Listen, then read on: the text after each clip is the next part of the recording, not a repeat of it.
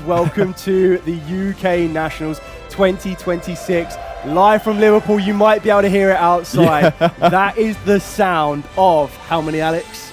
Over 500 duelists today joining us here in Liverpool. I'm really excited for this one. Really excited for this one. We've got hopefully an interesting round one. Yeah. But obviously, I'm back here with you, Dale. And that's what that means the most to me, that I'm back here in this space with you. Yeah. Well, it's an absolute pleasure because not only am I going to be joined by Alex Robertson himself, who is going to be coming off of, you should recognize this guy from being able to top Utrecht as well, YCS, one of the biggest events on the Yu-Gi-Oh calendar. But we're also going to be joined by a very special commentator in the form of Gabriel Netz. You might know this person as he was able to feature at Yu-Gi-Oh World's Master Duel as well. Very well accomplished duelist. And it's going to be amazing to be part of this team to commentate and take you through these 10 rounds of Swiss to crown our UK Open champion, who wants to be walking home with this amazing Burst Protocol statue, trophy, achievement. But not just that. They also get to walk home with this very exclusive deck box. Now, there is a very nice watermark inside, which is quite unique to this deck box, and it's something that I'm really excited. So if you have seen these online, they are definitely something you want to be keeping an eye out for, because what makes this deck so good and coveted is you can only get this if you are in with the top 4 duelists of this event. But if you do get to top 8, what else can they get, Alex? They can get this beautiful Forbidden Crown playmat. We're all playing for this, really, aren't we, Dale? And honestly, I'm just really excited for today. There's over 500 players, 10 rounds of Swiss, which is just phenomenal. The biggest UK Open to date, and hopefully there's some bigger ones down the line. But phenomenal way to start the season, I would say. Yeah, exactly that. And what kind of shakes up a season is when we get new cards being introduced. You look at Maze of Muertos, which is the most recent set that has come out, bringing introductions to Dark Magician of Destruction, which is definitely a strategy that I think we will be seeing utilized in quite a few strategies and decks going forward today. Now, as I spoke to Alex last night, we were talking about type of decks we might see at this event. Now, we know right now Draco Tail with Branded is definitely a deck to be watching out for. But there's another one that you have a bit of a favorite for. So what one is that, Alex? Oh, you really love that. I love this deck, don't you? I'm really excited to see some of the yummy decks play, but featuring the Dark Magician of Destruction, the Azamina cards, all of these little sub-engines coming in together, all really encompassed by this strong, yummy, just deck, really. The little sweets. The sweets. They're going to carry everything away, and they'll get us there. You could say that the yummies are a sweet core to the deck. Yes, don't worry, we've got more of those to come around.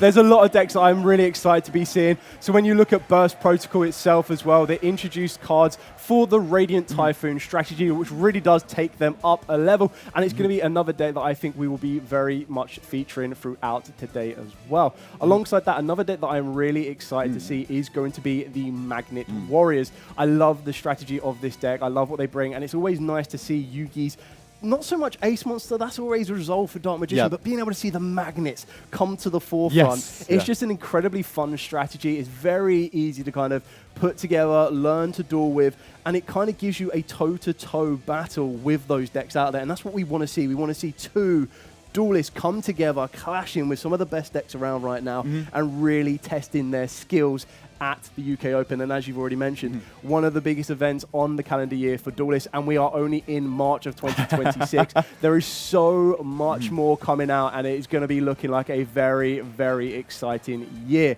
So as we continue to go through this, we're going to be working our way into round 1 very shortly. And at round 1, we are going to get one of those duelists that are chasing those coveted world points. What a seat to be chasing for. You want to be able to sit down, and I believe this year is going to be in Tokyo, as you can sit down as one of the best duelists of the year to try and take that crown. So we're going to be starting off with Jordan Gallagher, and he's going to be utilizing his very well-piloted Branded Draco Tail strategy, and he's going to be up against a deck that some considered might have fallen off a little bit, but we're about to see that it is far from over, being the Malice strategy.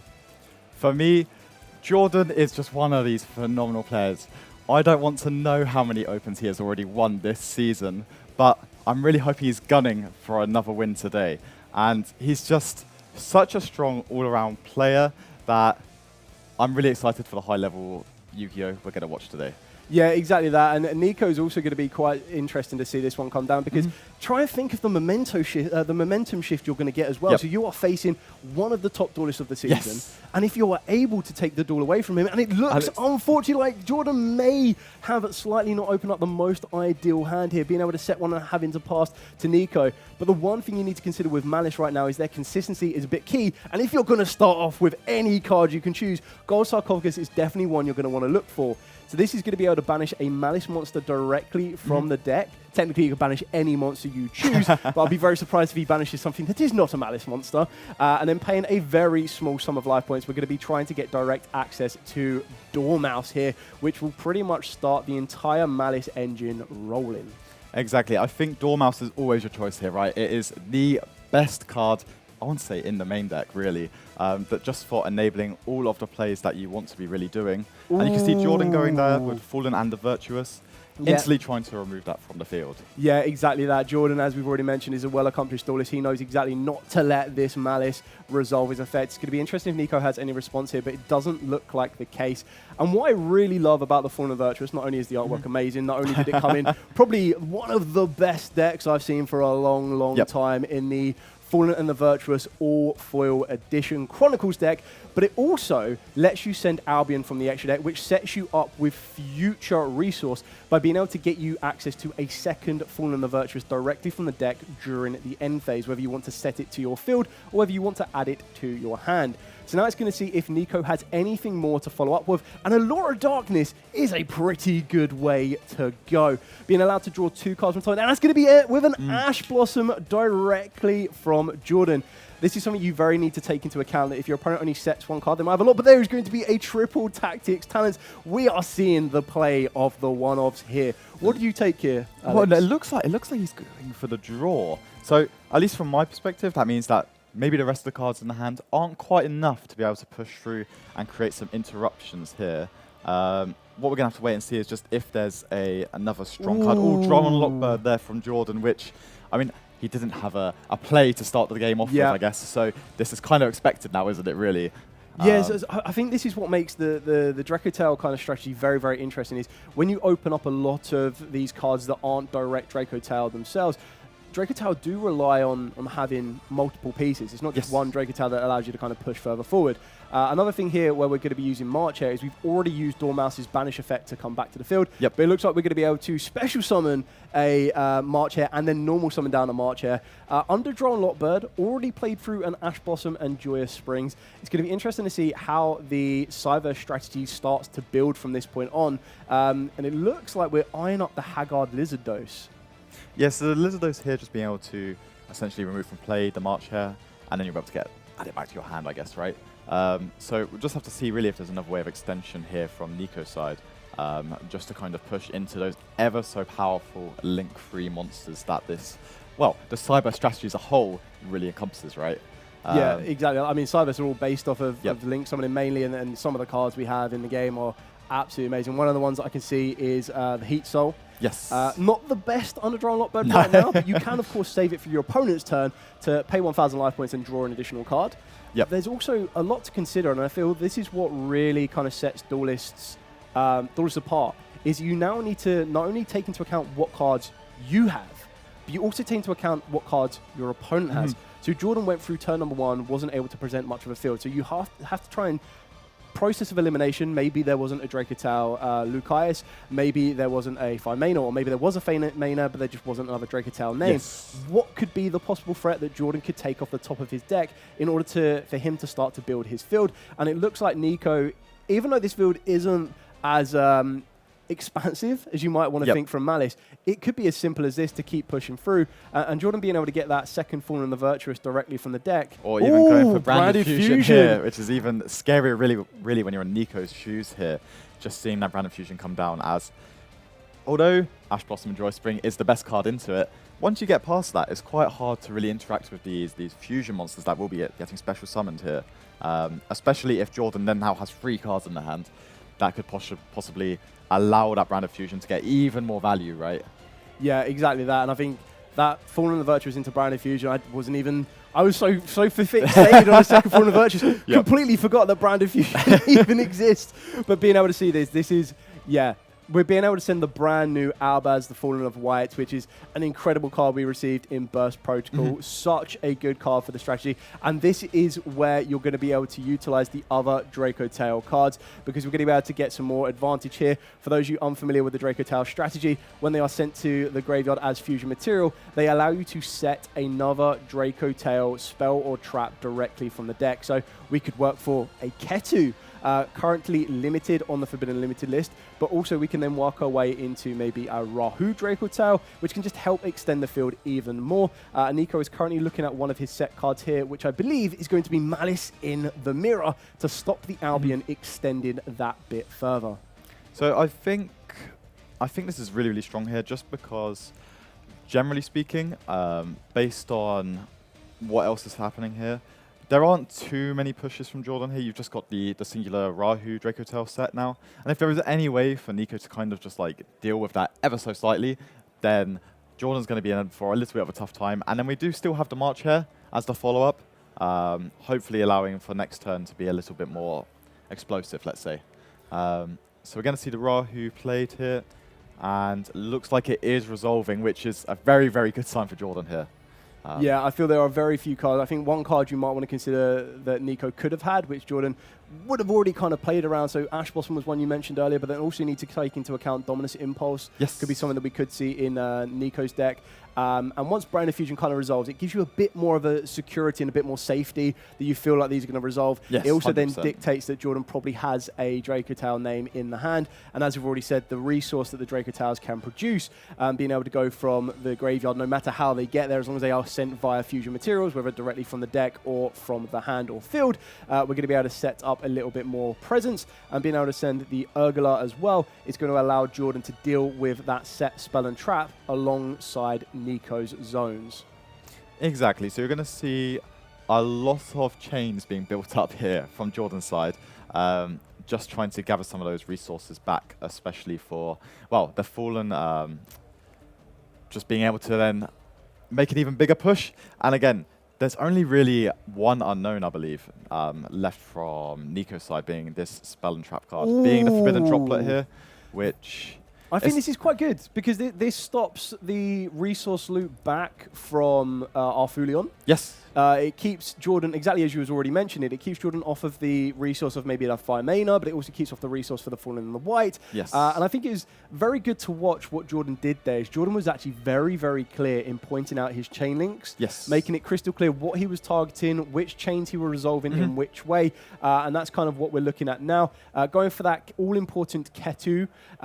This one's going to allow Jordan to add a Draco Tail monster from the deck to the hand. And if his opponent controls a current monster, he will be able to use it as fusion material right there and then, which is what makes Ketu so incredibly good. We're just going to be taking a quick break back to us in the duel. So as you can see, the judges are probably having a look at something there in regards to the Haggard Lizard Dose, I believe was what was kind of highlighted on that one. So we're just going to try to see what happens on that. But overall, it's quite an interesting one there from Jordan. So didn't start off the strongest. No. But then you also get to see how powerful the Draco Tail strategy is, being able to kind of, yes, use a lot of non-Draco Tail cards, looking at the Drawn Lockbird, the Ash Blossom, but straight away being able to get access to Branded Fusion just kind of really brings it to the light.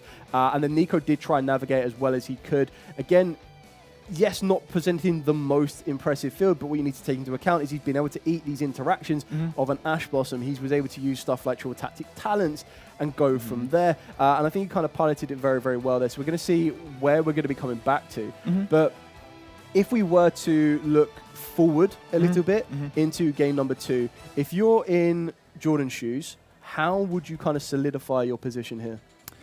Personally, I'd be a little bit terrified. Anytime, I think this has always been one of the factors with the Malice deck. Whenever you're going second into Malice, it just feels like it's very, very hard sometimes. If they get one of their starter cards, it starts the ball rolling. Yep. It's very hard to just like follow up on that, I would say. I was going to come back straight into it.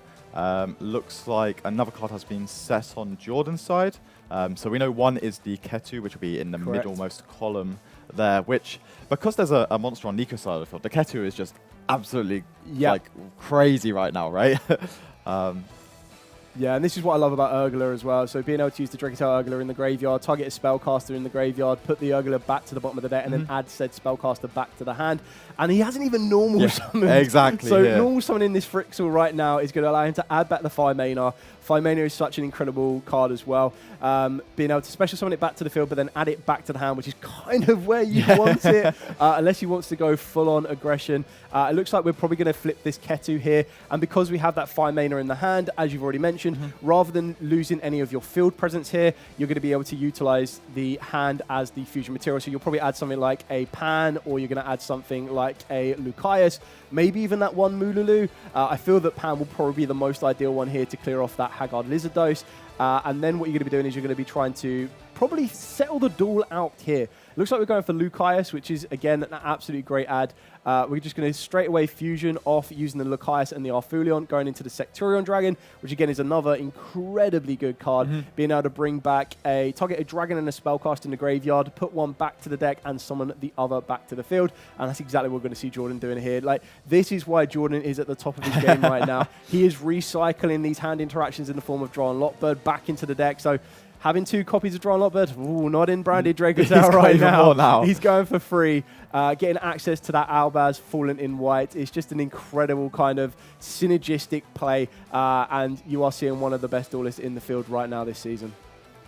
Yeah, exactly. We're going to see this, the Ecclesia being summoned. We're going to then tribute it off, summon from the deck, go for the Fallen Albaz. And we're going to get the Fallen Albaz fusion effect, which I feel like every time I see Fallen Albaz in my hand, I'm like, oh. But I feel like nowadays, you can always just fusion summon for something really, really strong. Being that Mirror Jade, which I think this is just going to seal the deal, right? Yeah, I think the writing's on the field there from this one. Nico is picking up his cards, moving into duel number 2. So as we were previously mentioning, Jordan now has to kind of consider going up against Malice. When you come into a tournament like this, when we look at the format right now, Malice was one of those decks that, after the most recent Forbidden Limited list, a lot of players felt that it wasn't to the level it used to be. Definitely. So how prepared do you think Jordan could be for this? Like, he would have faced Malice before. No. The most recent carnation of the deck, how do you prepare for that? Well, strictly speaking, I don't expect many Artifact Lancia within the room today. However, I think there's a lot of crossover if you've got your main deck kind of built to have a lot of these like going second options, a lot of these interruptions from the hand, which will be very strong anyways. But especially both the Mulcharmy Fuelos and the Perulia, maybe not Meows. I'm not expecting much Meows either. But both of those in tandem with the other sort of interruptions that you may be able to draw off of those cards, I think that's really the strongest way to go up against that strategy. Especially here seeing Jordan's got some Nibiru, the Primal Being, which I feel like that's fallen out of a little bit of popularity recently. But I think going into tournaments like this, in my opinion, and I think this is Jordan's opinion too, you just want the most consistent main deck you possibly can. It's 10 rounds. It's not quite like a YCS where you need to be a bit more tactful for what you're playing against. You just need to make sure you're getting through 10 rounds and your deck is never failing you.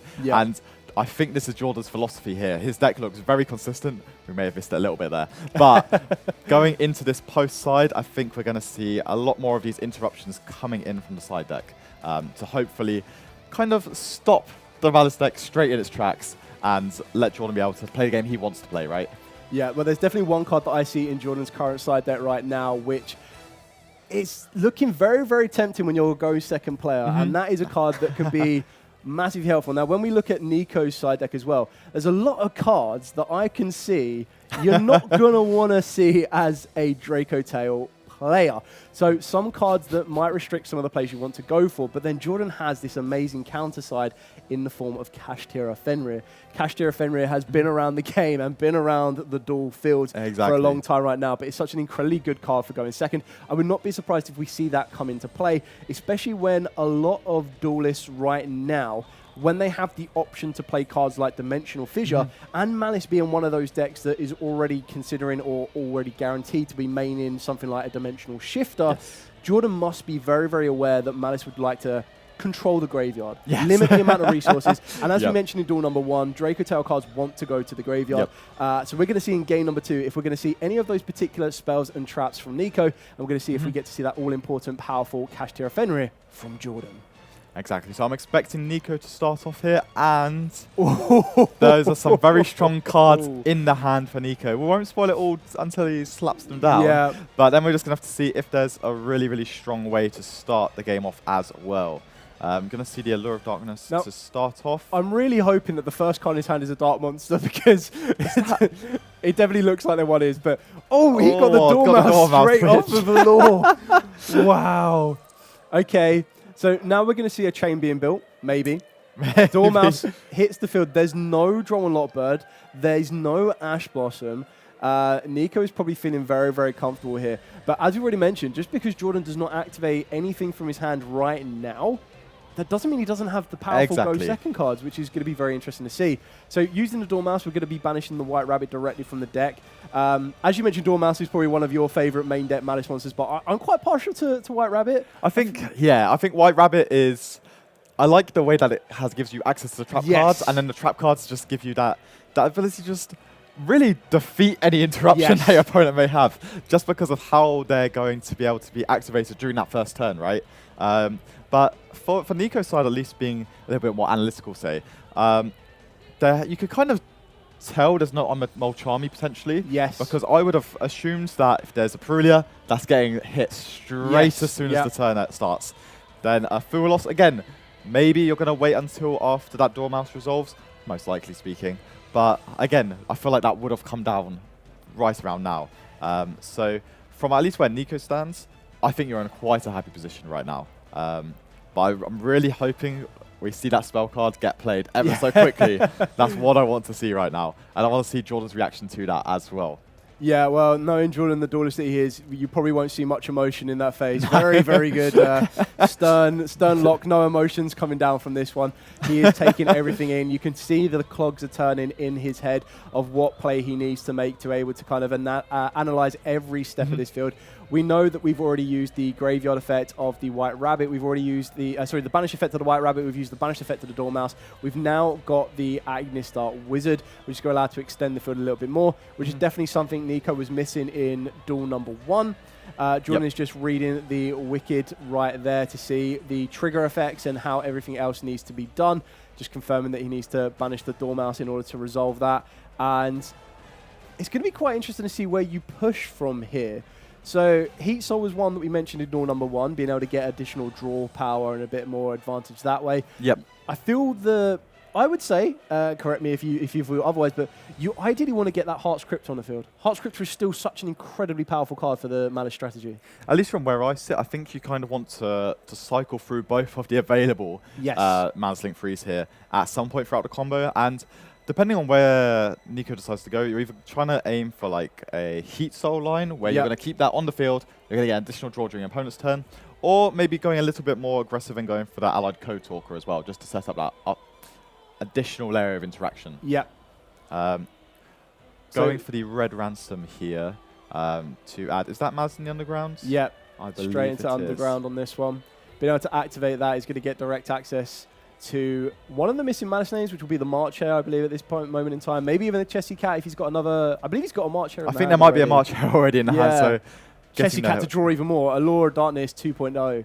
Well, I think that one of the benefits of the Malice strategy over some of the other decks currently in the format really is you see so many cards, and although you're only siding into like singular copies of maybe cards like Rivalry Warlords or Anti-Spell Fragrance, you just see those additional cards every single turn, and then you've got the chance to draw into cards like Allure of Darkness. Yes. You see 2 more additional cards, and I think that's just such a benefit, really, and that would make me want to play a deck like Malice, really, this format, just having that ability to see even more of your main deck. And I think that's such a strength that it can be overlooked at times, where you're able to go in, kind of pluck out all the cards you want, but if you're able to just draw additional cards, it's always such a nice feeling. Yeah, exactly that. These just kind of enhance your current field presence, enhance your current position in this duel. Like we've already said, Nico is 1 duel down, so you're going to need to fight as much as you can in order to kind of put Jordan on, not so much on the ropes on this one, because again, no emotion coming from Jordan there. He's like, yes, seen this before, I've got this one. But I think we are going to be watching very, very closely to see what happens when specific cards are activated from Nico's hand. But it does look like he's piloting this Malice deck very, very well. And it does also highlight, like you mentioned when we were talking about the side decks, one of the biggest counters to Malice was, of course, Artifact Lancer, which a lot of people, rightly so, are probably not putting in their side decks right now. So that's one less thing you need to worry about as a Malice duelist. And then being able to keep pushing this field through. I feel we might possibly see the Alloy Code Talker plus Hearts Cryptor. Oh, there's the Nibiru, though. Primal being played here, which I think is... it's one of those choices that I think this is the hardest deck to play Nibiru against, at least from my opinion. I'm always like, is this the correct moment, or do I need to wait an extra action, 2 actions? But I think Jordan got it at a very good spot here, where the Hearts Cryptor, also the Red Ransom, apologies, had already been used. Yep. And I think that's just such a strong point to kind of interrupt Nico's turn here. Yeah, and we're going to see triple tactic talents again. Okay. What do you go for now? Do we go for the draw? Do we go for the hand knowledge? I am stealing that hand away. Yeah. I'm getting rid of the best cards there. That's exactly what we're going for. And is that the Fallen and the Virtuous there? Fallen and the Virtuous, Rahu Draco Tail, Albaz of Fallen and White, and a Cartasia. I want Nico without any second of thought just to get rid of the Fallen and the Virtuous here. That's exactly what I want to be gone. It does make it a little bit tricky to deal with that token, bar being able to push through.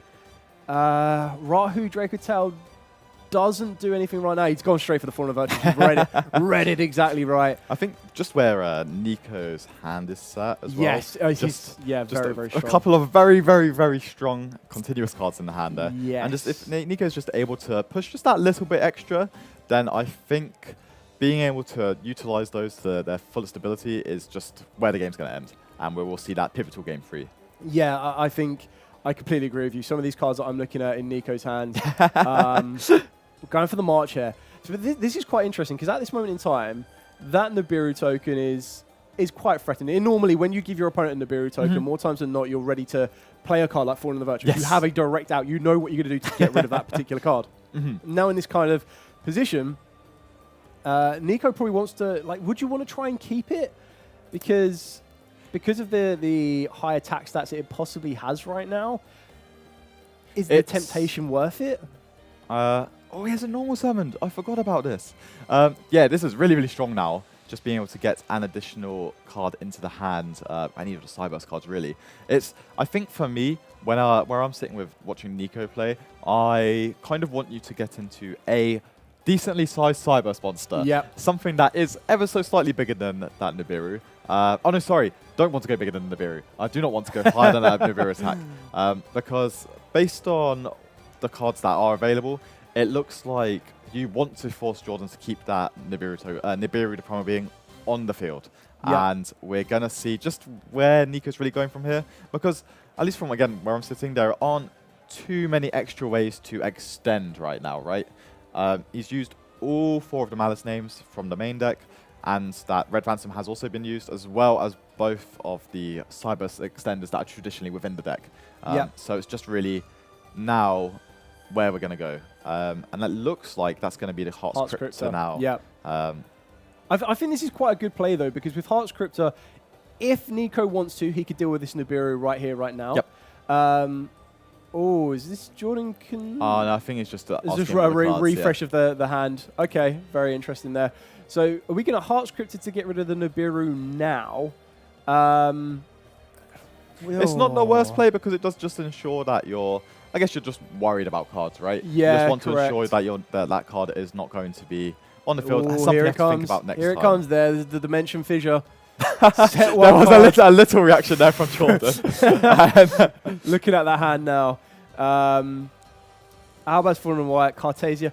Whoa, I'm trying to figure. So that hand right now, if he top decks a Draco Tail name, I mean, the Rahu would have been really, really nice prior to the Dimension Fissure. But again, just looking at what Jordan does have there, it's not like he's completely out of options. No, not at all. And I think that's one of the benefits here is he's still also playing cards like Harpy Feather Duster, which, please, for Jordan, draw it off the top. He kind of wants it. I mean, even not taking into account the other set card that Nico has. Yes. The normal summon of Cartasia is quite tempting because the Cartasia has that ability to quick effect fusion. We're going to be going for the Albaz in White. This is going to be quite interesting to see because Nico now has the control of what we're going to do, and it is exactly that. We're going to lock Jordan down to dragons on this one, while Nico himself is locked down into Cyberburst. Not something negative for Nico on that one. The question is, does Jordan have anything to chain to this activation? It looks like he drew a Not from the monster for looks of it, turn. yeah. I would say, honestly, it wouldn't feel awful, but if you have one and not the other to deal with, Yes. I feel like you can handle one. Yeah. But both of them both together, yeah. very, very scary situation for Jordan here. But nevertheless, he is going to continue trying to force his way through here, activating that Rahu He did Draco draw Tail. a Draco Tail for turn. Wow. Wow. This is going to allow you to fusion summon, right? So you can make the... Is it Arphalion? Do you think So Arphalion's you'd the have to best go one for here? Arphalion on this one. He should still be able to target. So we can target the cards. Is the new... Oh, the SHUEISHA is also a dragon. It is, but the only issue with this one is it kind has of to needs target the the cards in the graveyard, whereas the Arphalion will be able to kind of deal with it, but Yeah. maybe an option. But I think the Arphalion here is just going to try and get rid of that Heart's Cryptor. And it does feel like it's very much an uphill battle here for Jordan, especially the second that Dimensional Fissure was played down from Nico. Yeah. Just being able to kind of limit the value that you're really getting from the Draco Tail cards, right? Because maybe a Fusion Summon, that's okay. But a Fusion Summon where you get 1 to 2 additional cards, phenomenal. Yeah, absolutely exactly phenomenal. that. Trying to feel if there's any way to... Because remember, what makes Branded so good is it can fuse using the Banish Zone as well. Yes, yes, for definite. So that kind of setup wouldn't be the worst case. But it does look like we're going to Arphalion. I think you might be right on this one. Arphalion being able to target... target 1? Yeah, he's going directly for the Heart's Cryptor on this one. Which I don't think is the worst way to go for it, because you don't want Heart's Cryptor to hit the graveyard. You don't want Heart's Cryptor to be able to kind of recycle itself back around. Yeah. I feel that the Heart's Cryptor goes here. There's no way that that doesn't leave the field of play. And then we've got the Arphalion going in directly, and then you also have the Albaz Fallen of White to also go directly. I suppose the question becomes, I think Nico is probably eyeing up a March Hare in his hand. Is it a March Hare? No, it's a March Hare. I think the March Hare, you just kind of want to hold on to it right now, because the other thing is, Jordan isn't actually threatening the game as well. But we are going to see it being played down here.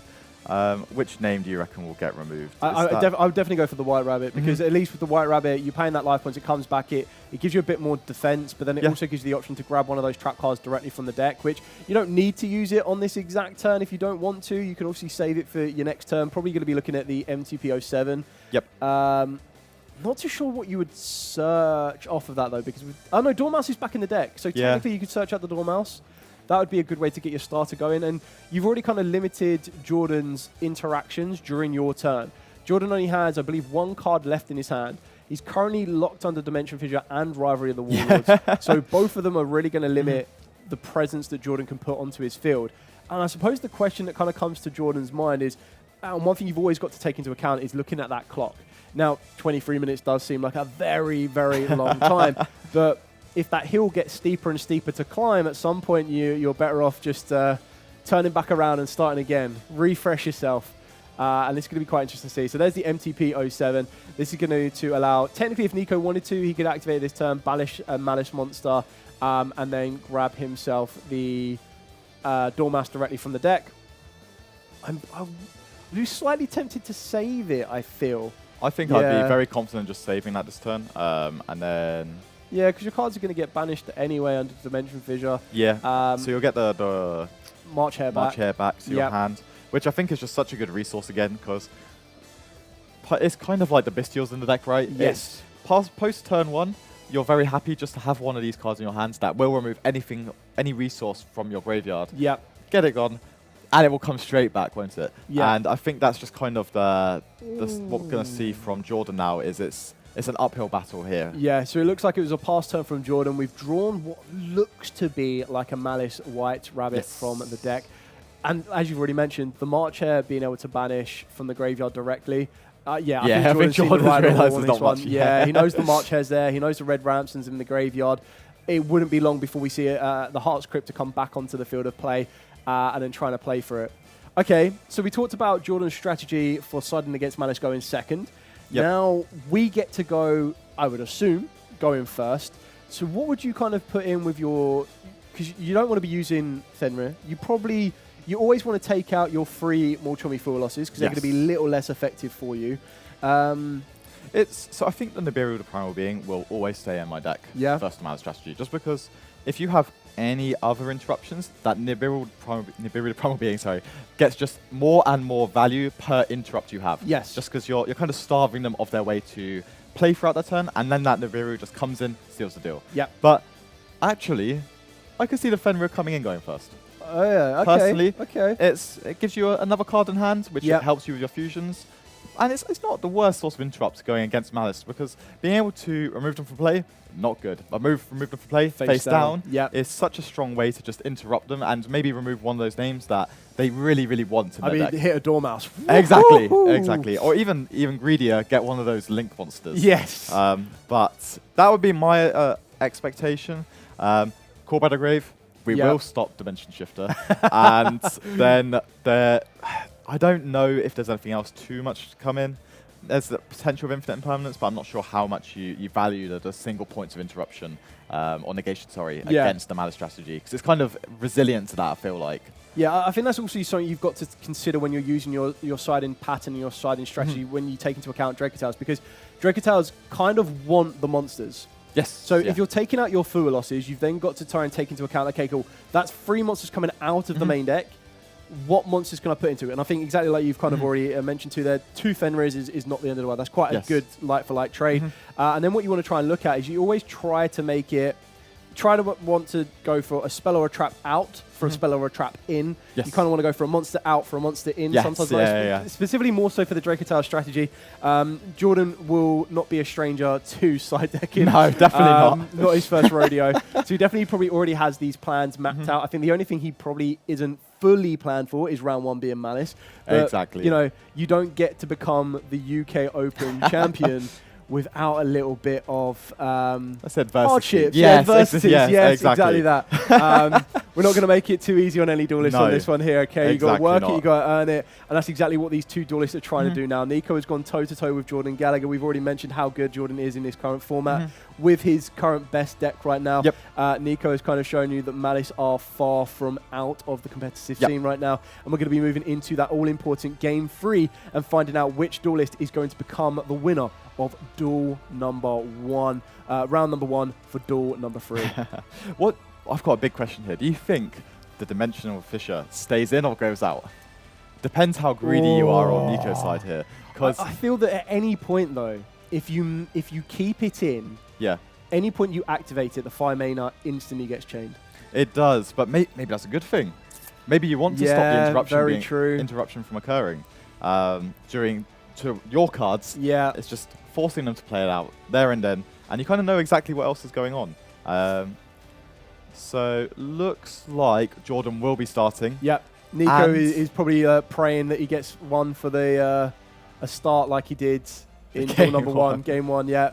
Oh, Fualos hit directly with the Ash Blossom and Joyous Springs.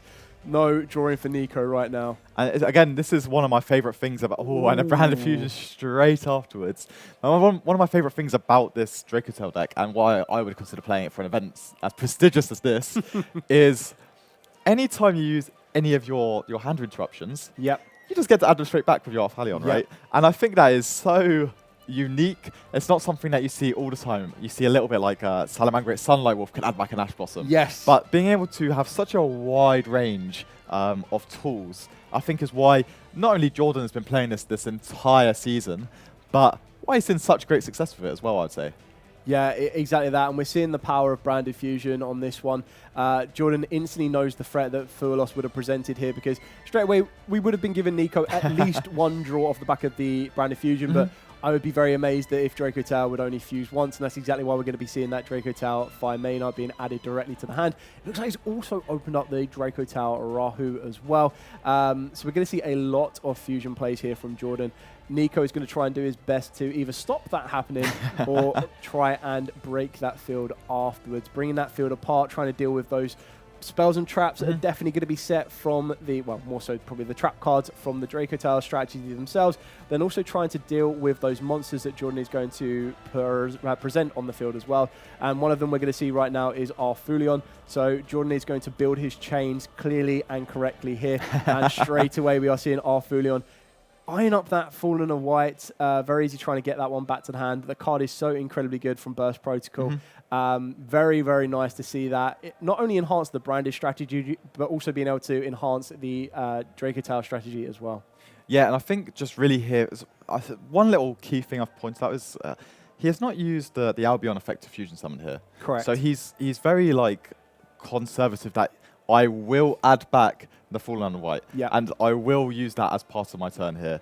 And I'm just really interested to see what that Albion really gets used for now. Is it going to maybe go towards a Secretarian or what another play here? So these are the decisions that I really feel separate duelists. Yes. So you saw Jordan there contemplating. He knew instantly he wanted the 5-mana. 5-mana was the guaranteed target. But then it was Ash Blossom for an interaction, or it was the Fallen and White for extension. He's decided to go for the interaction of Ash Blossom, and we already saw a card in Nico's hand, which is going to be very interesting to see. And I feel that Jordan might actually just end his turn here on what we see. I think this is quite enough. Like 5 mana getting the fuse, that's fine. Working our way into a Secturion Dragon. Secturion Dragon is going to get the Albaz in White back from the graveyard quite possibly. So this just kind of shows you getting that Ash Blossom back. He's like, don't worry, I'll get the Fallen in the White later on. Yeah, exactly. And I think the strength here is now, obviously you don't need to summon that Fallen White from the hand, right? Correct. You don't need to send that Albion. It's already there. It's already set up exactly where it wants it to be. Oh, Bestial Druid Swarm. Very, very good here. Nice interaction. Now, this is quite an interesting one. Do you get rid of the target, which is what Jordan wants to bring back, or do you get rid of the Albion? He's gone for the Albion. He does not want that Fallen. I completely understand. That Fallen the Virtuous, having that enter the field of play while we already have all of this is going to be quite powerful. But we've got Dracotail Sting, Dracotail Horn, and Dracotail Flame as well. Jordan showing exactly why this strategy is so good right now. So was the Secretarian Dragon activated just yet, or is it? I believed it was. Yeah, that's what I thought as well. But I guess we are going to use the Urgula to get back the 5 mana. It just feels like he's got every single piece of the puzzle right now, doesn't it? And we're just going to see maybe that the last couple of pieces be included here as well. So if that Fallen White comes back, it will summon an Ecclesia from the deck. Yeah. And again, I guess that also does just generate another interruption, right? For the potential to go into that form of Albaz. Yeah, I think that's what Jordan wants to do. So it does look like the Secturion wasn't activated earlier. He's currently eyeing up the Fallen in the White, Albaz the Fallen in the White, and I can't quite see the other card. It's not the Lucaeus. What's it? Maybe it is the Ecclesia? Yes. Yeah, there we go. There you go. That explains a little bit. So the Ecclesia goes back to the deck. We're now going to use the Fallen in the White to get that Ecclesia back from the deck to the field of play. Okay, so remember as well that Nico's already used 2 interactions from his hand. So we've got 3 more cards in the hand, 1 card to be drawn for turn. Just doing the simple maths trade-off. You've got Flame for one of them. You possibly have Horn for the other. Yep. We already know that Jordan recycled that Ash Blossom, so that's for the 3rd interaction. It's going to be quite interesting to see what else Nico has to try and disrupt Jordan's field right now. And then we've even got the really powerful one of just the tagging out into the Albaz. Yes. Gets a sneaky little fusion summon in on your opponent's turn from Jordan's side, as well as the 5 mana. It feels like there's a lot going on here for Jordan, and I think anytime you see the Dracotail player get to all 3 of the trap cards, you know you're in for a long game. Trying to break through that. So Nico draws for turn. Not a bad draw for turn, actually, on this one. So we've got a very good starter in the form of what looks like the Malice White Rabbit, so that might enter the field of play. But remember, as soon as something enters the field of play, and this is what I quite like about the White Rabbit over Dormouse, is Dormouse enters the field of play, you can't really set it, you have to normal summon it. But it doesn't do anything right then and there. Whereas the White Rabbit goes instantly, okay, I'll grab you the trap card. Even if I leave the field, I'll leave you with a little something, okay? It looks like there is the backup Agonista in that hand as well. We're just waiting for these cards to be played, but it looks like the next one to happen is exactly going to be the backup Agonista as the normal summon of choice. I think this is the best play, and I think it's the best play if you think Jordan will never Ash Blossom this. And unfortunately, that is exactly what Jordan's gone for. Let's not go for 1. We're going to go for 2. Fully understand this, because the other thing that Nico could have done there is once that backup Agonista sticks, you could turn it into the Lingaribo, Yes. and the Lingaribo then instantly answers one of those trap cards along Jordan's spell and trap zones. Yes, 100% agree with this. I think you just have to activate the flame here. Yeah, I think if you didn't save the Ash for that, you're definitely going to be doing that. And that's the other benefit of putting the Horn there is this is one strategy that a lot of Drake Tower players want to use is they want to make sure that they recycle the first trap with the second and you recycle the second trap with the third, and then you kind of go back around in that circle so that if the game state does present itself to be a little bit more fought out and back and forth, you have those trap cards to constantly keep resourcing yourself back around with. And I think that's one of the things that the players on the opposing side take advantage of a lot of the time as well, right? They try and hold those interruptions to kind of stop that resource loop continuing and the cards going back from the graveyard into the deck. The other thing is you draw a card every time. And again, that's just kind of fuels the flame here, right? Yes. Like, and, and we're going to see that crashing there to then get rid of another card. Yeah, so it looks like we did the Druid Swarm, ran into either the Arfulion or the Septurion, and then used the Druid Swarm to send the Septurion Dragon. Yep. Jordan's turn now, being able to activate that Rahu Dracotal.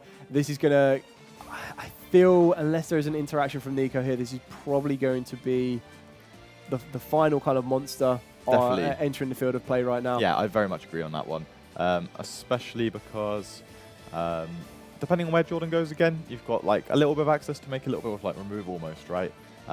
If there was ever a way for like a more of a branded play as well, then you can like kind of push there. But I think if you just like go for like a Gugamel here, that's probably good enough, right? Just to kind of seal the rest of this game off. Yeah, well, it looks like he's going full out. He's going for the big guy right here. There's that Fenrir. Going straight into the Arfulion. Arfulion is now going to recycle some materials from resource here. So we're going to be able to recycle 2 materials from the graveyard, one of them being the Ash Blossom. He is not letting that Ash Blossom go. And it looks like we've got the Fire Mainer. Urgler still has the ability to recycle a Spellcaster from the graveyard as well. Not sure whether that's needed or not. Going for the Ketu, going back for that Horn. Currently on the field of play, we have 3,000 damage from the first Arfulion, 3,000 from the second, and then we've got the Ecclesia, which I believe is 1,500, and then Albaz Fallen in White is also 1,500. So a fair amount here, and I feel that Jordan, quite like how Jordan dropped the Nibiru on Nico during duel number 2, he probably has that in the back of his mind, like, no need to get too greedy. We've got the resource along the spell and trap zones. Okay, I take it back. I take it back. I go in Brand Diffusion. I think he just wants to show off the ultimate rare, to be honest. Maybe. I feel like looking at Jordan's deck right now, it all feels ever so shiny and looking down at it. But I think, I guess the thing is here, you've seen one Bestial, so maybe you just want to ensure that the game is over, no matter what right now. And only on summon number 2 as well, so we've got a little bit of respect towards the potential Nibiru as well. Going for that Mirror Jade, which, again, deals with any monster that may come out. And I think that's it. There's the fist bump. Jordan Gallagher on his way to retain the UK Open crown, trophy, top spot, you name it. Also grinding it out for those all-important Worlds points, and he is definitely on the way. Starting off the Liverpool 2026 UK Open with a massive win right there. Nico did not make it easy for him either. No, Nico made sure he went through his paces. He said, hey, Malice is still here, and you're not only going to face down Malice, but you're also going to face down 2 very powerful cards. It's going to take away your most precious area of the field play, being the graveyard as well. So very, very well piloted there by Jordan. Very, very well piloted by Nico as well. And very good for round number 1, I believe. Yeah, for me, I really want to hear what Jordan thinks about playing against Malice on that round 1. I think, as I was saying earlier, it's one of those decks that just... It's a little bit scary to see, especially so early on in the tournament. It could be the make or break of your tournament dream. And congrats to Jordan. Round 1 is over. 9 more to go. And we'll see if he's able to fight his way through the fierce competition out there. We've got some big names in the tournament who I'm really hoping we see throughout. Some familiar, some not so familiar, and I'm really, really excited for the rest of the day. There's going to be a massive range of deck strategies that we're going to be able to see as well, which is going to be absolutely amazing. Congratulations to Jordan on that one. We're going to be back very shortly with the player interview, and that is going to be handled by Gabriel himself. But don't worry, Nico, as well, because you still have 9 more rounds of Swiss. Even though round 1, keep in mind, you have faced probably one of the best duelists in the room right now. It definitely got you well and truly warmed up for the rest of this UK Open. So dust yourself off, go straight back out for round number 2. We're going to be back very, very shortly with that interview with Jordan Gallagher. We're going to carry on his story as well. His story working into Worlds, going back to the UK top as well. It's going to be very interesting to see. So don't you go anywhere. We're going to be bringing you 9 more rounds of amazing Swiss play from the UK Open Liverpool 2026. So very shortly, over to Gabriel and the interview with Jordan.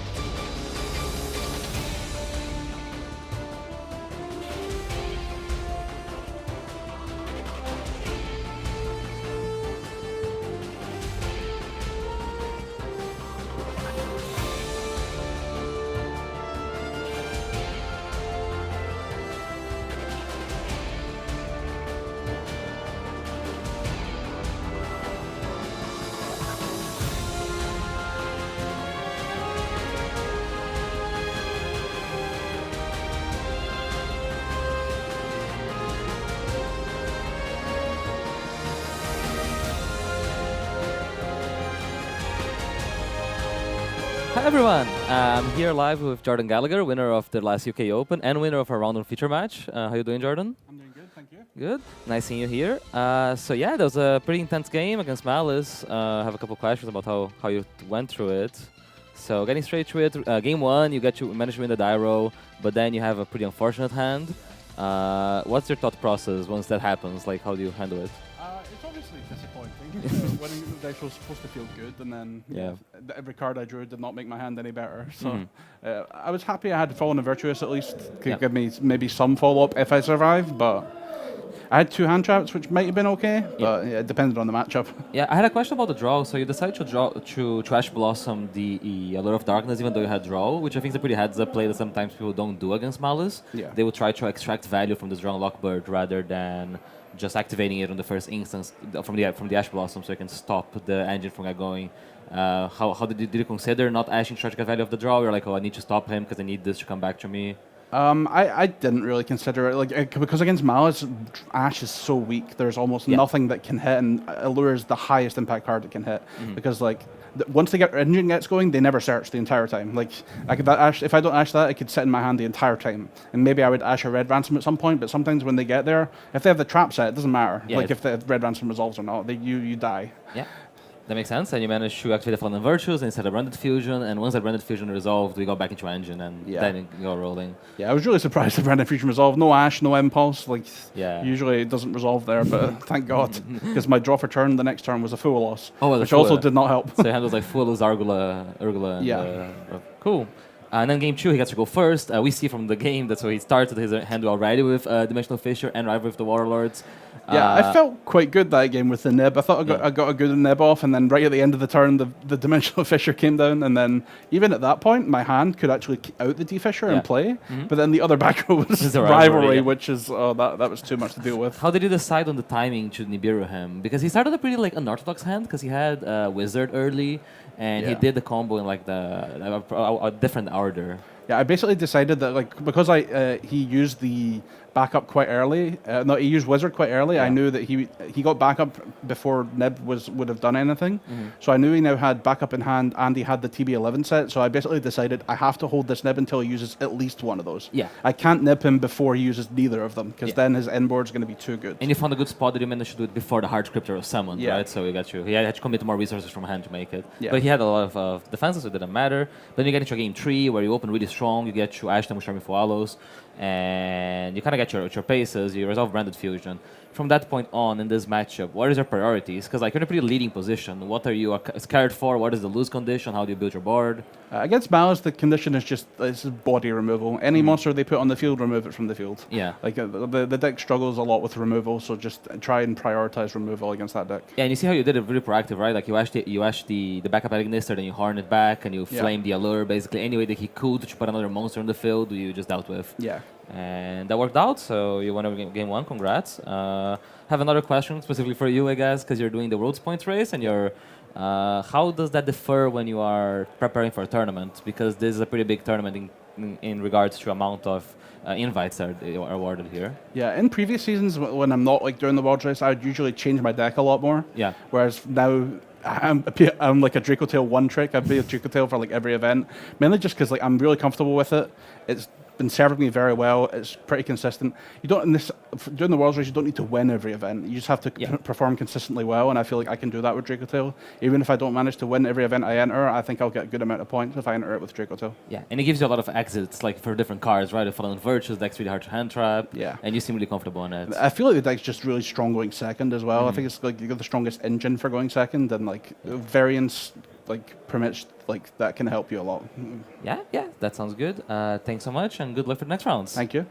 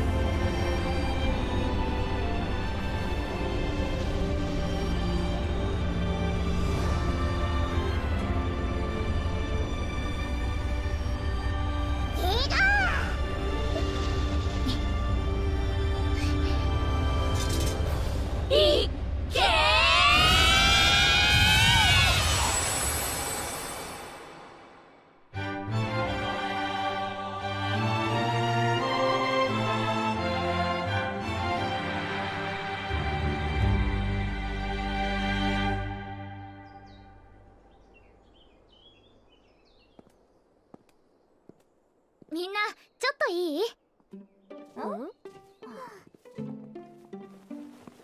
書庫で見つけたの。何これ？魔導書かな。年代物だね。何かすごい術が書かれているのかも。どこに書いてあるの？おう、どれどれ。全然読めない。私も。どれどれ？オース？古代文字はまだ勉強中なんだ。エリアが読んでくれれば大丈夫。はいよ。ありがとう。なんて書いてあるんだ？広いところで試してみよっか。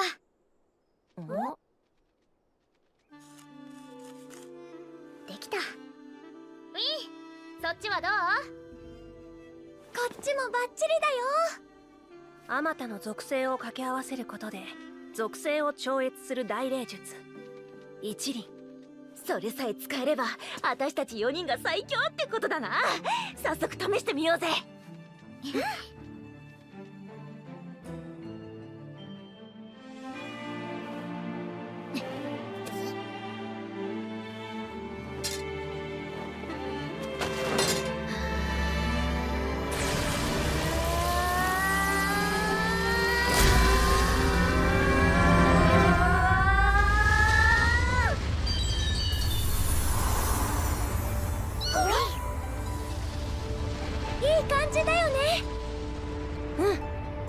よーし、一気に決めるぜ。ちょっと引いた。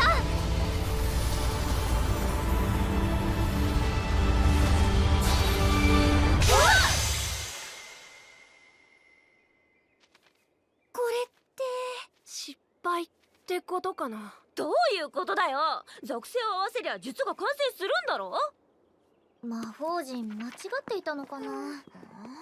見て、祭壇に祈りを捧げ奥へ進めだって。ねえ、この絵って何かな。もしかしてギガギガ。そうなの？お、ついてきてって言ってる。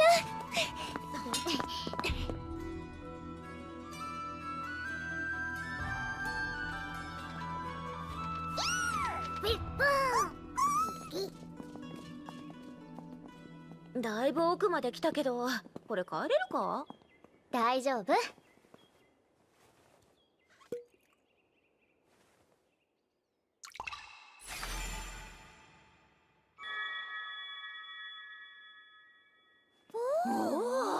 さすがはエリアにしても、こんなに薄気味悪いとなんか出そうだな。やめてよ、そういうの。アウス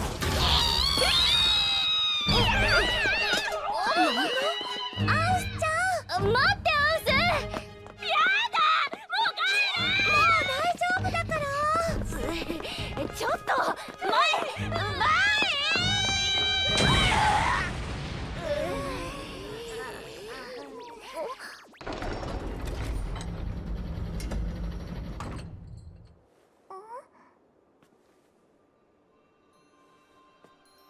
ここが祭壇？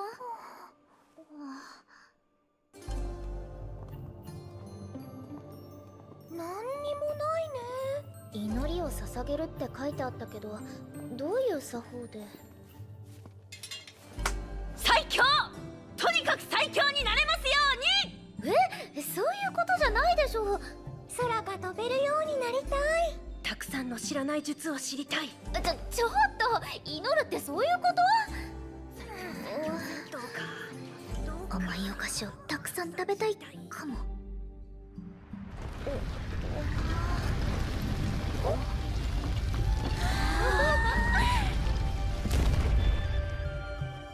オッケー！すごい仕掛け。奥に何があるのかな。罠かな、それとも封印された守護ウィン、楽しそうだね。神？ギガどうしたの？文字が増えたの？力を求める者たちへ試練を与えん。試練だって？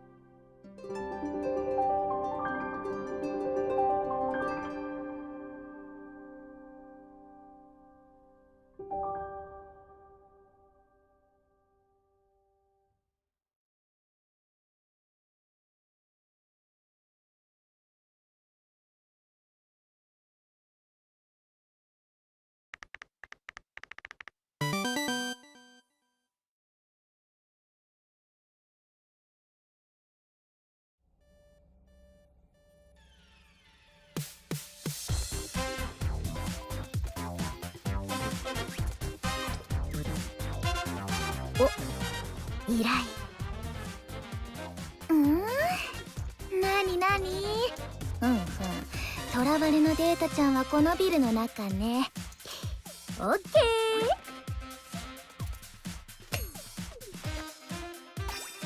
ー。よし、闇データの運び屋。アラートレベル3の執行案件が発生した。通称 IT マスカレード。運び屋として数々の犯罪に関与し、このままではさらなる災いのトリガーとなるだろう。ラッパの死者千代丸よ、命役に基づきこの者の執行を命する。よし、終わり。お名はごめん。はあ。あれあれ。逃してしまいました。敵ながらあっぱれです。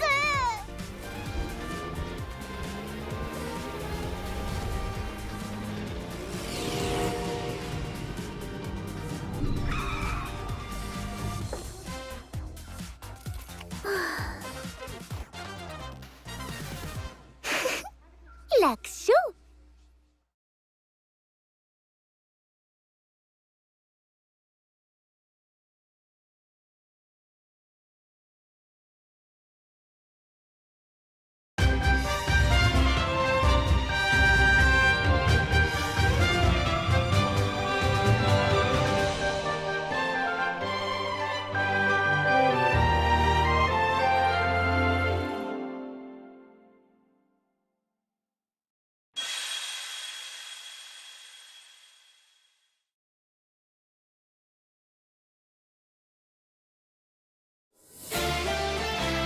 Welcome to your 300th YCS celebration here in Dortmund.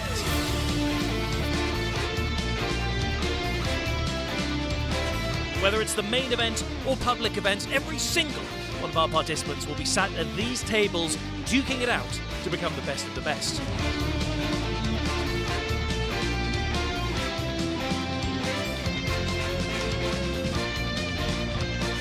Take part in some of those public events, and you can win some tickets to exchange at the prize wall.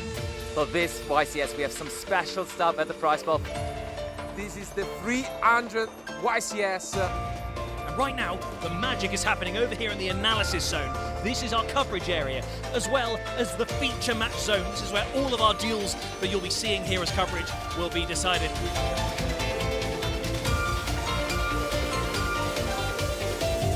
Stick around, we've got loads of great coverage coming your way.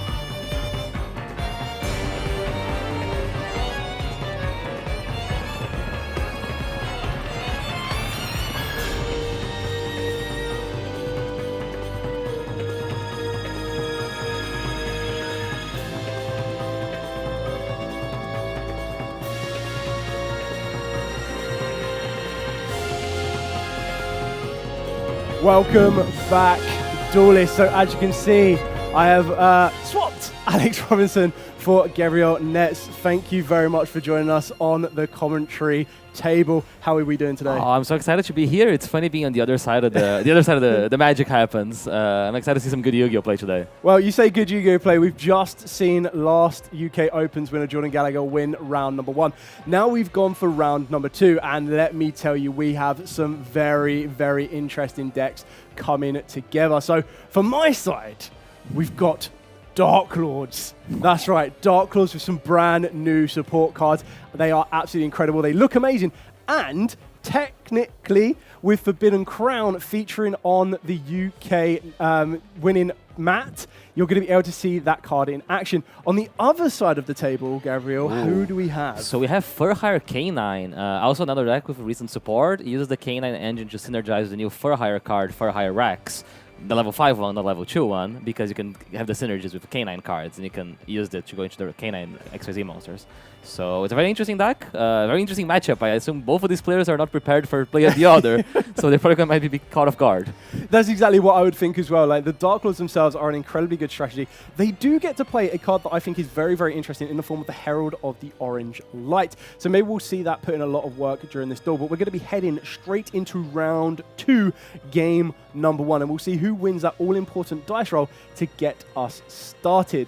So we've got the bottom, Zach is going to be on Dark Lords, and at the top, Mason is going to be on the K9 Fur Hire K9 strategy, and it's going to be a very, very interesting one to build. As you've already mentioned, the synergy between the K9s and the Fur Hires is really, really exciting to see, because the Fur Hires have a lot of inbuilt draw power in general, and the K9s themselves, just being level 5s, really do help the two engines bridge together. So it's going to be quite interesting to see. Zach, straight away, you've got the Dark Lord X-Chill sleeves ready to go. And I think we're just kind of opening up, getting ready to go for the dice roll here. Rolling that all-important dice roll, and it looks like a 4. Yeah. And that is a 6. So some Fur Hires are going first. Yeah. It's really interesting because there's a big dynamic between the Dark Lord cards and the K9 cards, right? Yes. Because you have a lot of Dark Lord cards activated in the hand, like Dark Lord Ishto. Yeah. So you kind of end up activating the K9 cards. Yeah, exactly that. So being able to get your K9 Azuna ready to go. But it looks like we're going to start off with Beat Fur Hire, one of the original starters for the Fur Hire strategy here. You can see that Zach himself probably isn't as familiar with the strategy, so Mason's there very clearly explaining exactly what the card does for Zach there. Yeah, Beat's a really good starter because like when you summon another Fur Hire, you'll be able to search for another another monster. So, and this is a Fur Hire that also has an effect on summon, which is Rax, the original one, level 2. So we're going to see what Zach does here. Yeah, so I think this is going to be very, very interesting to see. So exactly as you've already mentioned, both duelists probably aren't fully familiar with the current strategies and the way that they play. So being able to explain what each card does, knowing when to interact is going to be quite important. So the Rex for Hire is going to allow us to add a spell or trap for hire directly from the deck to the hand. And when you're looking at that, you've got some brand new for hire spells and traps you might want to consider, but one of them being Mayhem for Hire as well, which could be a very nice extension play for the strategy. And even if you're unable to get direct access to your K9s, as we've previously mentioned, the Fur Hires have that inbuilt draw power in order to kind of work their way to the rest of it. Yeah, he seems to be searching for Fandora, which is the Fur Hire field spell. So it doesn't have Fur Hire in the name, but it's always treated as a card for hire. And it enables him to add a Fur Hire from his deck and then discard a card. Exactly, and that's why you're going to want to get into the brand new Rex. You already mentioned about the level 2 Rex. Now we're going to see the level 5 Rex, and this is how you can start to combine the two plays. And we see the first interaction from Zach here being the Maul Chummy Foolos. I feel this is going to be quite interesting here because the Fur Hire strategy itself, you don't want to end the field right now. Yeah. But I feel you're definitely going to be giving Zach at least one draw. And I feel what kind of puts the positions in now is how many draws are you willing to sacrifice in position of making your field a lot stronger. Yeah, that makes sense. Also, from Zach's point of view, he has to drop it now because he's threatening Link summoning into Donner, the Link 2, or like special summoning the Rafale, which is a spell and trap that there's the monster negate, right? Yep. So he needs to be aware of that. But you can end with the monsters on the field, and they are interrupts if you can summon Fur Hires on your opponent's turn. So with cards like the Rax in the graveyard, you can summon a Fur Hire, and that will trigger your Dompa to destroy a monster. So he has alternatives here, but we see the Rax being revealed. So the Rax, he reveals itself, and he can special summon a Fur Hire except himself. Yep. So that's kind of why we just saw Mason there add Dompa. And it looks like we're going to be seeing the Herald of the Orange Light. And this is the combo that I say a combo. It's literally just being able to discard with the best Dark Claw card that you can with the Golglet. And being able to do so, it's just sent to the graveyard by any means. So discard fodder for the Herald of the Orange Light. We're going to be able to add a Dark Claw card except itself, or a Forbidden Quick Play spell from the deck to the hand. And there is a very popular Forbidden Quick Play spell being utilized right now, and there is the brand new one. So you've got Forbidden Droplet and Forbidden Crown. Yeah, we've seen the Dark Claw Golglet package being played in other decks. Some decks playing like the Azamina cards because they're good discards. But here you get the full potential because you get to either get like a defense or like a way to break your opponent's field. But you also get to just get engine. You can search Ishtal. But he still seems to keep going because he has an Izuna in hand as we activated the Herald of the Orange Light and the Fualos' turn. Yep, exactly that. So we're going to be able to see the Azuna here. Not being able to stop the Fahires directly in their track, but we saw the threat that the brand new Rex really kind of presented, that Zach instantly kind of wanted to interact with that one. And I feel that this is going to be more of a familiarization in duel number 1. Sometimes you kind of want to hide back what you're playing if you are playing a deck such as Dark Lords. But we're going to be going straight into the Azuna here. Zach is just confirming to kind of cut the deck so that Zach can draw off of that previously used activated Fualos. And this is where Zach is going to try to replenish his hand. But Mason is not stopping either. They're going to be able to kind of keep pushing forward. We're going to be utilizing the Ripper here. Ripper probably going to be going for something either like a Jockle or a Lantern. And that's how Lantern can also bridge to get you access back to that Rex for higher. Yeah. It's also interesting because he's playing a lot of the K9 engine, so he's playing Force Release and the bigger XYZ monsters. So he has like ways of making a board without summoning XYZ summoning your turn, summoning in your opponent's turn, if they're on the Moon follows. Yeah, exactly that. And that's how you're going to be able to minimize and mitigate the drawing effects of that Fualos. And straight away, you can see the Lantern actually decided to bring back Izuna. Looks like there is the Rafali in the hand. That's kind of a card you want to get to the field where at all possible. Just need to kind of free up a bit of space here. We're going to be going straight for a case for K9 here. This will work our way possibly into that Jokel, most recently limited on the Forbidden and Limited list. And so is case for K9. We still have a lot of potential on this field, and this is where you're probably going to want to work your way into the Furhire Link 3, going into the Fulgo, because in order to do so, Fulgo will give you a lot of draw potential, and that's how you can kind of work your way into even more interactions for Zach's attempted field build, or just work your way into a more impressive and effective field state as well. Yeah. Do you think Mason has realized that Zach is actually playing Dark Lord so far? Because he's seen on Orange Light, and he did see the Google Out, but like, technically he can also not know what it is, right? I didn't catch exactly what he searched with the Google Out. Yeah, very, very true. I think he searched the Forbidden Droplet, so you're right, it does kind of work itself or lend itself to being a, as you mentioned, like a sub-engine in another kind of deck and strategy. Yeah. The Forbidden Droplet is actually something quite interesting to see, because more times than not, when you're facing down a card like Forbidden Droplet, you don't know it's coming. You kind of have to try and dictate. But I feel that when you're a duelist trying to build your field, you always have that in the back of the mind. Rather than, could they have a Forbidden Droplet, you go, they have got a Forbidden Droplet. So where can I navigate and still present a field? In a scenario here, we're giving our opponent a Lantern. So we're giving our opponent material for the Forbidden Droplet, which is going to be quite interesting to see how this goes. Do you think he's giving him the Lantern because he wants to destroy the Lantern while he has the Fogo? So with the Fogo, he can get the draw on this turn and your opponent's turn. Yes. Because it's interesting that he committed into the Quankery while under Follows, but he's giving his opponent the draw because he's going to draw into more cards now. So we see the Fogo being link summoned here, and that's a really cool use case. Ooh, Ash Blossom, that is pretty big. I mean, coming back to your previous point, does have the Ripper though, right? Yeah, like, I think you kind of have to Ripper this because you kind of want that resource. Yeah. I kind of do question though. So yes, the Fulgo gets to destroy the Lantern, but to have gone from, was it worth the trade-off? I'm not sure. I guess it depends like what this Fogo summoning, right? Because the Fogo only summons from the deck, I believe, and the Rafale is in hand. Yes. So we see the Rex being summoned here. Yeah.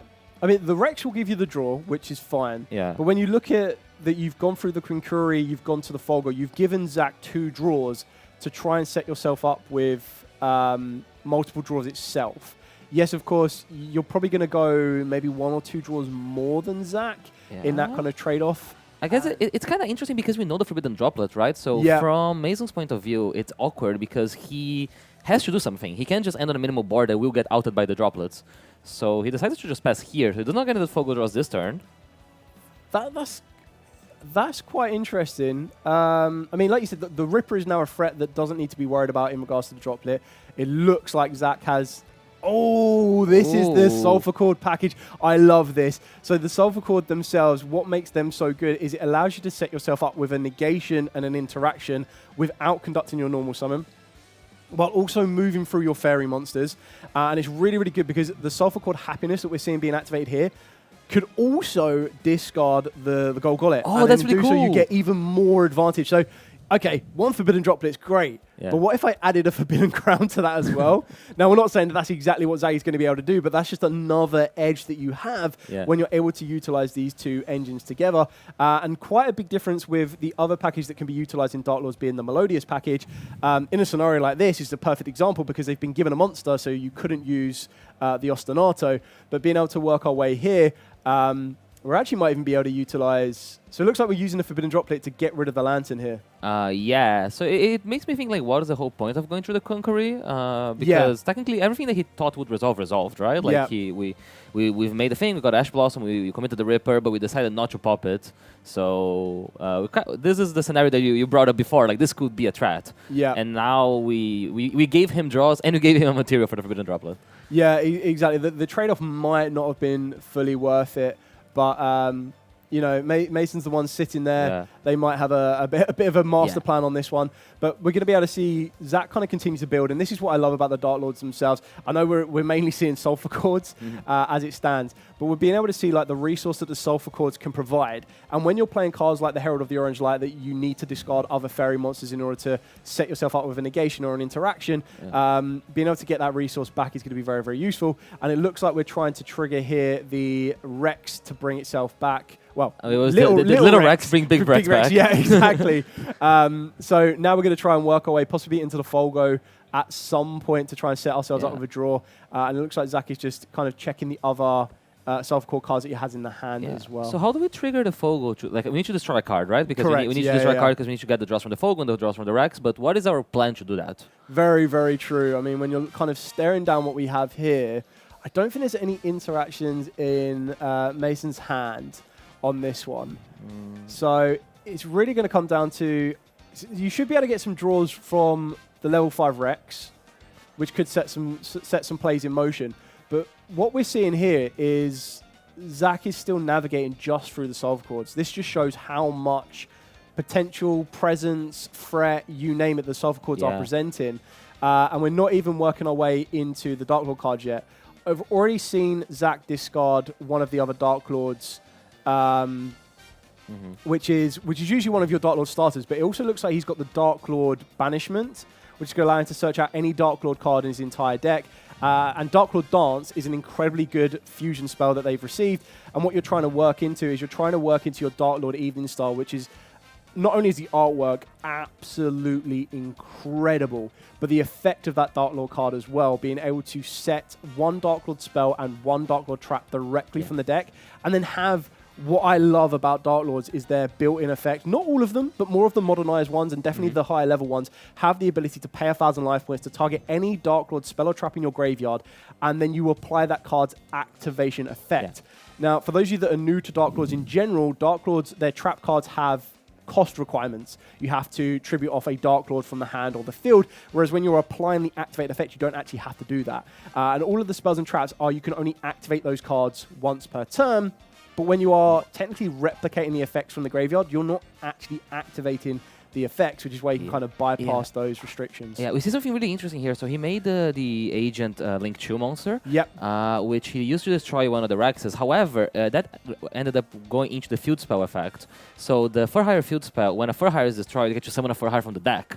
So I don't know if he was aware of that, but that might actually start a chain of things happening, because summoning a For Hire might lead to a card being popped, which might lead to the Fogo draws. Yep. So this could be a way back into for Mason into the game here. Yeah, this is a big kind of thing of familiarities in regards to, you know, not fully understanding. And, you know, there's a lot of cards in Yu-Gi-Oh! To fully understand and knowing every single intricate kind of detail. Like you said, both players are a little bit unfamiliar with each other's strategy, so they're kind of on a level playing field on this one. Yeah. Being able to try to present what they've got going. A big challenge for this game is just whoever's going to understand what their opponent's deck does fastest, right? Like, because it's not just about right now, it's about how do you adapt for the next game. So you're trying to fight two battles at once. Yeah, exactly. And this is what I love about this one as well, is that we haven't even seen any Dark Lords coming into play, but one of the other Dark Lords that I am waiting and absolutely in anticipation for Zach to play is exactly what we're going to see here, which is the Jehuti. Okay. Jehuti is like the best normal summon for the Dark Lords themselves, because on normal or special, you get a Dark Lord monster directly from the deck except itself. The benefit of this one is you can get that Golgolet, and in doing so, the Golgolet will then spawn you 2 Dark Lord tokens, both being the requirements you need of being level 6 or higher. So then once you link off the Jehuti and the Golgolet, you'll be able to use Golgolet's effect again to grab you a Dark Lord card or a Forbidden Quick Play, because we did that during our opponent's turn. And it triggers when it goes from anywhere. It doesn't have to be from the hand. Exactly that. So are we moving into yeah, I think yeah. he's conceding. I think he's pointing to the fact that he has the Dompa in hand, and he can't use the Dompa to interact to start his Fogo chain of draws. But that was really impressive by the Sofa card, the Recklor deck. Yeah. I mean, I absolutely love the interactions, and again, we saw that Mason probably made a not questionable decision, because giving your opponent that advantage off the back of the draws of the Kunkuri and everything else in between, kind of put in a different position of what you might want to be looking at. But then what you do now have is you now have pretty much all the information from Zach. Like, you know he's got the Sovereign Chords in there. Yeah. You know he's got the Dark Lords in there. The only thing we didn't get to see is the Dark Lord Evening Star. So maybe Mason knows what that card already does and kind of saw the writing on the wall. So now they can adapt their strategy to go, okay, cool, I'm going to side in these particular cards against Dark Lords to kind of know the generic interactions they might and even the way you play, because, like, for example, Herald of Orange Light is not a card you can commonly play around on a blind scenario, right? Like, when you think of like the common hand interactions that might make a hit off, you think of Ash Blossom, you think of Effect Veil, if you think of Nibiru, you don't see yourself getting hit out of nowhere by a Herald of Orange Light. So that also could have thrown him off, because I would bet it might have been the first time his Hex got hit by Orange Light. I mean, I've always had that when I've played Dark Lord as well. Everyone's like, wait, Herald of Orange Light? What? That negates and destroys? You're like, it's pretty much the perfect interaction you could have. It's like Gamma without the brick. And this is what I love about just taking a look at Zach's kind of side deck. So he's got a lot of going second cards in there. So we've got Lightning Storms, we've got Evening Matches, which is a card I personally am a big fan of. I understand in formats where it drifts in and out, but the Evening Match, nothing is, well, there are some things in Yu-Gi-Oh! That are quite scary, but hearing your opponent go... Battle phase? Yeah, end of battle phase. It's actually really interesting, because I think the 4-hard deck doesn't put any hard negates for Evenly Match, right? It does have access to seeing the hand, so that's a problem, because if he sees the Evenly Match, it's like less likely to be effective. But or get rid of it, or like just is aware that it's there, right? But let's see if it comes in this match. But I assume both of them are going to be working on the fly, because they won't have much knowledge of each other's deck. No, exactly. And I think this is where it gets quite interesting to see, because you start to look at kind of the generic cards that would be useful for you. So if we take a quick look into Mason's side deck here, we've got Anti-Spell Fragrance. Now, that would be pretty massive against Dark Lords, because they want to be playing Forbidden Droplet, Forbidden Crown. They also want to play Dark Lord Dance, which is a normal spell card.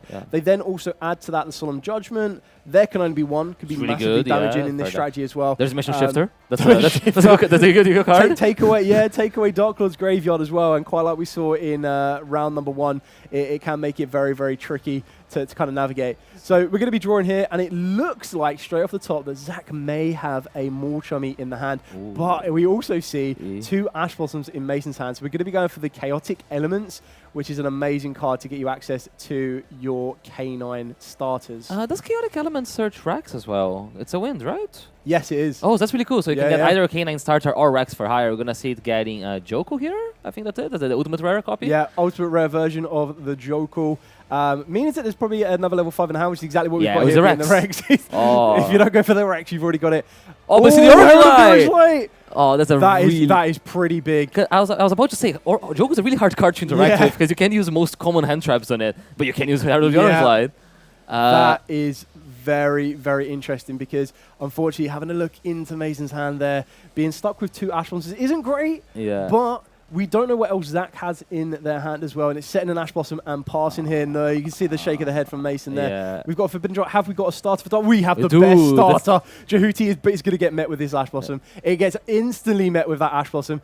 Have we got Banishment? Yeah, So we have Banishment right? and Droplet. Is Banishment the one that reborns, or So the one? Banishment is the one that searches. Oh, the search one. But the question is, what do you search here? Because usually you'd want to search Ixchil, and but you search that for a bit of greed, because you kind of just discard the Ixchil and draw. Yeah. The Golgollet is kind of okay with Forbidden Droplet right now. I guess you in can like Zach's you can search Google it, you can send it for the Forbidden Droplet, and then you can Yeah. help us set up for the turn after, because then we'll have like Banishment Engrave. So Correct. when we summon like an Ixchel in the field, you actually use it to shuffle the Banishment back and search again. Yeah. And you know that Mason's struggling for plays, right? Yeah. Because you hit a play. Set one and hit a play. It's very interesting. We've gone for the contact here. Oh, what did we do? We didn't even recognize what he discarded with the Herald of the Orange Light. Oh, of Is course. That, Oh, so this is the Indulged Dark Lord. Yeah. So this is like another mini starter for the deck. But what makes this card so good is on normal or special, you take 2 Dark Lords from the deck to the hand.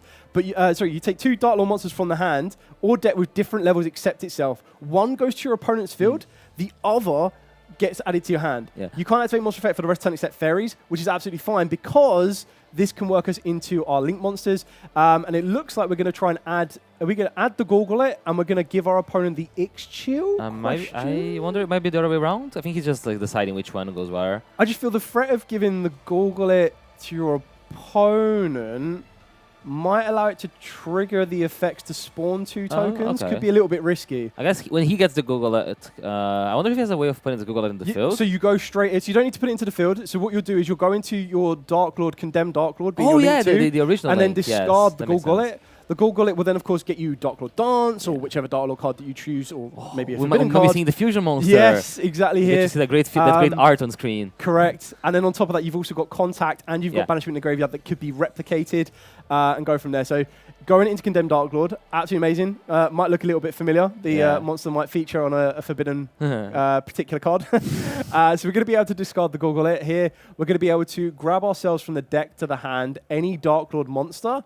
You could technically send it to the graveyard if you want to, but it looks like we're going to be adding Morningstar? Morningstar. Yeah, so you play the Morningstar to get you into the first of the Dark Lord. Oh, that's the fusion, other fusion monster. Correct. Right? Yes. Yeah. It looks like we've added it to the hand, which I think is the right play to make because you play a lot of cards that want you to tribute or discard. Yeah. And we've got the Dark Lord Dance. Now, the best thing about Dark Lord Dance that I haven't mentioned yet is it lets you use your opponent's Dark Lord monsters as the fusion material. Oh, so that really synergizes well here because you get to give him the Ixchel and then there's Yep. a free material And for then take it back away. So unlike what we saw in Duel number 1 where the Lantern was kind of given for an entire turn, we only let Mason technically borrow the Ixchil going into Evening Star, and this card is amazing because it cannot be targeted via your opponent's card effects. It looks like we're going to be setting a Dark Lord Rebellion and a Dark Lord Banishment.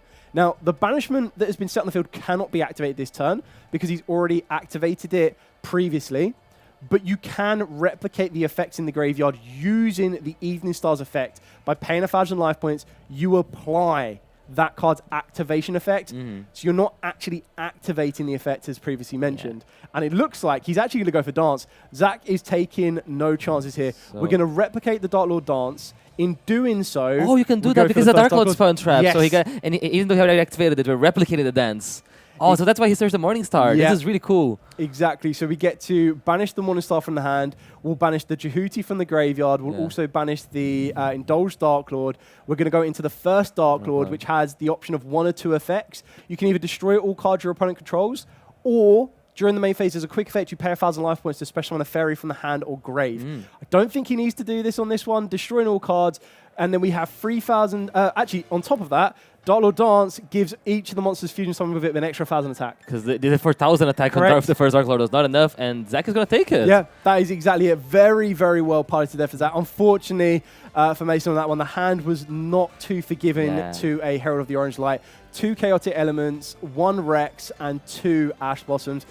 In an ideal scenario, if that Chaotic Element resolves and that Joker then resolves, it then starts that chain of events, because then that's when you can start going to Ripper. Ripper gets you in the case for K9, and you've got a lot more to build off the back of it. But as we kind of preluded to in the side patterns, Herald of the Orange Light is just such an incredibly good card. And that's a card that like only this deck and like a couple other the fairy decks can play. It's a very limited. It's one of the advantages of picking a deck like Dark Lord. Other than the unfamiliarity, you get to play probably like the best non-engine card in the format. Yeah, it's one of the few. It's really good into Draco Tail as well as a way of interrupting. And as you see here, probably the only way of interrupting with Joker in the game. So yeah.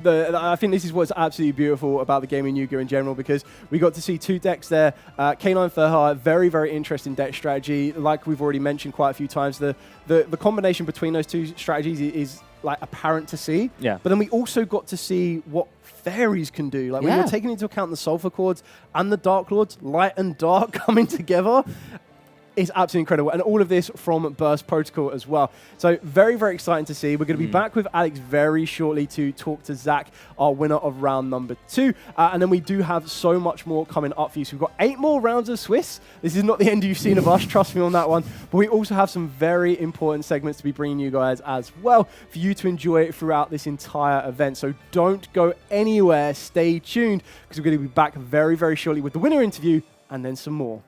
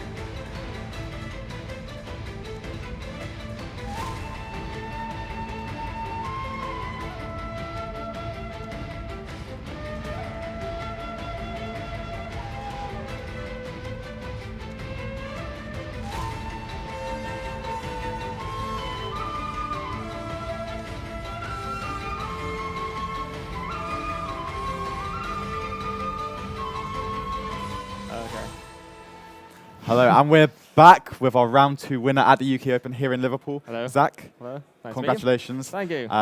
So, out of our 2 Yep. different, more unique decks of round 2, Yep. you were playing Dark Lord, Yes. taking the game away. Yeah. I've got to ask. Yeah. Of course, everyone's going to ask you this. Yep. Why Dark Lord?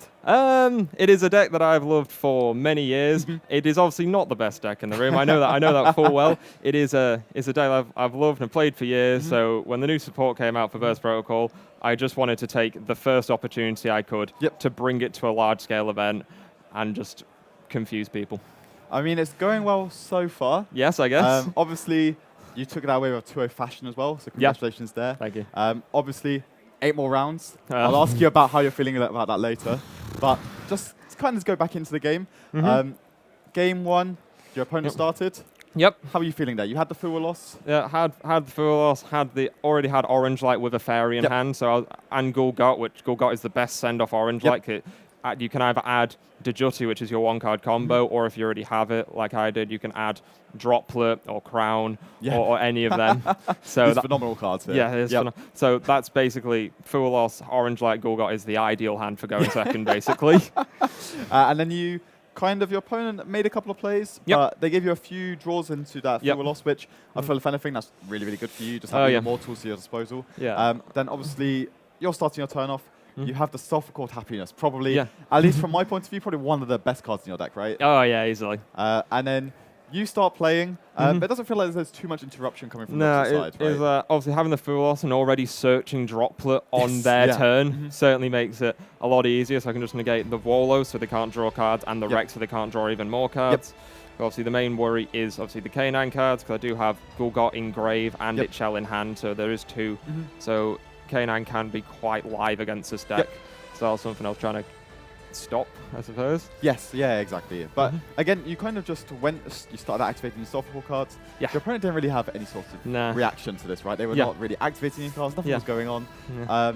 And then you kind of just got to a point where the Dark Lord cards came out. And then your opponent had a very similar reaction to what you had, in all honesty, when they started playing the Fur-High cards. Was there any kind of like table talk there about you both playing these decks? Or? Yeah, I mean, it's very... I mean, I have experience against Fur-High. I have a friend who has played it extensively. So I have some knowledge of its old Runic Fur-High, but not a lot of K9 Fur-High. I just... I know Rex is a 5, and that's about all I know about the new cards. So, again... The game kind of ends very swiftly after that, right? You start putting monsters on the field, and you get to a point where you've got 2 tokens, you've got some of the soft core guys, there's 6 monsters there, your opponent scoops it up. So going into game 2, how are you feeling? Again, going second once again, I feel like, are you happy to go second with this deck? Oh, yeah. It's a very simple approach for going second, because in all honesty, apart from happiness, the Sulfur Core cards are not that great going second, because the combo and the end board it makes is really inefficient and easy to interrupt while going through it. So what you do, you side the entire Sulfur Core engine out, and you just put in going second staple cards, and then just hope for the best. And I mean, we saw that again into that game too. What card did we see? Herald of the Orange Light. Herald of the Orange Light, which for me, that's just such an amazing card in this deck specifically, especially you're getting a little bit of advantage along the way, right, if you see the correct cards. Then goes back to your turn. You normal summon your Dark Lord. What's the name of it? Dejuti. There we go. I don't want to try and pronounce that one there. No, it gets met with the Ash Blossom. But then you're kind of happy. You've got your banishment for your contact, and then you just kind of keep on like developing the that's field. what the one indulged in deck is for, because that is how you can continue playing when your Dejuti gets stopped, because you can reborn it, give your opponent a Dark Lord monster, which you can fuse off with Dance and add a card to your hand. Normally it's Itchel, so you can discard to draw 2 to keep going. But I already had the cards I needed in hand anyway, so it was just fine to give them the Itchel in hand, because I wanted Gulgot in hand so I could discard it off Condemned to then, even if Condemned gets stopped for every reason, I still have the Gulgot search, because Condemned discards for cost. So that will always be live, so the Ash has already been used. I mean, again, just watching you go through that turn there, and then you activate the first dance, you copy the dance, you resolve it again, and then at that point, you just can't lose, right? It's enough damage on the field easily. to steal the game away. as I think both the commentators said there as well, just Herald of the Orange Lake is one of those like. Yep, it is. It's one of the E cards. It's very reminiscent of Cypher Grid Gamma. Oh yeah. In that sort of respect, right? Yeah. But it's one of those cards. Every time you see it, you're like, I am in such a good position. Oh, always. For no matter going first, going second, everywhere. Yeah, always. So, obviously, now, how are you feeling going into the rest of the tournament? 8 more rounds of Yu-Gi-Oh! Yep, I have got 8 more rounds of Yu-Gi-Oh! That is a lot. However, you have a big advantage. People may not know what these Dark World cards Oh yeah, do, that's how I won my first match. So I was against Lunar Light, which is a rough matchup for this deck because this deck can't actually out double Liger. I knew I couldn't, so I didn't prepare for it. So I won on the fact that they didn't know what they did and when to interrupt it and whatnot. And that's mainly the advantage that I'm trying to use for today, and hopefully it'll go well. I always think that's a advantage that some players may not always respect because you can play the best deck, you play your Black Branded Draco Tail, your yummy strategies. But if you're very confident on the deck and you know it's got some very powerful lines into what the format is, then I think you can always take that to your advantage. So all I'll say is good luck. Thank you. 8 more rounds to go Yes, here I've got 8 at more. the UK Open today in Liverpool, and we'll be back ever so shortly with round number 3. Yeah.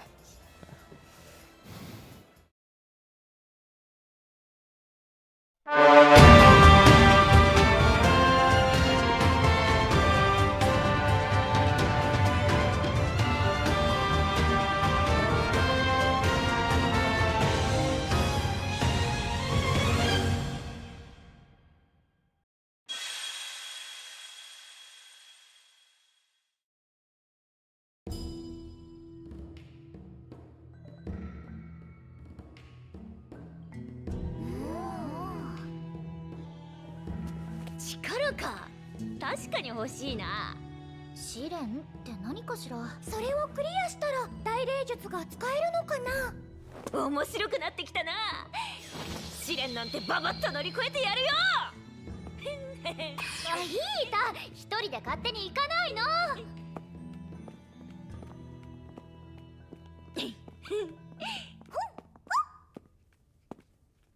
お、早速試練のお出ましか。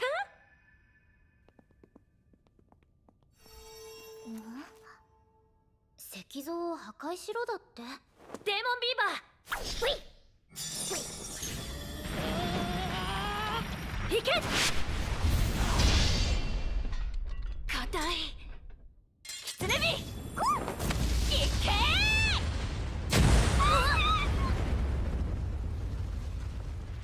ー。どんなもんよ。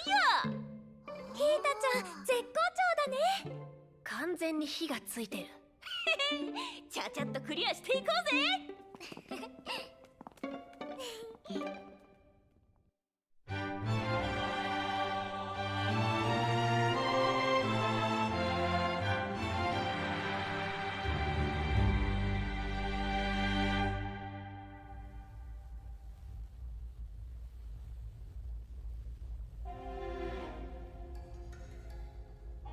なんだこれ。属性を均等に満たせ。みんな見て。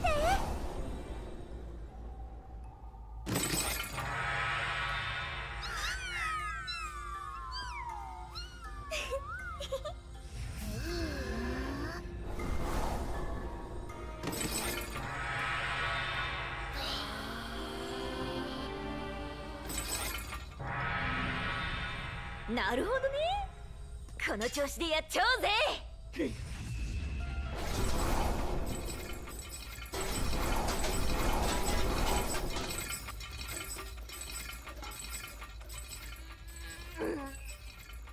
どうにでだよ。ヒータは私たちの中で一番霊力が強いから。なんかコツとかってないの？アウスちゃん。僕？霊力のコントロールはアウスちゃんが一番得意だよね。コツか。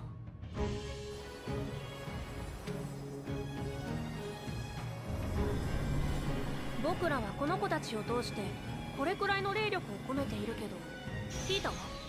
もちろんいつでも全力だよ。ヒータちゃんのいいところだと思うけど試しに私たちと同じくらいの火の玉って作れる？やってやるぜ。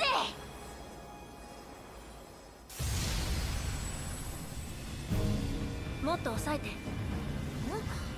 こうか。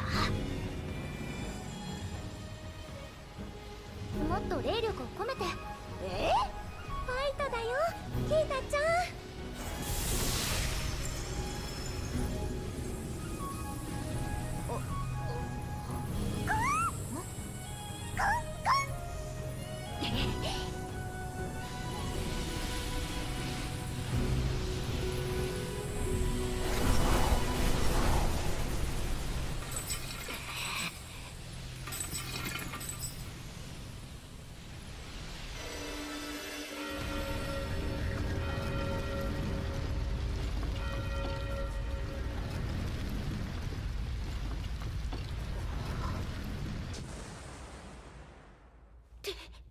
適当。やったねヒータちゃん。おめでとう。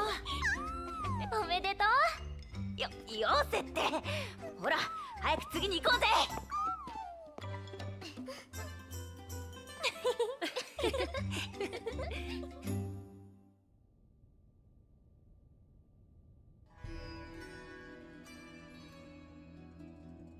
大きな岩を動かせって言うけど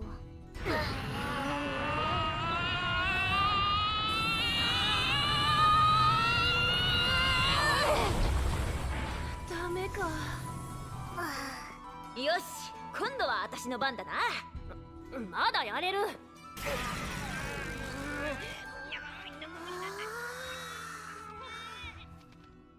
か面白い模様。じゃあ競争だな。よーし。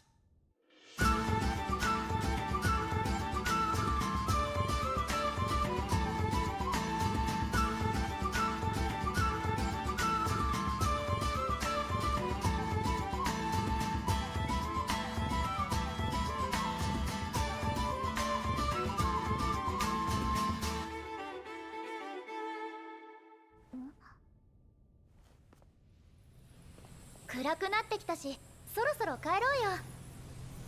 まだまだ。出直すか。戻るの？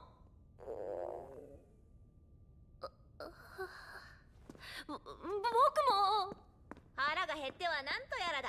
よく言うよ。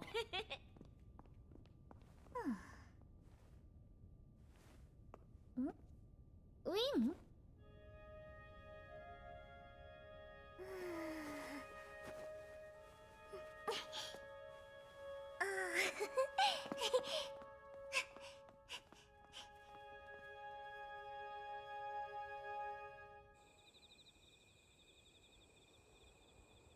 ごちそうさまでした。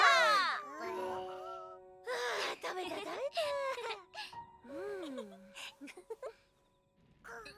ゃあエリアちゃんみたいな髪はどうかな？いいね。そうその調子。どうしたの？なんでもないよ。おかしいかな？そんなことないよ。かわいいよ。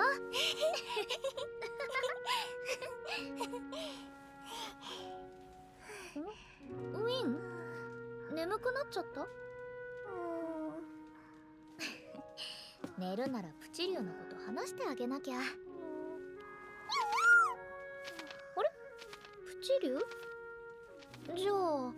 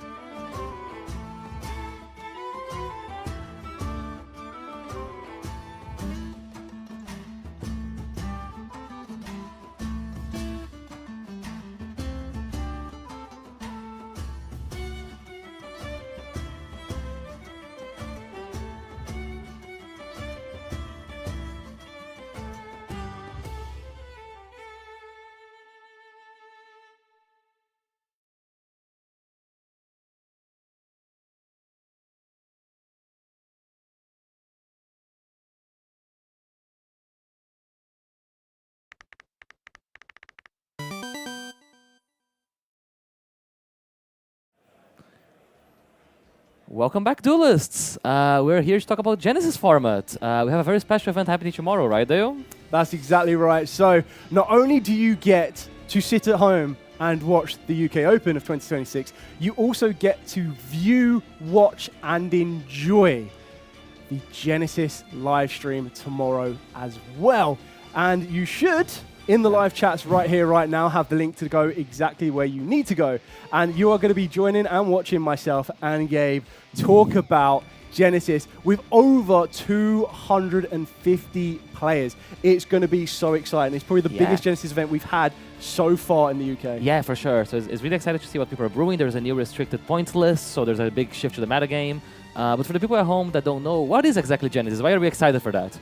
Yeah, exactly that. So Genesis no longer goes by a forbidden and limited list. What Genesis does now is a point system. So most cards in the game are assigned a points total, which means you can build a deck using that all coveted Pot of Greed, or maybe some other forbidden cards such as... painful choice. Can play Mystic Mine again if you want. You get to choose your own destiny. It's really exciting.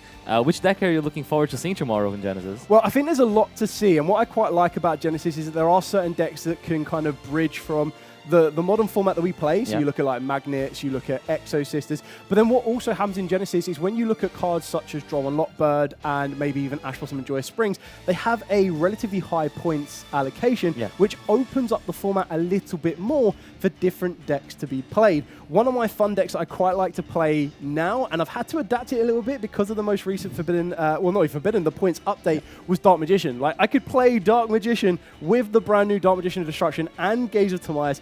And one very big thing that needs to be noted in regards to how Genesis work is not only does it no longer follow a Forbidden Limited list, it goes by a point system, but there is no pendulums or links allowed, taking it back to the good old-fashioned days of fusions, synchros, and XYZs. Yeah, no, it's really cool. I'm really excited to see and play Pearly. It's one of my favorite decks. I think it's really cool, and it's a lot in the Genesis spirit. We're only making XYZ monsters. We're not making none of making monsters at all. Plays like more old school Yu-Gi-Oh! Make a monster. We control the game state. But I'm excited to see what people are going to be brewing tomorrow. There's a lot of room for innovation. Yeah, exactly that. And we're going to be able to bring you all 8 rounds of Swiss. So you can enjoy, see what the format is looking like. There's going to be some exclusive prizes up for all of the attendees here. So if you're trying to be working your way towards that top 8 position, you're going to be able to get a very exclusive playmat, which does look very, very cool and takes it back to the good old-fashioned days. And the best thing about Genesis is it allows you to be very, very creative. So if you take a look at the most recent updates to the point system, you look at cards like DD Crow, which was originally a 0-point card, and everyone was utilizing that card in their strategies and their deck because obviously it didn't take any up point allocations. Now it's gone up to 1 point. It might seem like a marginal shift, but it gives you the ability to be a bit more free and a bit more creative, and you start to see cards like Skullmeister take its place, or you start to see cards that wouldn't normally be used in a current meta state when you're looking at stuff like Ash Blossom and Joy Spring, as previously mentioned, Draw and Lockbird, even Infinite Impermanence. It starts to open up the possibilities to play other cards, other strategies, even like Battling Boxers. When you look at a deck like that, that could be very, very fun using cards like 7th Ascended and, of course, 7th Tachyon. Yeah, also the cool thing is, as the metagame develops, as cards have different point allocations, decks that suffered more from cards like DD Crow now start to get more of a place to shine, because now people have to commit points to play a card like DD Crow rather than playing Pot of Greed. So even though it's 1 point or like 50 points, you still have, they all come from the same pool. Yeah. So yeah, I'm really excited to see what people are going to be brewing tomorrow. Exactly that. And the usual kind of point limitation that a lot of places will put into place will be a 100-point limit, which means you build your entire main deck, your extra deck, and your side deck within that 100-point structure. You don't have to use every single point of those 100, but if you wanted to, of course, you can max it out to 100. Just don't go to 101. You will need to lose a DD Crow. Now, the best thing about that is it also, again, gives you a bit more creativity. You start to look at alternatives, you take a look at some strategies that might have changed, and when you're taking a look at the most recent update in the point strategy, another deck that could be very, very interesting to see and play around with is Dragon Rulers. And again, taking back the time to Dragon Rulers is so exciting because they've got cards that have a reduction in points for the most recent updated list, and then you can also look at Exo Sisters, as well as also taking a reduction in some of the points on stuff like Exo Sister packs. Could be very, very helpful for them. Yeah, I'm really excited to see Dragon Rulers. I think there's a lot of very cool cards. They sometimes don't get a chance to shine in Modern, but they have that really good space in Genesis. Their XYZ monsters are really strong. When you're deck building for Genesis, do you prioritize having higher, very powerful cards, or do you prioritize like spreading your point allocation so you have more hand interaction?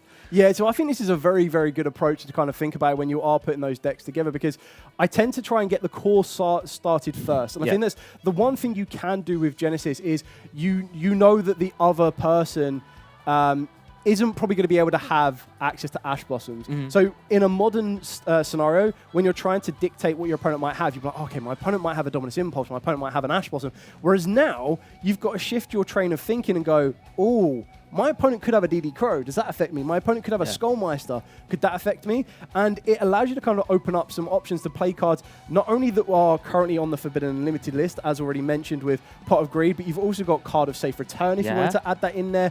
And it allows you to open up the strategies to be, okay, I want to build, and another favorite of mine right now, again, thanks to Maze and Wurtos, is the Bones deck. Oh yeah, the Pumpkins are really cool. There's a lot of different ways to build it because you have so many extra options for zombies, right? Yeah, so you've got the options to go down your rank 6 route of play, which is really, really exciting, and the ability of being able to loop around Call of the Haunted. And what makes that deck so good is it's a deck that doesn't rely on link mechanics or the pendulum mechanic. And again, that's where your creativity can expand a little bit more, is you can go for something like a dedicated Xyz strategy, you can go for a dedicated Synchro strategy, and it really does kind of give you a bit more freedom with what your builds that you're trying to look for.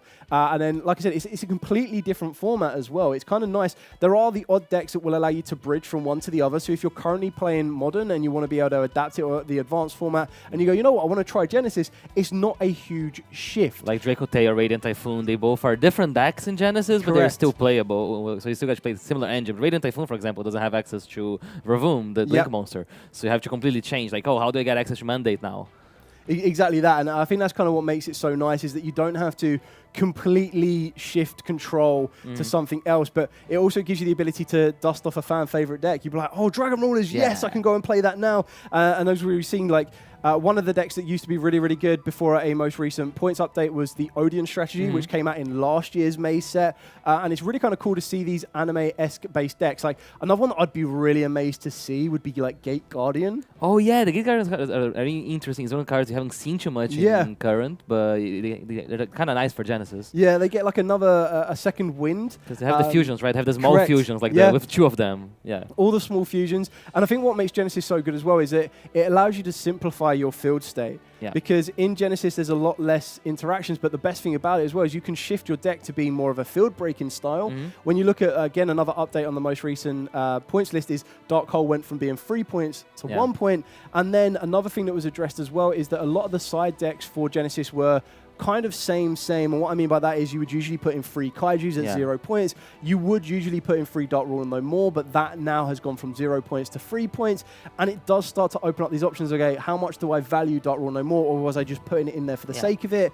You've got Cosmic Cyclone, and then the alternatives you could play to that, because Cosmic Cyclone now has 1 point allocated to it. So do you value the banish, or do you just go for like a worse card on average, like a Mystical Space Typhoon, but then you save this point to use somewhere else? Exactly that. And every point counts when you're trying to get up to that 100-point limit, or try to avoid going over the 100-point limit, which is what I think is going to be so exciting about tomorrow, is to see everyone's different strategies, the type of approaches that they're going to take for the Genesis as well. And as we've already mentioned, you can watch it all from the comfort of your home, or if you're in the area, pop on down and try out Genesis, because it is absolutely fun and we're going to have an amazing time doing it. But now we're going to get back to the normal format for the UK Open Liverpool 2026. And we're going to be back with round number 3 very shortly. So don't go anywhere. Go warm up your tea, put your feet up and enjoy.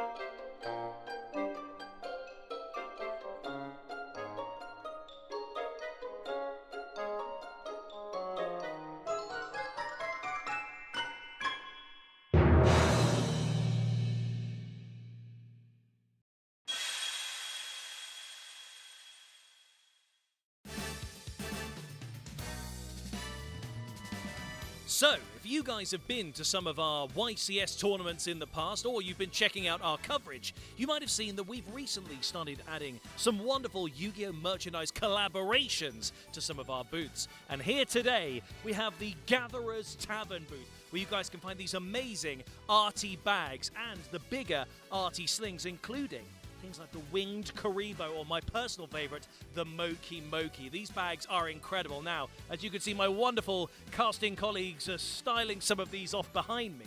Now, not all of these are available immediately. Some are coming soon, but they will all be available here and also online. So make sure you guys do check them out if you're in the venue, but do check out the website for the Gatherer's Tavern and make sure you guys get your hands on these amazing, amazing bags and slings, because it's time to duel in style.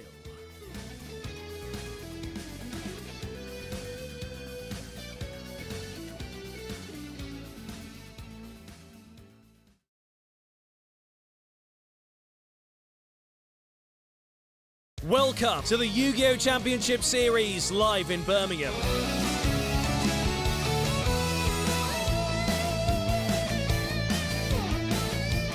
Our duelists can compete in a lot of different events. We have over 2,500 players attending, and you can compete to get some amazing prize war tickets. You can even win a giant card. This is where most of the magic happens over the weekend. All the feature matches that you see happen here.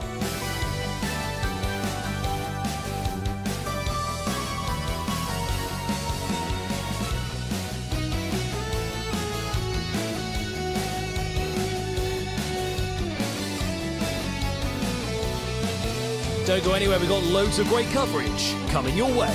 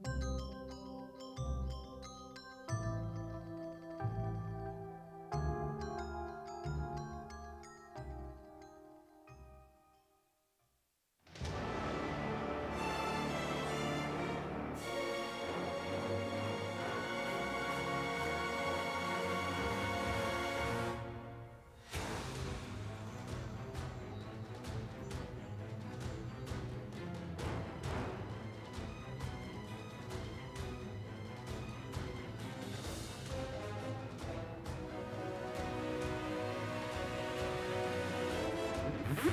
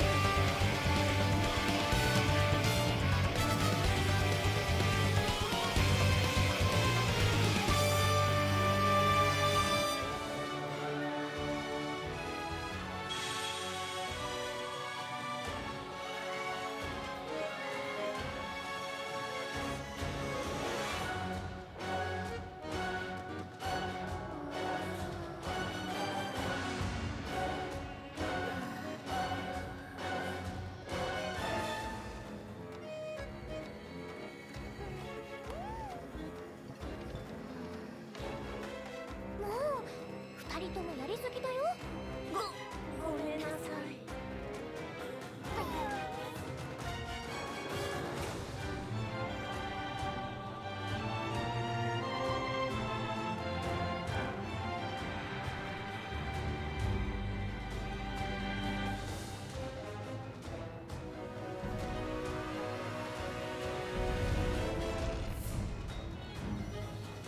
もう私の全力。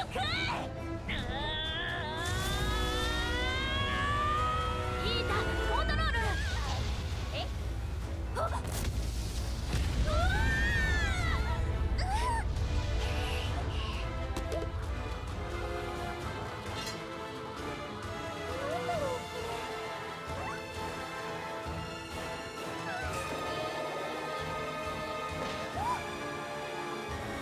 暗くなってきたし、そろそろ帰ろうよ。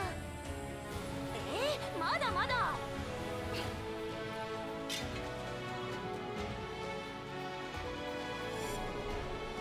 申し訳ございませんでした。こ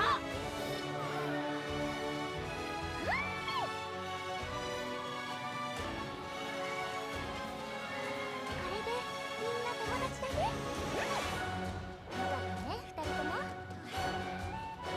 でもどうしてあの人に迷子になっちゃったのかな。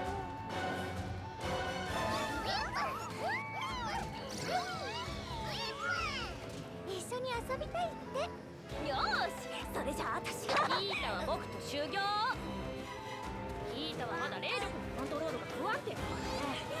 あの大岩を動かすのに修行あるのに。よーし、一緒に遊ぼう。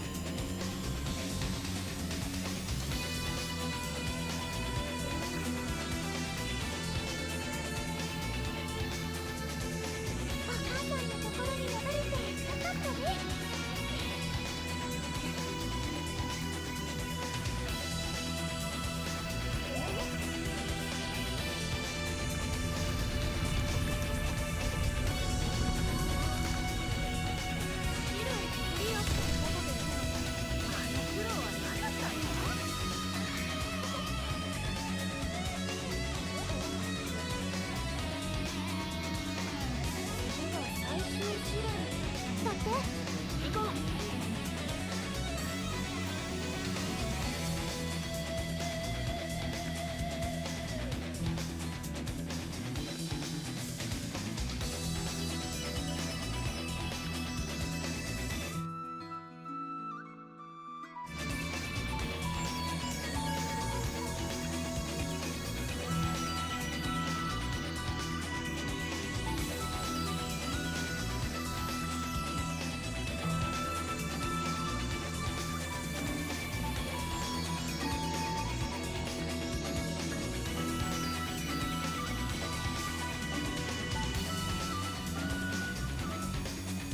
And welcome back to round number 3, joined by my good friend Gabriel Nets. To the biggest UK Open ever.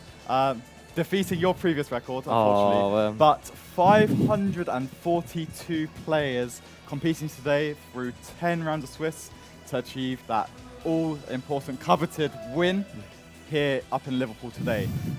Before we head into the round with a very familiar face, I would say, we've got the deck breakdown from round number 1 of this tournament. So we're going to highlight some of the decks that are being played. And I think it's quite an even spread, I would say. Yeah, it's kind of what we've been seeing through the last couple of events and the last YCS. Yes, yeah. So going into the deck breakdown, we've got Draco Tail at about 14%. So I think that's kind of respectable. Yeah. For what I would perceive as like the deck to beat, right? Yeah, it's also like it includes multiple Draco Tail variants. So this is both Draco Tail like branded and Draco Tail with the Magistus cards. Yes, yeah, that's true. And because it's like, I think it is just that little bit above the other decks in terms of what people are playing at the moment. Yeah. People really like how the Draco Tail deck works, and they just want that little bit of extra power. They want to go for that. Yeah. Then going down throughout the list, my pick, Yummy for the weekend. Down at 7%. Again, not quite as popular as Draco Tail, but that's kind of where I was expecting. Yeah, but Yummy is really interesting because there's a lot of different Yummy decks, right? You have like Yummy Sofa Chord, like with more hand traps. You have those very explosive decks with the Yummy and the Dark Magician Magician engine that can make Dragoon with the Gaze of Timaeus. We might see some of those later today. I'm really hoping so. That's one I'm really excited to see today. Going down the list, we've got Vanquish K9, which is a little bit higher than Radiant Typhoon, which was what I was expecting. I thought Radiant Typhoon would have been probably second, maybe even third best. Yeah, Vanquish K9 is known for having a good Draco Tail matchup because the interrupts of Draco Tail don't line up particularly well into the VS cards. So it makes sense. A lot of very good players piloting it. It's a very hard deck to play well. Yes. But it has a very explosive ceiling. It does, and I think what you said there is the ceiling is so high on it, and it's so like hard to play it correctly and get all the value out of all those cards, right? I think that's the important thing with a deck like Vanquish Soul. Yeah, and it's funny because we're going into the 4th deck, and it's a segue into what's happening in this round, which is Radiant Typhoon. And who's playing Radiant Typhoon, Alex? So we've got everyone's favorite commentator. We've got Sebastian Lemke, and he is over here in the UK. 2-0 start as well, nothing to be sniffed at. And I think he's very excited to be playing Yu-Gi-Oh! And that's exactly what we want to be seeing in this future match. Yeah, he was playing yesterday, he's playing today, he's playing another tournament tomorrow. He is enjoying his Radiant Typhoon deck. He really wants to negate his Mystical Space Typhoon. Yes, exactly. So we're going to see the dice roll come down here. That is a 4 for Lumpy. And then going into Lumpy's opponent there, we've got Lawrence from Belgium coming all the way over again for the UK Open today, playing Lunalight, which maybe not in our top list of decks, but it's still quite formidable, I would say. Yeah. Especially into these sorts of matchups where Liger Dancer is just so hard to out. Yeah, and he got to go first here, so we got to see him maybe setting up Liger Dancers and then kind of just ask Lampy the question, can you out it? Yeah, can you deal with this? Yes, exactly. And especially it's just seeing, can Sebastian react to it? Is there anything given away there? And this is a Gold Leo, so this by itself we know it gets to a Liger Dancer. There's no interrupting Sebastian's hand. So we gotta see how he orders this. Usually you get the level 3 monster that summons one from deck. Silverhound. So you get Silverhound, add Silverhound with the effect, discards it, but the Silverhound's got matched with an Ash Blossom. So that's one of the biggest choke points because it's how you get the second Lunalight monster into the field to start playing.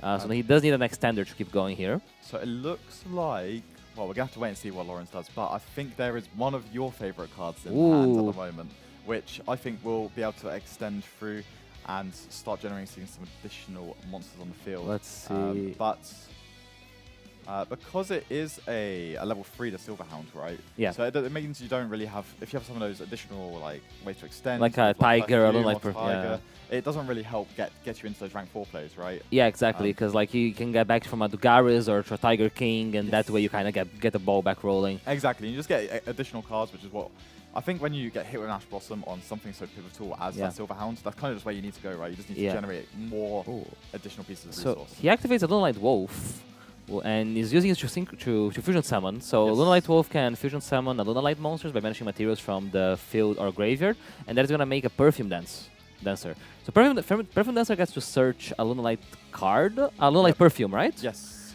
Yeah. Lunalight Perfume, I believe. Yes.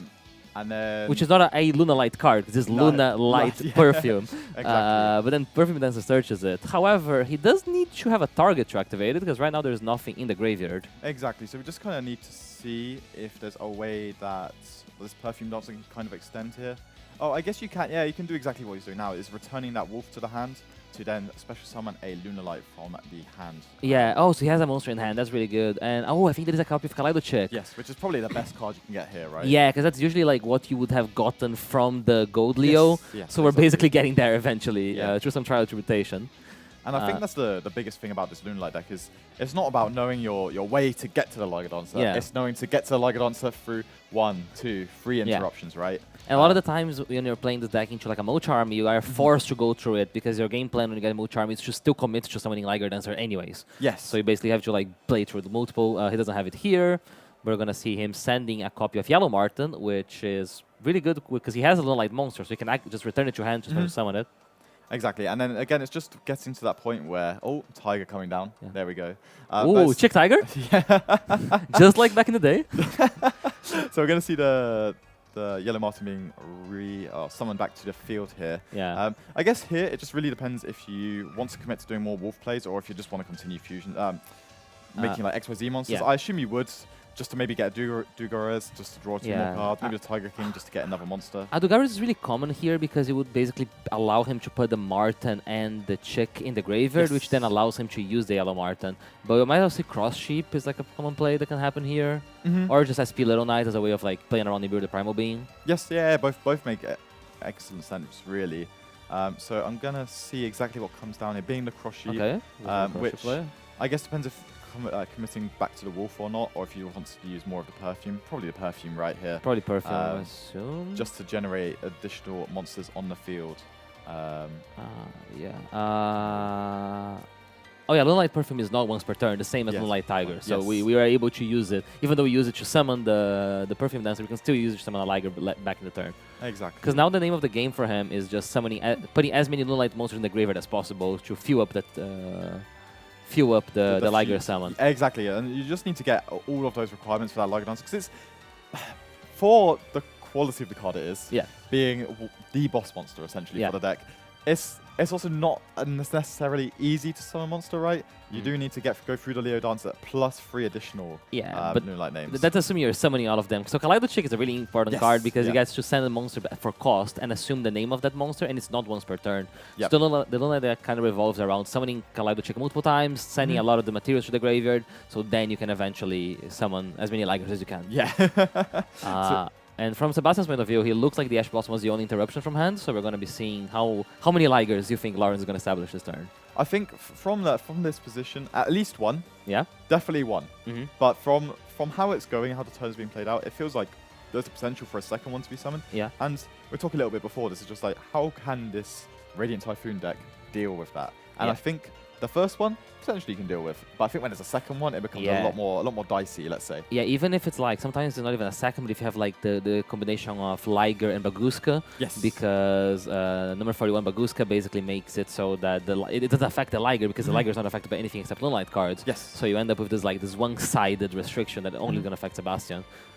Yeah, exactly. And when it's... we always joke about Baguska, but when it's in this situation where it's not only just stopping Sebastian from really getting any value out of these Radiant Typhoon cards, right? Because all of these main deck monsters, they are hitting the field, they're generating an additional card. Hitting the field, generating additional card, which Baguska is just completely turning off. And I think that's the thing that we're going to have to watch here, just to see what really happens. If it's just committing two double Liger Dancer, or if there's anything further. Yeah, so he gets to search the polymerization here, which is really important because with the polymerization he gets to fuse with the Lunalight Kaleido check, which has an effect when you use this fusion material. Yes. This didn't used to happen on the old Lunalight deck, so for people that have played for longer, like Lunalight Orcus was a very popular deck in around 2019? Yeah, 2019, like Lunalight Orcus that won a YCS Guns. Yes, it did. But here you get your fusion summon because you actually play polymerization. And the other cool thing here is he might trigger the Lunalight Marten. So Lunalight Marten, when it gets sent to the grave by card effect, gets to search for a Lunalight Spawn Trap. Yep. Which nowadays tends to be Lunalight Masquerade. And Masquerade is really important because it allows you to add a polymerization back. Yep. And if you do, you get to basically use polymerization with materials from the graveyard. So basically, it's another copy of Lunalight Wolf. And so we might be seeing a lot of Liger Dances in the board. So we're seeing the first Liger Dancer come down here. Got both the Masquerade and the polymerization now in the hand for Lawrence, and going to use that Masquerade now to send. So Emerald Bird is probably the monster he's sending here, I assume? Yes. Does he play Emerald Bird? It's not an inclusion. Yeah, he does play one. So Emerald Bird only gets sent by card effect to get you Reborn Lunalight from your Banish or Grave, I think? Yes. And yeah, so Sebastian just picks the cards because I think he saw the writing on the wall. Yeah, and you kind of get to that spot in the game where you accept I cannot out one. Yeah. And you see the second one, definitely cannot. Yeah. He might fancy his chances more post sideboard. Exactly. And the other thing here is because you're not revealing what deck you're playing. Yeah, he only saw Nash Blossom. Exactly, which is really the most common card, isn't it? Yep. So you've kind of got a lot to like hedge there to get through into this game 2 and game 3. Hopefully in that game 3, you just got a little bit more ways to deal with the Liger Dancers. Yeah, exactly. So we're going to see Sebastian going first. Yeah. I'll be very, very surprised if he does anything but that. He does not want his opponent to summon Liger Dancer. Exactly. So the thing with Sebastian's deck that I think is a little bit more unique, catch me if I'm wrong, but I think Pot of Extravagance is a bit hit or miss with these decks, right? Some of them play it, some of them don't like to play it. Yeah. I know it adds a little bit more consistency, but it takes away some of your extra deck options. But with the deck being how it is, you kind of don't really need your extra deck besides the Varu. The Radiant Typhoon deck really struggles for consistency because it only has a limited amount of starters, which are mostly the level 3 monsters. They're like the 2 players that start for themselves. You have both of them, and you have Chant, which searches them. Yes. You see he's even playing a copy of Noble Knight Shield Bearer, yes, which is a 4th copy because you basically have to banish it to add Eldam. Yep. But Extravagance is pretty good here. It's good going first as well because it allows him to hit more of his side deck cards. Yes. So he might have options going first defensively to not get Liger Dancer, right? Like we see in his deck, a very common card that Radiant Typhoon plays is Dimensional Fissure, mostly for Draco Tail, but you know Lunalights go to the graveyard. Yeah, it kind of crosses over a little bit here, doesn't it? Yeah. And I think just one of those really like impactful cards being Dimensional Fissure, it just kind of stops everything that the Lunalight deck's trying to do, right? From the get-go. I don't think there's any other potential cards, potentially a Super Polymerization going first. I think Drawnlock Bird is pretty good. Lunalight does need to like, especially if it's like playing through a board. Lunalight's a deck that's pretty engine heavy, so he doesn't. His plan is not to really stop Sebastian from playing. He's going to be limit him to doing a bit less with a Charmy or something, and then be able to activate cards like Heavy Polymerization to summon a Liger. Yep. Having cards like Drawnlock Bird might prevent him from going, you know, like from activating the perfumes, from activating the tankies and stuff like that. I very much agree on that approach. It's just like, it's the deck is trying to just stop them from getting to 100% of what they're trying to get to, right? Yeah. If they get one less search or one less card, it's really, really strong for Sebastian here. Yeah. So let's see if Lumpy decides to go first here. I would be surprised if not. Yes. And his opponent might not even know he's playing Radiant Typhoon, as you mentioned, right? So exactly. So we're gonna see lots of cards drawn here. One of the things in Lawrence decks as well, which I mean both players are playing them, it is the Fallen and the Virtuous. Yeah. Which for me this feels like such a breakout card ever since the structure that came out for it, and it's just very like unique in how adaptive it is. You can use it defensively to play around different like hand traps, like Effect Veiler, for example, or Infinite Impermanence. But also, again, playing into the fields, right? And that's only one of the effects. It also has the effect to reborn a monster from the graveyard if you have an Ecclesia monster in your graveyard. Yes. It's really cool in Lunalights because it has a synergy of Tri-Brigades with the dragon that searches the Tri-Brigade monster. Yes. So, but Sebastian is thinking here. He has not made a decision. I don't know. A very common thing with Raiden Typhoon is that sometimes they want to play in the draw phase to play around Draw and Lockbird. So I'm not sure if he's in the draw phase or if he's in the main phase right now. Yeah, you might want to respect Chant or also use Chant or Vision just to draw there. But we're in the main phase, so special summon Megala, which now if he uses a Radiant Typhoon spell, he'll be able to summon Radiant Typhoon monster from the deck. Which, again, probably not one of the strongest starter cards for this deck. Yeah. But it's definitely going to enable him to be able to play it. Yeah, right? exactly. So like and also might just be like he does this and then commits another play, so he already has a Megala on the field, so he gets to respond with it if he has to use a quick play for a different reason. Yeah, but definitely. he does seem to not have drawn a play here, which is very unfortunate. And we know there is no Dimension for sure because that would have been activated already. So it's a bit. I think I saw a copy of Mystical Space Typhoon, which on brand. Yeah, exactly. It's weird. So if he has a Mystical Space Typhoon, he could have chosen to play. Maybe that's what he's considered. Yes. Because Megala activates when you activate a quick play spell, right? Yes. So he would be able to like MSC his own card and try to trigger Megala, but he chose not to. So that might mean that his hand is actually like a lot of interrupts. It might be a lot of interruptions, and then just having that Megala resolve means that you get an additional card. Next time you can play properly. Also, right? Mystical Space Typhoon is a decent interrupt into Luna Light because they play Tanky, they play Masquerade, and they play Pendulum Monster. Yes, yeah. So you can actually... There's loads of different cards that it interacts with, right? I mean, yeah, the other consideration there is that the Multi-Army Fuelos was also activated, right? So that's... I think he activated the follows now. So I think it was a very heads-up play from Lawrence. He didn't do it during his turn, but he does the follows before playing to be basically like, hey, if you want to get the value of this, I'm going to draw another card. Because he probably won't have a chance to activate Multi-Army Follows for the rest of this game. Yes, 100%. So he chooses to just activate it here, and he's threatening. He's threatening like, hey, do you want to get the value? I got another card. So you can get follow-up, but I might get Engine. So the Fallen Virtuous is getting activated here. I think realistically you can just target that Megala, right? Because even if you're not playing or not doing the best into the spell and trap cards that are set, getting rid of the only possible engine card is really, really strong. Because I think Lawrence has also not drawn like engine. So you see that you can see the heavy polymerization in his hand, but Sebastian played around it by not drawing playable.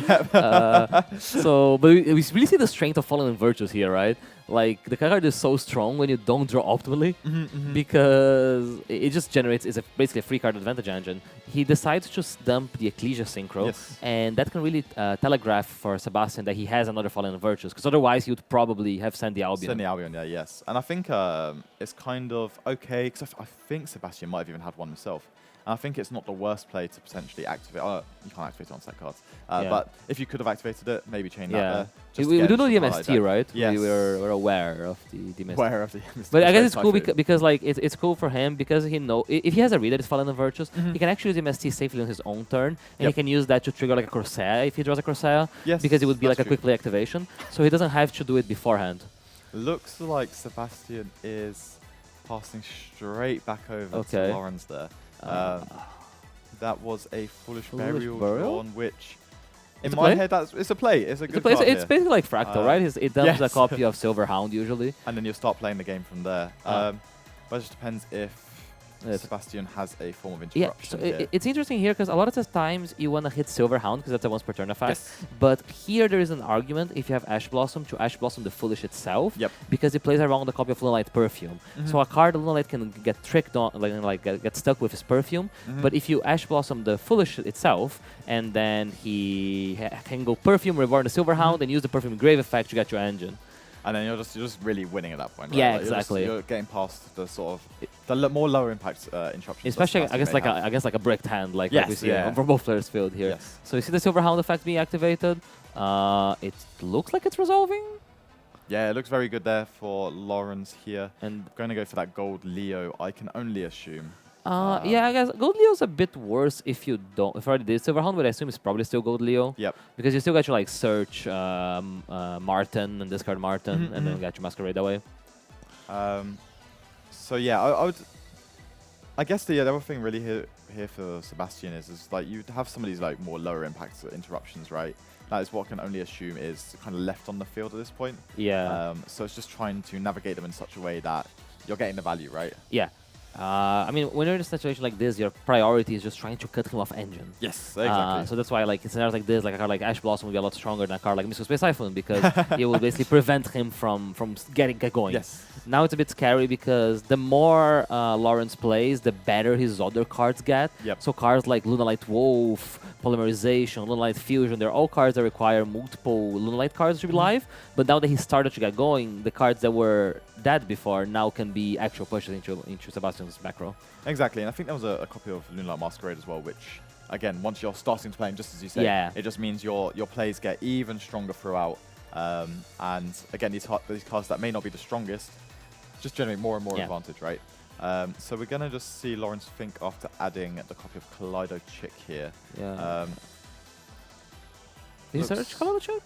Because I guess with Gold Leo, you don't have to discard the card you search, right? So very common things you would like add Silverhound, discard Silverhound. Yep. But the cool thing is that you can just like, oh, I'm not gonna do that. I'm gonna add something, and then discard a random card like this Corolla that I have in my hand. And it's really interesting because it's very easy to assume that the Mystical Space Typhoon deck has a Mystical Space Typhoon set. So not prioritizing going for Moonlight Masquerade, which get hit by said Mystical Space Typhoon, is a good heads-up play. I think this is... And we see here, well, he just... activating the Mystical Space Typhoon on the set card here. Ooh, does he have Sheena? Potentially could have Sheena here. That could be a reason to activate it now, right? Like if you're Sebastian. But the thing is, I guess, the thing is, right, there has not been a better card to activate just yet, right? Yeah. As well, some of these cards like Sheena, which is a little bit better once you got the wing monsters. Because I guess like it was one example, like he goes in Mystical Space Typhoon, so he can then maybe summon like one of the big Radiant Typhoon monsters, and then summon the Sheena. Yes, yeah. Because it was a very proactive activation of Mystical Space Typhoon, right? I think so. Like it's one of those things that if it's doing that, it comes with a reason. Yeah, as we see, he reviews the Radiant Typhoon, the Vibrant Vortex. Yes. And that's a monster negate. It'll be a monster negate now that Mystical Space Typhoon is in the graveyard, which, again, is very strong here just because, I mean, although it's not the best card into Kaleido Chick specifically, it does mean that any of these other additional effects, it's just a little bit better into. Yeah. So looking like they're going to use the Ecclesia Synchro to return. So he chained the Fallen and Virtuous to the activation of Mystical Space Typhoon, and that allows him to dump a level 8 Synchro, level 8 Fusion. And now because he dumped the Ecclesia with the first Fallen and Virtuous, it means that you can use it as a way of interacting here, which is really strong. So because that way he got to force the Fallen and Virtuous from Sebastian's side of the field. So very heads up play from Lawrence because usually you just default dump Albion, but the fact that he recognized the situation and sent the Ecclesia as the first send was really important here. Because he basically traded for the interruption for free. Yeah, for definite. And I think just I'm assuming the Varun just negated the Ecclesia there, which has now kind of left it in an awkward spot where we've got just this singular Kaleido Chick, which will be able to send from the deck extract to the graveyard. Yeah. But is there any other real push card here? I think there was there's potentially a copy of the Masquerade. I think you might have a Lunalight Wolf in hand. Oh, really? And Lunalight Wolf would be really strong here because Lunalight Wolf is basically representing a Liger Dancer, right? Yes. And it's kind of what we were saying about, that's Lunalight Wolf. Yep. And basically, like, from the moment you get going and you start filling this graveyard, this card that before was dead, now it's basically a 3,800 Tiger attacking. Yeah, and you've got no way to be able to deal with that, really. Especially like, from when you've got those 5 cards in hand, it's really hard to out. But when you're down to 2 or 3 cards, it's even harder, right? Yeah, and when you go first as well, because when you go second, you expect them to establish it. Yes. But your plan going first should not let them summon it. Yes. So what happens is cards like in my side, like Lava Golem and things like that, you basically don't have access to them now. Yeah. So if they get you summon the Liger Dance, when you went first, you're really in the back foot. Exactly. So we're gonna see the Kaleido Chick sends the Leo Dancer here. Again, kind of just getting ready to be able to summon that Liger Dancer. Yeah. If that is the next kind of push. Yeah. There is 2 additional names in the graveyard plus the Leo Dancer and then the Kaleido Chick on the field. So you have got the potential to go for it. Yeah. Do we have Martin in grave? No Martin as Martin. current. Because we can technically extend a bit more, right? Assuming that the Varoom has been used. Yes. But I guess he also has to respect Nibiru the Primal Being. Because like from Lawrence's position, you're like, okay, I can summon Liger now. Like how do I? The way to lose is to not summoning Liger in this situation. So you need to prioritize like what is the lose condition. And I guess that there's two trains of thought, right? So for Leo or Sebastian right now even, it's deciding how do I not lose, and you're gonna like be proactive like the Varu rune, right? Yeah. Whereas then Lawrence is also, I would say Lawrence, you're kind of in the same situation of maybe I don't have all of the optimal cards that I can do to make the best possible play and develop my field in the best way I want to, but if I just make a Liger, how can I lose? What is my way to lose the game? Because like he could extend in different ways here, right? He could technically choose to use the Wolf to go for Perfume Dancer. Yes. And use Perfume Dancer, Reborn, and then like you can Martin the Wolf back. And just keep on extending and just keep on extending that way. But like, does that play into an Imbue the Primal Being? Does that play into a Ghost Bell? Yeah, does that stop you from doing the thing you want to be doing? Basically, do you have to do much if just summoning the big guy is enough?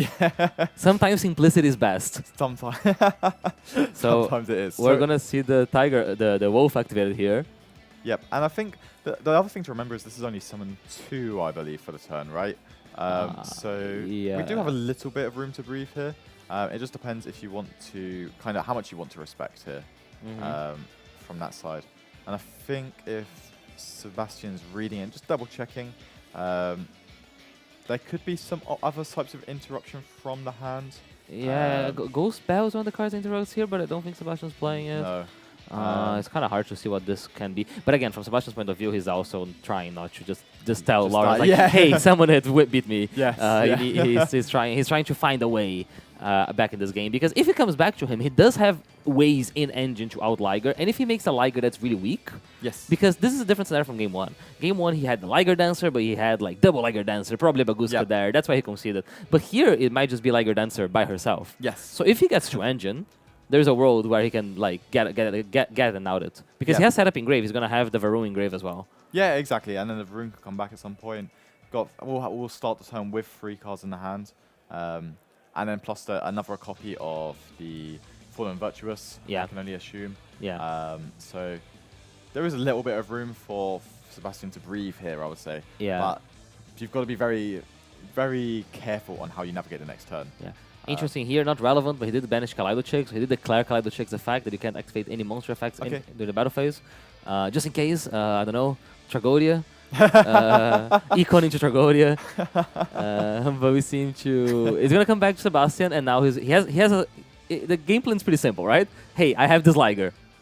You have cards. Yep. Can you beat it? Yeah, and I think the thing for this Liger Dancer is it is just going to have to kind of sit there, and you're going to be very patient, I think, on when you want to try and use the destruction effect. Yeah, but it's interesting because of Gossip Shadow. Yes. Because he doesn't have a very easy way of outing it other than making like buffing a monster with Great Fly. But Gossip Shadow is a way of interacting with Liger Lancer as interacts with the effect. Yep. With the card. So assuming he draws like a Radiant Typhoon Engine card, like a Edom or like maybe Part of Extravagance into more engine, he's still fully in this game.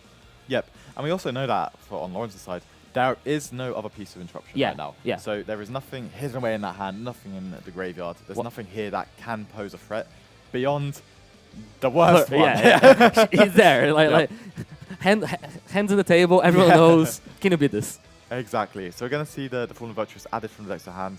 No. Again, just giving a little bit more of a chance for Sebastian to draw that playable card off the top. He does have a lot of outs here, like technically, like so. I feel like Adam, Sven, Extravagance into one of them, Chant, basically any way to kickstart his Radiant Typhoon engine. If he has a quick play, Crossair would be good.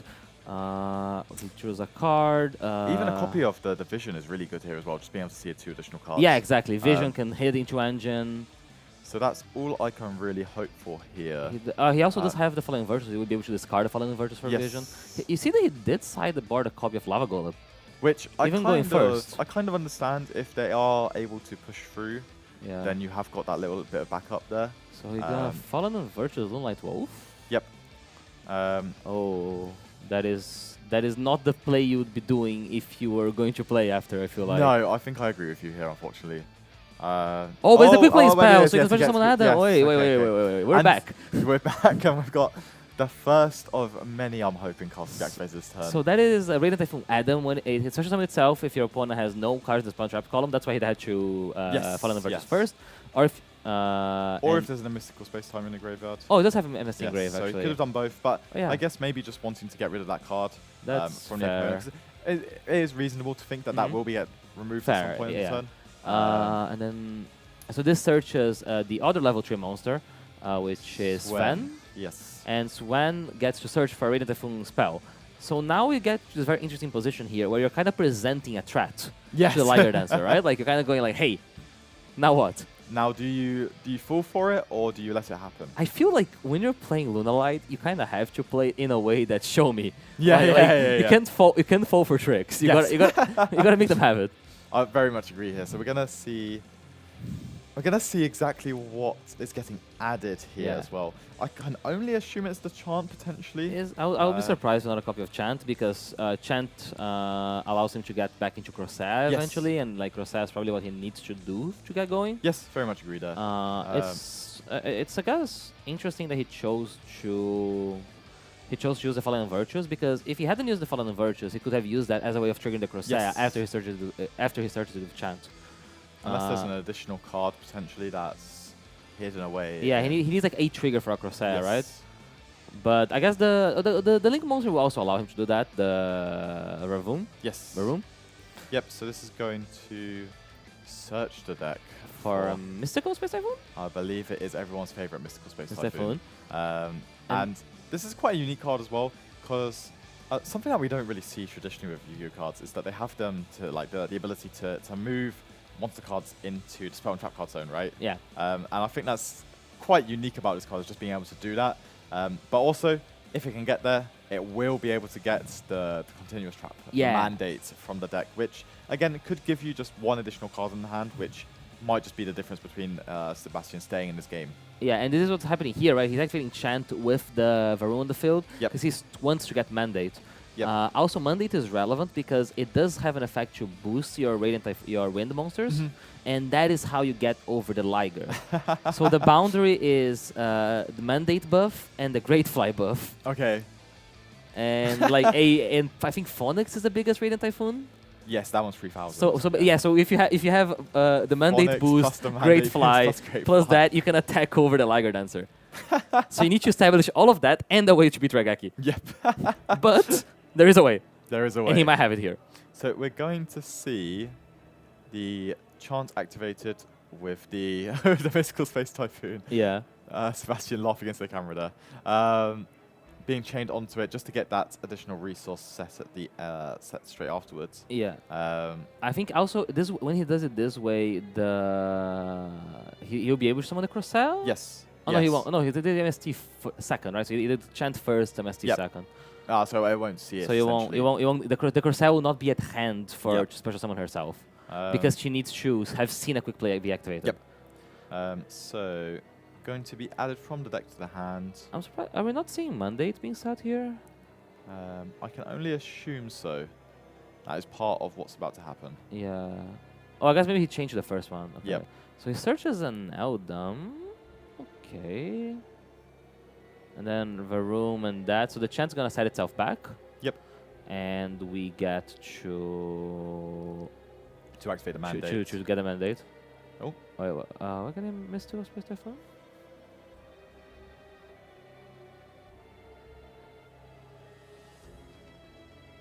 Or maybe was this all on Resolute? No. Oh, yeah. I think he just got it mixed up. yeah, that's a mandate. There we go. So yeah, I mean it's interesting because from the Lunalight side, yes, we do have the Liger, but we don't really have a lot of continuity, right? Because we outed the Lunalight Wolf. Yep. So in a way, like we're kind of just there. Like maybe you don't need to out the Liger this turn. Maybe you just need to do enough to survive. Yeah, so you're just kind of getting to this point where, again, exactly what I agree with here is you're just trying to survive, trying to make it through to the next turn where hopefully you're able to make an even grander push, I would say. Yeah. And that's really the thing, is just making sure that you're able to keep on surviving, keep on getting through each turn until you have got that big enough push that you can try and deal with this Liger Dancer. Because one of the biggest things with Radiant Typhoon deck is that it basically recycles itself because of Mandate. So Mandate here, which is a card that Luna Light really struggles to interact with because they don't have like spell and trap interaction, is going to shuffle the resources back and draw a card. And you can do that both on his turn and his opponent's turn. So from Sebastian's point of view, maybe the game plan is not, hey, how do I out this Liger Dance? Especially as we know he has a Lava Golem in hand. Yes. It might just be, hey, how do I survive? Yeah, Because as long as he comes back to me, I have a plan. So yeah, it might be just trying to survive the next turn, or survive to the next turn, where maybe Lorenz falls into a trap almost. Yeah. Where this Lava Golem then becomes a live card. And you might not expect a Lava Golem, right? Like a Lava Golem, like going first. Like that's a thing that like you don't see coming very often. Exactly, and we're gonna see the remove the Ecclesia from play here. Oh, it's interesting because he hasn't used Corsair, right? I think Corsair is the only card that restricts you into summoning wind monsters. Yes, I believe so. Here he still is able to do it. Do you think that the room looks like it can't be used as link material? It looks like it looks like it, but it can. Looks like it can. It can. It does look like one of those iconic like archetypal link monsters, right? Yeah. So is there enough in there to be able to... I guess maybe you want to keep one of the Mystical Space Typhoons in the graveyard. But there are 2 there. He does want to keep the 2 Mystical Space Typhoons in the graveyard, so when he summons back the other Varun, the whale, he gets to destroy with that would make sense. And he can shuffle it again at the opponent's end phase, right? Yep. Why is the wolf in the grave? I thought it got destroyed. Because it was sent by the Liger Dancer. Oh, so sending it with the Liger Dancer. He's going to send the face up onto the extra deck. Okay. That's very non-intuitive, but it makes sense. It's one of those things, every time you see like a pendulum monster there, you just like, how is that ever getting back into rotation, right? Other than pendulum summoning. Other than the pendulum summon, which is a little bit more unorthodox for this strategy, I'd say. So Sebastian seems to have passed, and he's basically doing what we were describing, which is mission survive. Yes. So he's using Chant first thing, and he's using Mandate to shuffle back, because I assume his priority is going to be trying to draw defenses. Yes. Trying to draw ways to interact with whatever push Lawrence has. Yes, and from my perspective, we already know that the Tri-Brigade Fractal was added from the deck to the hand. Oh yeah, from the dragon. So that's already like a push, right? Yes. Going into this turn, so it's just hoping that Sebastian has something else that can be dealt with. Yeah, we do know he has a heavy polymerization, but he does need to have like a lot of Lunar Lights now, because he only has 1 SP Lunar Light, like as monsters he control on the field. So he's not trying to kill this turn apparently, because he seems to just have attacked. Yep. Oh, but was that enough? Is that game? Was that enough there? I assume so, because Sebastian seems to have conceded. Oh, does he gain attack? Did he dump? There is a Lunar Light that gives attack. It was Lunar Light Wolf but that was dumped in the previous turn, right?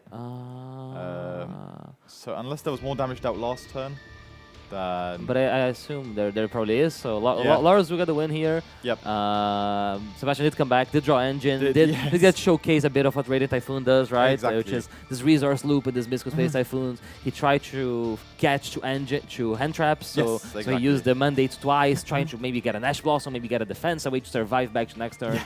But turns out sometimes just summoning Liger was enough. Yeah, unfortunately, it is a little bit of one of the harder matchups, I would say, for the Radiant Typhoon strategy. Just being able to get to that Liger Dance, that all-coveted Liger Dance. Exactly. It doesn't even matter if you get to a second one sometimes, because that first one, it's not only for Radiant Typhoon, but for many of the decks in the current format. I'd say this is really a hard thing to try and remove. If anything for him, it would be worse for him if you got 2 Liger Dances, right? Because he would have ended up getting Lava Golem. So sometimes 1 is greater than 2. Sometimes. So yeah, I guess we were talking about this, like, do you ever push, right? Yeah. During that game just then, we were saying, do you ever push? Do you ever make like more of a commitment?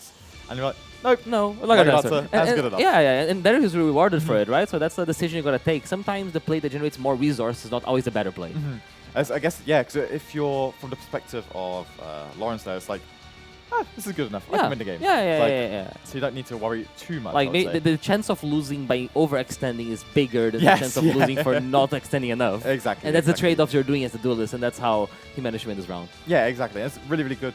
A really good showcase, I think, of the Moonlight deck as well. Just being able to see how it can play, especially through like different interruptions and more unique ones. Especially maybe not the strongest of starts in that second game, and just how you can navigate that to then, well, decide what is the best course of action, right? But we'll be hearing more from Lawrence in a bit. Yes, exactly. So we'll be right back with stay our tuned. round 3 post-match interview.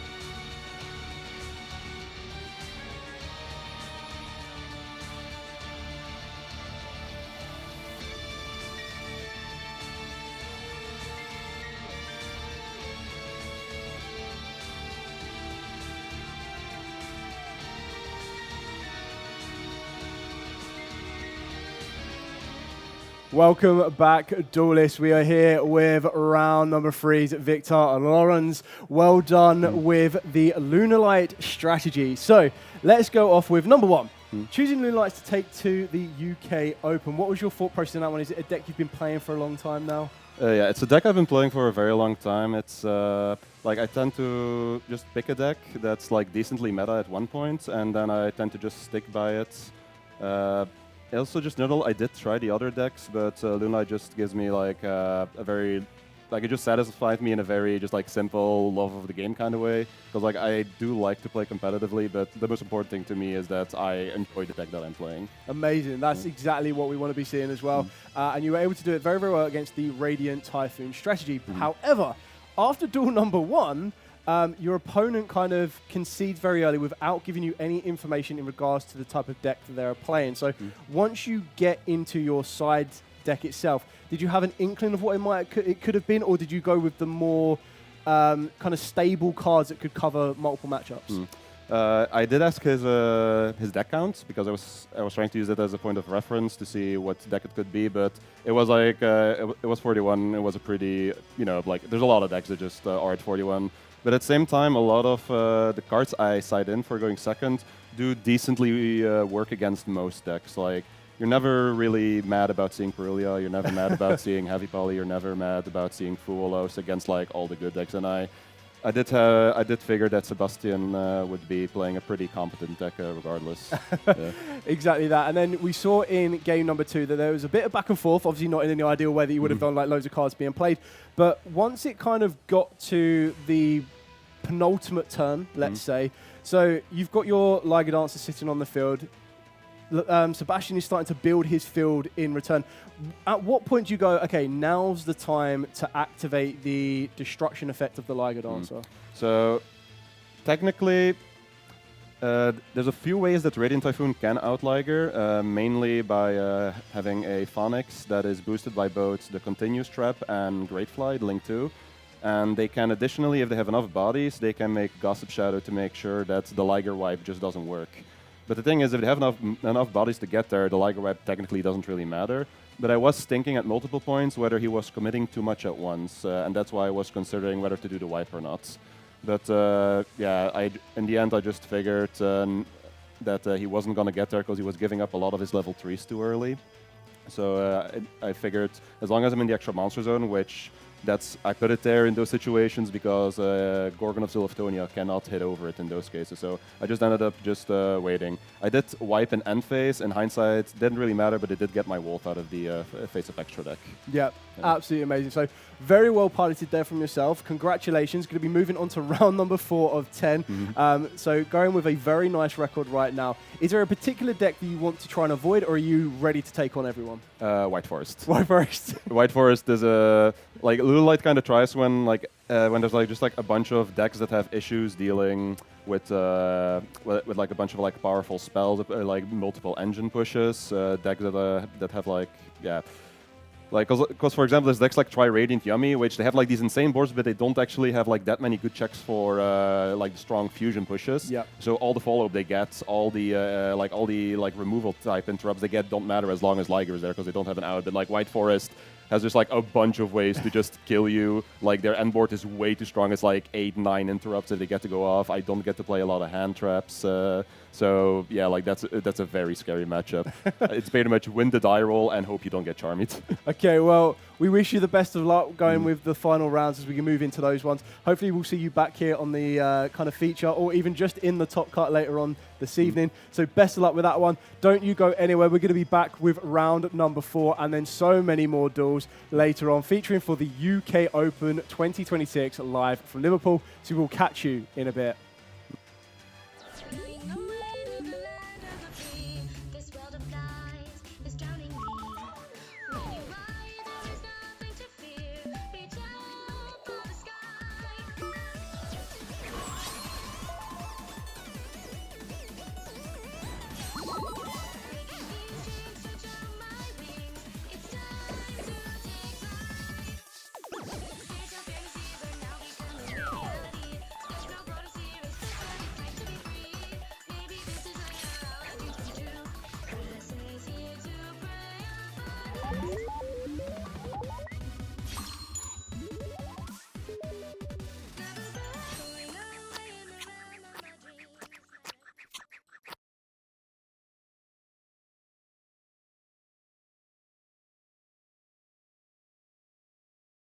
Welcome back to the coverage of YCS Dortmund 2026. I'm here with Mike and we will be discussing some meta deck discussions for the event. This is going to be very interesting, especially because this is the first YCS after the Forbidden Unlimited list, but also the first one after Burst Protocol. So we remember that last year, for example, YCS Lille and YCS Bologna, we have seen a lot of different decks, which for example, were Yami, Mitsurugi. We had a lot of different ones, Dracotail, for example. So I would say, if you were to attend this event, first question, which deck would you bring? I mean, the place is chaotic right now for the meta, because there are a lot of good decks right now that can stand in the meta right now and that they feel really, really strong. And if you discuss this, as much you discuss, you just find lines that one deck can counter the other, and it feels like you have to always be prepared for the next move and how your opponent will bring a good strategy into the table, right? And in order to counter it, and it goes to a full circle of this. So to think about, for example, Dracotail, it is one of those decks that I think right now had a lot of parts of the meta, and since yes, there were some hits in the Forbidden Limit list. For instance, Dracotail Mululu and Ketu Dracotail both were limited in the latest Forbidden Limit list. However, due to Burst of Protocol, there are some cards that helped a lot the deck, like Ecclesia of the Dark Dragon and Fallen of the White Dragon. And I think that we need to think about how Dracotail is actually keeping up, because we were discussing earlier that I think Radiant Typhoon has a pretty strong matchup, right? I mean, as you mentioned, I feel like although there have been some hits in the Forbidden Limited list, I really felt like that those decks are still incredibly powerful. They play a little bit differently, of course, but Radiant Typhoon, for example, yeah, I think it's one of the main contenders for the event. I really feel like that it reminds me of Runic somehow, with all these quick play spells, and I feel like the deck is consistent. It has a lot of good starters, and I also feel like that there's some sort of like new interruptions in the form of Sheena, which essentially like is one of those cards you really want to see. It's one of those cards you play in 3-offs in your deck. I feel like the deck is very difficult to counteract, especially. The question is, where do you want to activate your hand traps on your opponent cards? And I feel like Crocea is the #1 enemy. The goal of the deck is, of course, to resolve Crocea when a quick spell is activated, and you really want to Ash Blossom that, but most of the time it gets chain blocked, so you can't really do that. So for sure, Radiant Typhoon is the main contender for the event, because, as you mentioned, Burst Protocol, of course, boosted the deck even more. On top of my mind, there's another deck that I really liked, for example, at YCS Bologna, which was Vanquish Soul. Because I think also the deck has changed a lot. Yeah, and it is one of those decks that really just keep advancing, despite have some hits in the Forbidden list, like, for example, Holy Shoe, that became limited alongside with King Jogul, for example, and Cage, of course. But also they got some cards back in the form of Stake Your Soul and Raisin that both became unlimited. And I think it is quite huge for the deck. The main issue was that it was not consistent enough sometimes, it felt like this, but I think that now that you got back 4 copies that you were missing, I think that it gave that boost to the deck, and I think that we're going to see the good pilot of the deck be, understanding how to adapt to the current meta. And I really think that Vanquish Soul K9 can really, really take advantage of that and surprise us during YCS Dortmund right now. But I want to go back to Radiant Typhoon that you mentioned. I believe that it has the quite unique in comparison to the rest of the meta decks right now is that instead of playing hand trap, it plays a lot of going second cards, which is a very good strategy, especially against Dracotail, which is the alpha in the room right now. Because all these quick play cards, for example, Fallen of the Virtuos, an amazing card that helps you play around, for example, Dracotail Flame, which is very important, and also you just summon your monsters in defense position in order to play against Horn. And lastly, Stink doesn't interact with you very well. It is very, very easy for Radiant Typhoon to play around any field of Dracotail with all these quick play spells. However, and this is what I was talking about when you need to understand how your opponent is going to make their strategy in order for him to play against your field, it is how Dracotail have adapted to this strategy. So if you understand that your opponent doesn't play hand traps, for example Radiant Typhoon, you can play one very good combo in the form of Invader of Darkness I think that's an old card that you used to like, right? Yeah, I mean, I really feel like if you want to stop the deck, you really need to think about older cards that have been released years ago. One is, of course, Invader of Darkness. We have also seen Spell Canceller, which is something that is very old. Archlord Christia, which is a card that honestly completely shuts down your opponent to special summon monster, which is huge.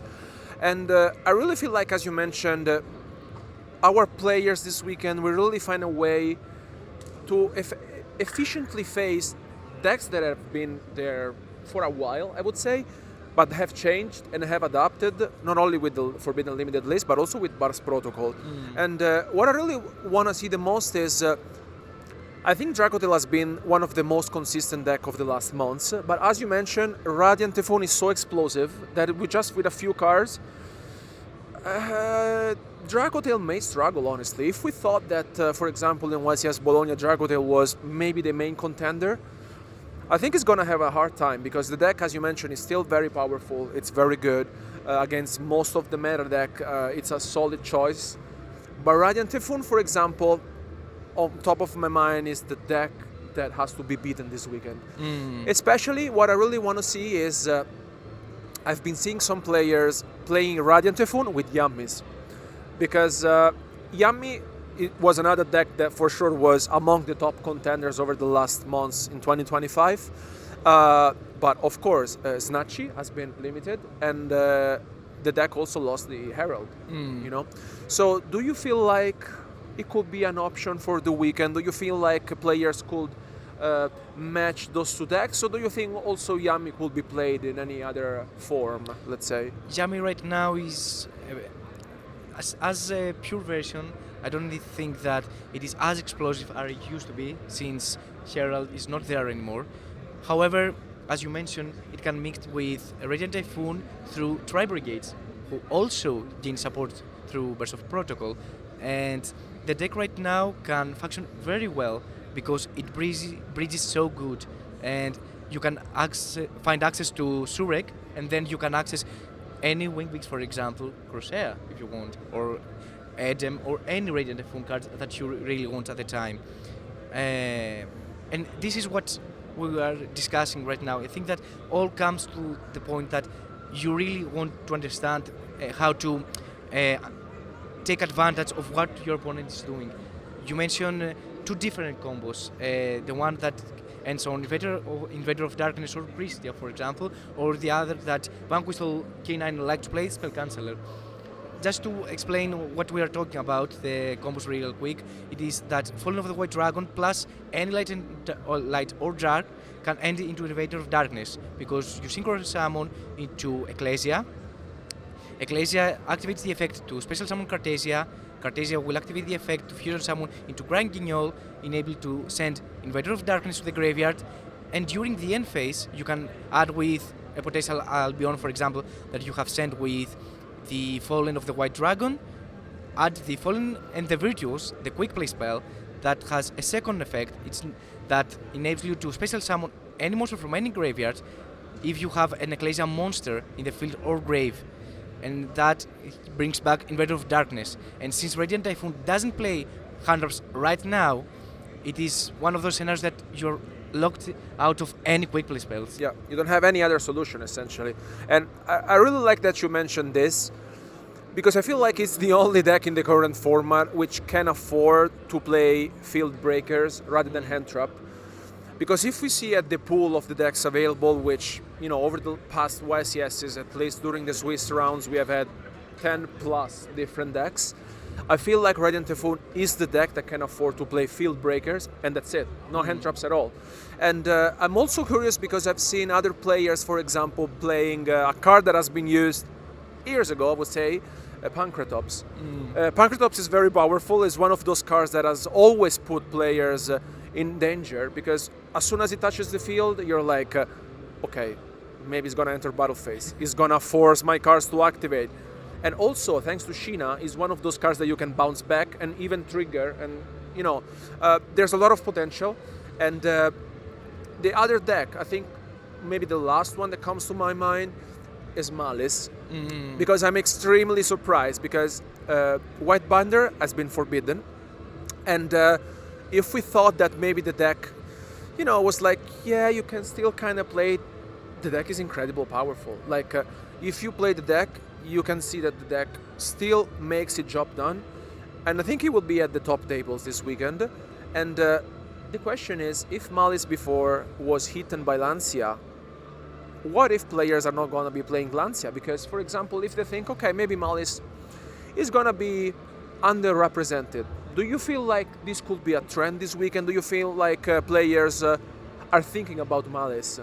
Absolutely, because I totally agree with you. Malice right now, it feels like it is under the radar, because players, I'm not expecting to play Lancia or Meowls, and I think right now that Malice has changed a lot as a strategy, because it's not like it wants to establish such a strong field with all those interruptions. It just want to establish 1-2 interruptions in the form of, for example, Malice in the mirror, and pass with a hit soul in order to draw 2 hand-ups, because right now Malice plays so many hand-ups, and if you draw 2 cards, and it feels like you just keep going, and alongside with all the support, all the follow-up that you have, and all the interruptions like Malice in the mirror, that which has, or MT7 still there, you just generating follow-up, generating advantage, and obviously drawing in hand-up to hand-up to hand-up in order to interact with your opponent. So I definitely see Malice being in the top tables in this event. Not gonna lie, if for YCS Bologna I choose Vanquish Soul, for example, I really feel like it's one of those decks that I really liked from the European Championship last year. But another trend that we'll, of course, we'll be discussing this weekend will be the hand traps. I really want to see how our players, the amount of hand traps they will be playing, they will be side decking, the impact that Fuvalos will bring onto the table. So I'm really looking forward to see our players in action, but I really feel like we have covered most of the main aspects of this weekend. But never say never, because we have seen a lot of different decks over the past YCSs, and maybe players such as Dinkabui will prove us wrong and bring something, you know, completely unexpected. I mean, we will witness it very soon. And thank you so much for joining us discussion, and don't go anywhere, because we will be back soon with more content from YCS Dortmund.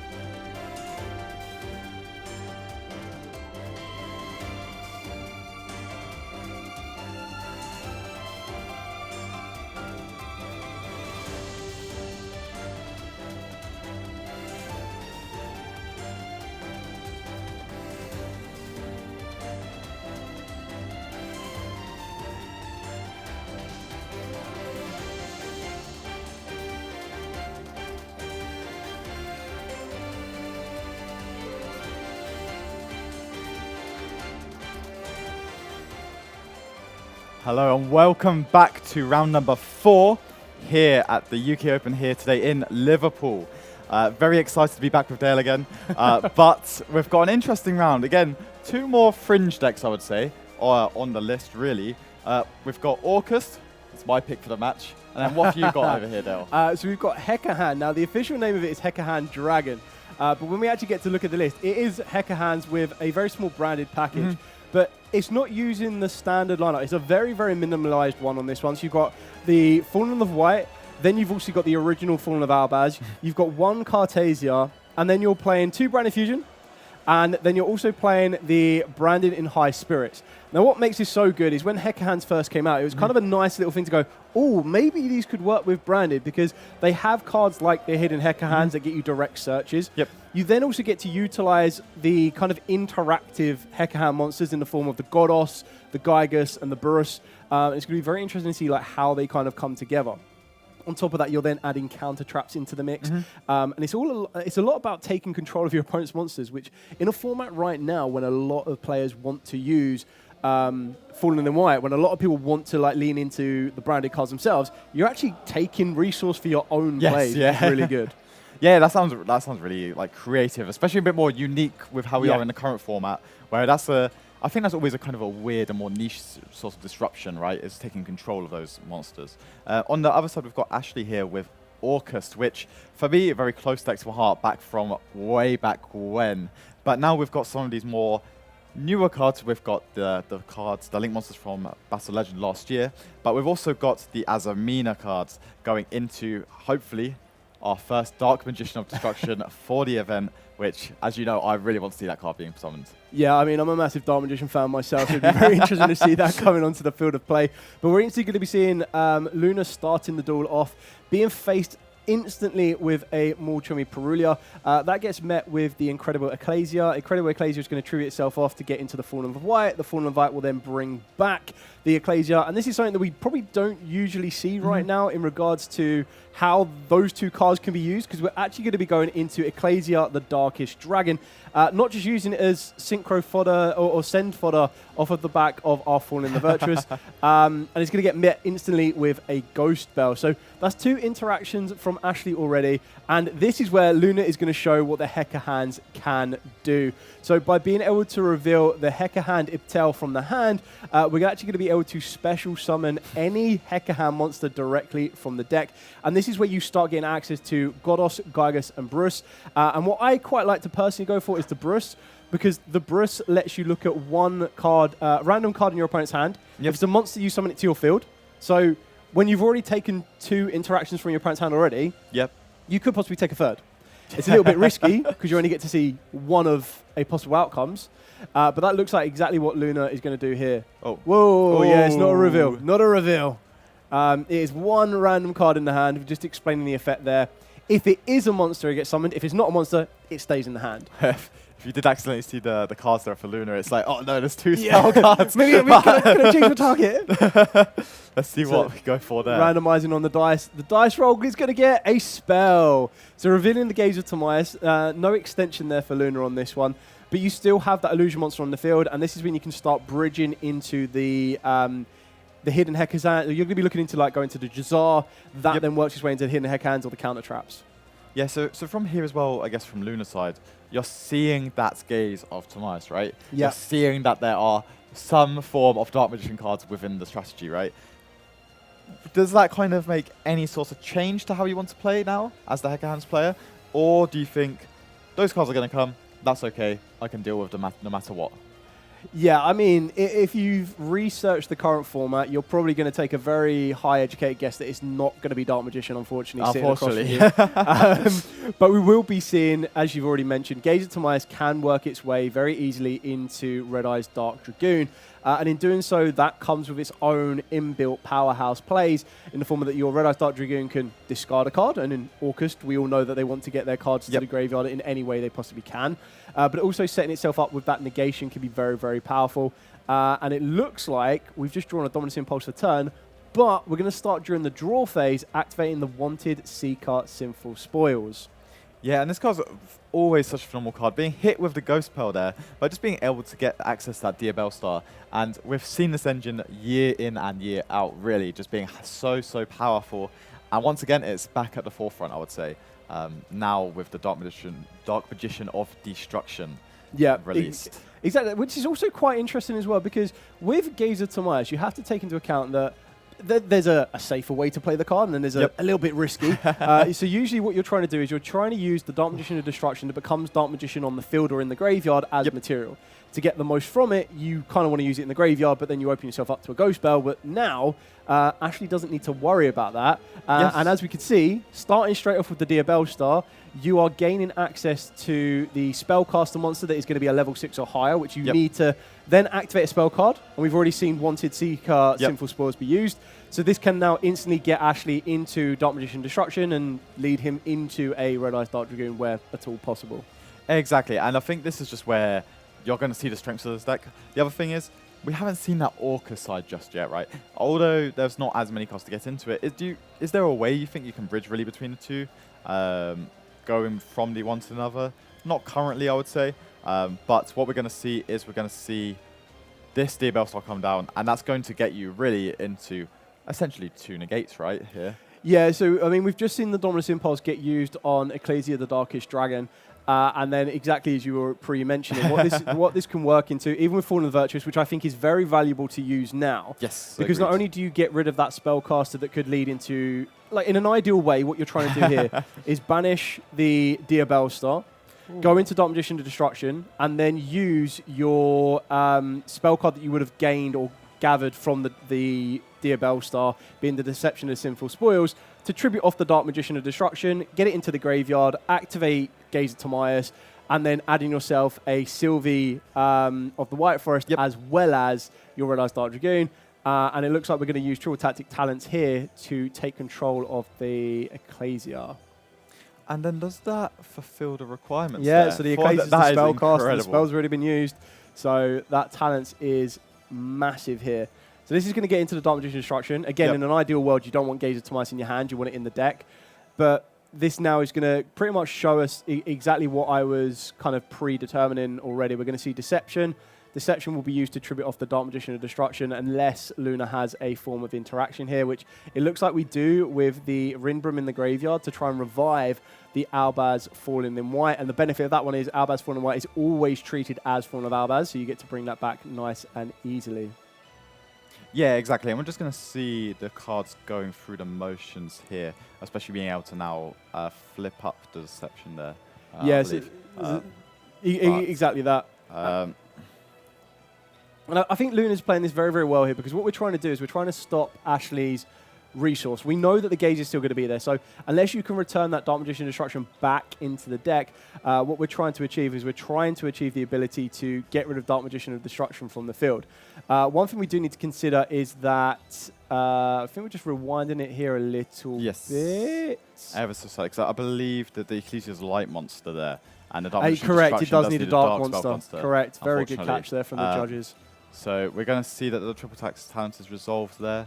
And now, I guess you still have the ability to tribute it off, correct? Yeah, I think we'll probably still see the same route of play here. It's probably just a little bit worse for Ashley here, because we go, the Rinbrum will bring back the Fallen in White. Fallen in White will work into Ecclesia, the Virtuous. Ecclesia, the Virtuous, will tribute itself off to get you into the original Fallen of Albaz, which is why you still play the original Fallen of Albaz, because the discard effect to then technically contact fuse with your opponent's field can be invaluable.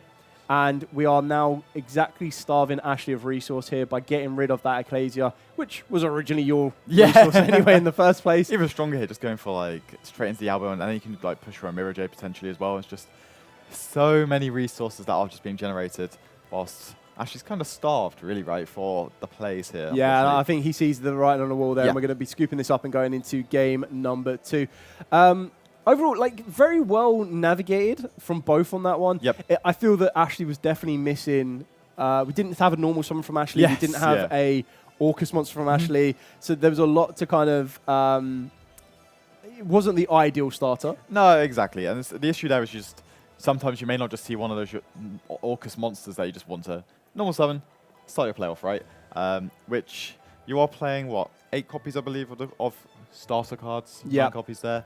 So there's always a chance you may not draw into it, but hopefully games 2 and 3 will turn around for Ashley there, and we'll obviously see him start again here in game number 2, I would hope anyway.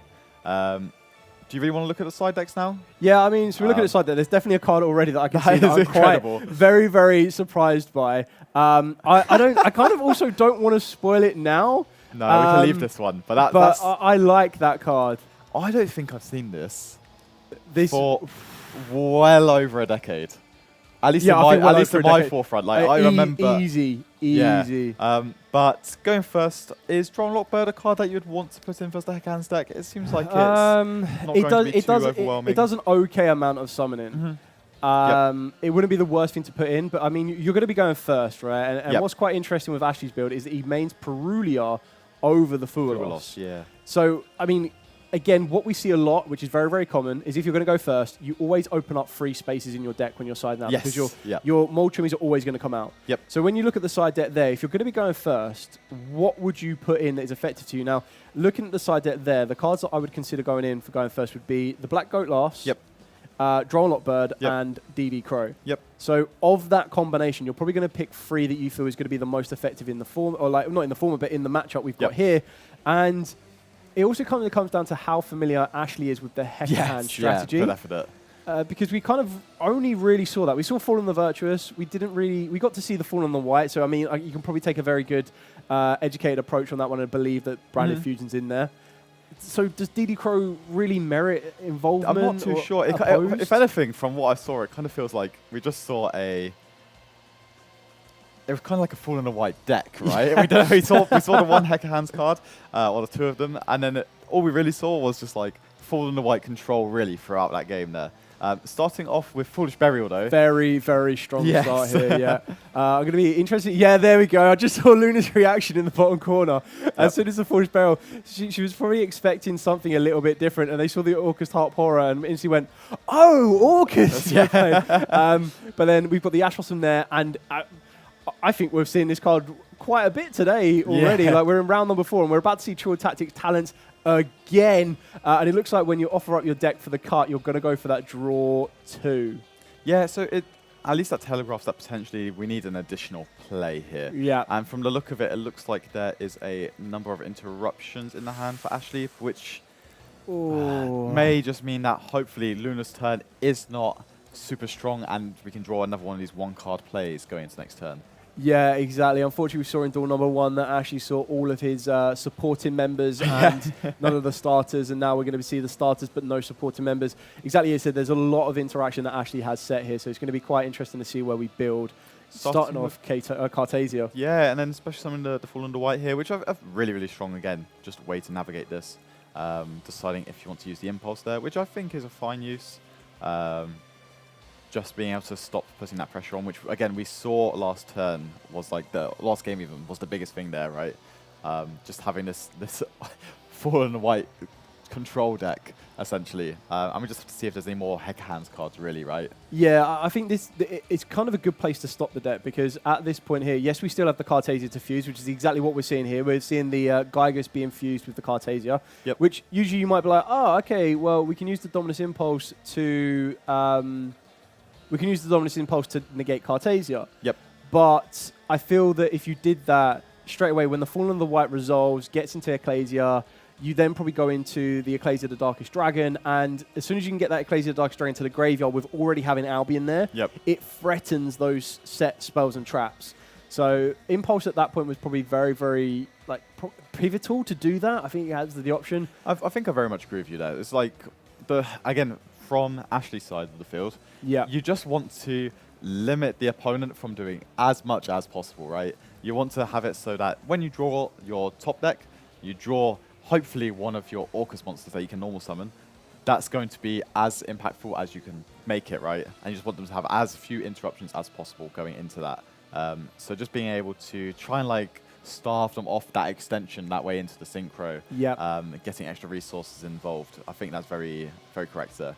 Yeah, I think this is what's going to show how good some of the resources for Branded, like the Branded itself. We've just seen Cartasia come back to the hand. We're now about to see Albion set the Fallen the Virtuous. Yep. And we already know that Ashley didn't normal summon the previous turn, so he doesn't have a normal summon in hand. So whatever card he draws for turn could be the difference, and it looks like he's shuffling up one monster, which doesn't look like a big starter, and one spell card, which it looks like the Babble. Yeah, I was going to say, it looks like the Babble, which that's always going to be the card you draw in a situation, isn't it? If you're going to draw a single card, it's always Babble. It's going to be the Babble every single time. So I think just deciding if there's any potential play here, potentially a Zeus or something else, a Typhon, sorry, something like that. But we have not got that far throughout Luna's turn to get there. But yeah, it's not looking great. It looks like there's one trap in the hand, one spell in the hand, and one monster. I think Ashley is contemplating whether he sets the Droll and Lockbird, and it doesn't look like that's going to happen.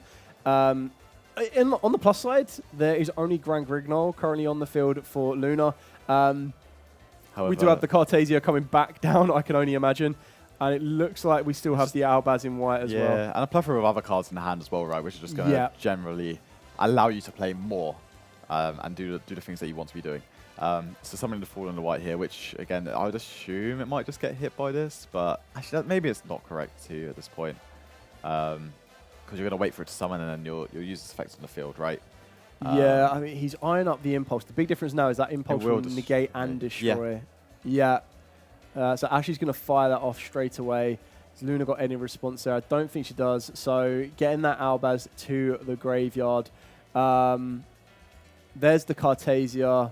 Yep. Being able to special summon itself down. I think it's... I mean, it's not Fallen the Virtuous. Where are we going to go for this one?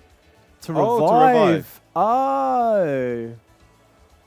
This is something that Gabe was mentioning earlier. Yeah, he was. The secondary effect on the Fallen of Virtuous. A lot of people kind of just, it's just so ingrained in the way that we approach it. Yeah, exactly. And it's always that it will destroy a face-up card. It will not do anything else. But right now we're seeing it be able to reborn the Fallen and...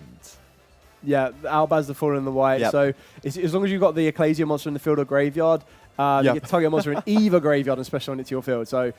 Oh wow, that's even better than I thought it was. I didn't realize it was either graveyard. Okay.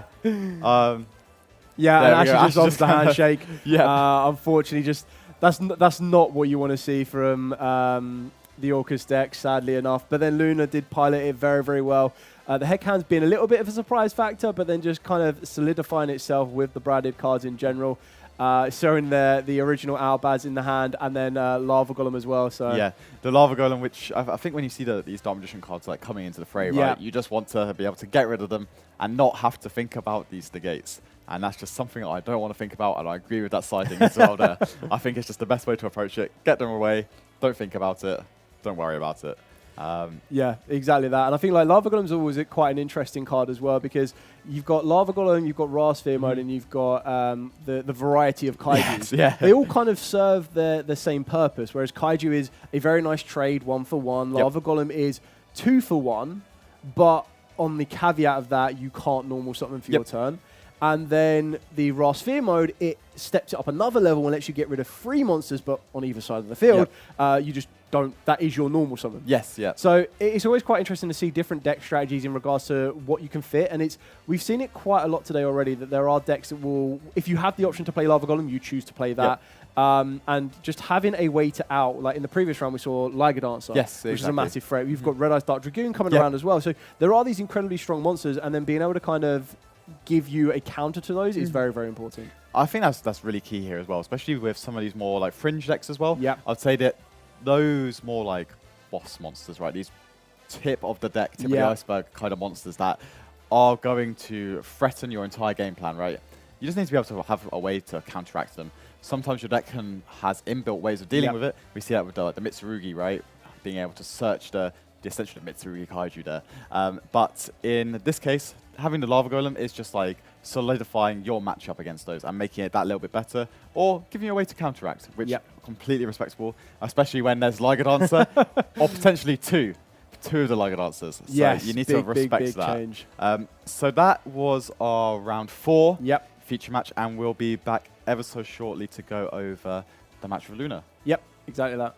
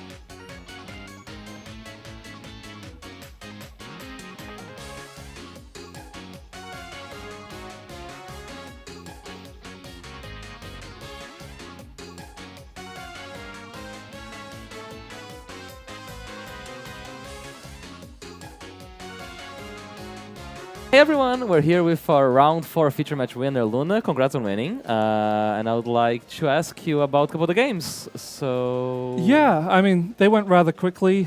Yeah.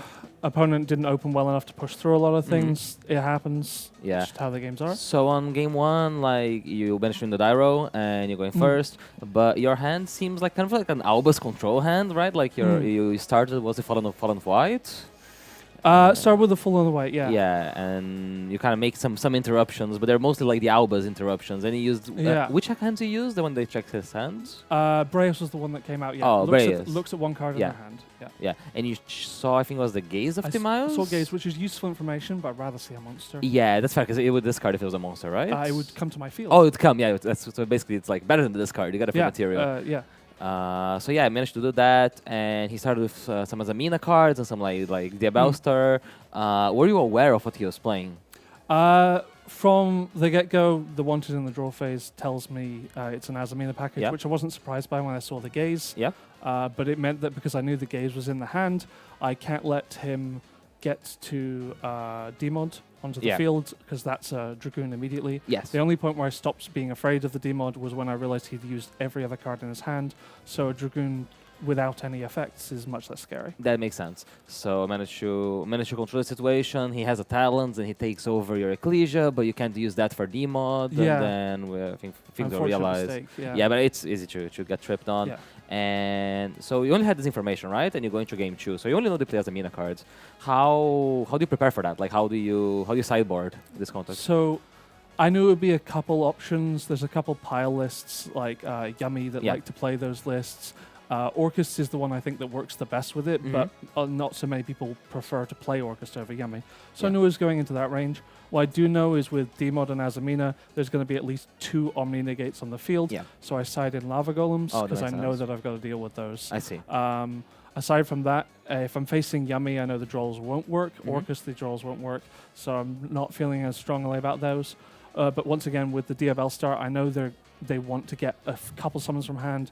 So that's going to give Prolia. Probably the normal summon is going to give a Prolia a draw. The rest of it, I'm looking unfamiliar with it.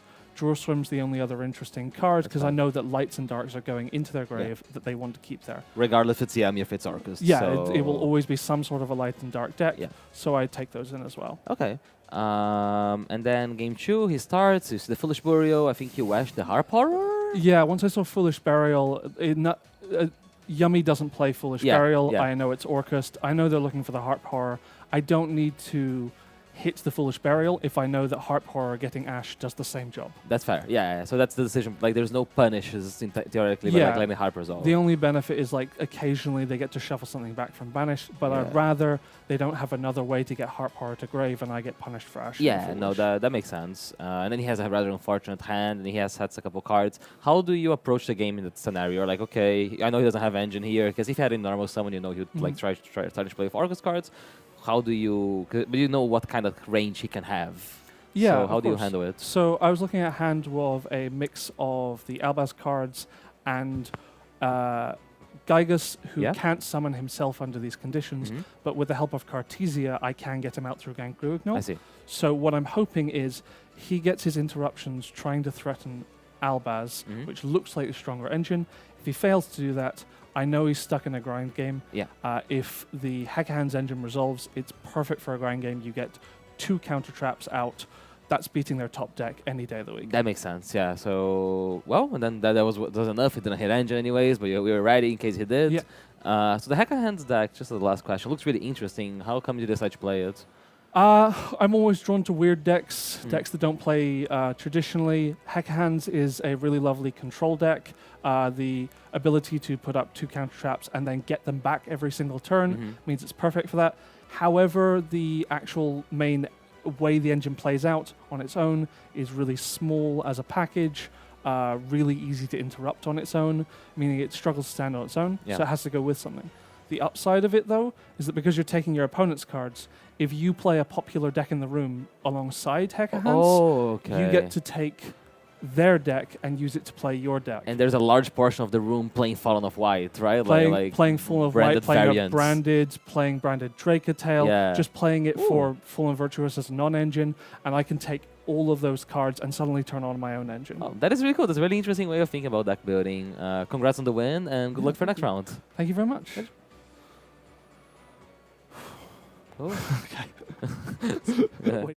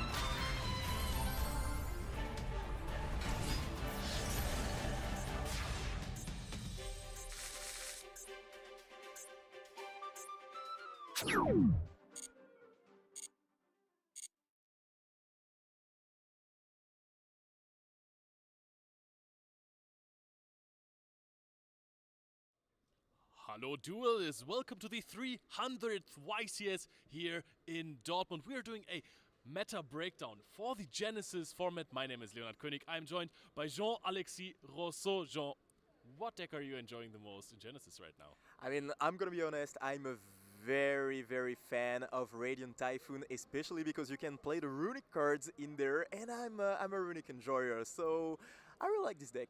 What's yours? Oh, I'm a big fan of Magnet Warriors right now. They have some pretty cool names as well, and they kind of stop Radiant Typhoon from basically working at all. But I think the deck that you would have to address first if you're building a deck in Genesis is the top dog, and that is, you know it, Vanquish Soul. Yeah, Vanquish Soul is a very strong deck. It was strong in the TCG as well, and in Genesis it still does wonders. You can even pair it with some Red Genesis cards, and you have some very strong engine and non-engine. You have access to some destructions thanks to the engine of the Vanquish Soul, and you also have access to some very powerful cards like the wonderful D-Fisher and the D-Shifter as well. Yeah, I like Shifter a lot. This card is just absolutely crazy. You're not relying on your graveyard too much. Sometimes, of course, with the recursion of the Regenesis cards, it gets a little iffy, but I think the power, if you're playing it in the right matchup, just justifies that. But there's another deck that is really strong in the constructed advanced format as well. Dracotail, that is also strong here. Dracotail is played a little bit differently because some of the cards cost some points, so if you want to include all of them, all the versatility, you would have to basically play one-offs if you don't want to run multiple copies of those, but the deck is still really strong. Yeah, and that can be a problem because, of course, most of the players just play 1 5 mana, and considering the fact that you can have to face some cards like the Fisher, for example, you have to chain the 5 mana on that timing, otherwise it can be so hard for you to win the entire game. So yeah, considering the fact that you have a little bit less ways to put all the engine, sometimes you might have some difficulties to get access to this engine. So if some people prevent you from getting access to the fusion stuff, it might be hard, but still, the deck is so strong. Yeah, it has crazy recursion as well, but if you don't get it to the grind game, it becomes a little tougher as a Dracotail duelist sometimes. Any other cool decks that you want to talk about? I mean, yeah, speaking about some cool stuff, we've got some cool tunes, and cool tunes are very good in the Genesis metagame. They are very consistent because you have access to so many tools to start your combos with, of course, the monsters, but also the quick play spells which you can activate 2 times in a row, which is, of course, very good in this metagame. And you have access to a lot of non-engine. You have access to a lot of hand interactions, and if you want to have some solutions against the metagame post side, you can just fill it in the deck So very, very, very good deck. I think that it can be at the top of the meta. Not as good as Vanquishal, but still very, very strong. But you have to be aware of some very, very hard threats, because people in their side deck, they might include some cards to prevent you from playing your deck. For example, the very, very good Soundproof card, which doesn't allow you to play some synchro monsters if it resolves, and that can be hard for you. It's a bit like Heatwave just for synchro summons. And speaking of other synchro decks, Punk is phenomenal. It has had its time in the constructed format as well, but now paired with these new cool psychic cards that we have gotten just recently, the deck's really strong, puts up a gigantic field and wins with, funnily enough, fusion monsters, the ultimate accent kicker when it's summoned by teleport fusion in the opposing turn. Banishing all of the cards that your opponent controls is a phenomenal effect, but also that deck does suffer a little bit from this Soundproof card, but there's also other cards that you can side versus these decks. A card that is very frequently sided in the Genesis format is Vados, the Ascend.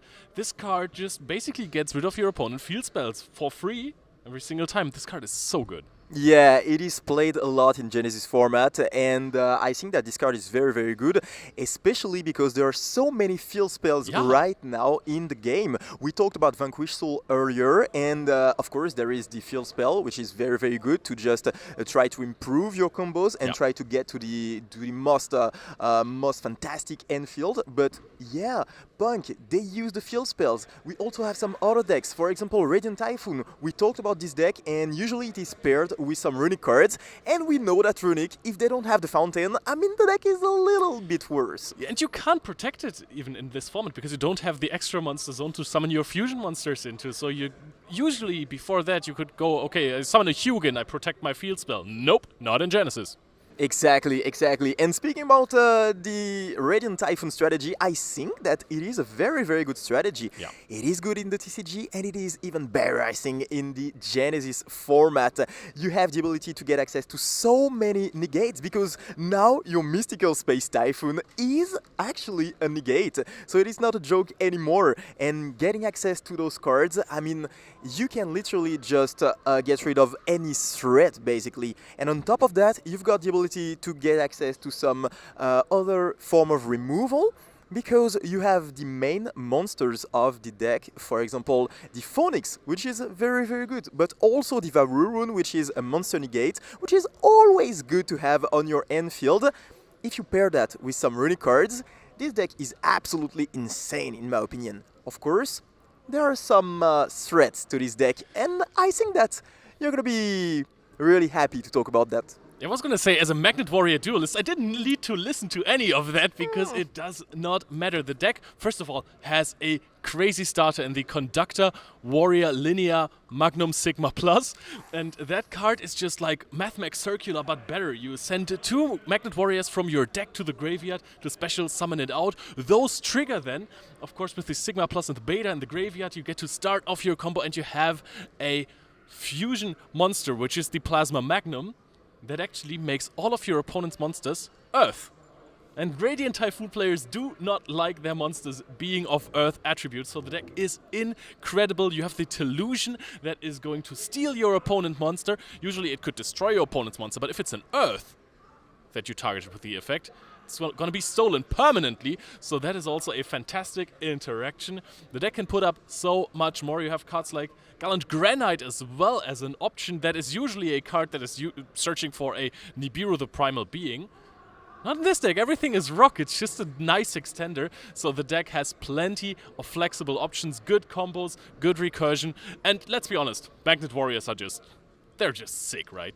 Absolutely, and I have to agree with you. I think this is a pretty cool meta call in this meta game, because if you expect a lot of players to play Radiant Typhoon, the Radiant Typhoon strategy, it can be really hard. You mentioned it, you talked about it, but the fact that after activating, for example, the effect of Crozea, you are locked into win monster effects, and therefore, then if there is diffusion on the field, all your monsters are Earth. So if you special summon, for example, Sven and try to activate the effect, I mean, you can't, because it's an Earth monster. So that can be the type of interactions that lead you to victory, and you're gonna be prepared to this meta. Otherwise, it's gonna be hard. I mean, all of a sudden, you think that you're gonna face only some Vanquish Soul players, or I don't know, some Punk players, and all of a sudden you see some Magnet Warriors, and you can't do anything.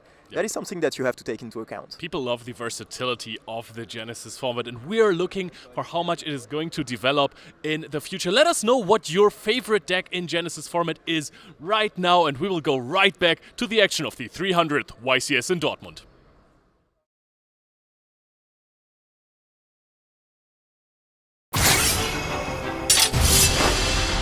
Engage!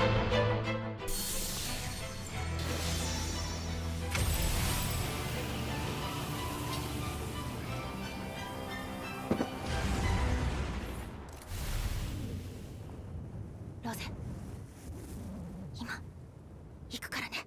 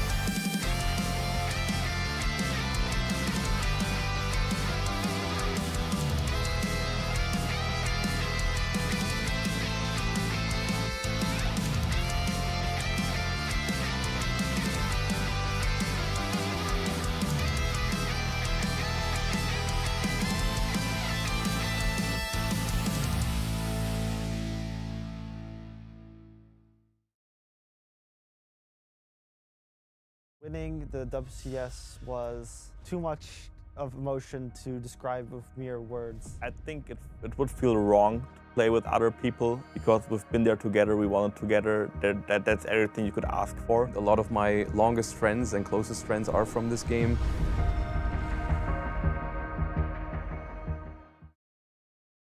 Remember the early days of Yu-Gi-Oh? Collecting the trading cards and rushing home to watch the latest anime episode and playing the very first Yu-Gi-Oh video games. It's been over 25 years since that journey first began. Time has gone by quickly, but we all still have that inner duelist inside who believes in the heart of the cards. And now, the early days are back. It's time to duel, as over a dozen classic Yu-Gi-Oh games return. Duel alongside old friends and rivals. Explore vast worlds. Become the true king of games with unique challenges to master. Yu-Gi-Oh! Early Days Collection. Available on the 27th of February on Nintendo Switch and Steam. It has been a while. I hope that was okay. Oh, that was perfect. You think so? Yeah. That was all right? Really? Yeah. I like the way you guys sound better. No way. All right.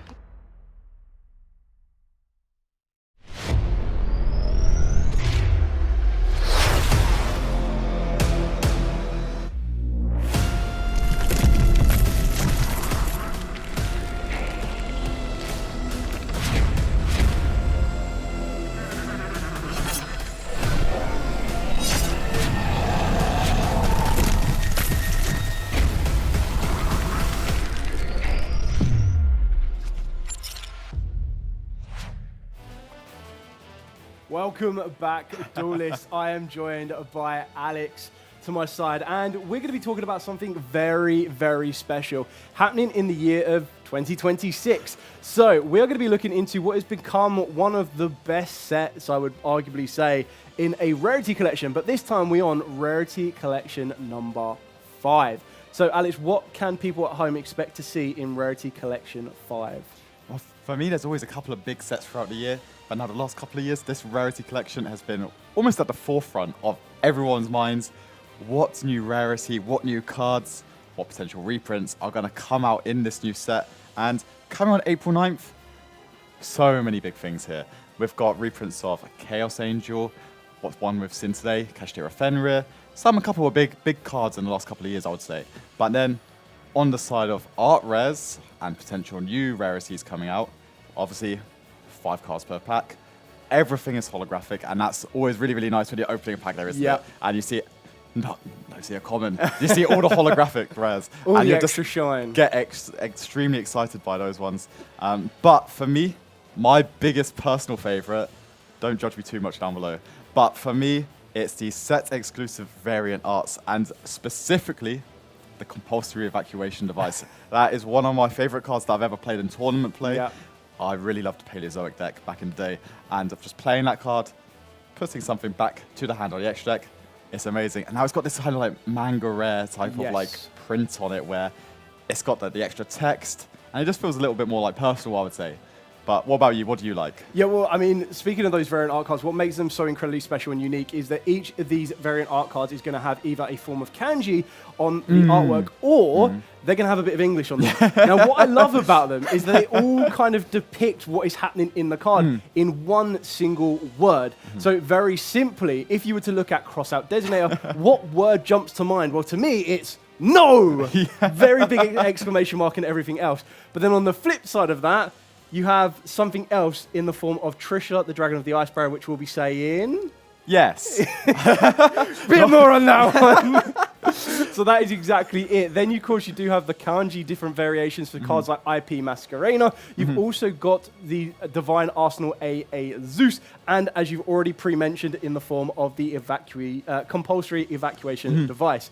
So if that wasn't enough to get you excited for Rarity Collection 5, something else very, very special is going to be coming in Rarity Collection 5. Something that has never been seen before in the TCG for Yu-Gi-Oh! And something that I have been super excited about for years. And that is going to be extended art cards. What do you mean by extended art cards? I hear every single one of you scream at home. Well, very simply, the artwork is extending its wings, extending its beautiful illustrations across the entire card. Now, in this set, there are going to be 10 exclusive extended art cards. They are going to be featuring cards on the levels of Super Polymerization, Kurikara Divina Carnate, which looks incredible. Alongside that, we are going to be waking up our elemental hero, and one of the format foremost mentioned cards, one of my personal favorites. When you get Joey's Ace Monster of Red Eyes Black Dragon and you mix it with Yugi's Ace Monster of Dark Magician, you get what, Alex? Red Eyes Dark Dragoon. And again, all of these cards are like really, really impactful, either in the current format, or they're just really, really strong cards in their own decks, I would say. And being able to have that extension out of the frame, all of it over the artwork, it's just incredible to see, really, isn't it? And I think just how the way they manage those effects, it pays homage to that card specifically, I would say. And it really, it makes me want to get some. Especially Wake Up Your Elemental Hero. Yes, exactly that. I mean, you've got variant art cards, which are an illustration of if the card could speak. Yes. You've then got extended artworks of if the cards can stretch. It is a set that is absolutely amazing. All foil edition, as you already mentioned. Every single card is going to be foil in there. You have chances for super rares, ultra rares, secret rares, and of course very coveted Starlight rares as well, which will be featured in the extended art cards. So like I said, there are 10 different designs. We currently know 6 of those extended art designs, so there's still 4 more to be announced. There's also a Dominus Purge in there as well, which is absolutely incredible, especially if you want to be adding it to your Blue Eyes White dragon deck, or just any deck that is light-based, maybe even something along the lines of Exo Sisters could very easily utilize that card as well. So I am super excited about this set. It's going to be the highlight for me, and this is just scratching the top. Scratching the top of what 2026 has to bring us, because there's going to be so much more. We're going to be bringing you more segments like this throughout the entire weekend so that you are fully aware of exactly what you need to be doing and exactly what date you need to be marking. So, Alex, as soon as we get out of here, what is the first date on your calendar you're going to mark? I guess it has to be April 9th, really, doesn't it? I was going to go for my birthday, but this one might just tip over I think this beats your birthday. I'm sorry, I won't be able to beat your birthday. Or maybe I have to buy you Rarity Collection 5 for your birthday. I don't know. I'll take that one. I'll take that one. I'll remember this now. I'll remember this. So that is it. Rarity Collection 5 will be available in stores as of the 9th of April 2026. So not too long to wait. Make sure you go down to your local OTS store, pick up as many packs as you possibly can, because this is going to be an historic set for Yu-Gi-Oh! The first time, and at current, the only time we will be seeing these variant art cards with the kanji and, of course, the English kind of added arts to go no or yes, and maybe a little bit more. Definitely a yes on this set. And then, of course, they all coveted extended artworks. And trust me, they are going to look absolutely incredible no matter what rarity you pull. This is definitely a set, a date, and everything else you want to be marking and keeping an eye out on. 2026 is going to be an incredible year for Yu-Gi-Oh! Both in the game itself, playing against other duelists, and in the whole collection, pulling cards, every type of foil rarity you could possibly imagine. So make sure you're marking those dates, and we'll be back very, very shortly with round number 5 of the UK Open Liverpool 2026.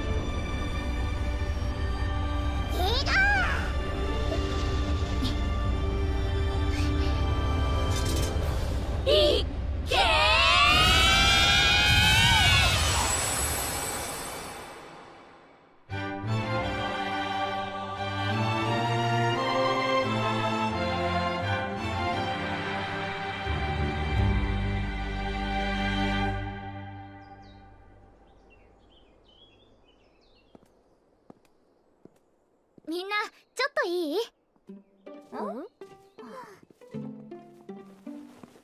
書庫で見つけたの。何これ？魔導書かな。年代物だね。何かすごい術が書かれているのかも。どこに書いてあるの？お、どれどれ？全然読めない。私も。どれどれ？オース？古代文字はまだ勉強中なんだ。エリアが読んでくれれば大丈夫。あいよ。ありがとう。なんて書いてあるんだ？広いところで試してみよっか。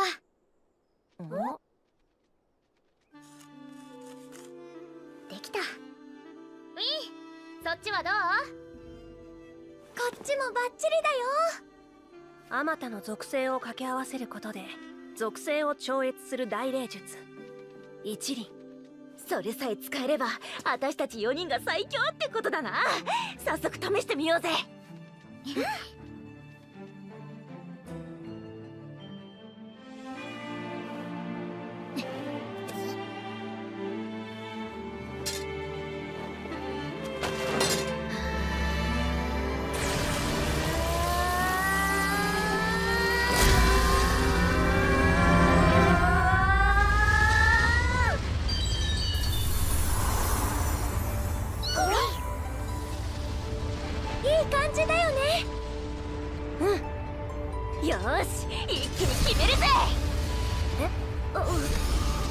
ちょっとヒータ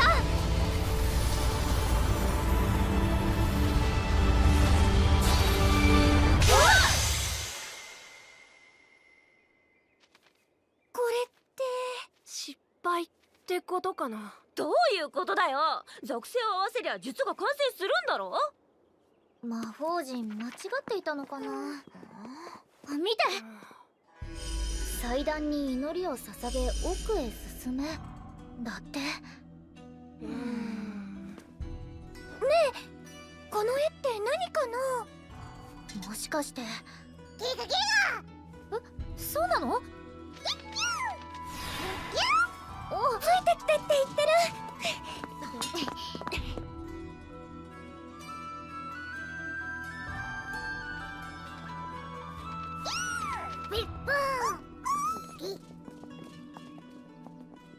だいぶ奥まで来たけど、これ帰れるか。大丈夫。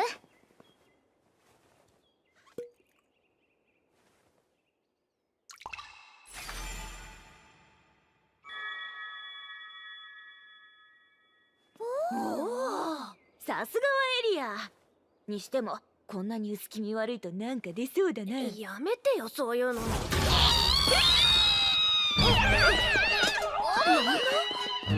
ちゃん、待ってアンス。やだ、もう帰れ。もう大丈夫だから。ちょっと前。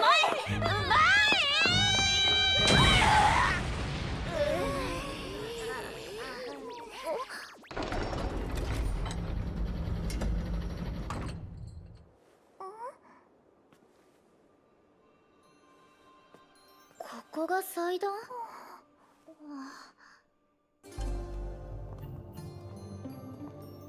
何にもないね。祈りを捧げるって書いてあったけど、どういう作法で。最強！とにかく最強になれますように。そういうことじゃないでしょ。空が飛べるようになりたい。たくさんの知らない術を知りたい。ちょっと、祈るってそういうこと？どうか甘いお菓子をたくさん食べたいかも。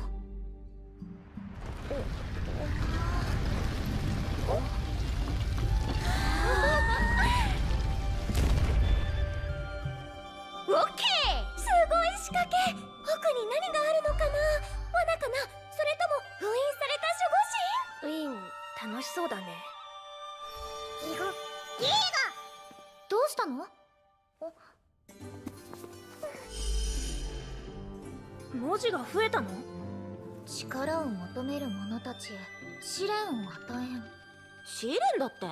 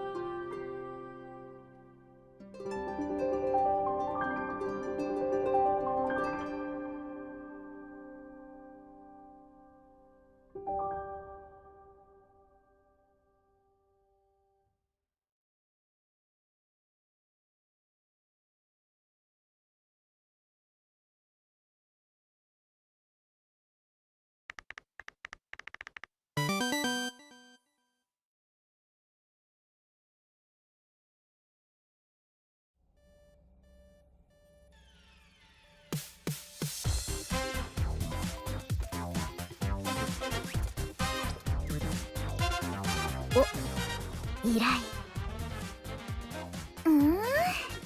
なになに。トラバルのデータちゃんはこのビルの中ね。オッケ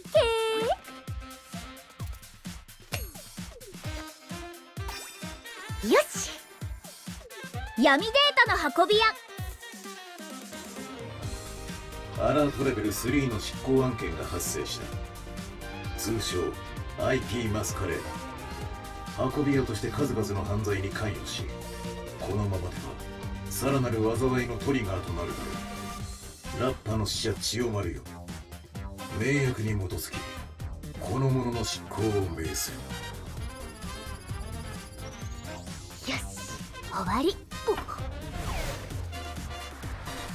お名はごめん。はあ。あれ。あれ。逃してしまいました。敵ながらあっぱれです。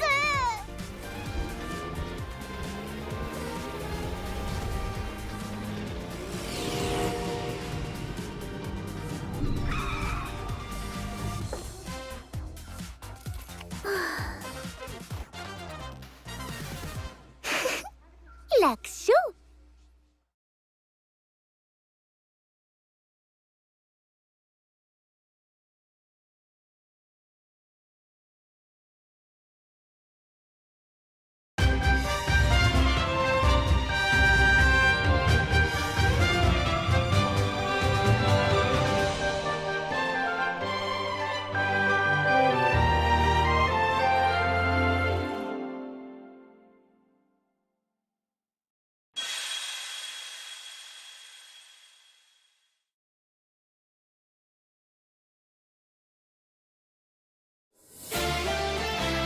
Welcome to your 300th YCS celebration here in Dortmund.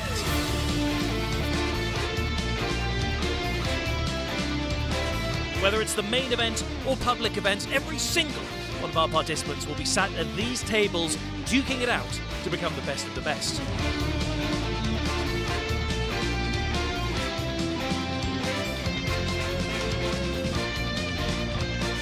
Take part in some of those public events, you can win some tickets to exchange at the prize wall. For this YCS, we have some special stuff at the prize wall. This is the 300 YCS. And right now, the magic is happening over here in the analysis zone. This is our coverage area, as well as the feature match zone. This is where all of our duels that you'll be seeing here as coverage will be decided.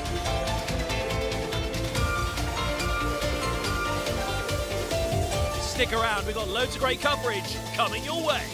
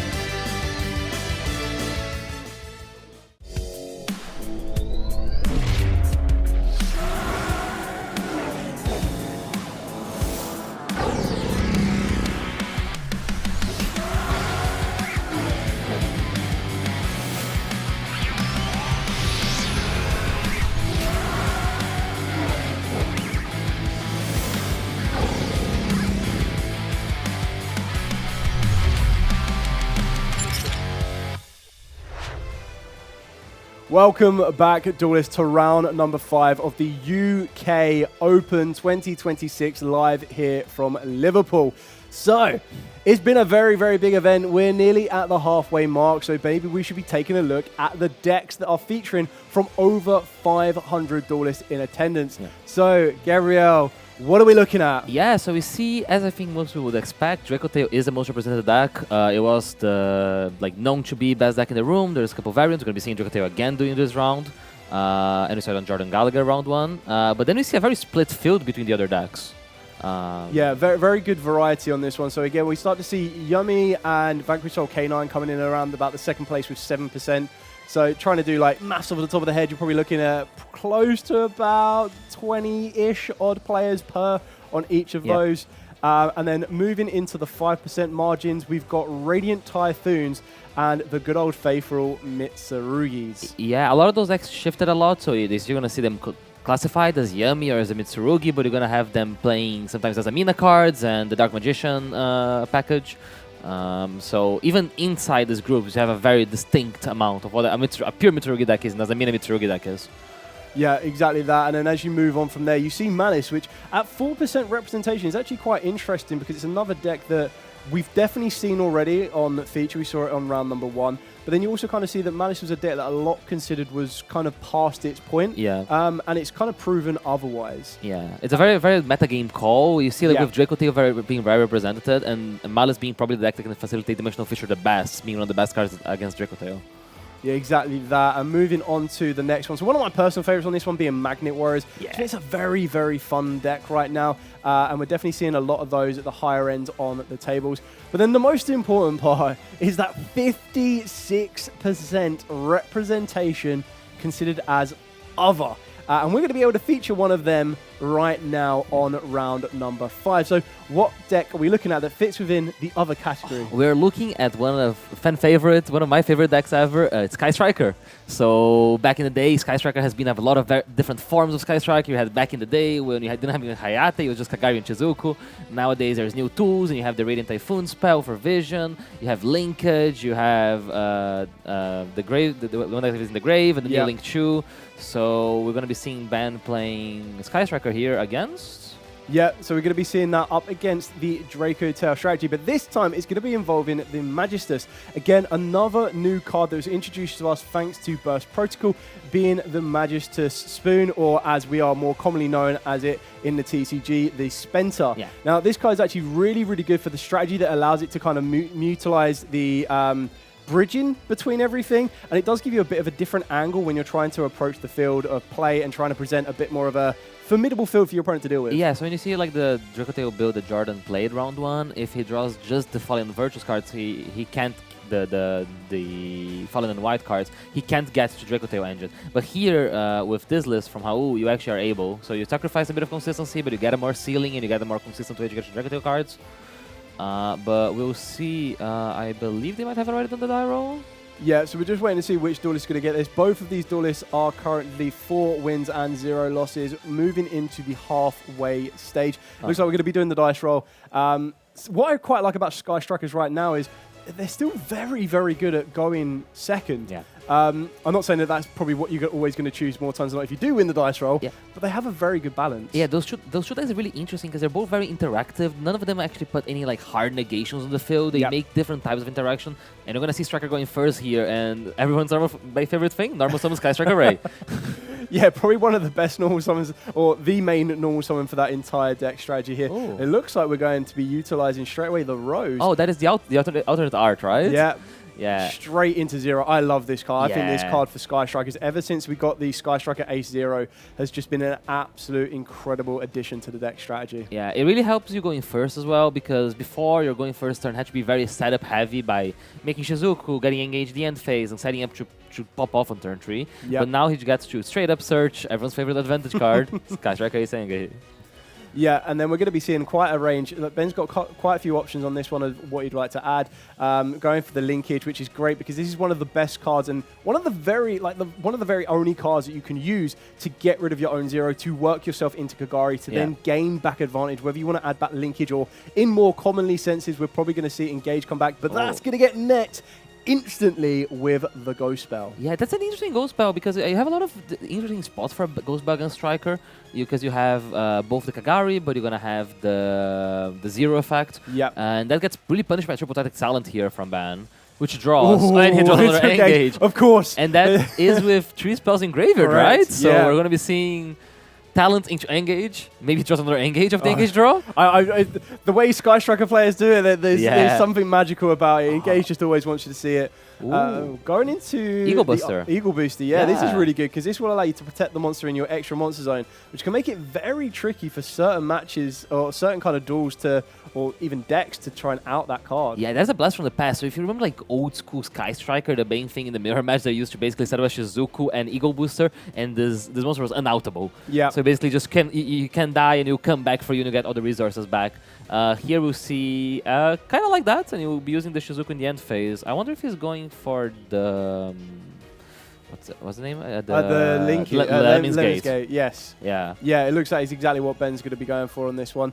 Really good card to have for your follow-up as well. Being able to recycle all of your materials from the graveyard back into extra deck and main deck. And also being able to return monsters on the field could be very, very effective here. So seeing 3 set cards for Ben, plus a hand of 3 to 4 cards, I believe, after adding the Lemnis Gate. And then Raul is down to 5 cards in his hand because we've used that Ghost Spell in the previous turn. Yeah. So it puts a lot of pressure on Raul here because he knows the Eagle Booster, so it's going to be really hard to kill Ben this turn. But then he also he kind of has to deal with all this follow-up, right? Because you know the Lemnis Gate in hand. We know that if we deal with the Shizuku, a Ray comes back, and this Ray becomes Kagari, which becomes Engage again, and then we're kind of get the ball rolling. Yeah, just an everlasting cycle of Ray equipped in her different mecha suits and being able to kind of get into stronger monsters in themselves. And not to mention, like you've already said, as soon as Kagari comes back, that's just Engage coming back again. And that's just more advantage when you already have 3 spells in the graveyard. But Raul's starting off pretty good here with being able to use the Fallen in White. Now, this is the thing that you mentioned to me prior to this one, that in a build that involves the Magisters, you're going to be utilizing Albaz the Fallen in White to bridge you more into your Magistus plays. And I think that's what we're probably going to start seeing here. Yeah, it's interesting he decides to send an Albion the Sanctifier. Yeah. Rather than Albion the one that has an effect in Graveyard. Correct, the Branded Dragon. I wonder what is the reasoning for that. I'm sure he has a good thing, but that the Albus gets hit with a Ghost Bell. So Ghost Bell from each side. Yeah. Ghost Bell seems to be putting in a lot of work this current format right now. There's a lot of cards that want to move cards from the graveyard. Yeah. And it kind of seems like a bit more of a premium hand interaction right now. Yeah, it's very versatile because it also gets to interact with sometimes as a field disruption. So your opponent sets up the Draco Tail spells and traps and things. Ooh, but Branded Fusion gets hit with the Ash Blossom. Yeah, massive Ash Blossom. And here is Spenta. So this is where we're going to see the Magisters kind of factor come into the game a little bit. Yeah. See if there's going to be a response from Ben here. I suppose if you want to stop your opponent, or you probably do, leaving them with only, I believe, 1 or 2 cards in Raul's hand here, and just an Albaz Fallen in White on the field. Yeah, all the Draco Tail variants are actually you really benefit from interrupting them early, because once they get going, the advantage kind of keeps rolling with you use as a fusion material, you set a card, it allows you to fuse again. But Spenta is one of the more vulnerable to interaction cards, compared to Rahu or Katu. So he still needs to put monsters on the field, so it can get interacted by potential Widow Anchors from house side. Yeah, I think Widow Anchor has always been one of them cards that can be very, very damaging because not only does it negate, but it has that option to take control. And I think that's the big difference, because usually when you get hit with an Infinite Impermanence or an Effect Veil or something that does negate your effect, if it doesn't destroy it or doesn't kind of take it away, you still have that resource to kind of play with, utilize it, and kind of continue to build your field in one way or another, especially when you have so many powerful extra deck monsters in the form of, not in this exact example, but you do have Super Star Slayer Typhon and fusion plays that we're trying to make here with Raul going for, or eyeing up the Crowley Magistus. Yeah. Kind of opens up the door to taking control of one of your opponent's monsters is going to be massively damaging. Yeah, because otherwise, if it was just a negate, let's say an Infinite Impermanence, he would still be able to commit into a Synchro, maybe, if he can access the tuner to make the Ecclesia. But here, I mean, there's a good chance, I would say, Ben has a Widow Anchor, considering that he searched the Eagle Booster. Yeah. So him going for the Eagle Booster kind of signals that he probably has a Widow Anchor that he can activate anyways. So I think there's a good chance this Crowley gets interacted with here. Yeah, exactly that. And this is one of the last resources that Raul has to Fusion Summon. Still haven't really connected or conducted a normal summon as of yet, so Ben may consider that as an option. I think he'll let it through. So let's see. It's also interesting here because from Ben's side, if he goes Widow Anchor take, he has to make a decision about his Eagle Booster, right? Because if he just Widow Anchors and doesn't activate Eagle Booster, now he controls a monster in the main monster zone, so he wouldn't be able to activate any other Sky Striker spell for the rest of the turn. Yeah, so navigating this very, very well from Ben. We've still got the ability, or it doesn't look like we're going to be fusing with the Crowley, but it looks like we're going to be using Spencer's Graveyard effect to banish it. Oh, okay. And that's going to be hit with you. This is where the Widow Anchor is now. That makes sense. You make sure so like he commits the Spenta from the graveyard. Interesting to see the decision here on the Eagle Booster. Because in one way, like, would you really mind if Shizuku gets interacted? Because if the Shizuku leaves the field, it means that you get to summon Ray from grave, right? Yeah, I mean, it looks like we are training the Eagle Booster We'll here. keep it. I agree with you on that one. Maybe, like, I suppose it's more so you want to make sure you've activated your Eagle Booster, you've resolved it, and not need to worry about having that monster, like you've already mentioned, in the main monster zone, kind of cutting off your access to a lot of your other powerful spells. I guess from Ben's position, he might be like, okay, if it comes back to me, I feel pretty comfortable anyways because I will have Lemming's Gate. Yeah. So like you have a Sky Striker monster in the field, which is basically Kagari, which is an engage, and we know that engages a lot. Yeah, I mean, the one big thing that the Lemnis Gate kind of that does that is a exception to the rule of Sky Strikers is that it's the only Sky Striker spell card that does not care if you have a monster in the main monster zone. Or quick play spell. Oh, it's a mystical space typhoon. Oh, yeah. Interesting. That's actually putting a bit of work there to deal with the Magistus XZs that was equipped to the Albaz. Very, very interesting. Yeah, the Sky Striker decks tend to pack one Mystical Space Typhoon because they play Radiant Typhoon Vision as basically like a kind of like a Lure of Darkness for quick play spells, which allows them to fuel their engage. But we'll see Magistus. Is he summon another Crowley or did he just pass? No, so it looks like Ben passed on this one, giving the Crowley back to roll. Oh, yeah. I believe we're definitely going to be seeing Kagari. I think he's going to get hit with another Ghost Spell. Yeah, that's a pretty good Ghost Spell. Oh, is that 2 Lemnis Gate in his hands? Also, it's kind of relevant here that it's Ghost Bell, not Effect Veiler, because if it was like Effect Veiler, you'd be able to crash the Kagari into the Fallen of White, and then you'd like get the Ray back, and you can use the Ray to tag out.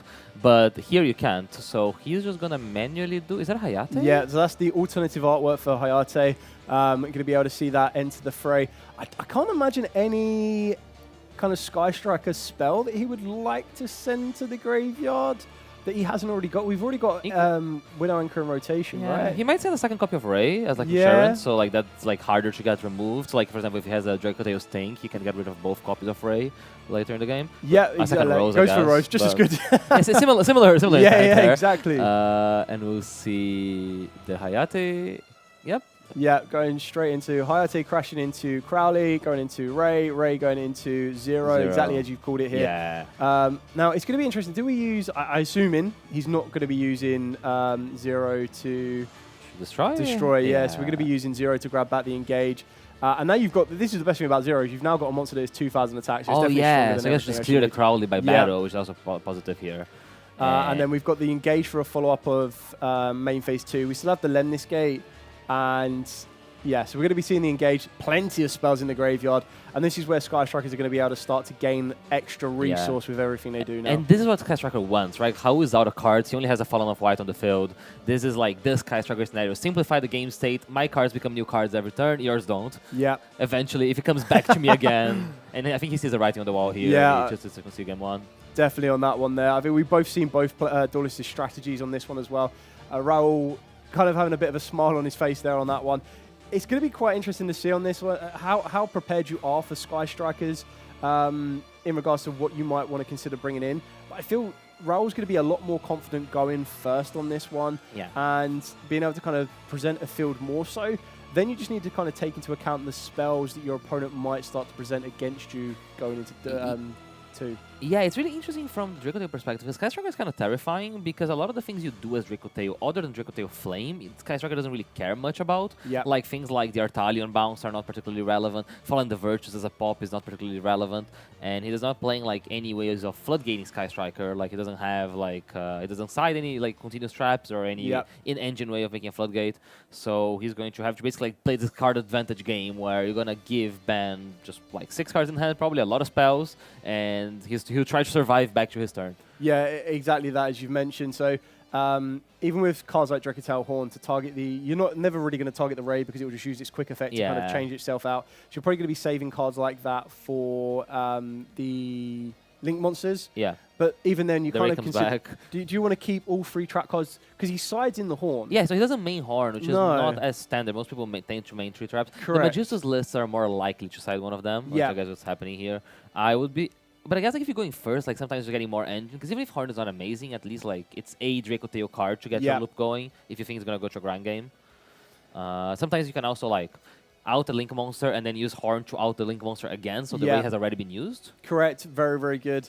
There's obviously Ghost Bell at 3 currently in Raul's deck as well. Then if we switch over to Ben's side deck, this one is going to be a little bit different because surely you're more prepared for Dracotale. Yeah. And looking at a couple of cards that could be coming in here for going second.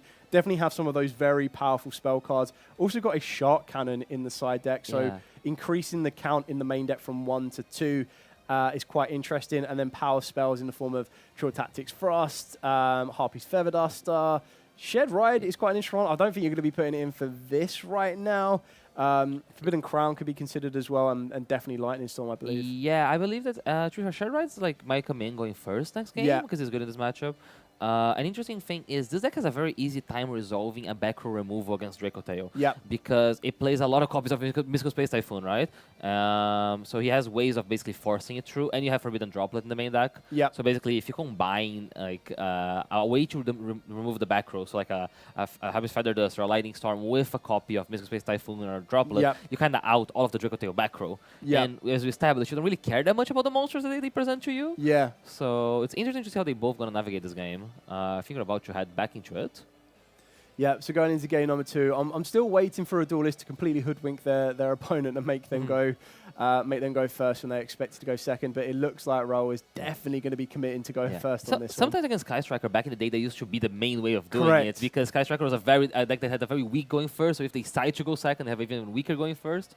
But he does commit going first, and he starts with Rahu. Yeah, probably one of the best ones you could possibly start with on this one. Going to get you direct access to 2 Dracotale kind of spells or traps on this one. Probably going to be looking at setting a Ketu and then possibly following that up by setting Horn. Flame. I would go for on this one. Yeah, Flame is a priority number 1, right? It's hard to make it resolve, but you need it anyways. Like you need it to be there to make him have an out for it.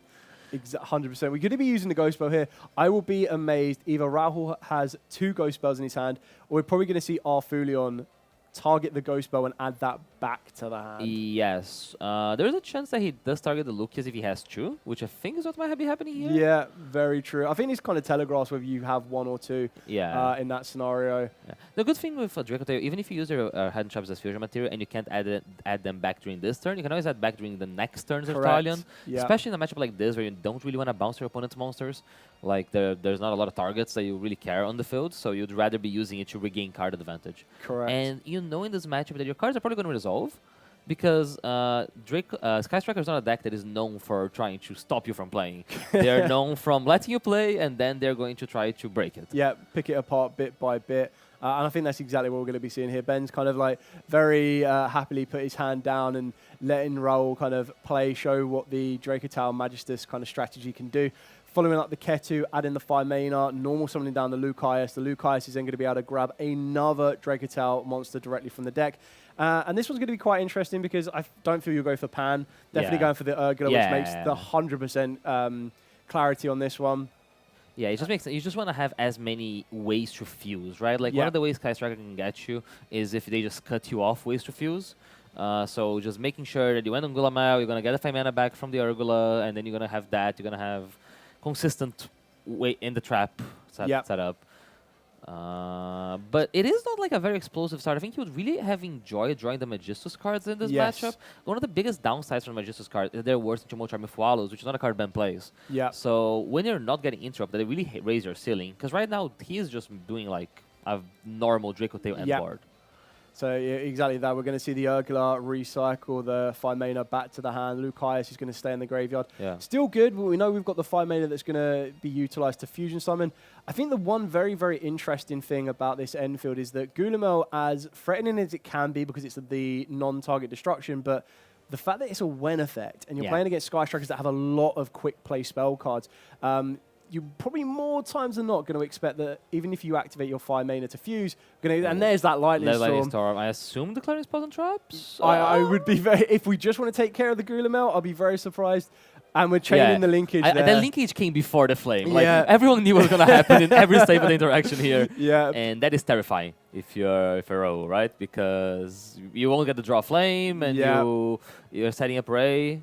There's the Fallen of Virtues there, which I assume he's just activating to... So this will stop the linkage? Does linkage target? Oh, there's a second linkage. Oh, anyway. Never mind. That answers your question. Yeah. I believe it still needs to destroy. I think it needs to destroy on the field, if I remember correctly. I could be. So, no monster in the main one zone, special on the extra deck. Send one other card you control to the graveyard. So like chaining a quick play. So it didn't technically have to be a second linkage. You could have chain like a chant or something. Correct. A vision, I guess.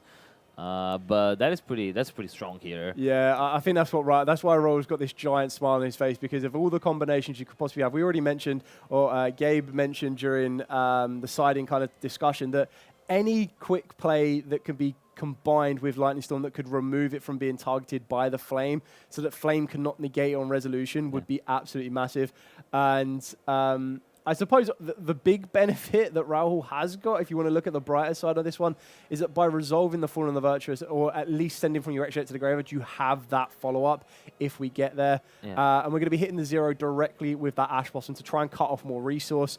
So Ben's technically traded 3 cards here for 2 of Raul's. I think the Ash Blossom went back into the hand. I think the 0 can't activate, right?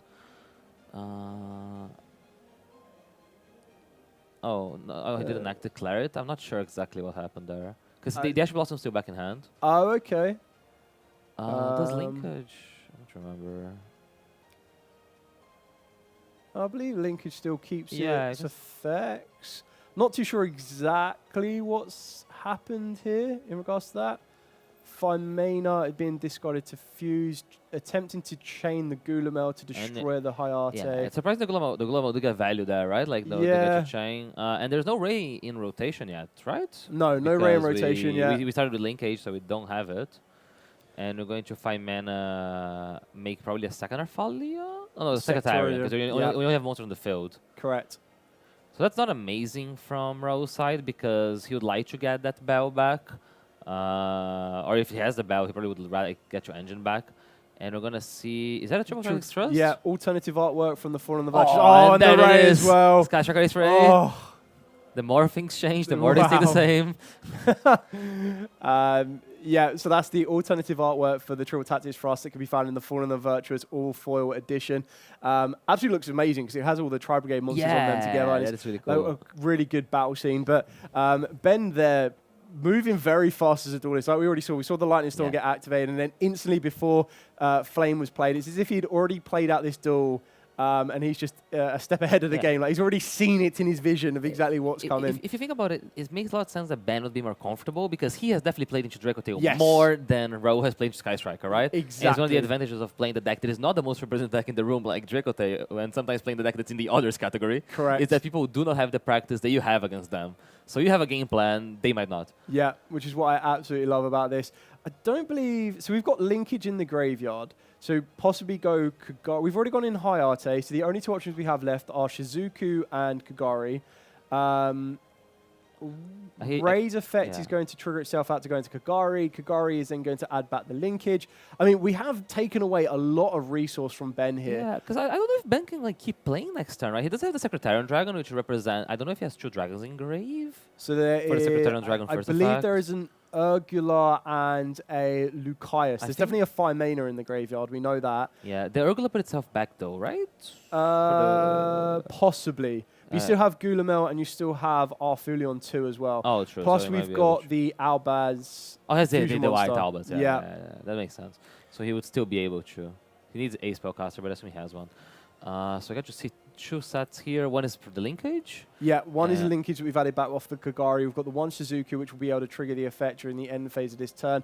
Possibly going to grab... Would you go for the engage at this point? So it depends if he's trying to get follow-up. There's also a world where you have to search Shark Cannon to try to interact with the graveyard now. Yes, so very, like very you true. like That's yeah, exactly what so it he is. goes for the Shark Cannon so he can interact with the graveyard and prevent the Secretarian from becoming engine again. Yeah. Because again, because he has the Fallen Virtuous Correct, hand. Yeah, yeah. I forgot about that. Work its way into Branded Fusion off the back of that one. That would be very, very, very powerful. So, yeah, well played there by Ben on that. Navigating around. So, I mean, Raul's still in the ascendancy here. As long as we've got that dragon in the graveyard, which I'm pretty sure we do.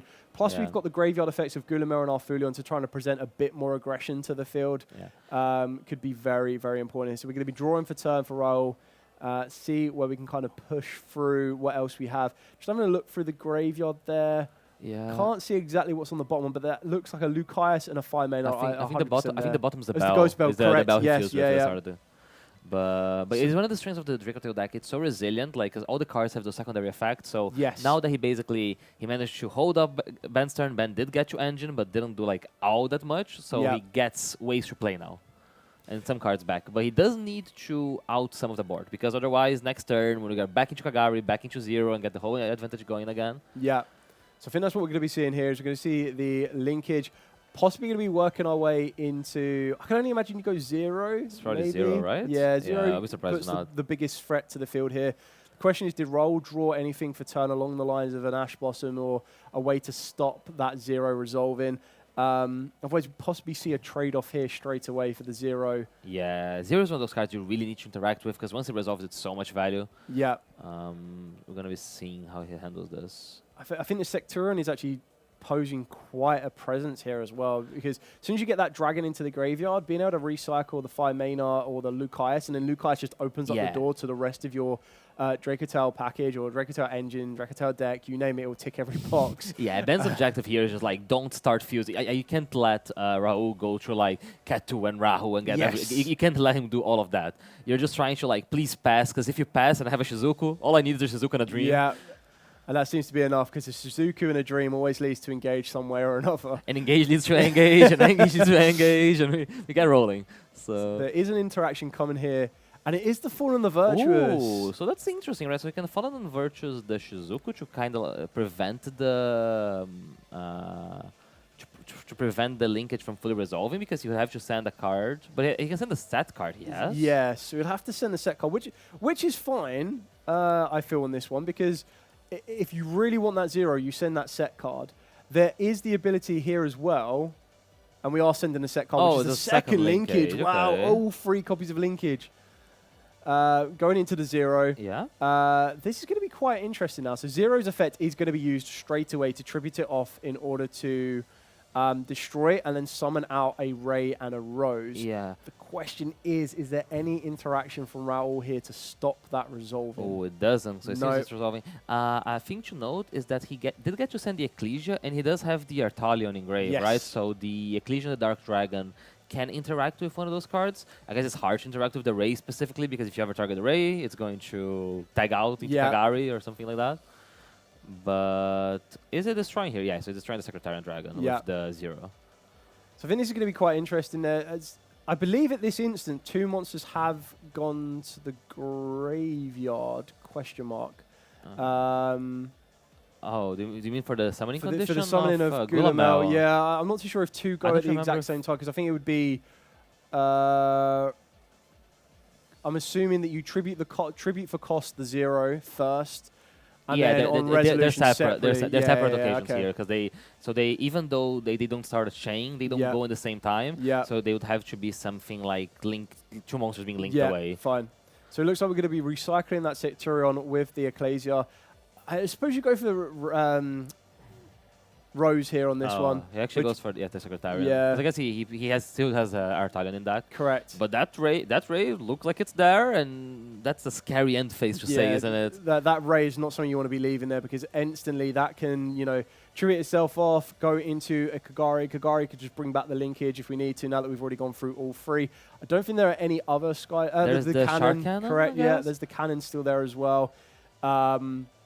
So Ray's definitely posing a threat, and this is the one big thing about the Drake Tail strategy, is more times than not, they need multiple cards. Unless that card in the hand is a Frixel, there's not a lot of resource Raoul can start to regain here. Yeah, it would need to be like a white Fallen or a Spanta.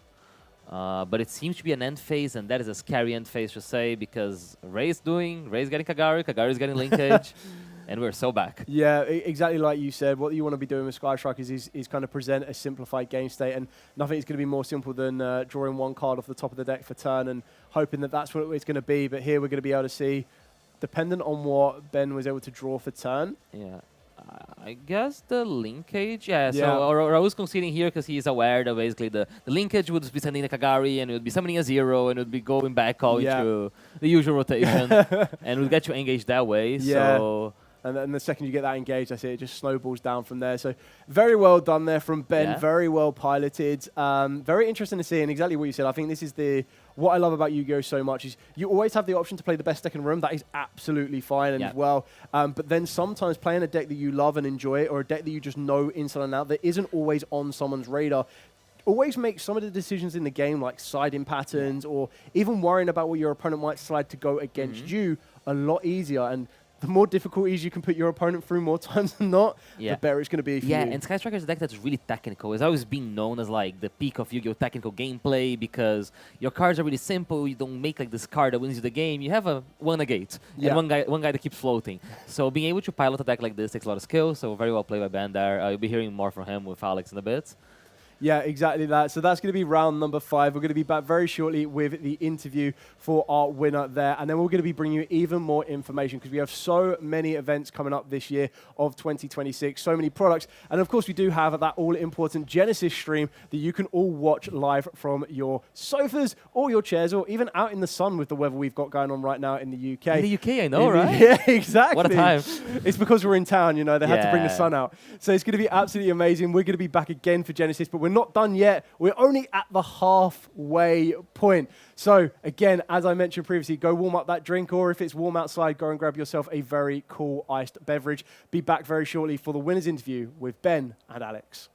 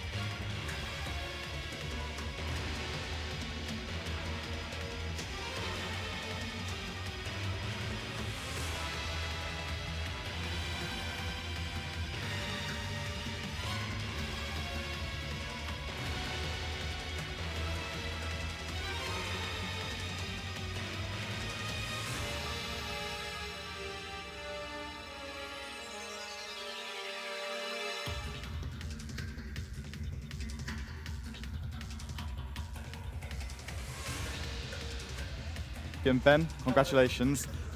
Obviously, I think I have to start with this.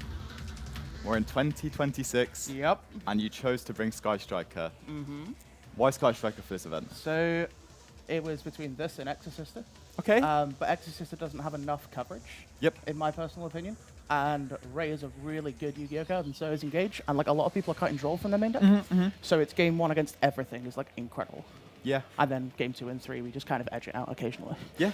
So I'll personally for me, I've actually been playing a lot of this at locals, and I think that the value always just comes through. Your cards are just very good, like economically, right? You're always getting that additional bonus effect from all of these different cards, and anytime Engage resolves, and you get you a draw, it's just pure serotonin, isn't it? Yeah, You just get so much bliss from it.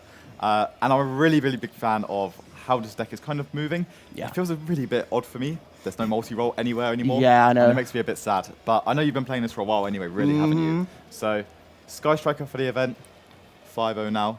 Obviously, this round, you've just been playing against the Dracotail deck. How do you feel the matchup is against Dracotail? It feels like it's not too bad of a matchup, even though they have got Flame, right? Yeah, so you have a lot of ways to beat Flame. So you have the MSTs, the Droplets, the Fall of the Virtuoses. Yep.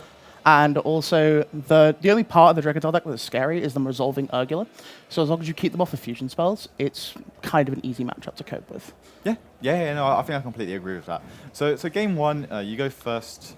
You kind of run away with it. I'm looking, and then there's your Engage got Astrite. Yeah. And then it's all a bit weird. You get a talent, you draw 2, then you hit the Engage. Yeah, it's the second card off the Engage. And then how do you feel there? You've added the Eagle Booster. Was it just like, as long as I survive to the next turn, I think I'm good for the game? That's the game plan. You add Eagle Booster, you live a turn, and then you resolve linkage as many times as possible on turn 3, and you hope your opponent is gone by the end of it. Yep, that's the game plan. I completely agree with that. When you're adding Lemnis Gate there, is that just because it's the best card that you haven't really gone through there? So if you have to Widow Anchor your opponent's monsters, it's the only striker spell you can legally activate because we don't have multi-roll anymore. Well, we're not playing it.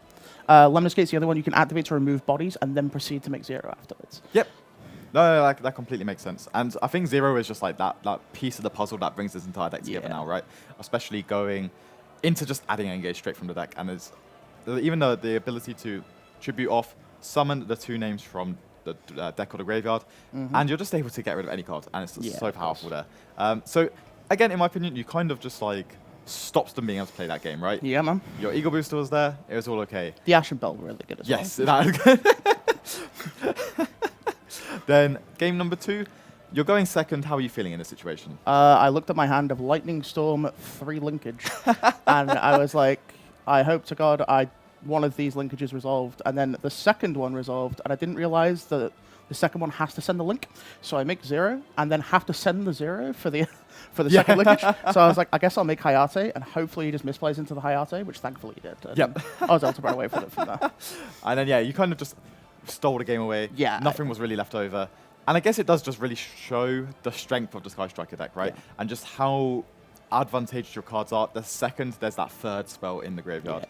Going into the rest of the tournament, there's still 5 more rounds. How are you feeling? Yeah, really good. Really good. The deck feels super solid. Yep. Have you had any of those like more brickier games where you haven't drawn too amazing? No, or has it been perfect? I've been playable every game. I've had one game against Vanquish Soul where I had to shuffle back 14 cards with Lemnis Gate earlier, which was I ran out of 0s and Kagaris, so I just had to like activate Lemnis and shuffle everything back.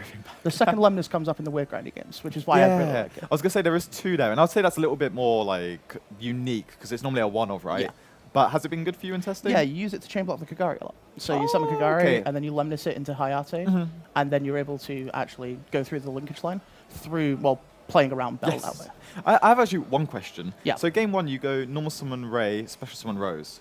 Is there a reason you go for that into the link instead of just going Ray effects?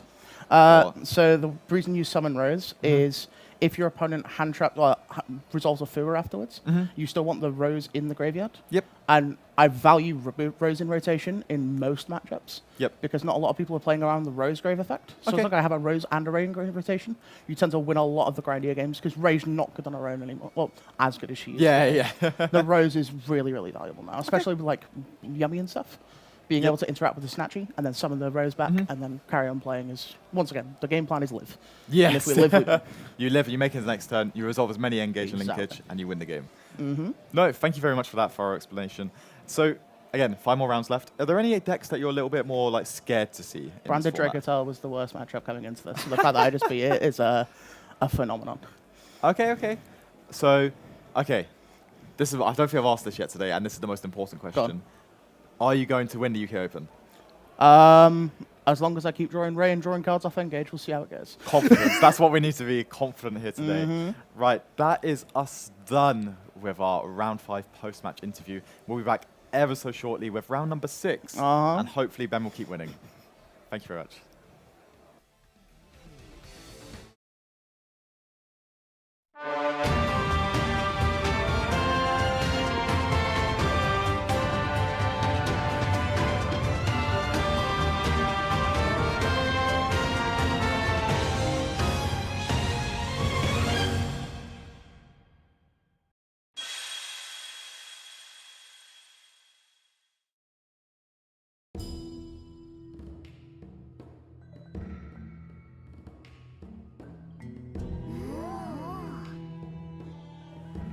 力か。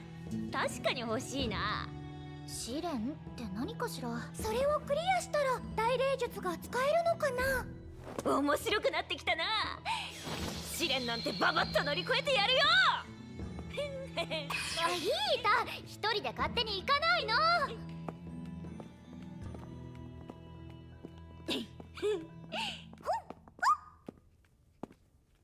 お、早速試練のお出ましか。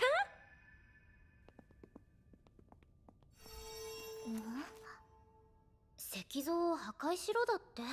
デーモンビーバ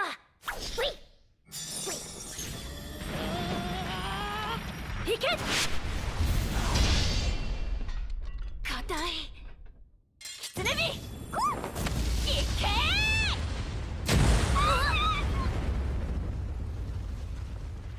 どんなもんよ。ヒータちゃん絶好調だね。完全に火がついてる。ちゃちゃっとクリアしていこうぜ。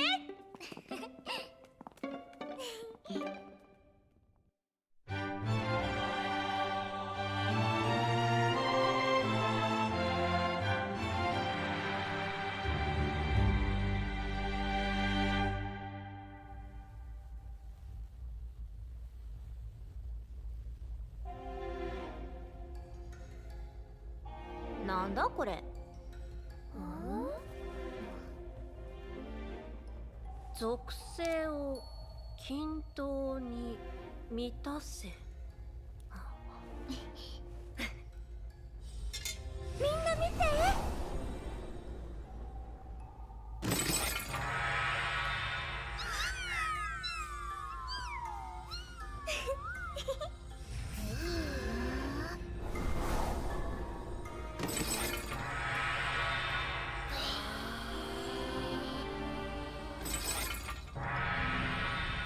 なるほどね。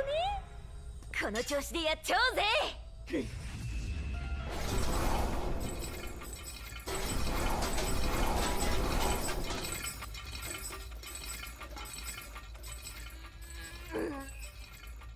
どうにでだよ。ヒータは私たちの中で一番霊力が強いから。なんかコツとかってないの？アウスちゃん。僕？霊力のコントロールはアウスちゃんが一番得意だよね。コツか。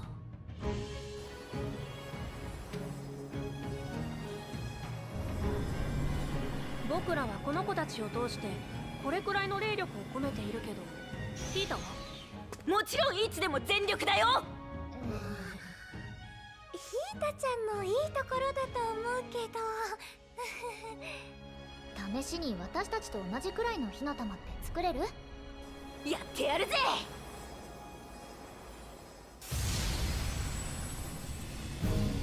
もっと抑えて。こうか。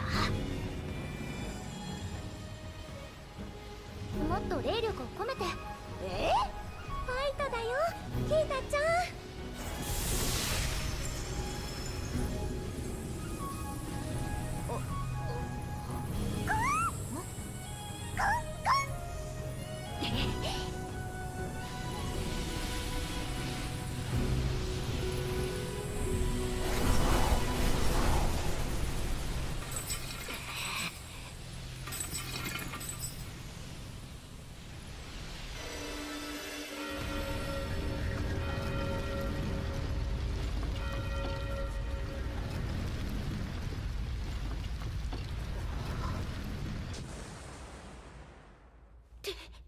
適当。やったね、リータちゃん。おめでとう。おめでとう。よせって。ほら、早く次に行こうぜ。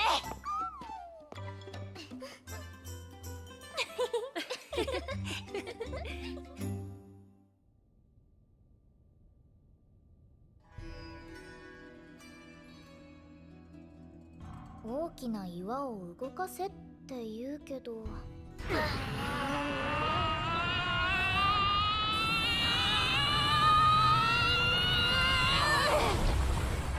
ダメか。よし、今度は私の番だな。まだやれる。なん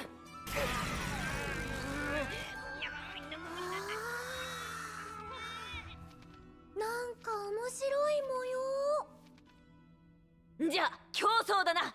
よーし。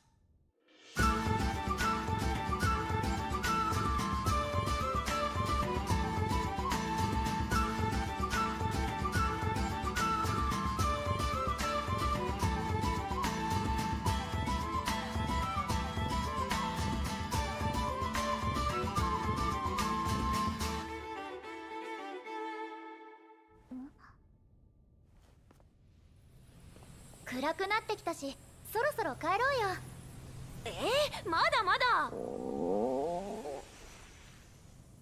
出直すか。戻るの？僕も腹が減ってはなんとやらだ。よく言うよ。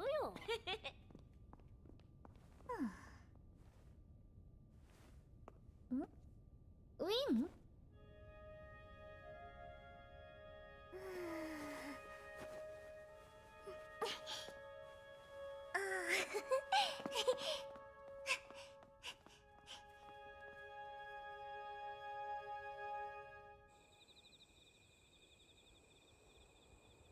ごちそうさまでした。食べた。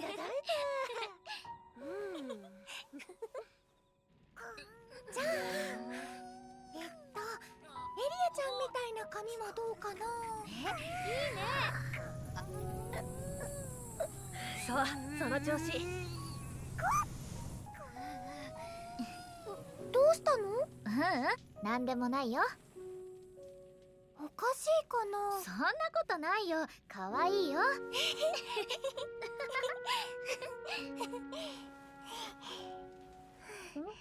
ウィン、眠くなっちゃった？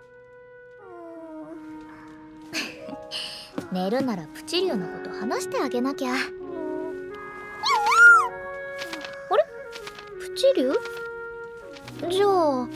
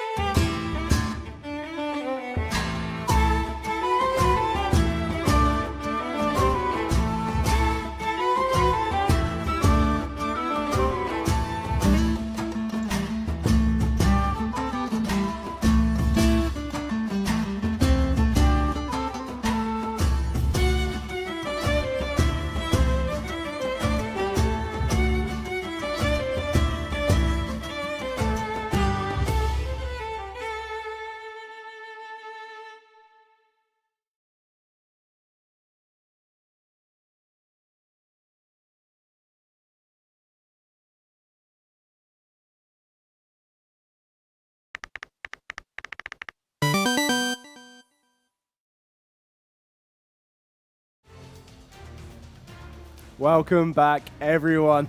Today, we are going to be looking into a duelist's journey. Now, what do I mean by that? A duelist journey over a season can be anything. You want to be going to your local environment, your OTS stores.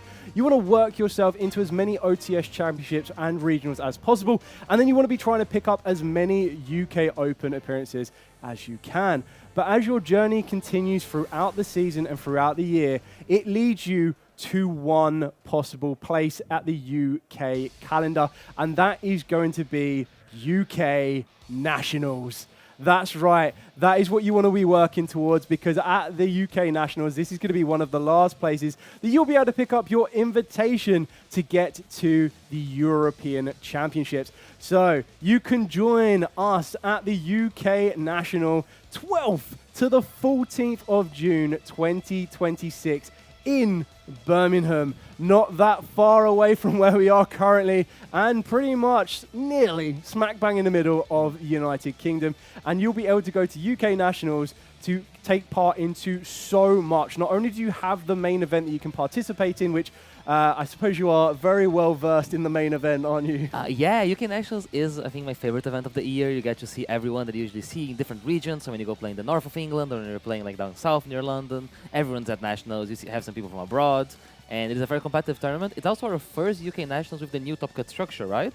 So with the top 8 cut, Yes. Which is going to be really interesting. Yeah, so it's going to be very interesting to see that one, because, as you said, it's kind of the best of the best up and down the United Kingdom. So being able to bring yourselves together, and it's going to be highly, highly competitive. But don't worry, don't think that you need to be the top competitive in order to do that, because what also happens at UK Nationals, as you've seen, is technically a 3-day event. Is there going to be plenty of side events for you to participate in? So it's going to be your locals on a next level. So there are so much for you to be taking part of, whether you want to be doing the Attack of the Giant card and get your hands on a very, very exclusive giant-sized card that, you know, maybe you'd have to sleep on, I guess. They're that big. They are It's very good. It's very good living room decoration. So you'll be able to grab your hands on possibly one of those. But then if you want to be trying out a different format, something like a Time Wizard format, or maybe you want to keep battling on with Genesis, you will be able to take part in so many different events. And if you just want something to warm yourself up for the main event on the Friday, you can also enter more of the public events going into mini winner map pods, where you'll be able to pick up and utilize tickets that you can get for the prize wall. Now, some of those tickets might be quite familiar to you, because if you've been able to utilize the Bliss distribution system that's been going on quite lately, you've been able to go to Genesis events and or most recently advanced events and get extra tickets, so that when you turn up at UK Nationals, you're already going to have some in the bank to use and get some amazing prizes off of that prize wall. Yeah, there's so many good, cool things in prize wall. You have playmats from previous regional seasons. You're going to have the possibility for getting a giant card, sleeves, accessories, plushies. One of my favorite things on every UK Nationals is playing the 3v3 side event on a Friday. So usually me and 2 friends will get together and we'll just, you're 3 playing the same deck. It's always really fun because you get to talk to your friends while you're playing. One of my favorite experiences in Yu-Gi-Oh! Is playing 3 versus 3s. And then after that, we pull our points together and go get some stuff from the prize wall. Yeah.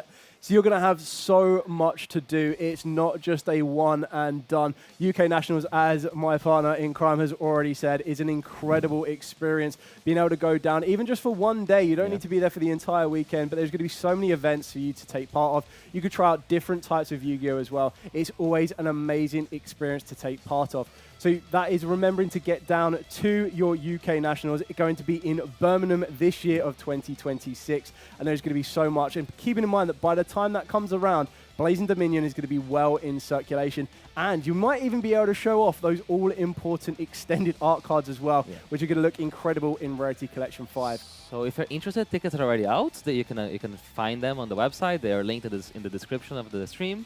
Get your tickets before they sold out, because UK Nationals are getting bigger and bigger, and you won't want to miss out on this one. Exactly that. So we're going to be back for even more Yu-Gi-Oh! Here at the UK Open, but make sure you're getting your tickets and everything logged and dated for the upcoming calendar year. We're going to be back very, very shortly with more Yu-Gi-Oh! At the UK Open 2026.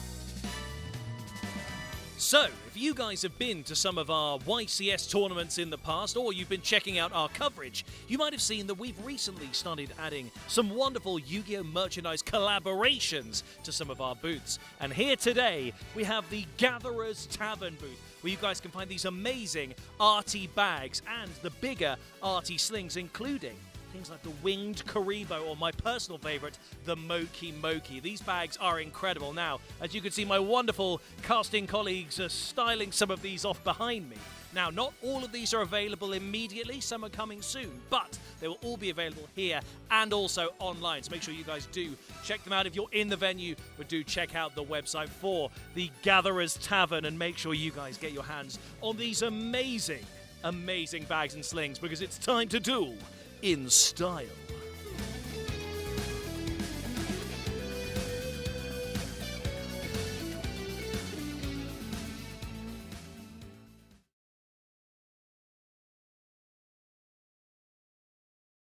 Welcome to the Yu-Gi-Oh! Championship Series live in Birmingham.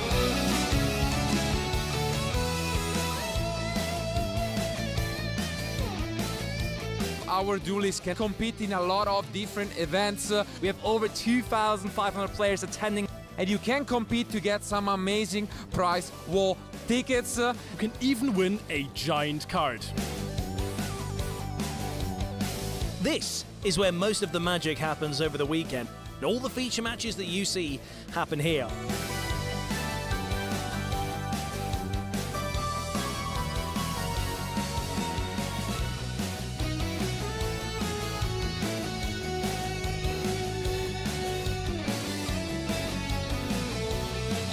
Don't go anywhere, we've got loads of great coverage coming your way.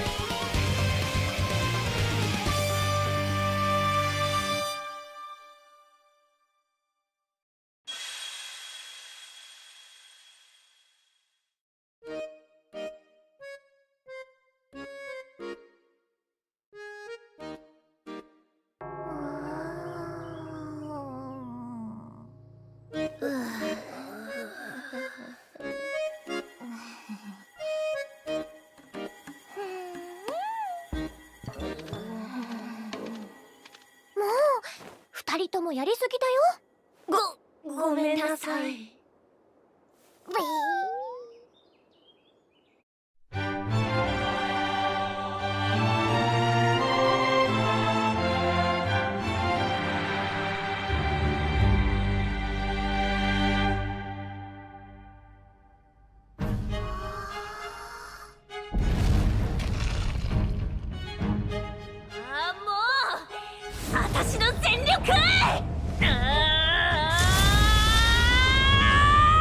ヒーター、コート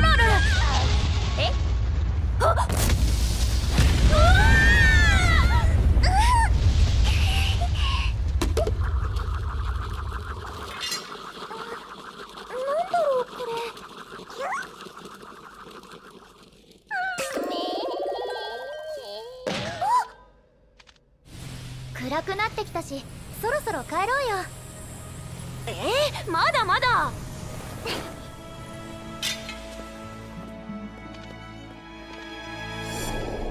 申し訳ございませんでした。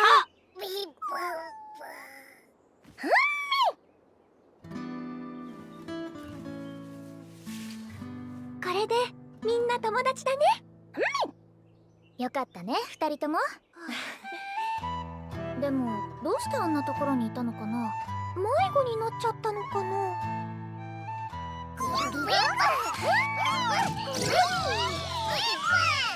一緒に遊びたいって。よーし、それじゃあ私が。ヒータは僕と修行。ヒータはまだ霊力のコントロールが不安定だからね。あの大岩を動かすには修行あるのに。ほら行くよ。よーし、一緒に遊ぼう。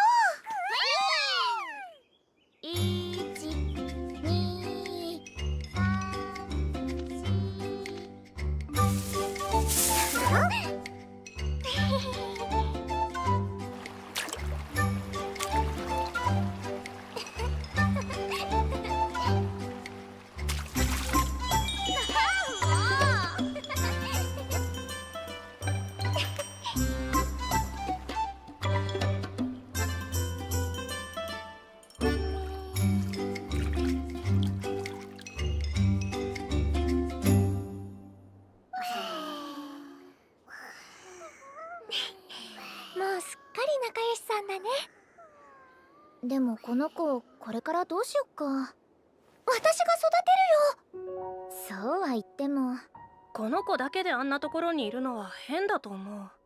家族とか仲間が近くにいるんじゃないかな。家族。明日大岩に行くついでに探してやろうぜ。いい？ウィン？もちろん。よーし、そうと決まれば明日に向けてとっとと飯食って寝ようぜ。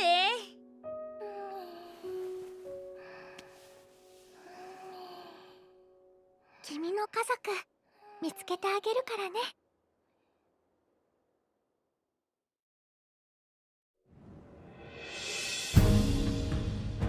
よーし、昨日の特訓の成果を見せてやろうぜ。任せて。ペパッ。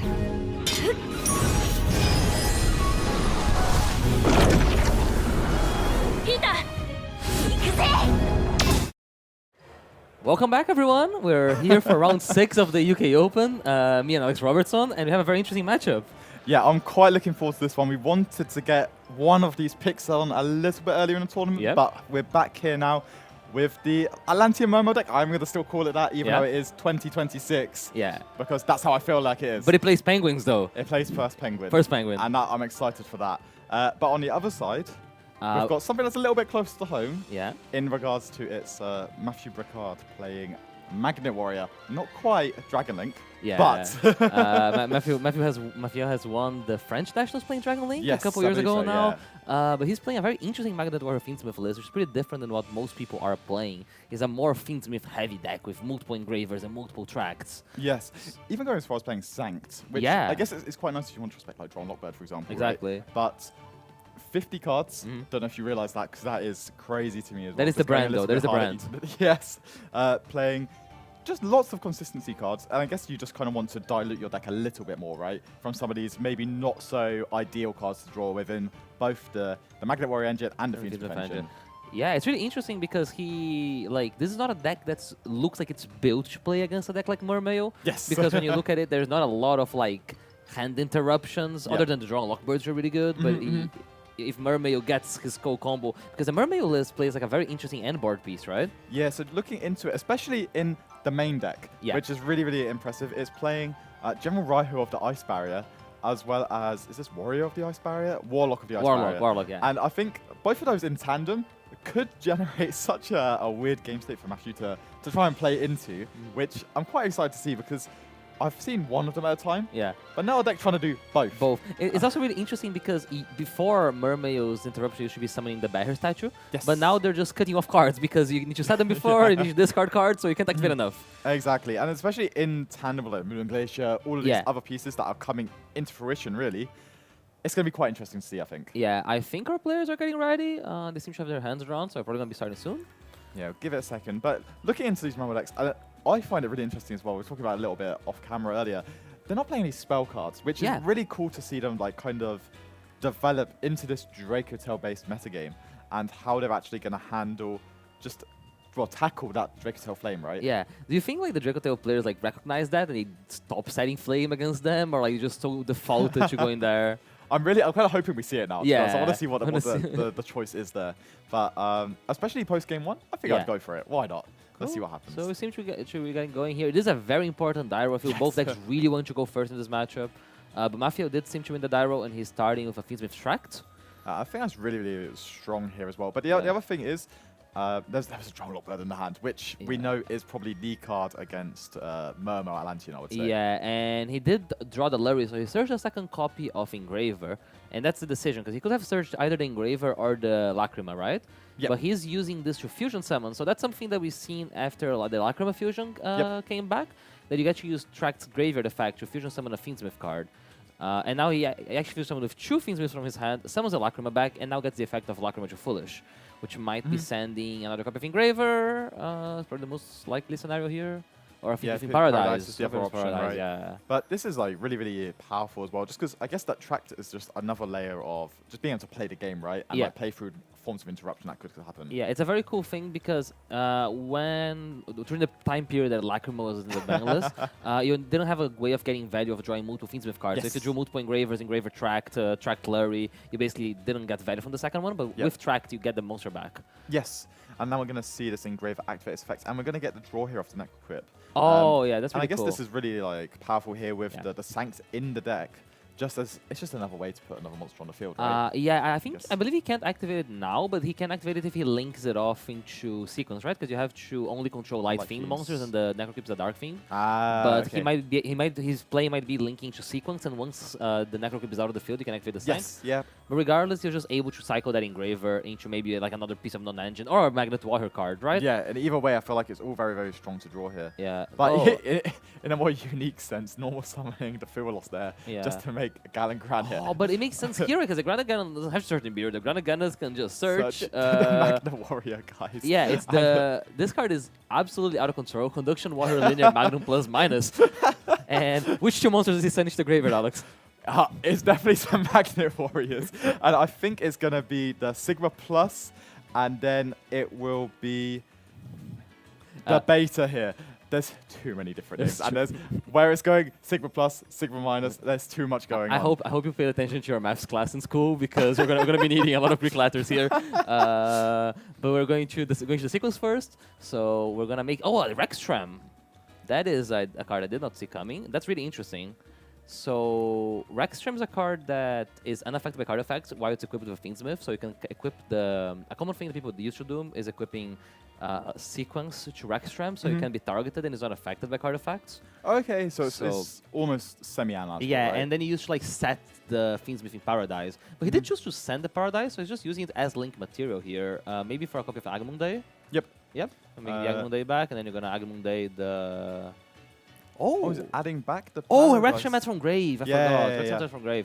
So he gets to basically he's gonna use that as an interrupt. And now he uses the Agamemnon to summon the Engraver back to end on Caesar. So that was a very, very long way of getting to Caesar, but it's actually really strong because he has the Fiendsmith in Paradise in hand, the Agamemnon and the Lacrima in graveyard. Yep. So the Lacrima gets to summon the Agamemnon summons the Rextram, and then he has the Paradise on the field live.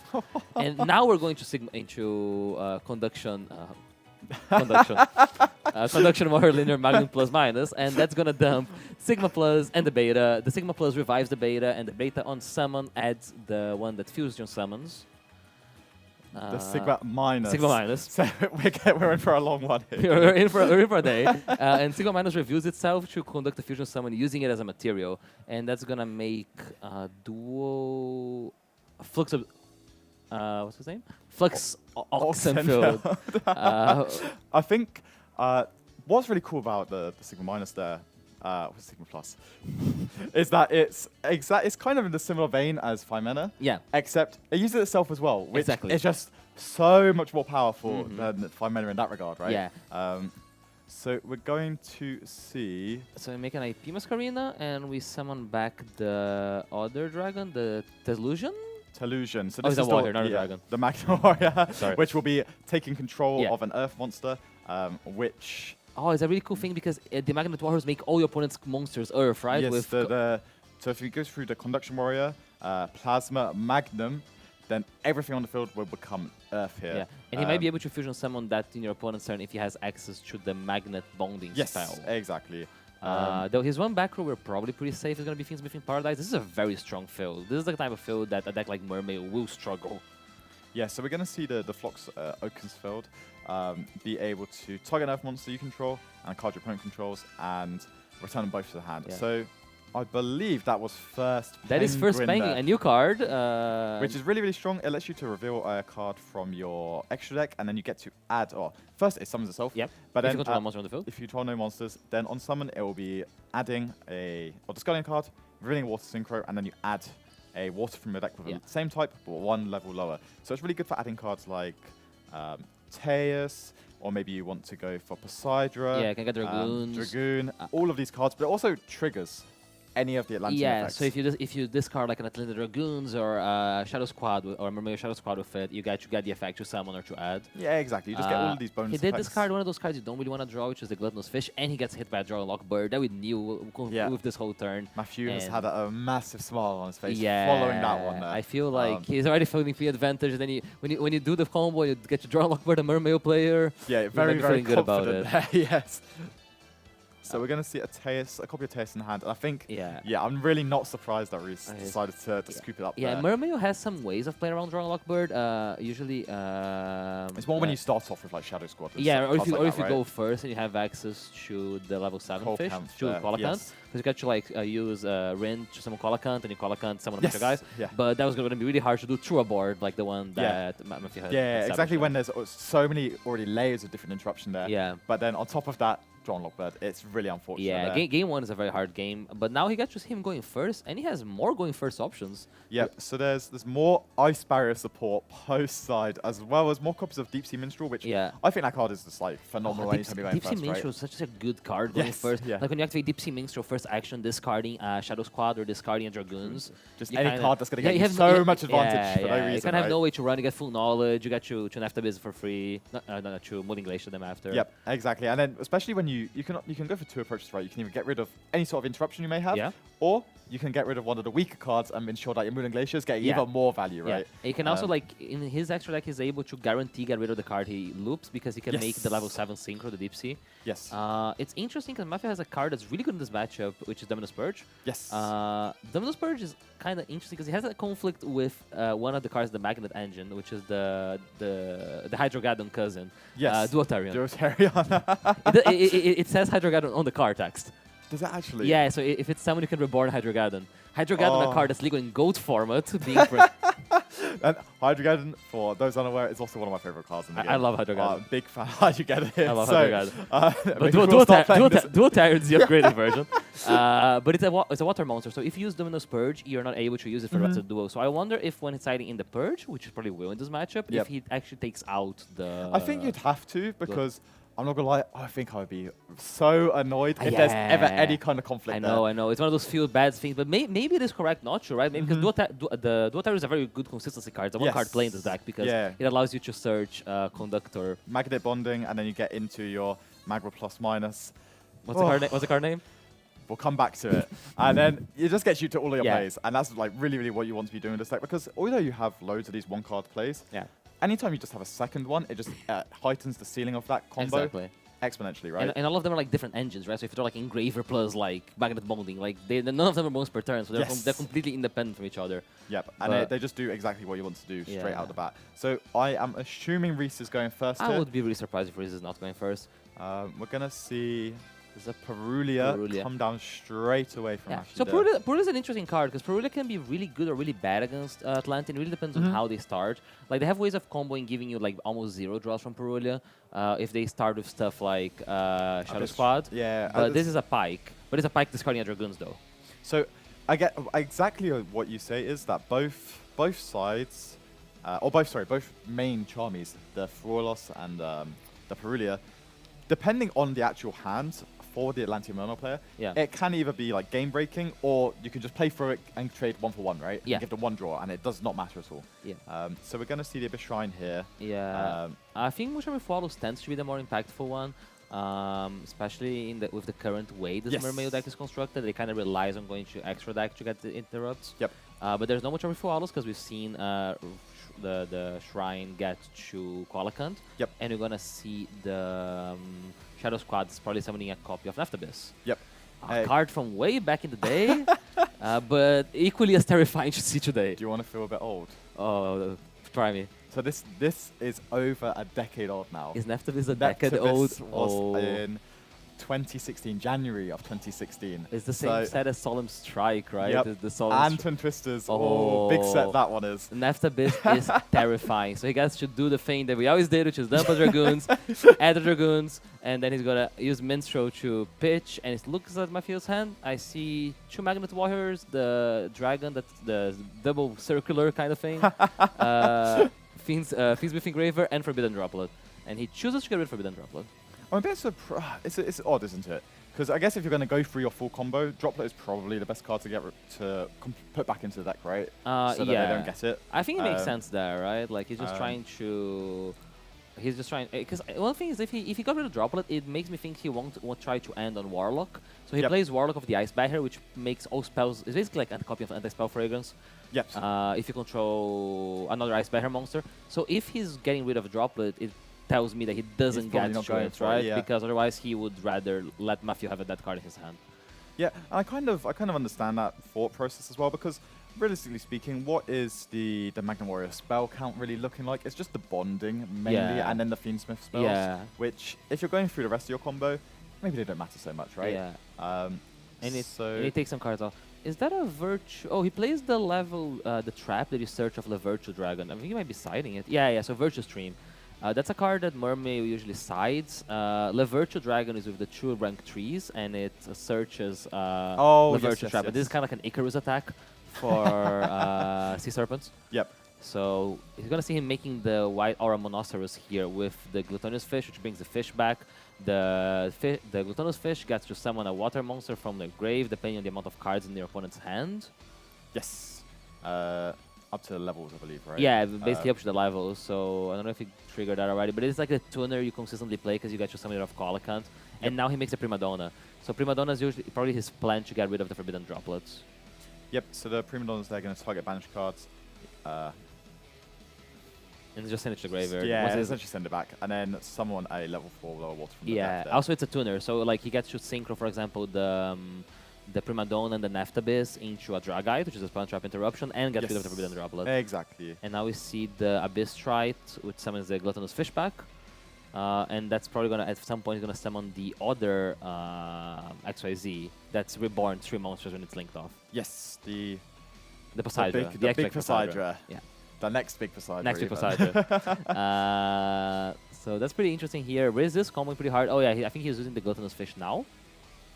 So we're seeing here that obviously there's so many water monsters in the graveyard now. Yeah. There is no Ruling Glacier coming down, which little bit sad. No, but it makes sense, right? Because if he's under Purulia, Ruling Glacier loses a bit of the value because it basically just becomes discard one card, yeah, right? that's also true. So rather than 2, and he has to lose a search for it. So he would rather get the interrupts with like the Virtue Stream, which is a really strong card.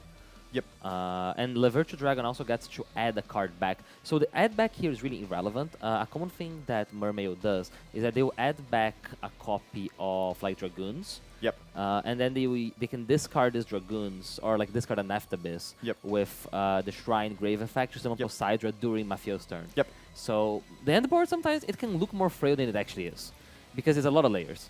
And we see the Dragite hitting the field now and the Droplet being shuffled back to Mafio's deck. So the Minstrel would give it back, but it can't give it back if it's not there.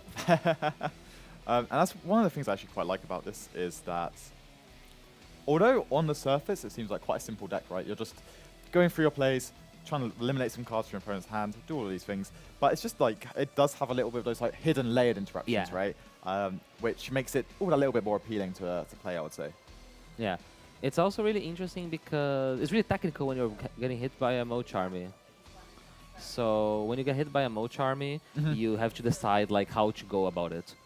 Especially here where we've been hit by the Purulia. Yeah. But Matthew is still only on 4 cards. Exactly. Now, He only gave one draw for this turn, exactly. right? It was just a draw from Abyss Spike. And I think playing those decks well is knowing how to navigate Moch armies. Yes, definitely. It's the big skill you got to have when playing a combo deck. It's just navigating those interruptions and then just deciding which tree you want to go down to play around the next most impactful one, right? Like you want to respect like cards like Nibiru the Primal Being, all of these types of cards, just to ensure that you can end on the best possible field that you can end on. So Reese just considering the next options here. So many cards in hand as well, what I say. Yeah. Like there's what, how many in hand? Like 6? Atlantean Dragoons is such a good card. And I think he was considering going for Trishula here. Yeah. Because you see him with like, oh, that's 10. Okay. That's the 10. So now we're going to go for the other Atlantean synchro monster. It's the Lanceia. Oh, the Ice Bear, right? Yeah. Of the Ice Bear, yes. And when once per chain, if your opponent special summons a monster, then you get to summon an Ice Barrier from your deck, and then you get to change a monster from attack to defense position. So kind of helps out if you're the Ice Barrier you're summoning. I guess it's relevant for Warlock, right? Because Warlock's pretty small. Yes. But what's probably going to happen in this scenario is that he's going to be summoning Raiho. Yes. And Raiho would be really good because you'd be able to, like, Mafia has to pay a card, has to discard a card for every card he wants to play. Yes. And with 5 cards in hand, that's already really expensive really quickly. He committed an extra draw to summon the Poseidra and linking to the King. Yeah, and I think this just prevents targeting, right? Yeah. So if there are any like really strong top decks for Matthew here, yeah. Then I think that kind of just like negates the kind of trade there, right? Yeah, he also really wants to get the Poseidon engraved because so he can rev of the Neft Abyss during Matthew's turn. Yes. So we're gonna see here, and I'm surprised if we don't see the Ice Bear Synchro chained. So I believe the Ice Barrier is only when a monster is summoned. So we've got got to wait until one of them is summoned, which is perfectly fine again because like going for the tract here, you then have to discard summon the Luri, and then at a point that the Luri summons, you kind of like you lose a lot of value because what are you really doing next, right? Yeah, What's the most efficient way to play next? So we're gonna see it here, I assume, once the Luri hits the field. Yep. Oh, the Forbidden Crown. Forbidden Crown there. Okay. Which in this instance, I guess it depends on really what the card that we're trying to like maybe negate, I guess. I assume he probably tried to choose the Ice Bear Synchro. Yeah, that can be a or maybe. I mean, he could have chosen the Dragite, but I would be surprised because like the tract is not that important for him. I feel like right now. I think if the Dragite would have negated the tract potentially, right? It might have been the Dragite because he did it not on the Luri summon. He did it on the effect of the Luri. On right? the effect of the Luri. But we have the tract again. Second activation of Fiendsmith Tract from the graveyard. Let's keep the counter going for the rest of the day. Yeah. So going to Fusion Summon here. Also, I believe there was the Magma Plus Minus in the hand for Matthew here. Yes. Which hidden technology, which is going to be incredible whenever it does come down. Yeah, he does use the Dragite to negate the Fiendsmith Tract's Grave effect. That's how much value this tract got him. And he is resolving Fiendsmith Engraver. So even though Riz was able to combo pretty much uninterrupted, Matthew like committed like 1 or 2 cards here, and both of the monsters have used their effects. Yep. And I guess the King isn't really going to do too much now, right? Yeah, the King is mostly a protection for the cards he points to.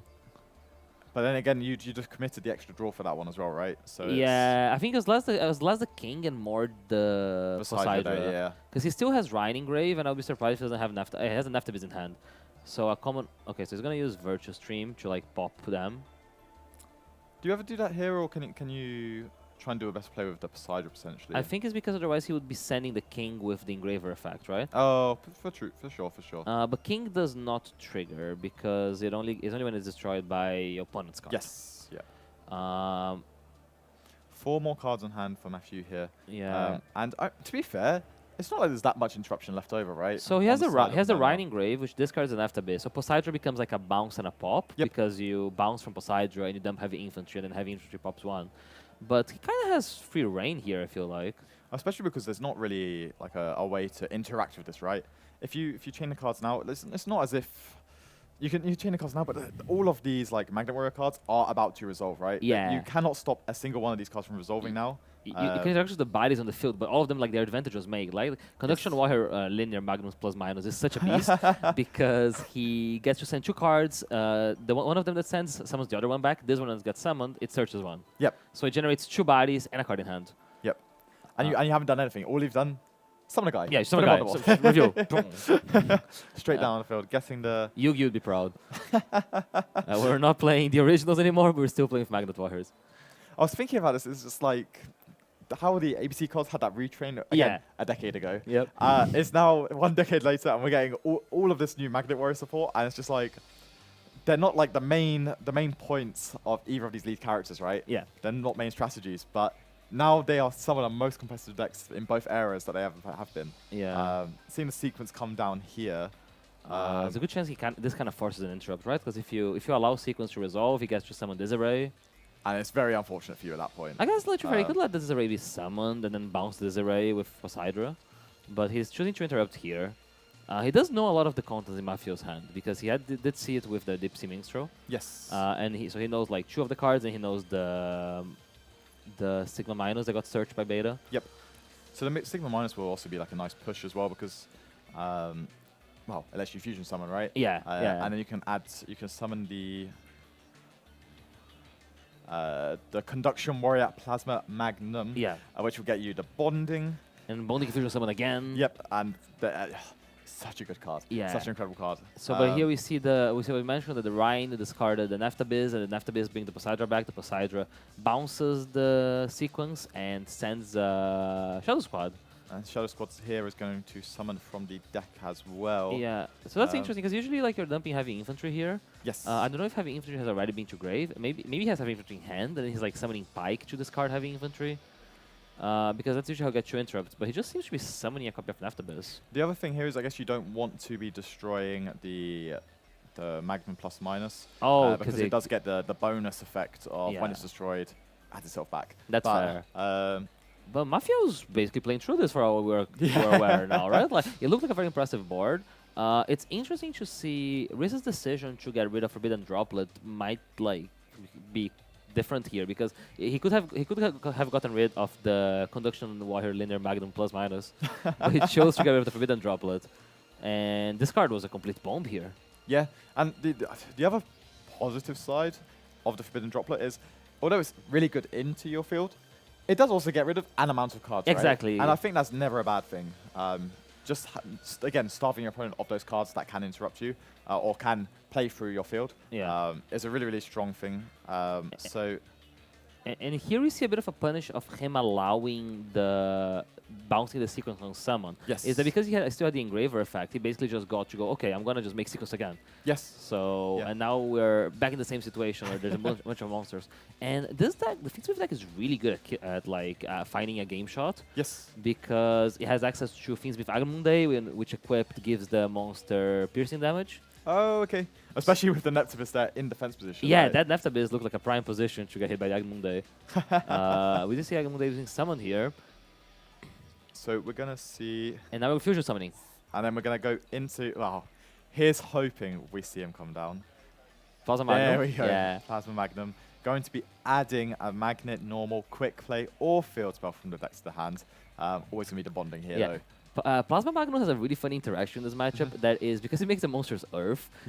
If you can't link the like for example the mermaid links because they all require water monsters, and if you detach a material from like a water XYZ, it's not water. Yes, yeah, so it that's doesn't true. trigger. That's true. So that's a funny interaction in this matchup. Actually, that's really unique. Actually, I didn't think about that. So it's going to dump the Delusion here, I would say. Yeah, Delusion gets to summon himself back, right? Yes, by removing from play the plus and the minus. Okay. Weirdly, We're combining them. We are combining them. Kind of again, why I bring up the ABC sort of thought process is that then also gets to during opponent's turn tribute it and then summon 2 of the Sigma monsters, which again similar to that of ABC Dragon Buster. Oh, this is really cool. So we're making Dugaris, and Dugaris doubling the attack of the Fiends with Lacrima. Oh, so it will an attack over the Naftabiz. It does probably enough for game here. I'm assuming it's over Yeah, because Agamemnon Day buffs by a lot. It has 5, so it's 5, so it's 5k. Yeah, it's gonna be like 8-4 attacking piercing each and after the defensive edition per game. Honestly, that's such a weird game shot, but I love it. That's so unique. Incredible. That's so unique. That's Mafio's deck, right? It's a very unique deck, Yes, and it has like all of those different exits than the normal Fiendsmith deck or the normal Magnetar deck would have. Yeah, as you just think if that Neptubis just wasn't there, who knows what way it happened. I mean, probably could have like assembled game in a different way. Yes, considering Neptubis was there, that's was like, such a unique way. Gotta show up. That was a really good game. Just getting to see this Magnet Warrior deck, both going first and going second. Yeah. I think it actually overperformed compared to what I was expecting. Yeah, from because it. going first you expect is actually really strong, right? He got your combo basically uninterrupted game 1. He did all his interruptions and he had a drawn lock bird. Yes. But the going second game is really impressive because if you think about it, he broke the full Mermaid board with like 2 Fiendsmith cards. Yes, he had 2 Fiendsmith cards and a Forbidden Crown, and then he exhausted all the interruptions from Mermaid. And he's like, okay, now I review the big guy. Now I review Conduction Warrior, Linear, Magnum, plus mine. Yes. Sending 2. Doing everything you want. And basically, like, from simplify the game state, resolve your card, right? Yes. Like, and once this card got down, you could see he just didn't have enough interruptions to deal with that. Yep. And he still got you back to his Fiendsmith engine by being able to link back into the sequence. Very well piloted by Mafia. Yeah, incredibly well piloted, and I really can't wait to see him talk through it all because that was such a fun game to watch. Yeah. And I'm happy we got it on. Yeah. So you guys will catch Deo and Mafia in the interview in a second. Yeah. See you guys in a bit.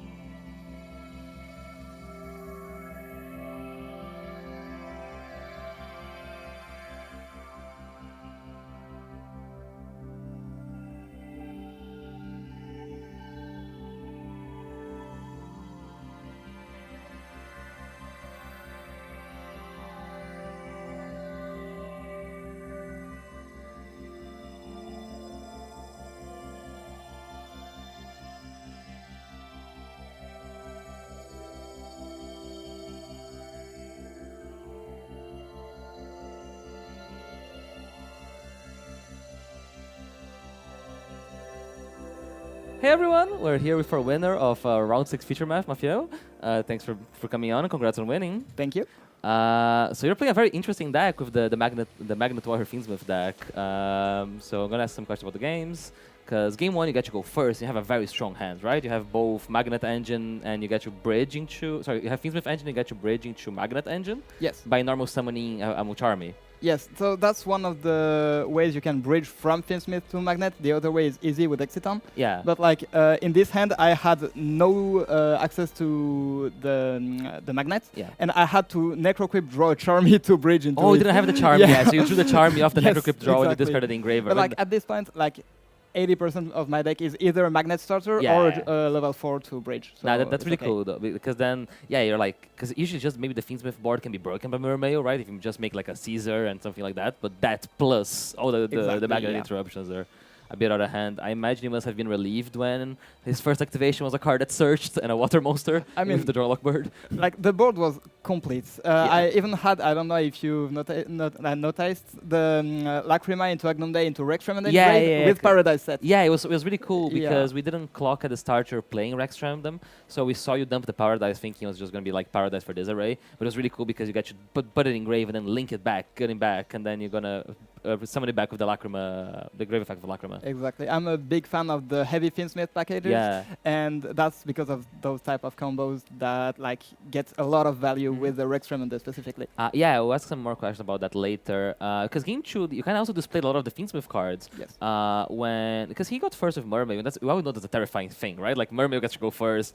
It is, but like if there's no barrier statue or flood gates, Yeah. the interruptions are not like that tough. Yeah. I feel like, and also that deck plays really well into boards, and Yeah. I had a lot of engines, so I was confident. That's fair. And yeah, like when he put my droplet into the deck, it was really well played by him. Yeah. But he gave me another draw because he forgot of Perulia because it was like so much later. Yeah. And I had a crown at some point. So Oh, because you drew the crown. 'Cause you didn't have the yeah. crown when he deeps with him intros you, right? Exactly, So, because we know his list, so he was playing like the Ice Bear General, Raiho, and there's a level 3 Ice Bear that makes you set cards before a Warlock. Yeah.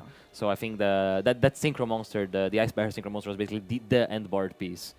But I mean, you managed to navigate it pretty well. He was forced, I think, to negate the Tracked Grave effect, was it? With yeah, because I had no Dragonite? other spell, so it was okay. But Yeah. like, the thing is, I went Graver into Track because it's the first spell, and I wanted this Track to resolve because Yeah. it gives me so much resources with the Lightfiend on top of everything and the Grave effect. Yeah. And once it's resolved, I go Crown that can't be negated to negate the General. I know I will OTK with the double attack at this point. Yeah, that was a really cool way of ending because like you kind of went through the interrupt. You're always aware that he had the Rhine Engraver, so that's the only thing you kind of had to beat, right? The Rhine discarding the Neftabiz to bring the Poseidon back. But once you got to that point, he baited that by making the sequence the first time. You got to remake the sequence and make the Lacrima again. I misplayed on that because I did the sequence the first time with the Graver coming back. I should have normal summoned Lacrima because then if he destroys it, I can Graver put it back again. Oh, okay, that's but like fair, since he yeah. bounced it, it didn't matter. But yeah. if he chose to destroy it instead with the infantry, it would have been better to normal summon. Okay, because one of the plays we were thinking about is what if he Poseidon's back and then he Poseidon's dumps infantry, Poseidon bounces the level 7, the dragon. Yeah, the linear. And then you pop the sequence, but it ended up working out. Yeah. And then you guys do the really cool thing is just do Gyros like Monday Lagrima. He happened to summon an Neftabiz in defense position from the Shadow Squad, which I guess was useful because you guys just attack and over. Yeah, the thing is, it's a really cool way to go for a game because it goes above everything because it's piercing. Yeah. There it was like only 84 attack, but usually it can go above 10,000. You can have the Requiem as well sometimes, right? The Sequentia. Requiem is gone usually, but like Agnum Day plus Sequentia is plus 3,000, so it's 10,800. Oh, because getting 600 per link material, per link exactly. material. And then you, because you double the 5,400, 10,800, you pierce over anything, and then you go Necroquip or anything to 1,200 more burn. Yeah. So it's like 12,000. So if the monster you attack is less than 4,000, you win. And I think that's pretty relevant probably against Dracoteo, right? Because against Dracoteo, they get a lot of advantage. They have a lot of like ways of coming back, but it doesn't matter if you can just make a game shot. Yeah, exactly. And it to every deck in the format pretty much. Also, Radiant Typhoon and a lot of the decks, it really matters. Also, it's really cool because it lets you OTK through Crown, SP, and also through the Sancts lock that prevents you from attacking with other Oh things yeah, that so you get more value of Sanct because you don't have to like give them another turn. Exactly, like I can lock myself from attacking pretty much all I want.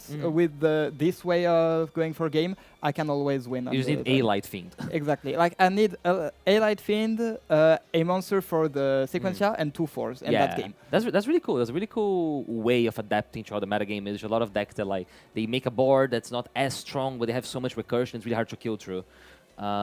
So your list is really different than I think the other Fiendsmith Magnet Warrior list I've seen this weekend, because people tend to play a very like small Fiendsmith package.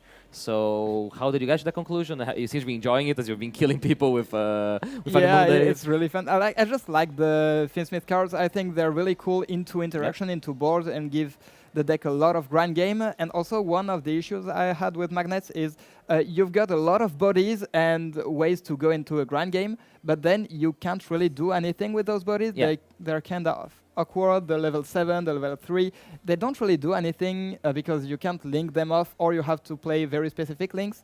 And the heavy Fiendsmith package gives you more pushes, more follow-up, and ways to link off your bodies, because a Sequential is only one Light Fiend, Agnum Day is the same. So once you have one Fiendsmith card in rotation, you can use the other bodies to go into the Fiendsmith climb, right? Like Sequential, Agnum Day, and that becomes more ways of starting game. Yeah, usually the thing you will do is you go one Light Fiend into Requiem, into Lacrima, Foolish Engraver, and then you go everything else, and you keep your Engraver in Grave, and at the end you go Graver, Sequentia, and you finish the game that way, but you play with the Magnet into all of the disruptions. Yeah, no, that was good. It was great seeing you. It's a shame that you guys playing Dragon Link. I will at French Nationals. Oh, maybe next time. Yeah. but yeah, see you guys for round 7 of You Can Ads. Bye-bye.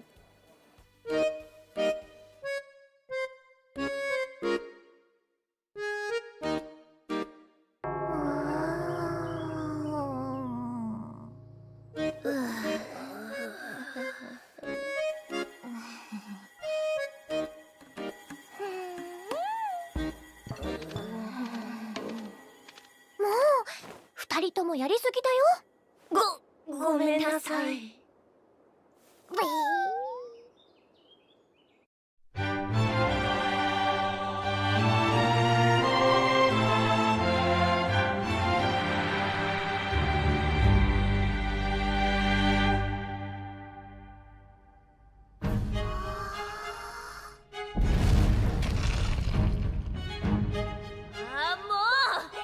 私の全力！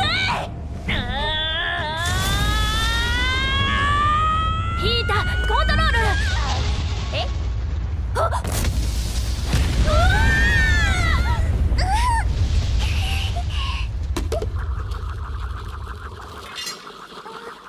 なんだろうこれ。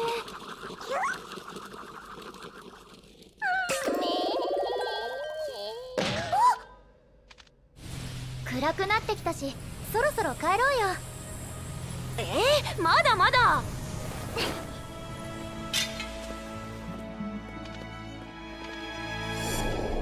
申し訳ございませんでした。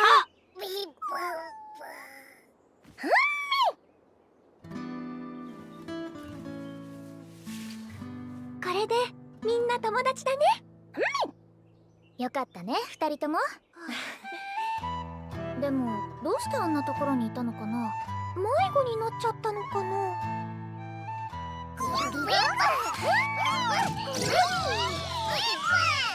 一緒に遊びたいって。よーし、それじゃあ私が。ヒータは僕と修行。ヒータはまだ霊力のコントロールが不安定だからね。あの大岩を動かすには修行あるのみ。ほら行くよ。よーし、一緒に遊ぼう。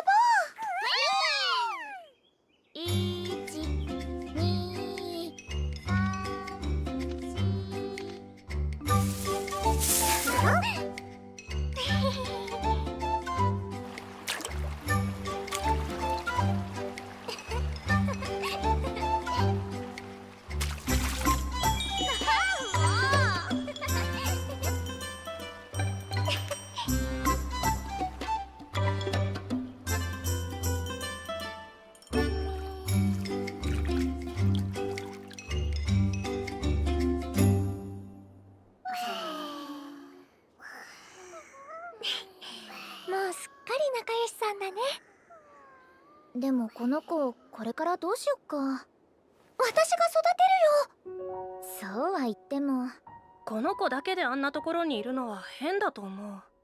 家族とか仲間が近くにいるんじゃないかな。家族。明日大岩に行くついでに探してやろうぜ。いい？ウィン？もち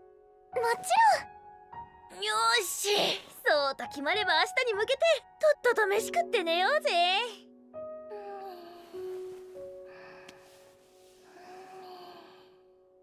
君の家族見つけてあげるからね。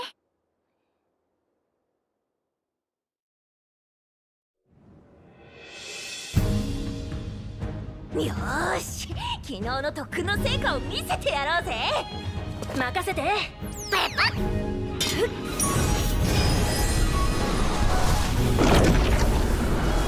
ピーター、行くぜ。いっけー。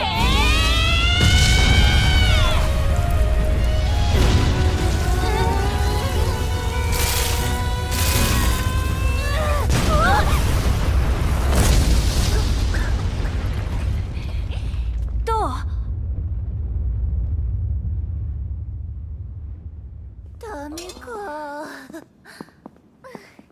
どうだった？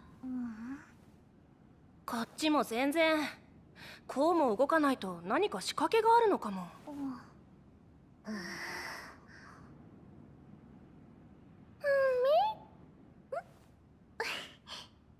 困っちゃったね。どうしたの？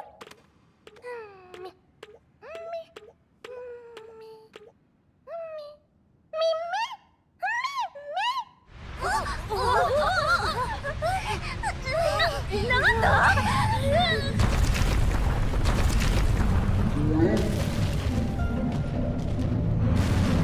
マ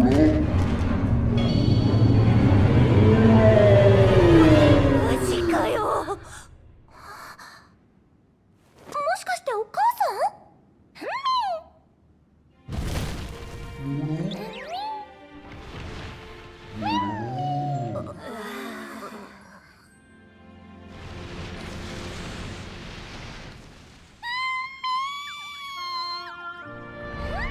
元気でね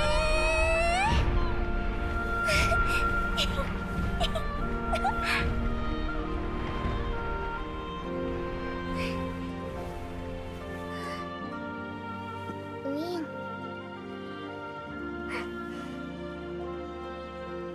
お母さんのところに戻れてよかったね。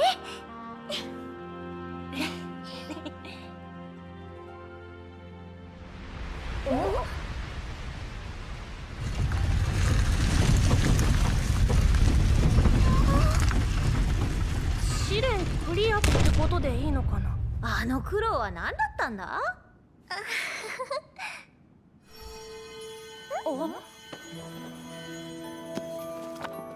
次が最終試練だって。行こう。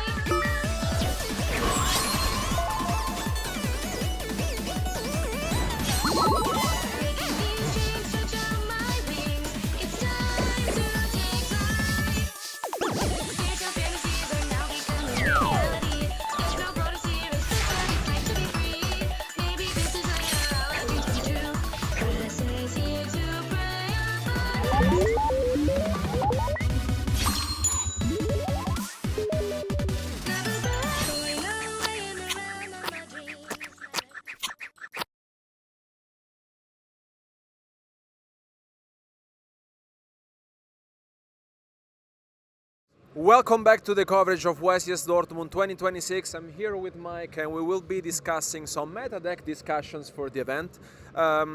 This is going to be very interesting, especially because this is the first YCS after the Forbidden Unlimited list, but also the first one after Burst Protocol. So we remember that last year, for example, YCS Lille and YCS Bologna, we have seen a lot of different decks, which for example, were Yami, Mitsurugi. We had a lot of different ones, Dracotail, for example. So I would say, if you were to attend this event, first question, which deck would you bring? I mean, the place is chaotic right now for the meta, because there are a lot of good decks right now that can stand in the meta right now and that they feel really, really strong. And if you discuss this, as much you discuss, you just find lines that one deck can counter the other, and it feels like you have to always be prepared for the next move and how your opponent will bring good strategies into the table, right? And in order to counter it, and it goes to a full circle of this. So to think about, for example, Dracotail, it is one of those decks that I think right now had a lot of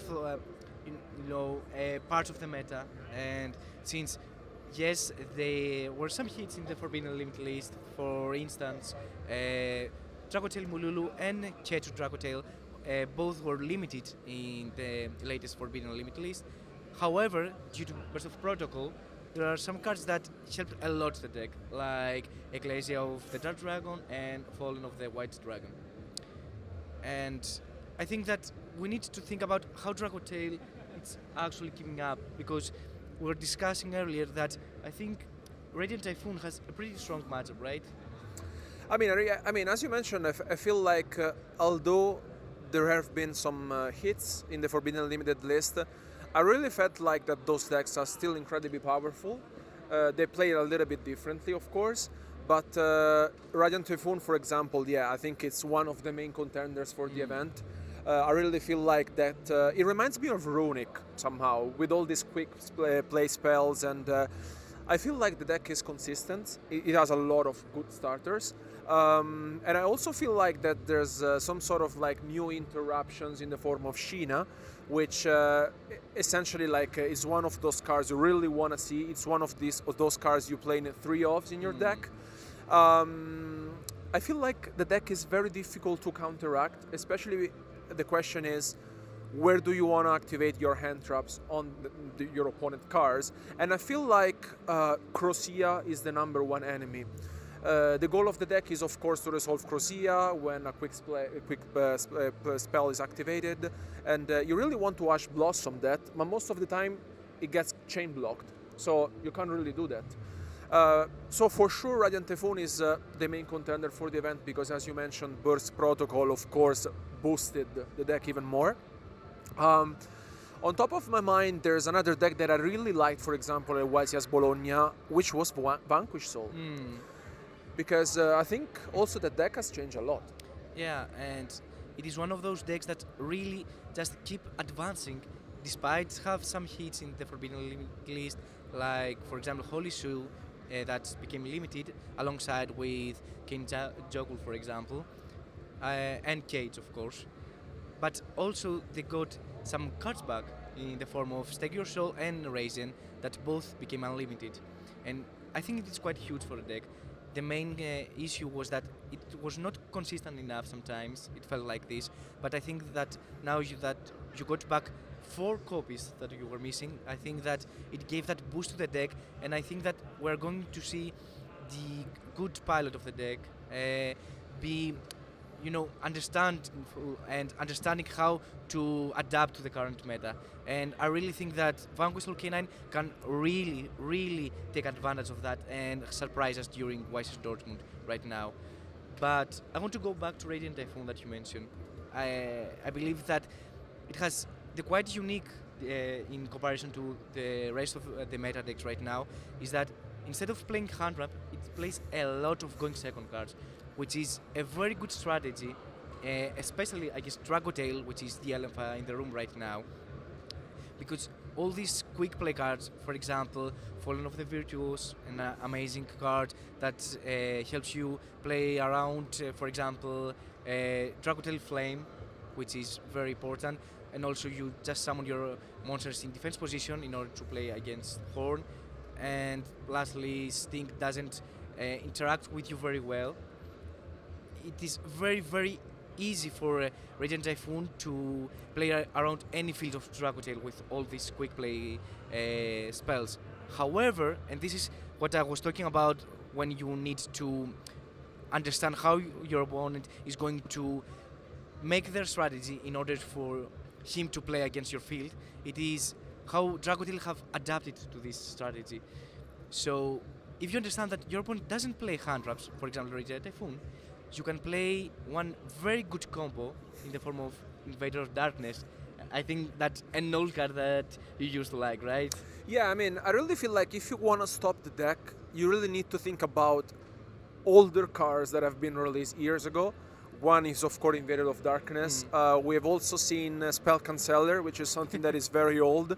Archlord Christia, which is a card that honestly completely shuts down your opponent to special summon monster, which is huge. And I really feel like, as you mentioned, our players this weekend will really find a way to efficiently face decks that have been there for a while, I would say, but have changed and have adapted, not only with the Forbidden Limited list, but also with Bar's Protocol. And what I really want to see the most is, I think Dracotail has been one of the most consistent deck of the last months, but as you mentioned, Radiant Typhoon is so explosive that with a few cards, Dracotail may struggle, honestly. If we thought that, for example, in YCS Bologna, Dracotail was maybe the main contender, I think it's going to have a hard time, because the deck, as you mentioned, is still very powerful. It's very good. Against most of the meta deck, it's a solid choice. But Radiant Typhoon, for example, on top of my mind is the deck that has to be beaten this weekend. Especially what I really want to see is, I've been seeing some players playing Radiant Typhoon with Yummies. Because Yummy, it was another deck that for sure was among the top contenders over the last months in 2025. But of course, Snatchy has been limited, and the deck also lost the Herald. You know, so do you feel like it could be an option for the weekend? Do you feel like players could match those two decks, or do you think also Yami could be played in any other form, let's say? Yami right now is, as a pure version, I don't really think that it is as explosive as it used to be, since Herald is not there anymore. However, as you mentioned, it can mix with Radiant Typhoon through Tri-Brigades, who also gain support through Burst of Protocol. And the deck right now can function very well because it bridges so good, and you can find access to Surek, and then you can access any Wingwix, for example, Crusher if you want, or Edem, or any Radiant Typhoon card that you really want at the time. And this is what we are discussing right now. I think that all comes to the point that you really want to understand how to take advantage of what your opponent is doing. You mentioned two different combos, the one that ends on Invader of Darkness or Christia, for example, or the other that Vanquistal K9 like to play, Spell Canceller. Just to explain what we are talking about, the combos real quick, it is that Fallen of the White Dragon plus any light or dark can end into Invader of Darkness, because you synchro summon into Ecclesia. Ecclesia activates the effect to special summon Cartesia. Cartesia will activate the effect to fusion summon into Grand Guignol, enable to send Invader of Darkness to the graveyard. And during the end phase, you can add with a potential Albion, for example, that you have sent with the Fallen of the White Dragon, add the Fallen and the Virtuous, the quick play spell, that has a second effect. It's that enables you to special summon any monster from any graveyard if you have an Ecclesia monster in the field or grave. And that brings back Invader of Darkness. And since Radiant Typhoon doesn't play hand traps right now, it is one of those scenarios that you're locked out of any quick play spells. Yeah, you don't have any other solution, essentially. And I really like that you mentioned this, because I feel like it's the only deck in the current format which can afford to play field breakers rather than hand trap. Because if we see at the pool of the decks available, which, over the past YCSs, at least during the Swiss rounds, we have had 10 plus different decks. I feel like Radiant Typhoon is the deck that can afford to play Field Breakers, and that's it. No hand traps at all. And I'm also curious because I've seen other players, for example, playing a card that has been used years ago, I would say, Pancratops. Pancratops is very powerful. It's one of those cards that has always put players in danger, because as soon as it touches the field, you're like, okay, maybe it's gonna enter battle phase. It's gonna force my cards to activate. And also, thanks to Sheena, is one of those cards that you can bounce back and even trigger. And there's a lot of potential. And the other deck, I think maybe the last one that comes to my mind is Malice, because I'm extremely surprised, because White Binder has been forbidden, and if we thought that maybe the deck, was like, yeah, you can still kind of play it, the deck is incredibly powerful. Like, if you play the deck, you can see that the deck still makes its job done, and I think it will be at the top tables this weekend. And the question is, if Malice before was hidden by Lancia, what if players are not going to be playing Lancia? Because, for example, if they think, okay, maybe Malice is going to be underrepresented, do you feel like this could be a trend this weekend? Do you feel like players are thinking about Malice?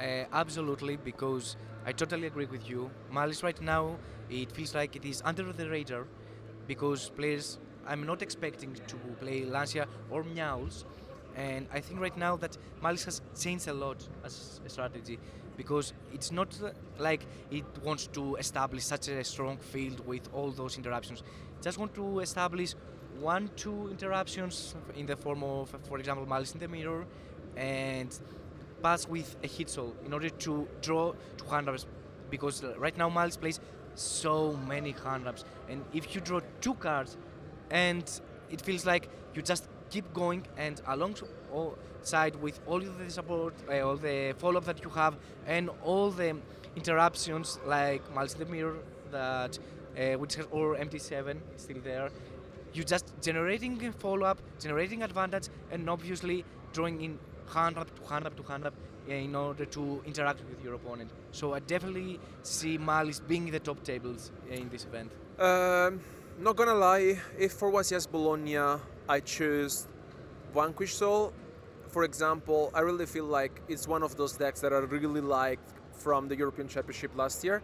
But another trend that we'll, of course, we'll be discussing this weekend will be the hand traps. I really want to see how our players, the amount of hand traps they will be playing, they will be side decking, the impact that Full Wallows will bring onto the table. So I'm really looking forward to see our players in action, but I really feel like we have covered most of the main aspects of this weekend. But never say never, because we have seen a lot of different decks over the past YCSs, and maybe players such as Dinka Bui will prove us wrong and bring something, completely unexpected. We will witness it very soon. And thank you so much for joining us discussion, and don't go anywhere, because we will be back soon with more content from YCS Dortmund.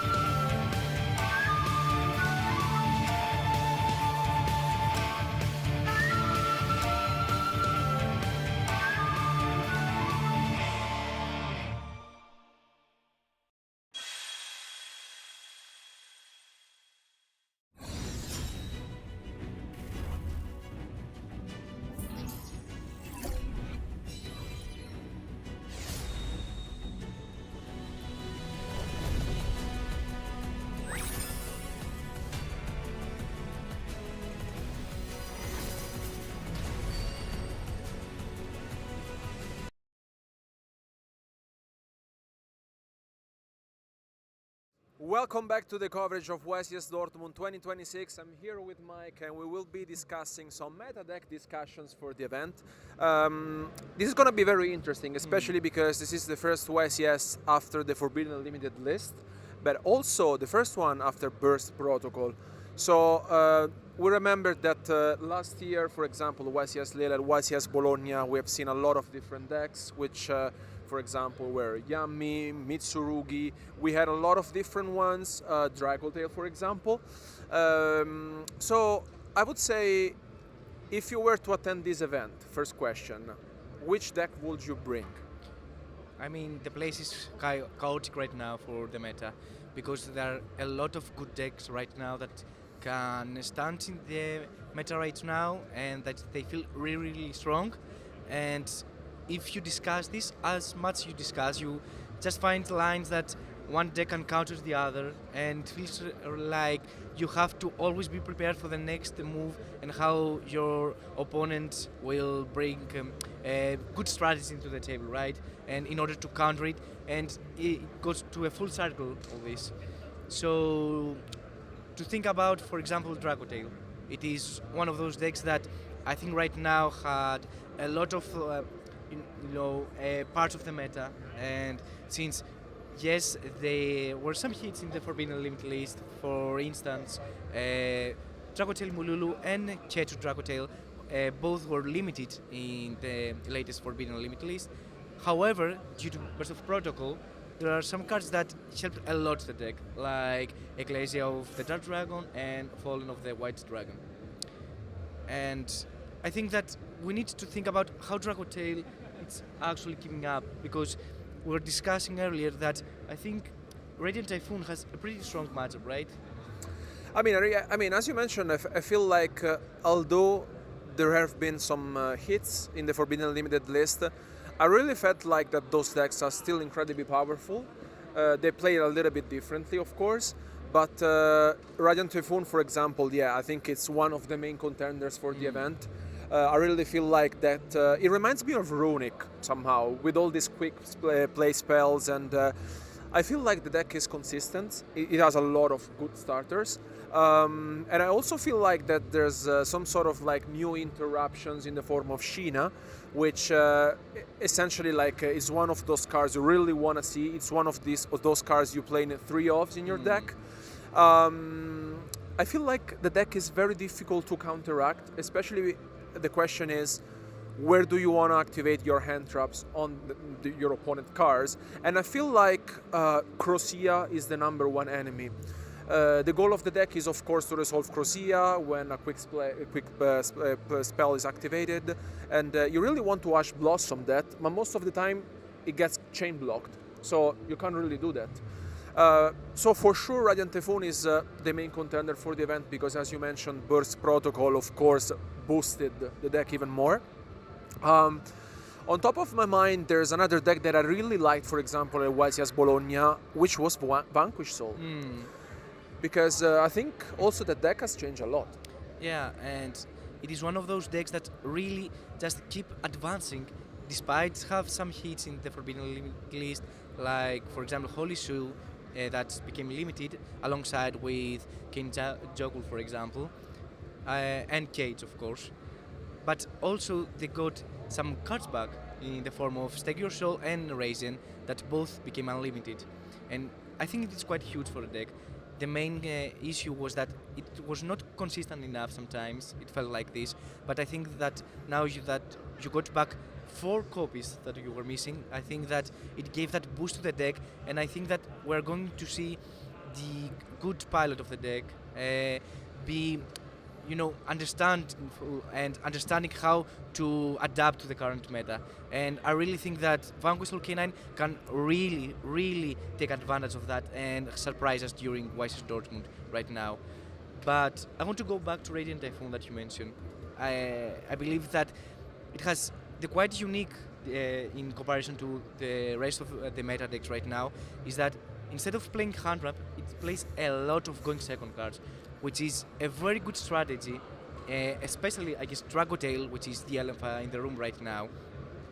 Because all these quick play cards, for example, Fallen of the Virtuos, an amazing card that helps you play around, for example, Dracotel Flame, which is very important, and also you just summon your monsters in defense position in order to play against Horn. And lastly, Stink doesn't interact with you very well. It is very... Hey guys, and we're back with round number 7 here at the UK Open today in Liverpool. And for me, we've got some of my favourite decks, as you always know. Some of these little more tried and tested decks, I would say. And a big name, at least in my book. Not sure about everyone else's, but Christopher Nielsen, all the way from Denmark, is here playing pure, and I'm saying it right, pure Mitsurugi, which I think that's a little bit more fringe nowadays, isn't it? It's always Mitsurugi and something else. Yeah, I mean, it's going to be quite exciting to see this. So round number 7, it's going to be lucky number 7 for one of these duelists, trying to move themselves into round number 8. So as soon as we move into that one, there'll only be a couple more rounds of Swiss left. As you can see on your screen, we have Yumi, Mitsurugi, separate decks. Of course, both of these duelists are 5-1. 5 wins, 1 loss, and that dream still well intact. Now, these were the top 2 decks of the past format. Of course, you suppose you consider Dracotel as well amongst them. And these have probably had the biggest change in comparison to what the Dracotels have gone through in regards to how they need to adapt their strategy. Seeing that single Yummy Snatchy right there, and Nicola is not messing around. Neither is Christopher. He is pretty much sitting there going, absolutely fine, go for it. I know what you've got. I know when to interact. So neither of these duelists, I can imagine, would be too strange to these decks and their strategies and when to interact. Definitely not. Again, as you said, these are some of the decks of the previous format, right? These are the decks that everyone was playing, everyone was loving, everyone still has very dear to their heart, I would say. Obviously, Nicola playing incredibly fast, very confident in what they are doing right here, right now. But especially going second, the Mitsurugi deck, big favorite of mine, is going to be very good into the Yummy deck, I would say anyway. And with Nicola, just assuming that I know exactly what Chris might be playing here, I just want to know what they're going for. Seeing the Reaper Dock is here into the Fiendsmith engine. Yeah, exactly that. And I think when you look at Christopher's list, which obviously we're quite lucky to be seeing right in front of us right now, he doesn't actually play many hand interactions. When I'm looking at his list right now, we've got 3 Mulchomi Fuelos, which we haven't seen and we probably would have expected to see right now. And then we've got 1 Nibiru and 1 Dimensional Shifter. Now, usually, what that would tell me is that the rest of the deck is full of incredibly powerful field-breaking cards. And you do see that in the form of Forbidden Droplet. And one of my personal favorite cards, which is going to get an extended artwork in Rarity Collection 5. Don't worry. I was waiting for that one. Hey, extended artworks, I am so for. Like, they are going to look incredible. Is Super Polymerization. This card could actually be a massive game changer here. However, it's always good when your DDD High Wave King Caesar is a water and fiend, so it makes it a little bit more awkward for Christopher to kind of push through, but still going to be very interesting to see how this uninteracted with field of Nicola is going to get broken with Christopher kind of taking into account. If he hasn't used any of these interactions we previously mentioned, there's a lot of either aggressive cards in his hand, or he's going to have a lot of ways to draw into them with cards like Part of Extravagance. Yeah, no, I definitely agree here. And I think the thing is, right, with the Mitsurugi deck of old, it was very good at just generally going second, being very, very capable of taking apart the field, dismantling it in every way possible. However, now when you're seeing the Yummy variants and they've got the Fiendsmith package within them, that DDD High Wave King Caesar is a threat, an instant threat for any Mitsurugi deck, because not only is it like kind of very scary for cards like Habakiri, but that Mitsurugi Ritual, which is your biggest play of the deck really, is very hard for you to like kind of interact past that, right? Yeah, exactly that. And we're going to see one of the replacements in the deck for this current format, and that is going to be a good old classic of being Manju of the 10,000 hands. So for those of you that haven't really seen Manju before, when this card is specifically normal or flip summon, sometimes it might happen, you get to add a ritual monster or a ritual spell directly from the deck to the hand. So with Habakuri currently being limited on the most recent Forbidden Limited list, being able to utilize that to get direct access to it. But Nicola sees a direct issue that might bring and instantly deals with it with an infinite impermanence. Now it looks like there could be a card here that Christopher might consider using now. or maybe in a little bit before he puts a monster into his own graveyard. But there's still that high Wave King Caesar to deal with, and we haven't seen any of our field breakers in the form of Forbidden Droplet or Superpolymerization. So this is going to be a very, very colossal task here. Yeah, I really want to go back to Manager 10,000 Hands being just one of my favorite cards. Again, with me personally, big fan of the Megalith deck, which is very, very strong in Genesis format. And I'm really happy to see it taking on a new home in some of these Mitsurugi decks following the most recent Forbidden Limited list. Just being able to kind of play here. And it looks like, unfortunately, Christopher is deciding that's enough. Yeah, I think unfortunately with the rest of his hand there, it wasn't really what you wanted to see. I felt that you probably did need that Superpolymerization there. I'm not too sure what could have been conducted from it. But that High Wave King Caesar did put in a huge amount of work there. And just taking a quick peek into Christopher's side deck, this is where those hand interactions are coming into play. So this is where the Dominus Impulse sits right now, the Molchumi Perulia, the Ash Blossom Joy Spring, and Drawn Lockbirds. But this is what I find quite fascinating, is what would you change from your main deck to fit those cards in? So, of course, you're going to be going first. So your Molchumi Fuelos is going to be less effective for you. But you're not going to put in Lightning Storm. No. You're probably not going to be putting in a Molchumi Perulia. No. So that kind of limits you down to go, do you go down the Dominus Impulse route? But then that's just a hand interaction you're probably going to be looking more to set. Or do you go for an Ash Blossom and Joy Spring? But then what do you fear in the Yummy strategy then that Ash Blossom will do the job for? So I think if I saw more of a, let's quote it, pure Yummy deck, right? More of a pure Yummy strategy there. I think the Ash Blossom is a lot weaker as a card, right? Yes. And then maybe you want to choose that Impulse over it just for any time those Yummy Synchro monsters decide to bounce away back to the extra deck, then that Impulse is getting a lot more value, right? Whereas the Ash Blossom versus the Fiendsmith cards, I think it kind of shines a lot more there, right? Yeah. And just being able to interact with those to kind of just stop them getting to that like cumulative amounts of Fiendsmith cards that make all of their fusion pushes like the sequence that could just appear out of nowhere almost, get a lot more value. I think it could just be that's the better angle to take. And generically, if you're able to set up a bunch of interruptions with your Mitsurugi deck, just having Ash there is always quite safe, isn't it? Yep. So that's the kind of approach I would expect from Christopher here. Maybe the Impulse does also just come in though. There's always a world where maybe some of these more fringe cards, maybe you don't want to play Radiant Typhoon Vision, maybe that Mystical Space Typhoon. Maybe you just want to remove some of those cards from your main deck. Maybe even Droplet as well, going first. As we know, it's not always the best card versus the Yummy strategy, so maybe that's also just something else you'd consider getting rid of.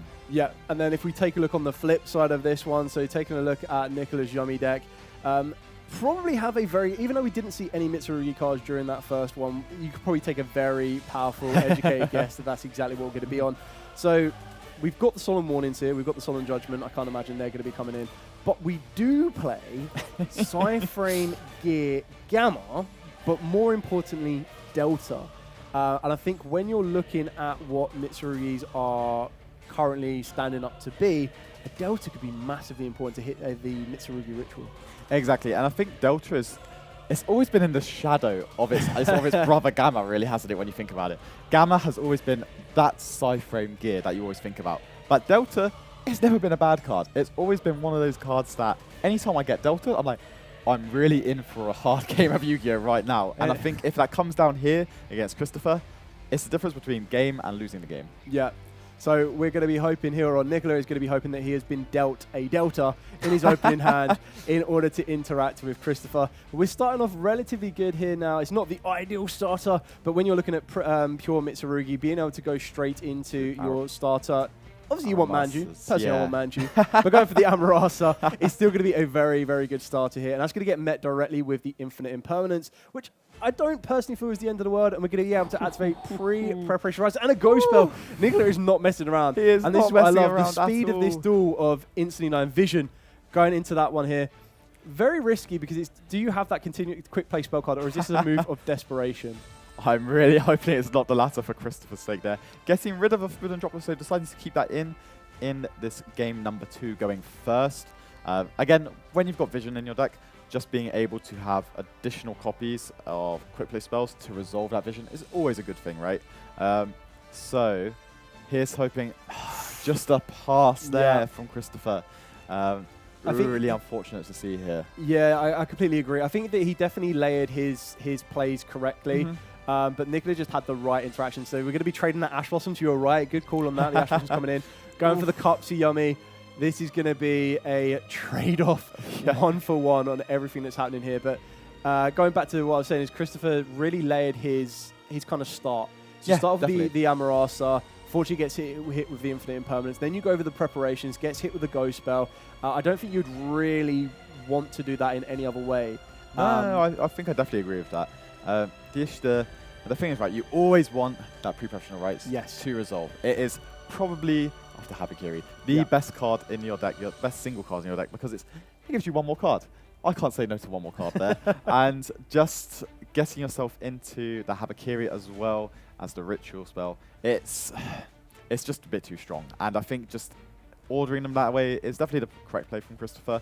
Unfortunately, the Yummy deck does what Yummy decks do. Had 2 hand traps there. And now we're seeing the Yummy come down, the Yummy monsters come down, and it feels just like it's such a good spot for Nicola here.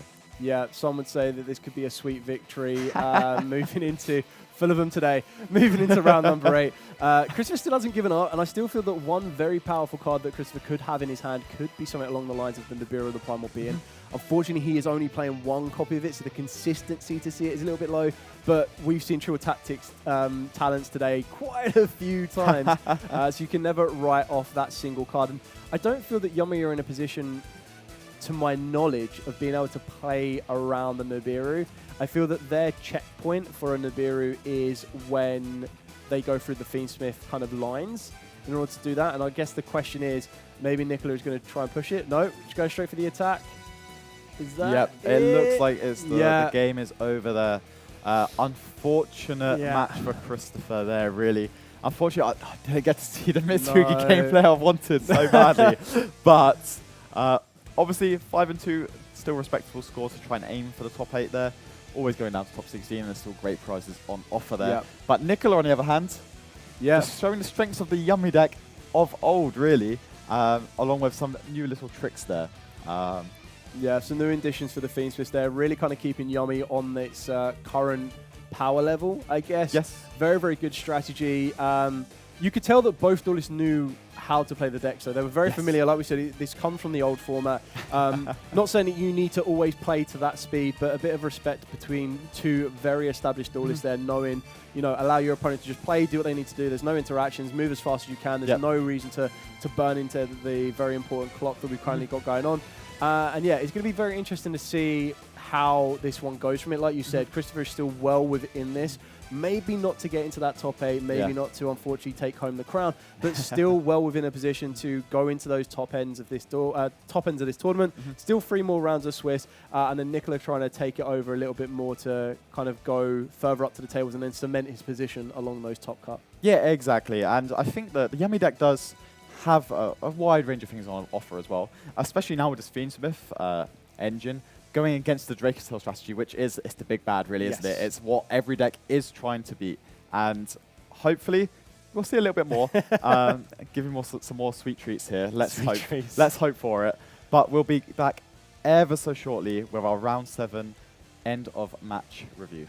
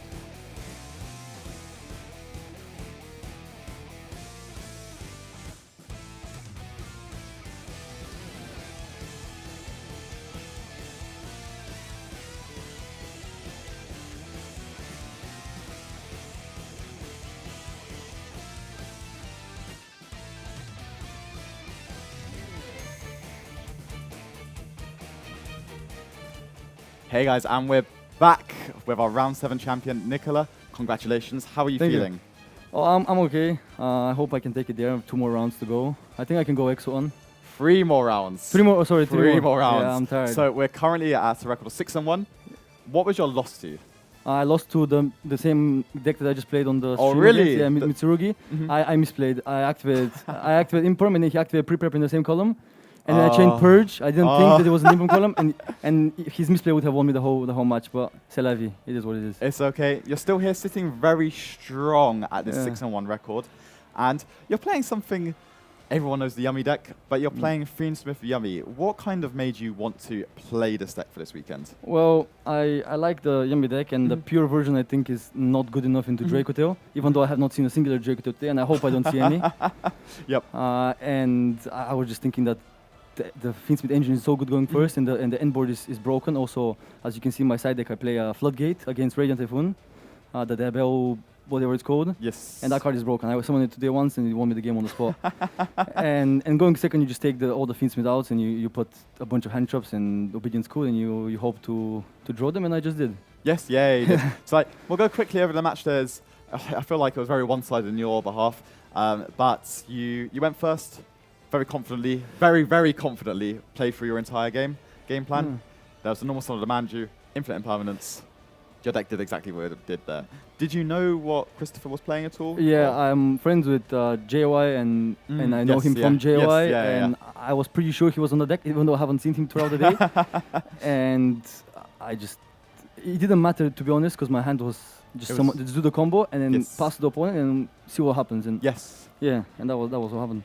Yeah, and you made the White Wave King High Caesar, Wave High King Caesar as well, which I feel like is very good in that matchup anyway, right? It's broken. Yeah. Scoops it up, goes second. So I assumed, just as you were talking about, all of the Fiendsmith cards come out of your deck. Yeah. You put in all of these going second options. How good has Delta been for you? Delta, I have resolved it, I think 0 times. I had Gamma and Delta twice, and I activated the Gamma because it's obviously the better card. It's limited at the end of the day. But through testing, and I've played Yummy since release date. I've played Delta in the main, in the side, to many regionals, YCS and stuff, and I think Delta is broken. The only issue, of course, is the driver, but you know, the deck is not that bricky. You can see how many bricks I play. In the main deck, I play a couple bricks, like Assist and a Croaky, but... But post side, at least, then you got some of those come out, right, anyway, and then you just have to single the driver there. But I think I was saying to Dale during the commentary of this that Gamma has always been that better one, right? But the second it got limited, now Delta has a little bit more room to shine, doesn't it? So yeah, going into game 2, again, unfortunately for Chris, Infinite Impermanence on the Aramasa, pre-preparation got hit with the bell, and then you kind of just had the ability to run away. Straight after that, Pure Race map got negated by the Ash Blossom. And I think you went for quite a solid way into just attacking the game there, right? You just made your guys really big, swing for it. Yeah, could have played a bit more like under nib, because his hand was quite weak, but his body language showed me that he didn't have a nib in hand. Yes, He was quite frustrated, which is... it's fine, I don't know, you know. You understand how it is, isn't it? Well, yeah, I have played bricky decks, and I think Mitsurugi is somewhat of a bricky deck, even now with Habakiria 1, and you just have to accept it when you go to tournament, I assume. And this deck is really consistent, but obviously the power level is not as... It's a little bit lower than the rest. It's a little bit lower than some other decks, and that's why we compensate with 26 hand traps both side, and you just draw 4 hand traps, 1 cupsy, and GG. I love the reasoning, honestly, because I think just especially against some of these more like higher powered decks, right? As long as you just draw a good amount of these hand interruptions, you can probably get away with it, right? And it's okay. Also, having all these hand traps, you don't have to think as much, I think, compared to some other things. And 10 rounds is a lot of rounds. It's a lot. Maybe some people, I don't know, are better at doing 10 rounds, but I get tired after 8, personally. So, well, honestly, watching you play there, you were very confident in all of your actions. Thank you. So definitely take that back and have a little bit of confidence in yourself for that. So 3 more rounds remaining. I'll take it there. Are you confident you can take it to top I am. I'm so confident. I topped 2 regionals in the span of 3 weeks. Okay. At the end of the year and in the beginning of this year. And I don't know, the deck list was a lot of help I got from Josh Kelly and James Rispoli and Rocco and all the other guys from the collective. Yes. From my team, and I think the deck is good, but it will be really bad after Killer Tune comes out. So what can you do? Exactly. Well, good luck in the rest of the tournament. Thank you. And we'll be back ever so shortly with round number 8. Thank you.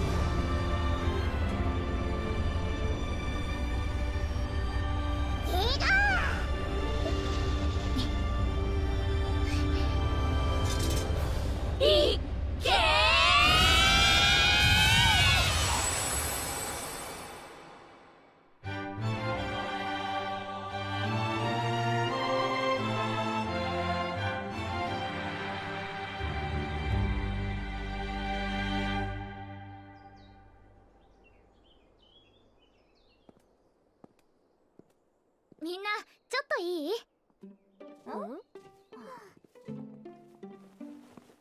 書庫で見つけたの。何これ？魔導書かな。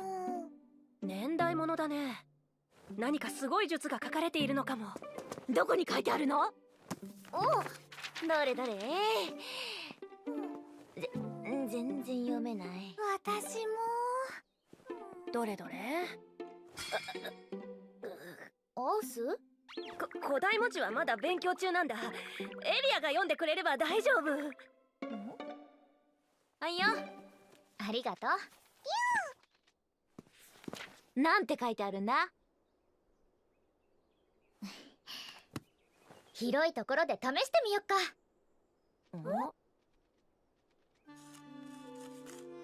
できた。ウィン、そっちはどう？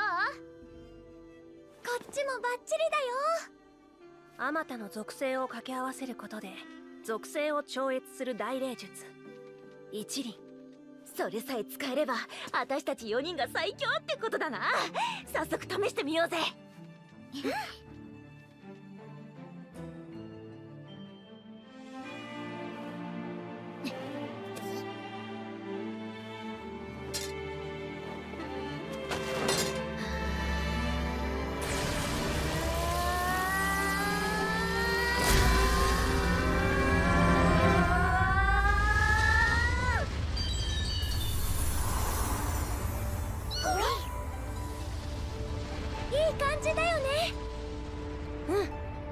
よーし、一気に決めるぜ。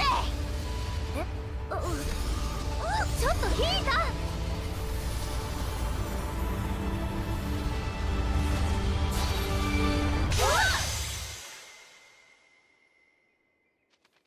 これって失敗ってことかな。どういうことだよ。属性を合わせりゃ術が完成するんだろ。魔法陣間違っていたのかな。見て、祭壇に祈りを捧げ奥へ進めだって。ねえ、この絵って何かな。もしかしてギガギガ。そうなの？お、ついてきてって言ってる。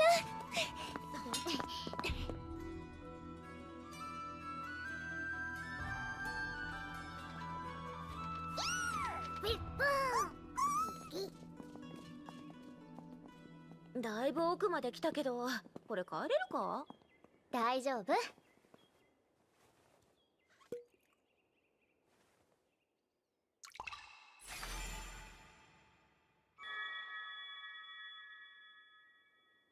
おお、さすがはエリアにしてもこんなに薄気味悪いとなんか出そうだな。やめてよそういうの。アンス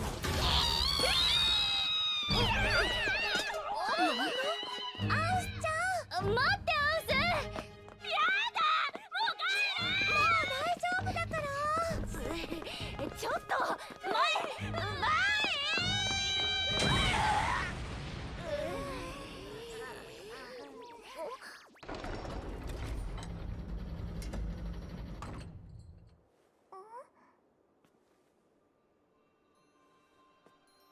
ここが祭壇？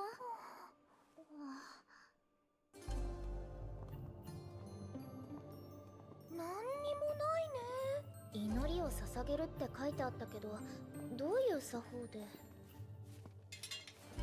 最強！とにかく最強になれますように！そういうことじゃないでしょう。空が飛べるようになりたい。たくさんの知らない術を知りたい。ちょっと祈るってそういうこと？どうか甘いお菓子をたくさん食べたいかも。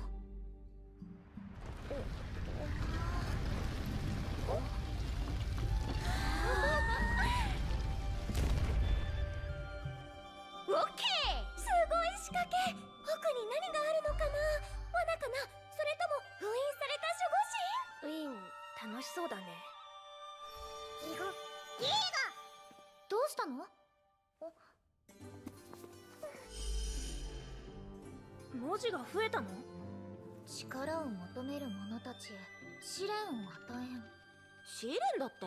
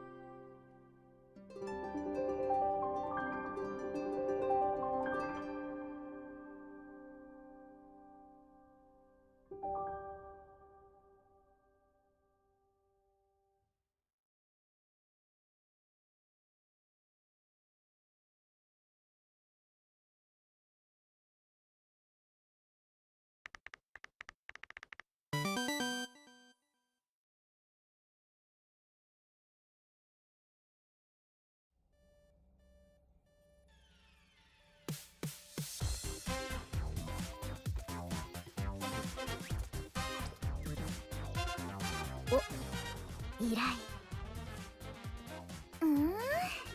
なになに？トラバルのデータちゃんはこのビルの中ね。オッケ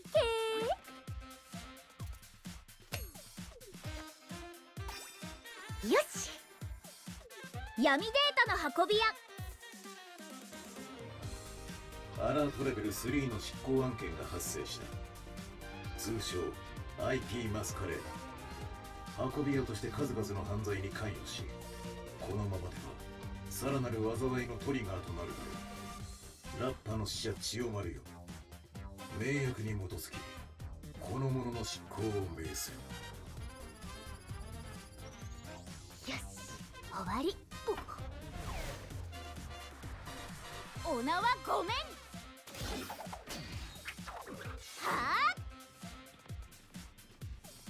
あ？あれ？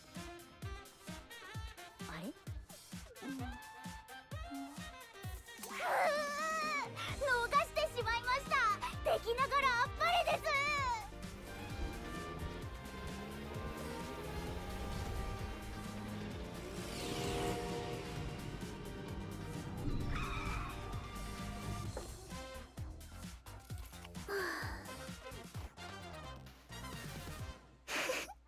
楽勝。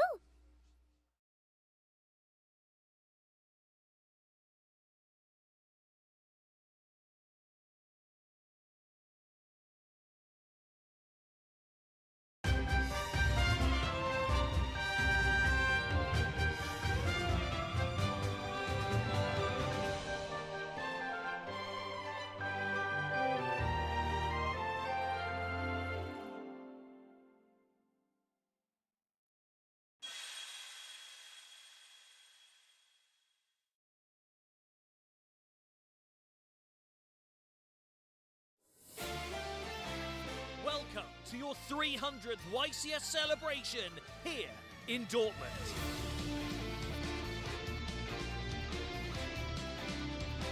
Whether it's the main event or public events, every single one of our participants will be sat at these tables duking it out to become the best of the best.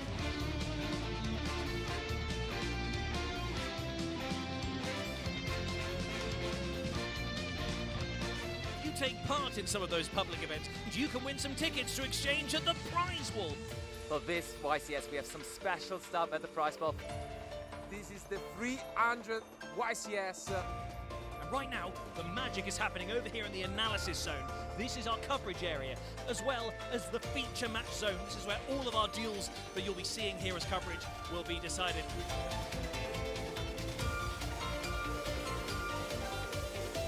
Stick around, we've got loads of great coverage coming your way.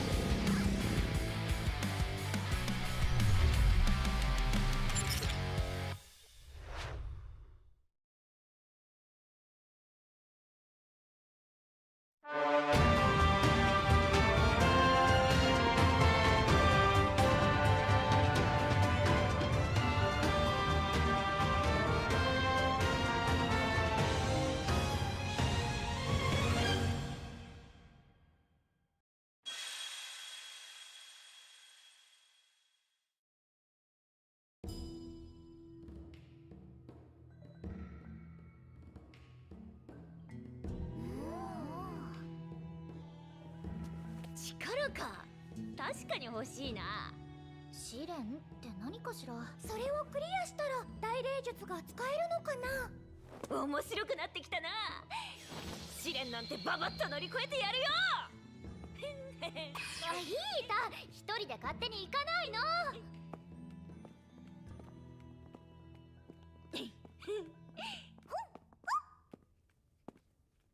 お、早速試練のお出ましか。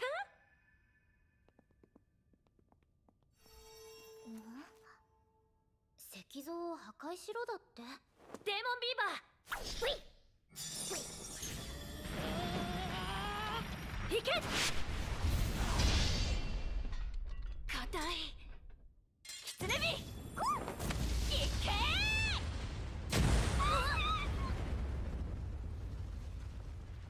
ー。どんなもんよ。ヒータちゃん絶好調だね。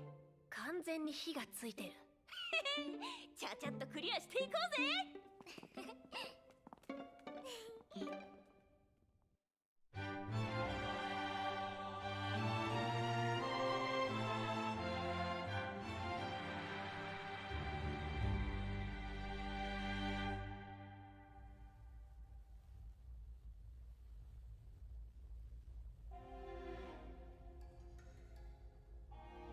だこれ。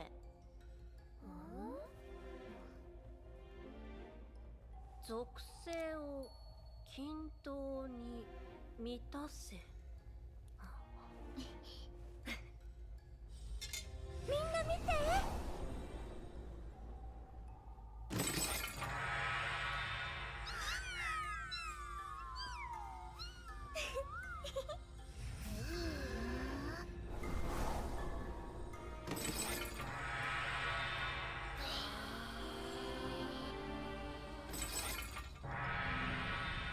なるほどね。この調子でやっちゃおうぜ。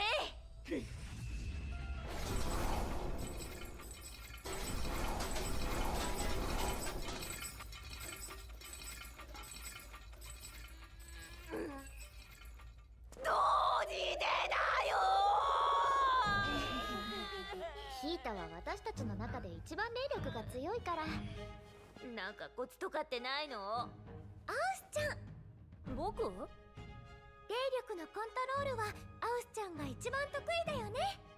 コツか。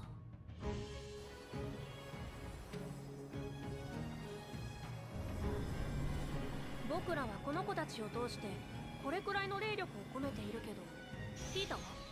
もちろんいつでも全力だよ。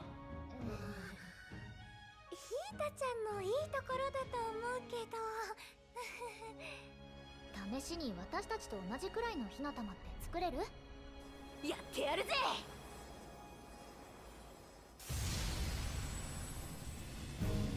もっと抑えて。こうか？もっと霊力を込めて。ファイトだよヒータちゃん。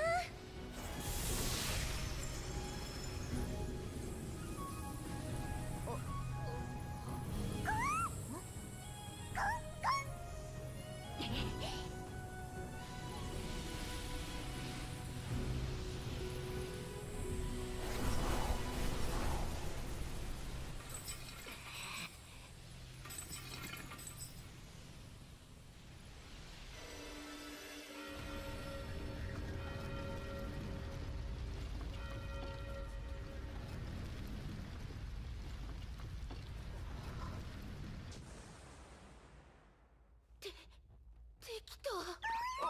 やったねヒータちゃん。おめでとう。おめでとう。よせって。ほら早く次に行こうぜ。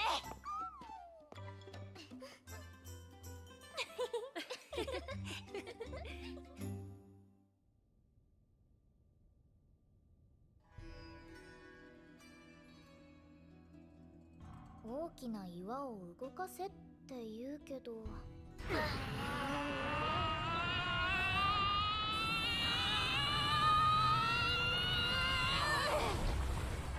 ダメか。よし今度は私の番だな。まだやれる。なん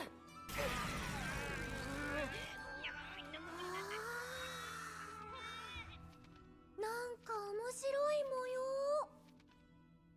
様。じゃあ競争だな。よーし。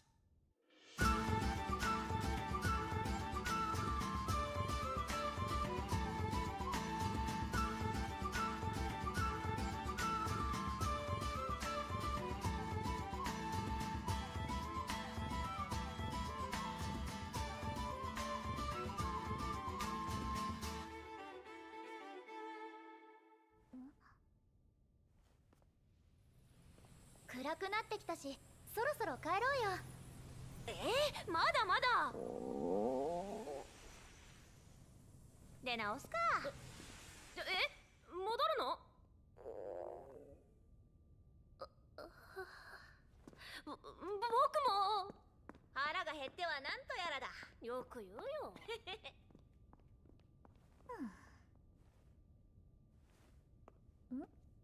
ウィン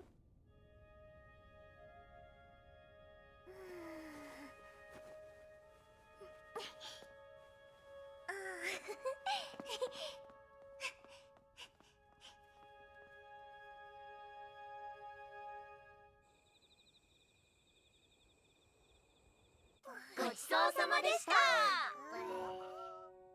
食べた。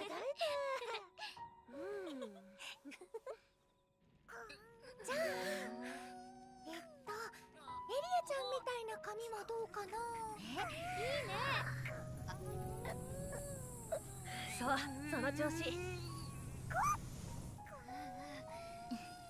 どうしたの？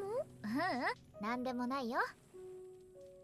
おかしいかな。そんなことないよ。可愛いよ。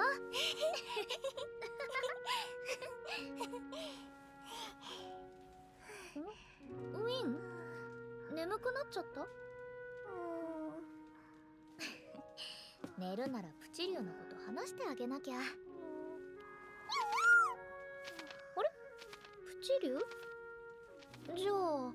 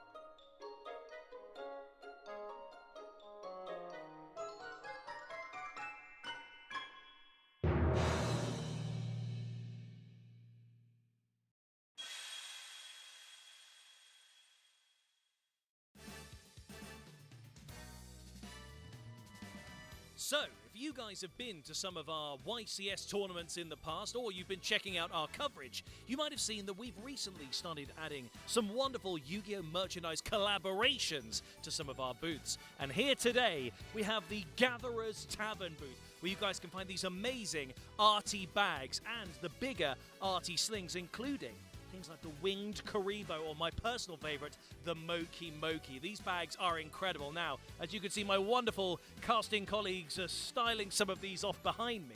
Now, not all of these are available immediately. Some are coming soon, but they will all be available here and also online. So make sure you guys do check them out if you're in the venue, but do check out the website for the Gatherer's Tavern and make sure you guys get your hands on these amazing, amazing bags and slings, because it's time to duel in style.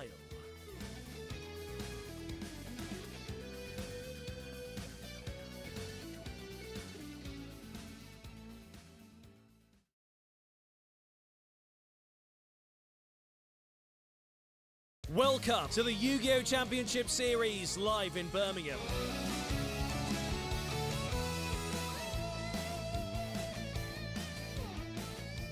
Our duelists can compete in a lot of different events. We have over 2,500 players attending, and you can compete to get some amazing prize war tickets. You can even win a giant card. This is where most of the magic happens over the weekend. All the feature matches that you see happen here.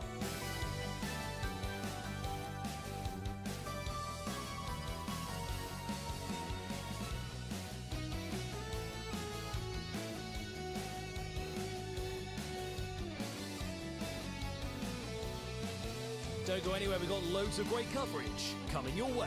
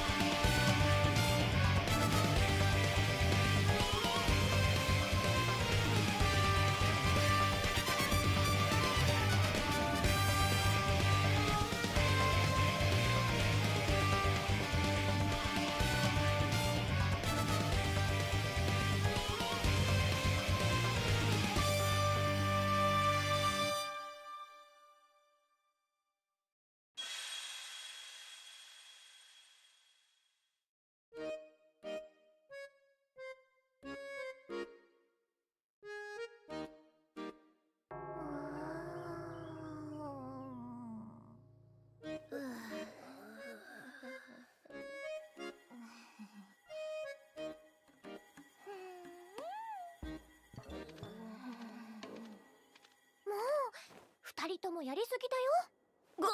ごめんなさい。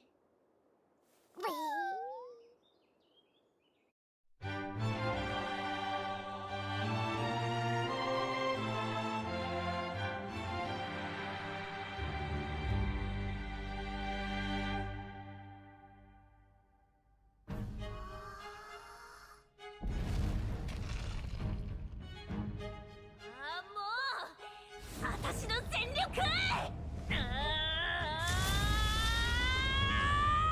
ヒーターコントロール！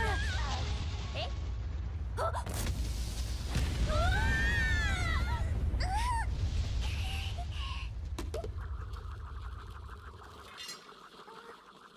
だろうこれ。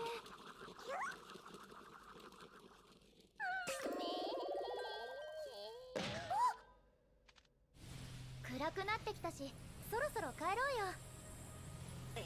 まだまだ。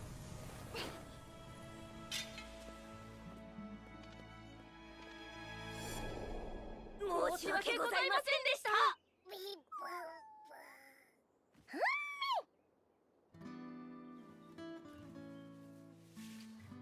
これでみんな友達だね。よかったね、2人とも。でもどうしてあんなところにいたのかな。迷子になっちゃったのかな。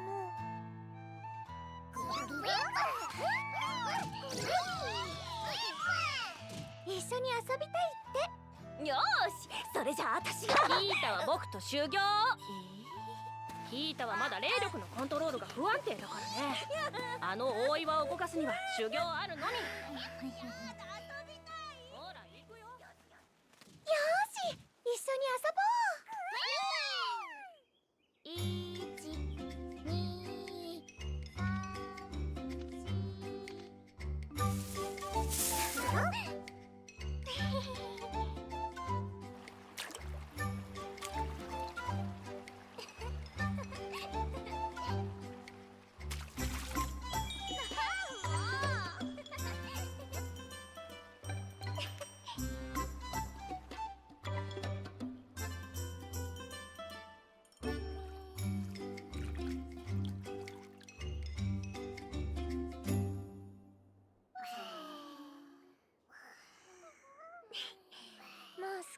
仲良しさんだね。でもこの子これからどうしよっか。私が育てるよ。そうは言ってもこの子だけであんなところにいるのは変だと思う。家族とか仲間が近くにいるんじゃないかな。家族。明日大岩に行くついでに探してやろうぜ。いい？ウィン？もちろん。よーし、そうと決まれば明日に向けてとっとと飯食って寝ようぜ。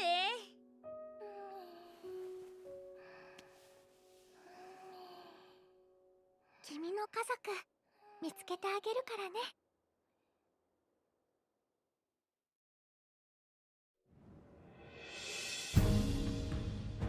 よーし、昨日の特訓の成果を見せてやろうぜ。任せて。ペッパッ。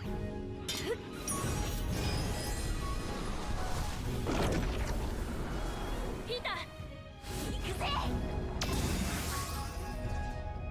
いっけー。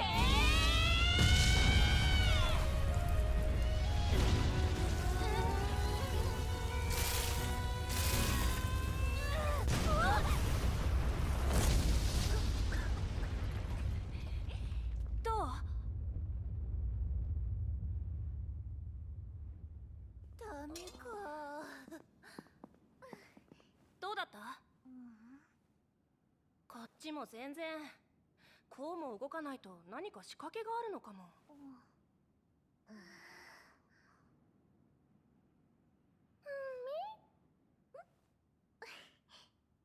困っちゃったね。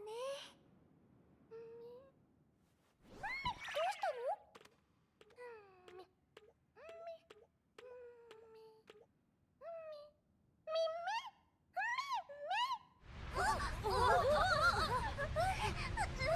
なんだ？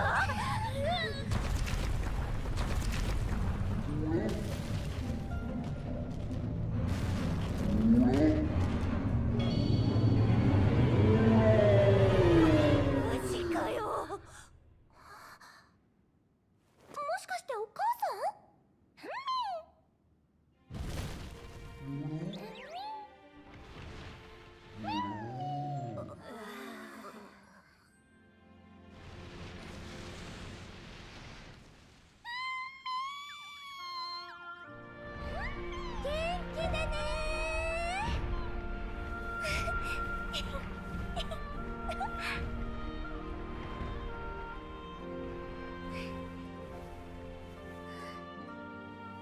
ウィン、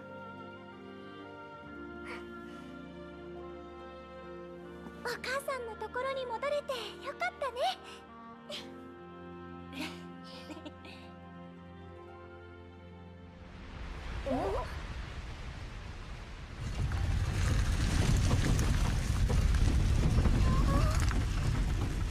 試練クリアってことでいいのかな。あの苦労は何だったんだ？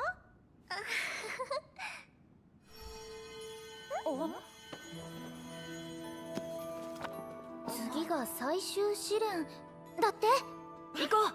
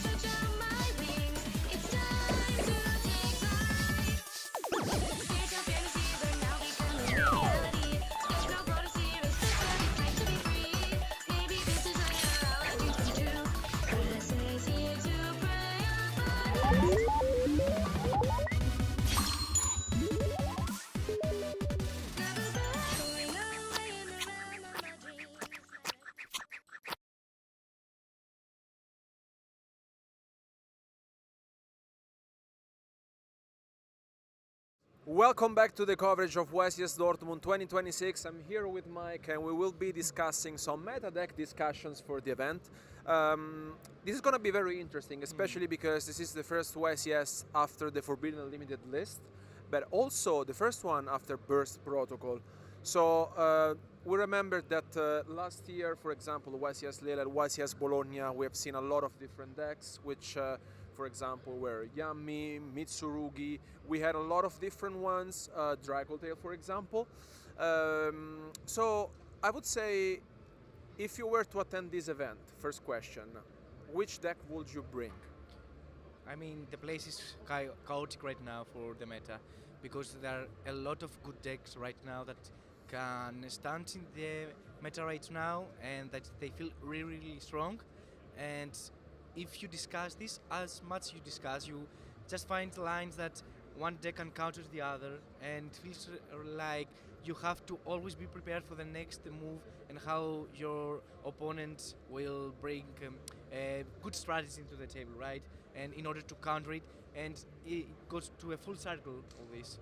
So to think about, for example, Dragotail, it is one of those decks that I think right now had a lot of parts of the meta, and since yes, there were some hits in the Forbidden Limit list, for instance, Dragotail Mululu and Chechu Dragotail both were limited in the latest Forbidden Limit list. However, due to Burst of Protocol, there are some cards that helped a lot the deck, like Ecclesia of the Dark Dragon and Fallen of the White Dragon. And I think that we need to think about how Dragotail it's actually keeping up, because we were discussing earlier that I think Radiant Typhoon has a pretty strong matchup, right?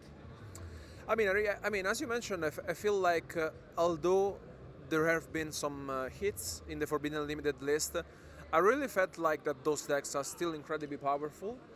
They play a little bit differently, of course, but Radiant Typhoon, for example, yeah, I think it's one of the main contenders for the event.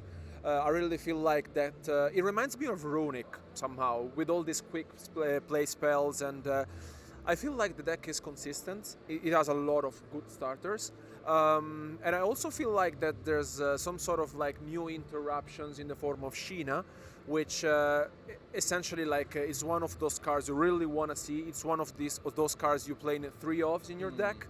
I feel like the deck is very difficult to counteract, especially. The question is, where do you want to activate your hand traps on your opponent cards? And I feel like Crocea is the #1 enemy. The goal of the deck is, of course, to resolve Crocea when a quick spell is activated, and you really want to Ash Blossom that, but most of the time it gets chain blocked, so you can't really do that. So for sure, Radiant Typhoon is the main contender for the event because, as you mentioned, Burst Protocol, of course, boosted the deck even more.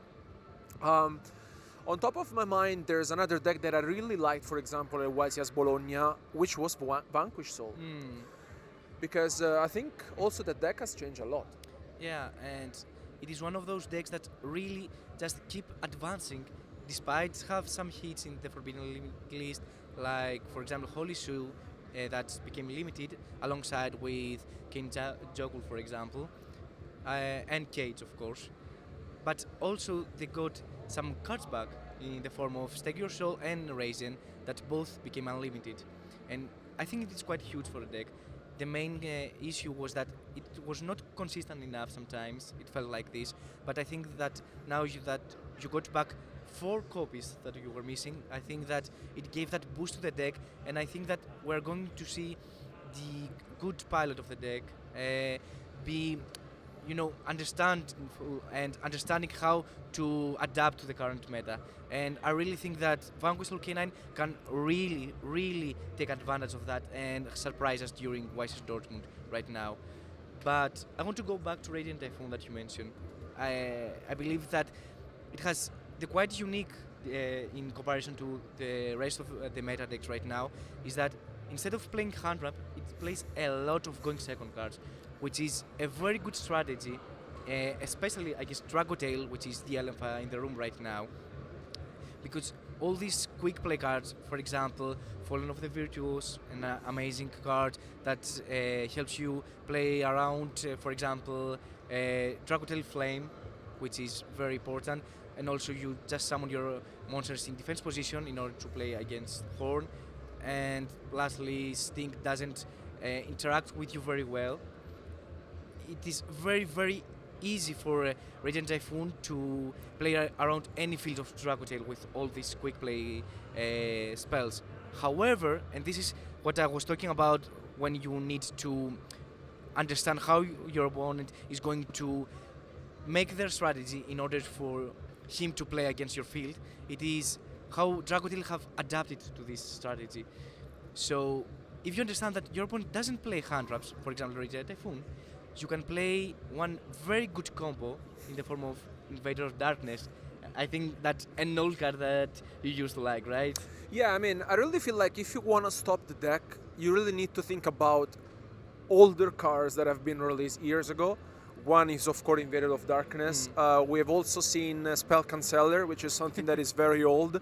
Archlord Christia, which is a card that honestly completely shuts down your opponent to special summon monster, which is huge.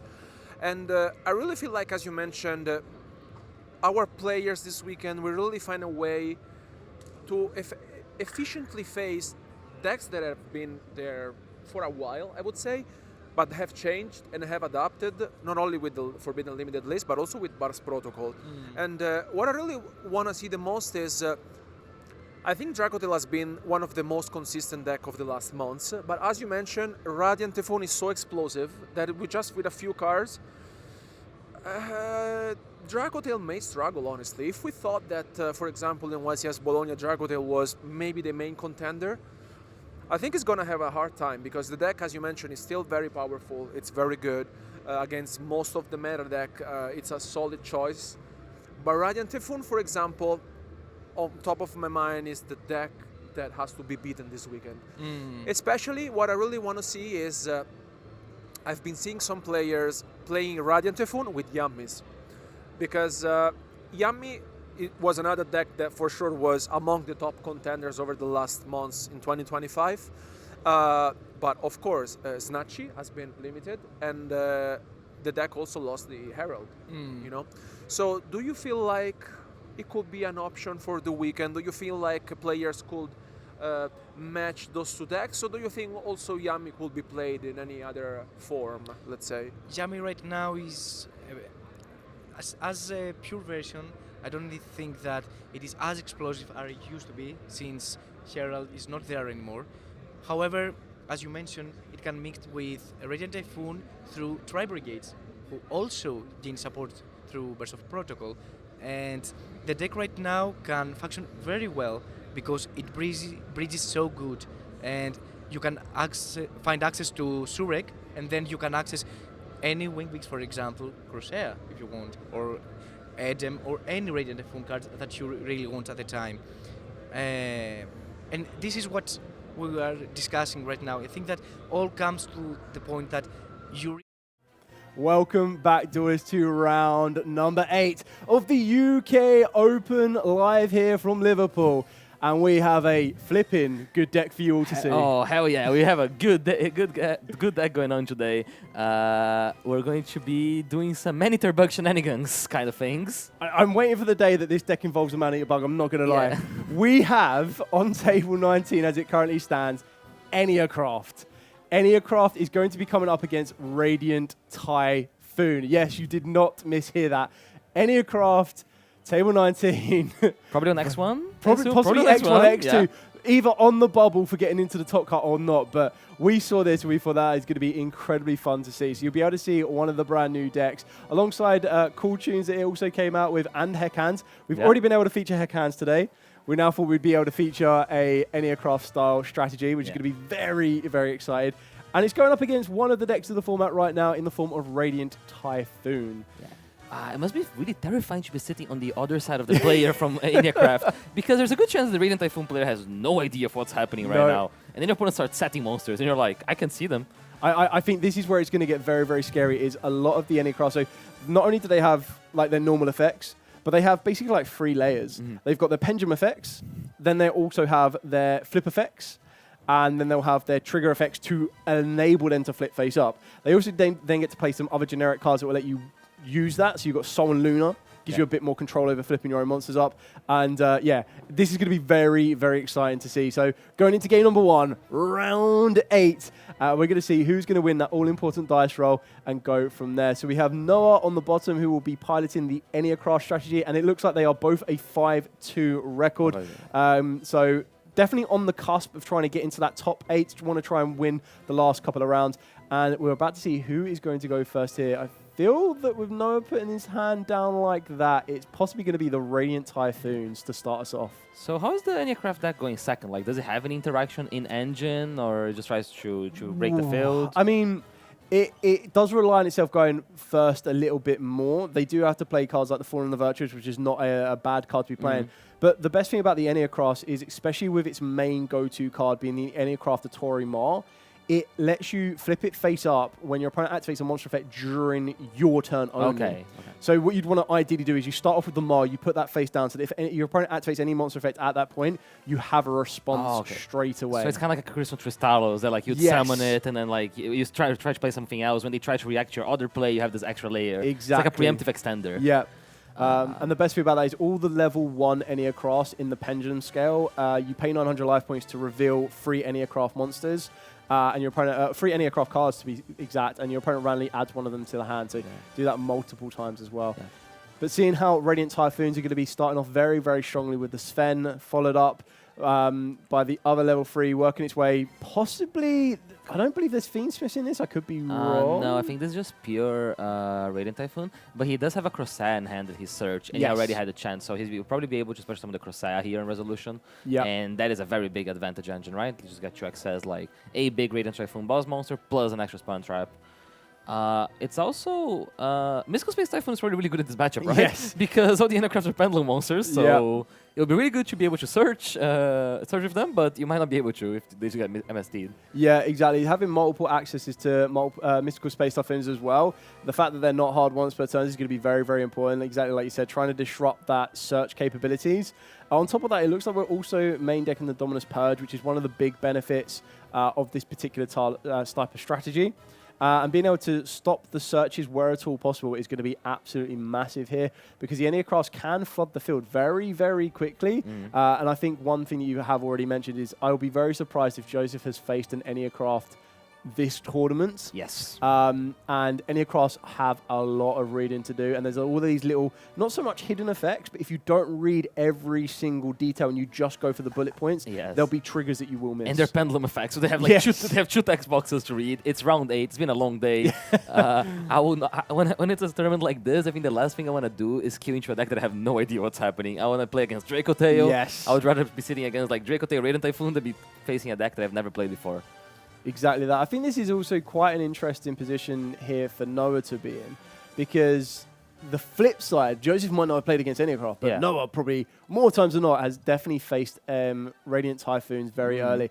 And I feel one thing that could be in Noah's favor as well is that if you look at the field that Joseph sets out and you feel, I don't feel that I could push through this, to save that information going into the side for game number 2 could be massively, massively invaluable. Yeah, because the Radiant Typhoon field does look like it would interact really well in Enneacraft. We mentioned the Mystical Space Typhoon already. We also have the Totem Bird that's going to establish here. And then you have the big Varum, the monster on the field. Yeah, the Vibrant Vortex. Yeah, which is like a monster negate.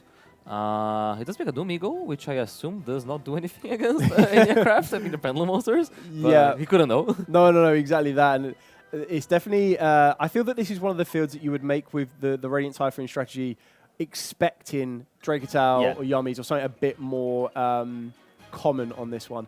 Now, I'm going to be very interested to see what Joseph's reaction is when he reveals this Enneacraft monster. There we go, little bit of a smile there for Joseph. Even a smile from Noah straight away to know, okay, cool.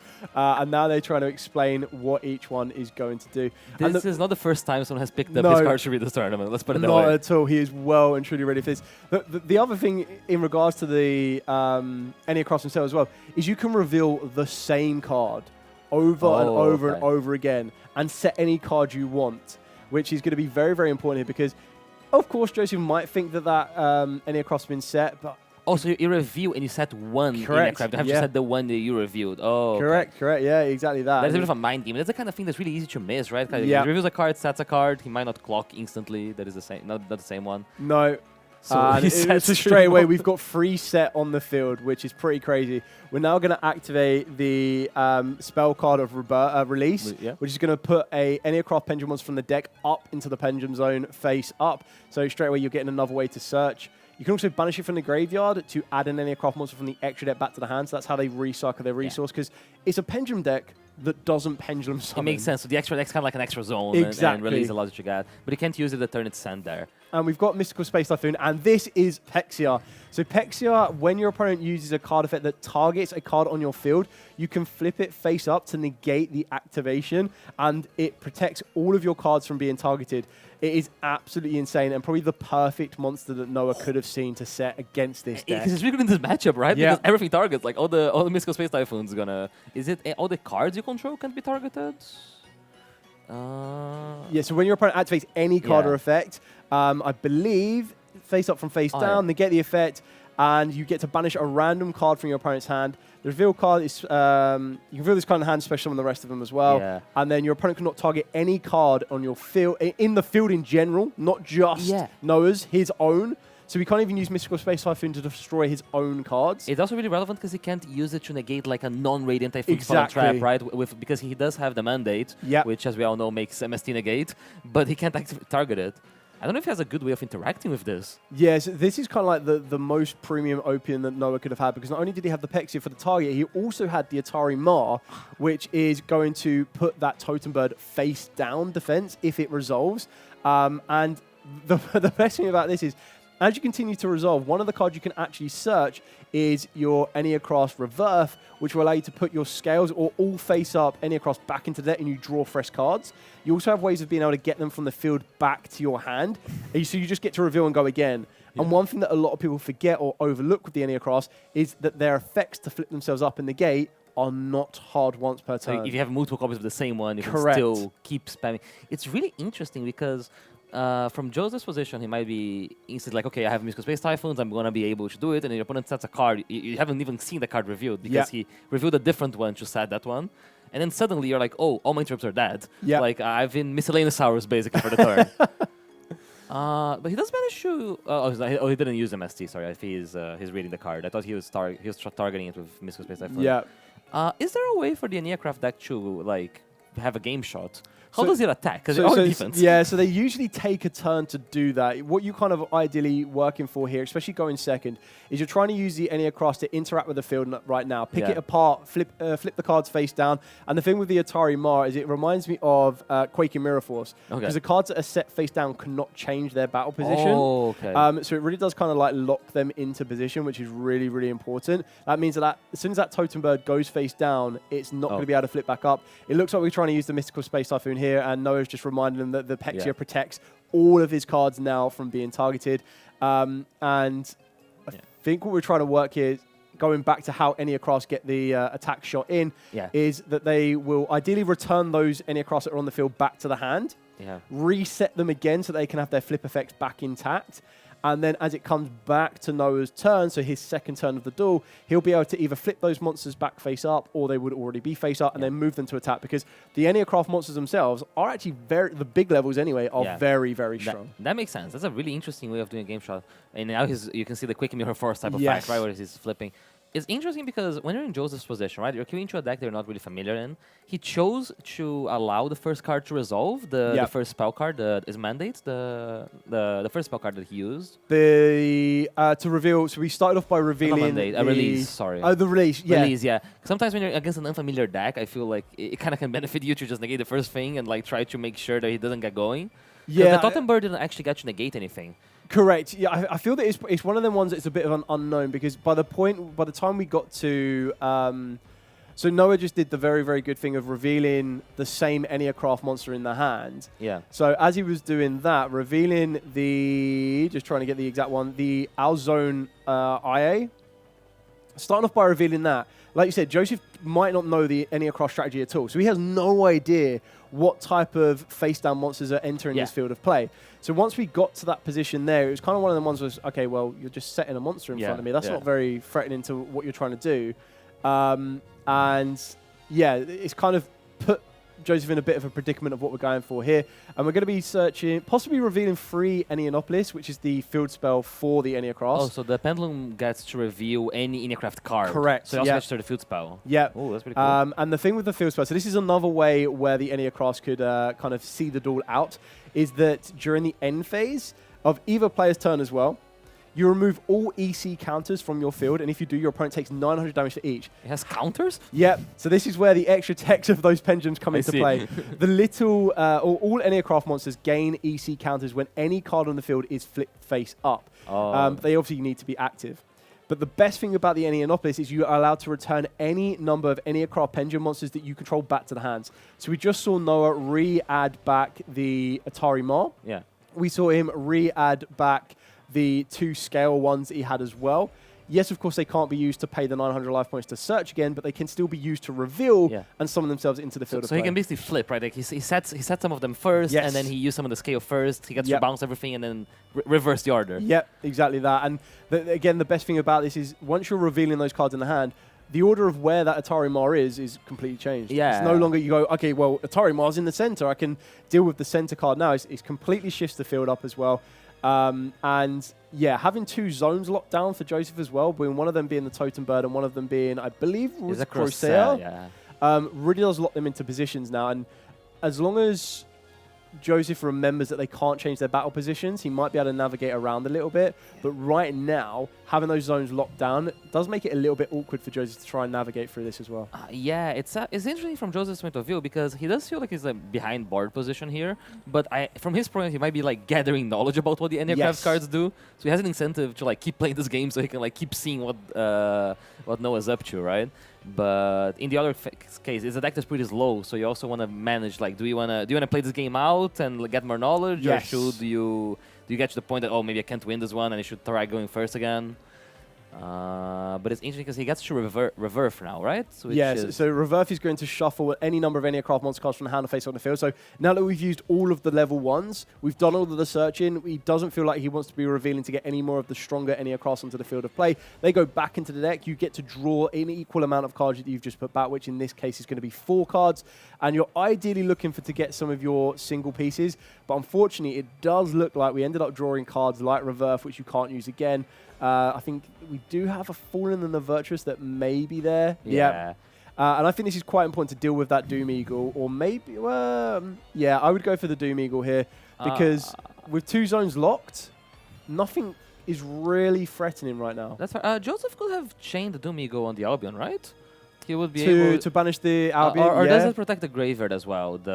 I think it's cards in the field or graveyard. Oh, field or graveyard. That's really cool. So he can even chain the Doom Eagle. Yep. So he's guaranteed a copy of Fallen Virtues for next turn. Yeah. That is really cool. This is where it gets very, very impressive from Noah, and there's a reason that they're currently 5-2 here in round number 8. Yeah. Resolving the Albion, we're going to get a Fallen the Virtuous, so that is going to check either the trap card right now on the Radiant side of the field or just any face-up monster that enters the field of play from Joseph. Yeah. But I feel you're right. I feel when you're looking at the clock and there's 37 minutes on the clock, maybe this is just a reconnaissance duel. Yeah. Get as much information as possible. Know, okay, I'm not going to fall victim to the Pex here again. I know what all of the Enneacraft spells want to try and achieve and how they want to do it, and then kind of strategize again that when you get to enter the your side deck, you can kind of maximize your chances against it. Yeah. It's really interesting because Enneacraft doesn't look to be one of those decks that like it wins the game by like putting game on board or making like it doesn't have a floodgate here or anything. So from Joseph's position, he just has a bunch of set monsters. He doesn't know what it does. Yeah. So it can be 3 vanilla monsters or it can be 3 floodgates that are set. He has no idea. And that's a terrifying thought. Yeah, the fact it could be absolutely anything. It kind of, a surprise for anyone that wants to go into it. It reminds me of how flip decks really are. Like that you kind of attack into a set card, you don't worry about, and then the flip effect itself is like a surprise kind of. That's what you want them to do, which is very, very good. So quite important here. I think the not being able to target is quite damaging for Joseph here. That Mystical Space Typhoon is kind of locked itself as well. It can't do anything. Yeah, he can't activate the card, and without activating the card, he can't trigger things like Correct. Corsair, trigger things like Megala. So he can still special summon them because he has a Mystical Space Typhoon in the graveyard, I believe. I believe so, yes. Because that looked like a special summon of the Adam, I think, but I think he used one at the start of the turn. Yeah. But we're going to be seeing here him trying to get back with the Radiant Typhoon engine. Does he play Zeus? I wonder if he can get maybe to resolve a Zeus in this game state. Zeus would be very, very good here. Usually Radiant Typhoon tends to play it. I think the one thing that is quite interesting on Benefact for Noah is he still has the reverse graveyard, so it doesn't look like there's any Zeus in that extra deck there. Yeah. It's also, when you look through the rest of the deck, you kind of need a Forbidden Droplet because it even turns off the Fallen and the Virtuous targeted ability as well. The whole deck targets, there's not a lot of faults. Maybe working our way to Sheena? Is that probably like going to be our best option to try and pick this field back apart? Yeah, but is there an India craft that says that your cards can be destroyed? There is another one that will. See, it makes sense. I don't know them, but it would make complete sense to exist one if there's one that doesn't let them be targeted. Yeah, Enneacraft kind of tick every box of protection right now. I think the only thing that it can't really battle against is cards like Evenly Matched, but that might be something we see in Blazing Dominion coming out very, very soon. And there are 3 brand new cards for the Enneacraft strategy in there, and trust me, they really do change the way this deck wants to play. And it looks like Joseph is trying to work his way into getting a bit more field presence here and definitely upgrade the strength for some of his monsters. But this is where the reverse is going to come into play, and I would not be surprised if we see the Atari Mar being flipped up here. And that is going to lock down Joseph's entire field. All 5 monster zones will be locked down and unable to be used. This is basically like the Kashtira with Shangri-La. It's actual monster set, so they're not zone blocks. They're just monsters sitting there. You can't move them. Yeah, there we go. There this goes is so terrifying. Yeah. Very interesting. I mean, we might actually have to see a Radiant tribute summon here. No, I think Joseph is kind of sitting right in the raw, and he's going to be scooping this one up. Yeah, very, very interesting. And if you're Joseph, this is such like a hard position to be in because you did what your deck's supposed to do, right? Like you went first, you drew a Radiant Typhoon starter, you established Totem Bird, you stashed like 2 spells, Mandate, and then you just set a monster, and then all my cards were dead. I think this is going to be quite a test on how Joseph can kind of progress on this one because you need to start taking a bit more. It's very interesting because with Mystical Space Typhoon and Radiant Typhoons as well, some of their core components is the factor of being able to target. Yeah. The exact same with Dracotale as well, which is why the Enneacrafts have a very good Dracotale matchup. Is the Pexia is kind of like the MVP of those particular strategies. So if you take a look at the side deck right now for Joseph, I'm not sure exactly what you bring in. So we're looking at Perudias, Super Polymerizations aren't going to be that effective because they can't. The monsters are more times are not going to be face down. Can you Super Polymerization the monsters? Are they all machines? So they're all machines. You can technically use Super Polymerization on them. Yeah. But the fact of the matter is they're all going to be face down more times than not. Because I guess what he wants to do is basically get rid of Pixia, right? Like Correct. Pixia seems to be the biggest threat for him in the matchup. So he needs cards like Droplet or something that can out the Pixia from the board once it gets flipped. Yeah. Because the Radiant Typhoon engine is not good at preventing that. No. And I think if you can get the targeted protection locked down, it really will swing into Noah's favor. But then looking at cards like Forbidden Crown, they might be ways of being able to protect against it, and they're currently in the side deck for him. So being able to bring those in could be quite massive. He has Bar Engine with an extra copy of the Shoot Barrier, probably comes in. I guess Purge is pretty playable because it can stop like one of the searches, which is they won't always draw the Pixia and a way to play, right? Like you also gotta they don't exist always in like Dream Fantasy Land. Sometimes you gotta like play your outs. Yeah. But it is really interesting. It is one of the abilities you gotta be able to adapt on the fly, like when you're playing like a big tournament like this, because yes, you practice some matchups, but you gotta like recognize what happened game 1 and figure out, okay, how do you do a game plan. So on the other side of this one, it's going to be quite interesting to see because there's definitely a card in Noah's deck that I personally would be siding out if I was going to be going second and know that I was going second. I might even bring down the count of the Disrupted Daruma Cannon down from playing 3. Maybe you take the risk at 2 or 1. And that will then free up space for some of the side deck cards here. I don't feel that Dimensional Fissure is a card you're going to want to be looking at because Radiants themselves could very play them. We've got Raw Sphere mode here, which could be kind of interesting depending on what you want to, like, what that field will be. Like, if you face the first field that you had in duel number 1 again, the fact that the reason you play Ra's field mode is it's a normal summon. Yeah. So it doesn't work like Lava Golem. Lava Golem is technically a special summon that doesn't allow you to normal summon for the rest of the turn. And that conflicts with the aircraft restriction. But because it's normal summon the actual sphere mode, it's fine. Exactly. Okay. We've got Retaliating Sea, which I can't imagine is going to be that effective either. So to be honest, when I'm looking at this, I would probably be looking at the Ra sphere mode coming straight in comparison to the other card that is in the main deck. You might consider his other Enneacraft that he currently has in the side, which is the Leon, but that's just going to give you another Enneacraft name, which is not the worst, but in this kind of environment, it's probably not the best either. Yeah, I guess it's interesting, the sphere mode, because he got to trade with the Totem Bird. Yes. We see, the Totem Bird wasn't that effective because he didn't use it on the first spell, Yeah. but it would have prevented the targeting protection from being flipped. Yes. So if you're Joseph, you might be more aware now that there's a card, and you might game plan for it. But I think you still have to go first for Joseph. Oh, and we see it straight up. Straight away. And a Sullen Luna, and true Ra's sphere mode. Okay. That's a card you never want to draw true, I feel. No way. Has he made Noah go first? I mean, wow. To Okay. be fair, like that was a great idea I right now. respect that right? strategy. Yes. No. Very, very good. I mean, that's actually worked double in the favor when you consider that there are two Ra sphere modes in the hand. I believe it was with you. I mentioned this earlier. I was like, I'm waiting for someone to do this because I personally feel that this is not always the perfect strategy. Don't get me wrong on that one, but sometimes catching your opponent out like that can be game-changing. Yeah, and I feel that this is something that's really good to do into a deck like Enneacraft. Yes. Because these are no opponent didn't expect to be sent going first ever. Yeah. Because when you're playing against a deck you don't know, I feel like the most comfortable position is to be like, okay, I'm going to do my thing. I combo uninterrupted once, I'm going to combo uninterrupted again, but now my cards are going to be enough. But Joseph recognizes like, oh, my interruptions might not work well, so let's change it up. Maybe he'll have to side some cards out, as we see. Probably took out some of the going first cards. And your deck going second has a couple ways of breaking. I don't know how many interruptions like the Enneacraft deck gets to put when it goes first. Yeah, so in regards to interactions that the Enneacraft will possibly end on, you're trying to work your way into Reverse, which is here, and the reason you do that is it gives you a bit more control over being able to flip the Atari Mara up. Yeah. But I feel the other benefit that Joseph would have had here is I could probably imagine that maybe Perulia came in because Enneacraft want to summon a lot from the hand. That makes sense, yeah. Lava Golem could still be very, very good. Obviously, it'd be a bit of a risk if you don't know what set cards are currently there. You still trade with some of them, right? Yes, like, exactly. Also, maybe you can force him to flip the targeting protection first. Yes. Because he wants to protect his cards from Isco Space Typhoon, and then you'd Lava Golem it. Yeah, 100% on that one here. It looks like we've revealed I believe it's the Ogia or the Proto. I believe it's the Ogia on this one.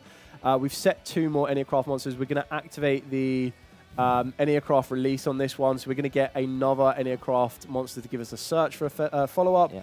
But as it currently stands, Noah's gone through, I believe, 2 or 3 of the level 1 Enneacrafts. I don't know what type of presence we have here. Like, personally, I feel you want that Atari Mar is going to be your biggest interaction against your opponent during their turn.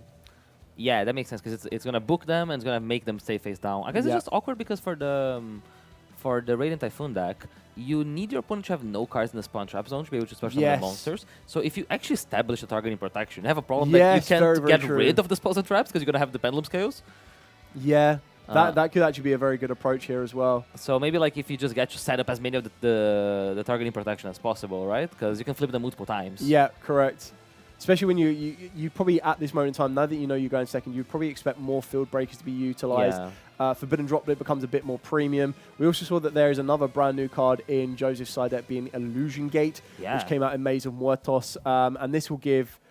I mean, it could be interactive with quite a bit, but it allows Joseph to destroy all monsters that Noah controls. And that's one thing, if you don't preemptively read that and set yourself up by being able to get your other Enneacraft monsters on the field, the one that will allow you to protect from destruction, it can be a massive, massive game swing here. Yeah, that makes sense. I think Joseph is feeling pretty comfortable with his decision. Like, it doesn't look like there's that many interrupts.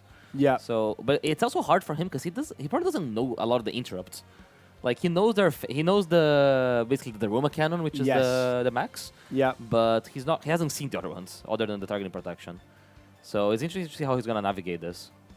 Yeah, I think this could be a big big change here. We've got one set card from Noah, which is going to be the Sol and Luna, which is quite good because it acts as a second reverse. Yeah. To be able to trigger reverse, there are some kind of specific requirements that are going to need to be made, and you're relying on your opponent to summon in order to do that.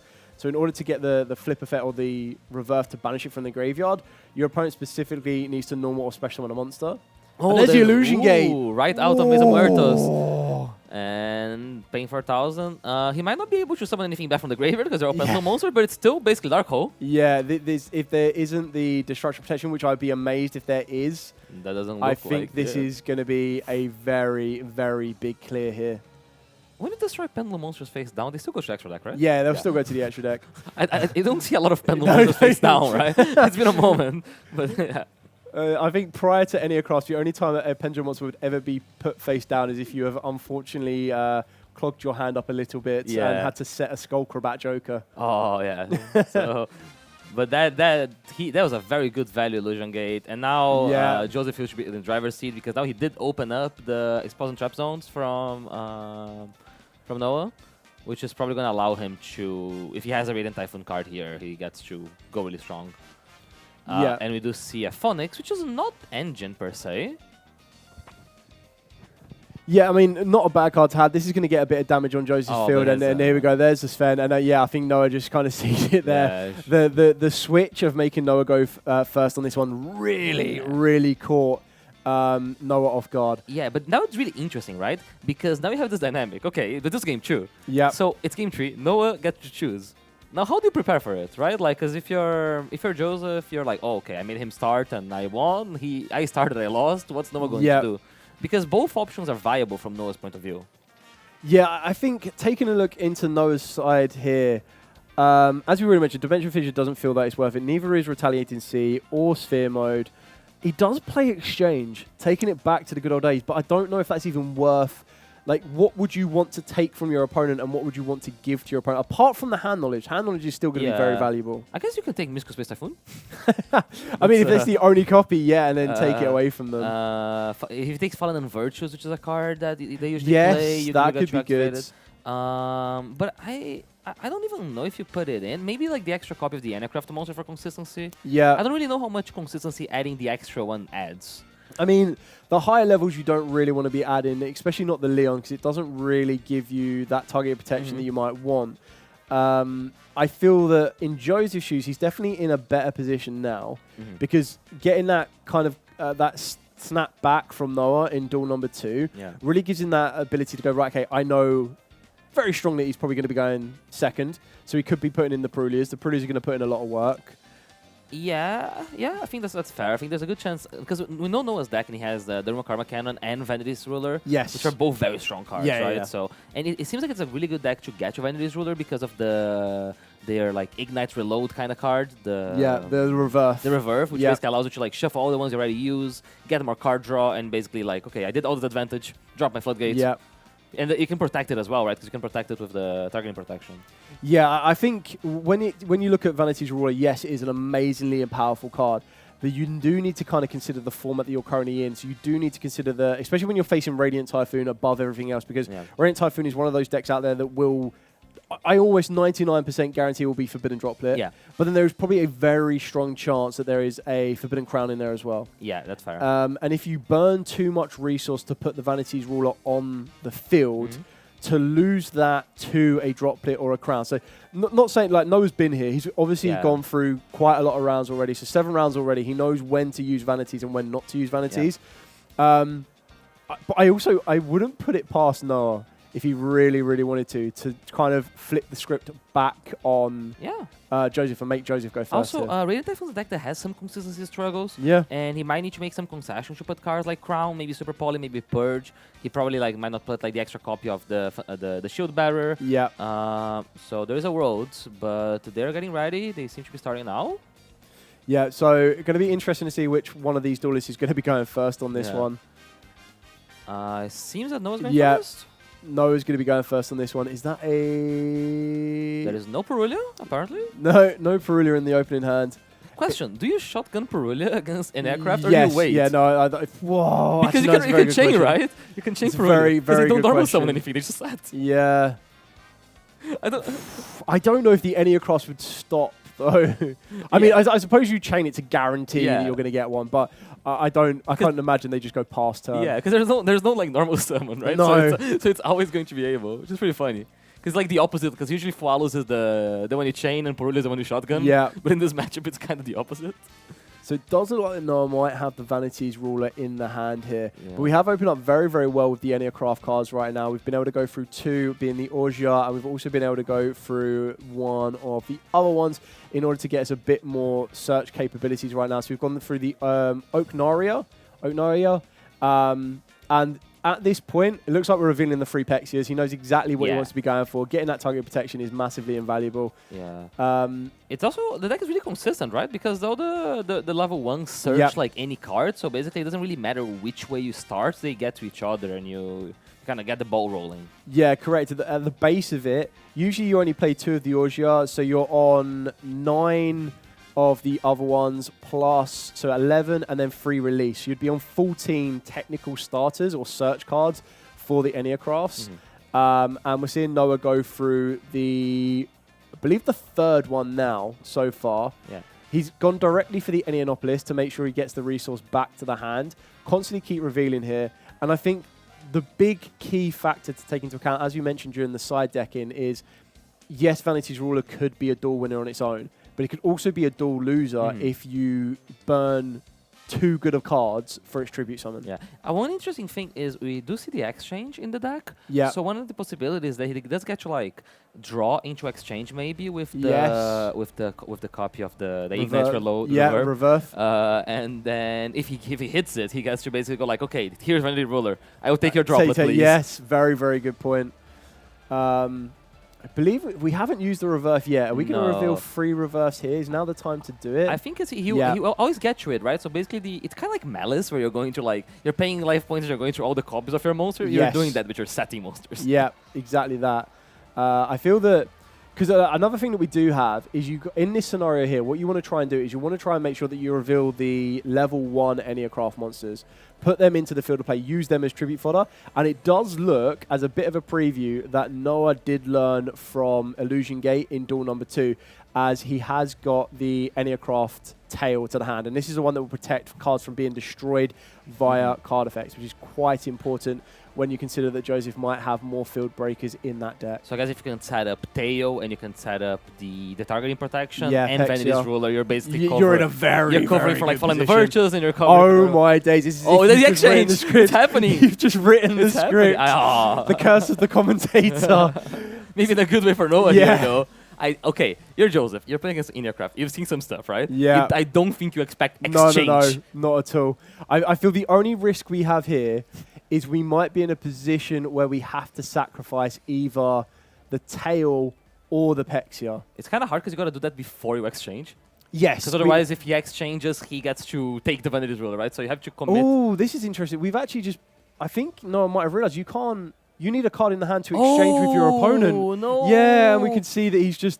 Noah's just realized it. Yeah. Oh, no. So here's an interesting conundrum. So he chooses to not do either. So he could have committed the Vanity's Ruler. Yeah. Or he could have committed the exchange. Yes. But he went for none of the options. Yeah. Maybe it was a commentator's curse after all. Yeah, I feel that he's still in a very good position here because having tail Pexia, and also remember as well that the Orgio still has an effect of its own. And the scale? Yeah, so the 2 scales will gain EC counters, which is absolutely fine. But the 3rd card that was probably the card he wanted to use for exchange was the Orgia. And in doing so, Orgia has, when your opponent activates a monster effect in the hand, so if we see either... the Crusea, or Phonics, or the Varum.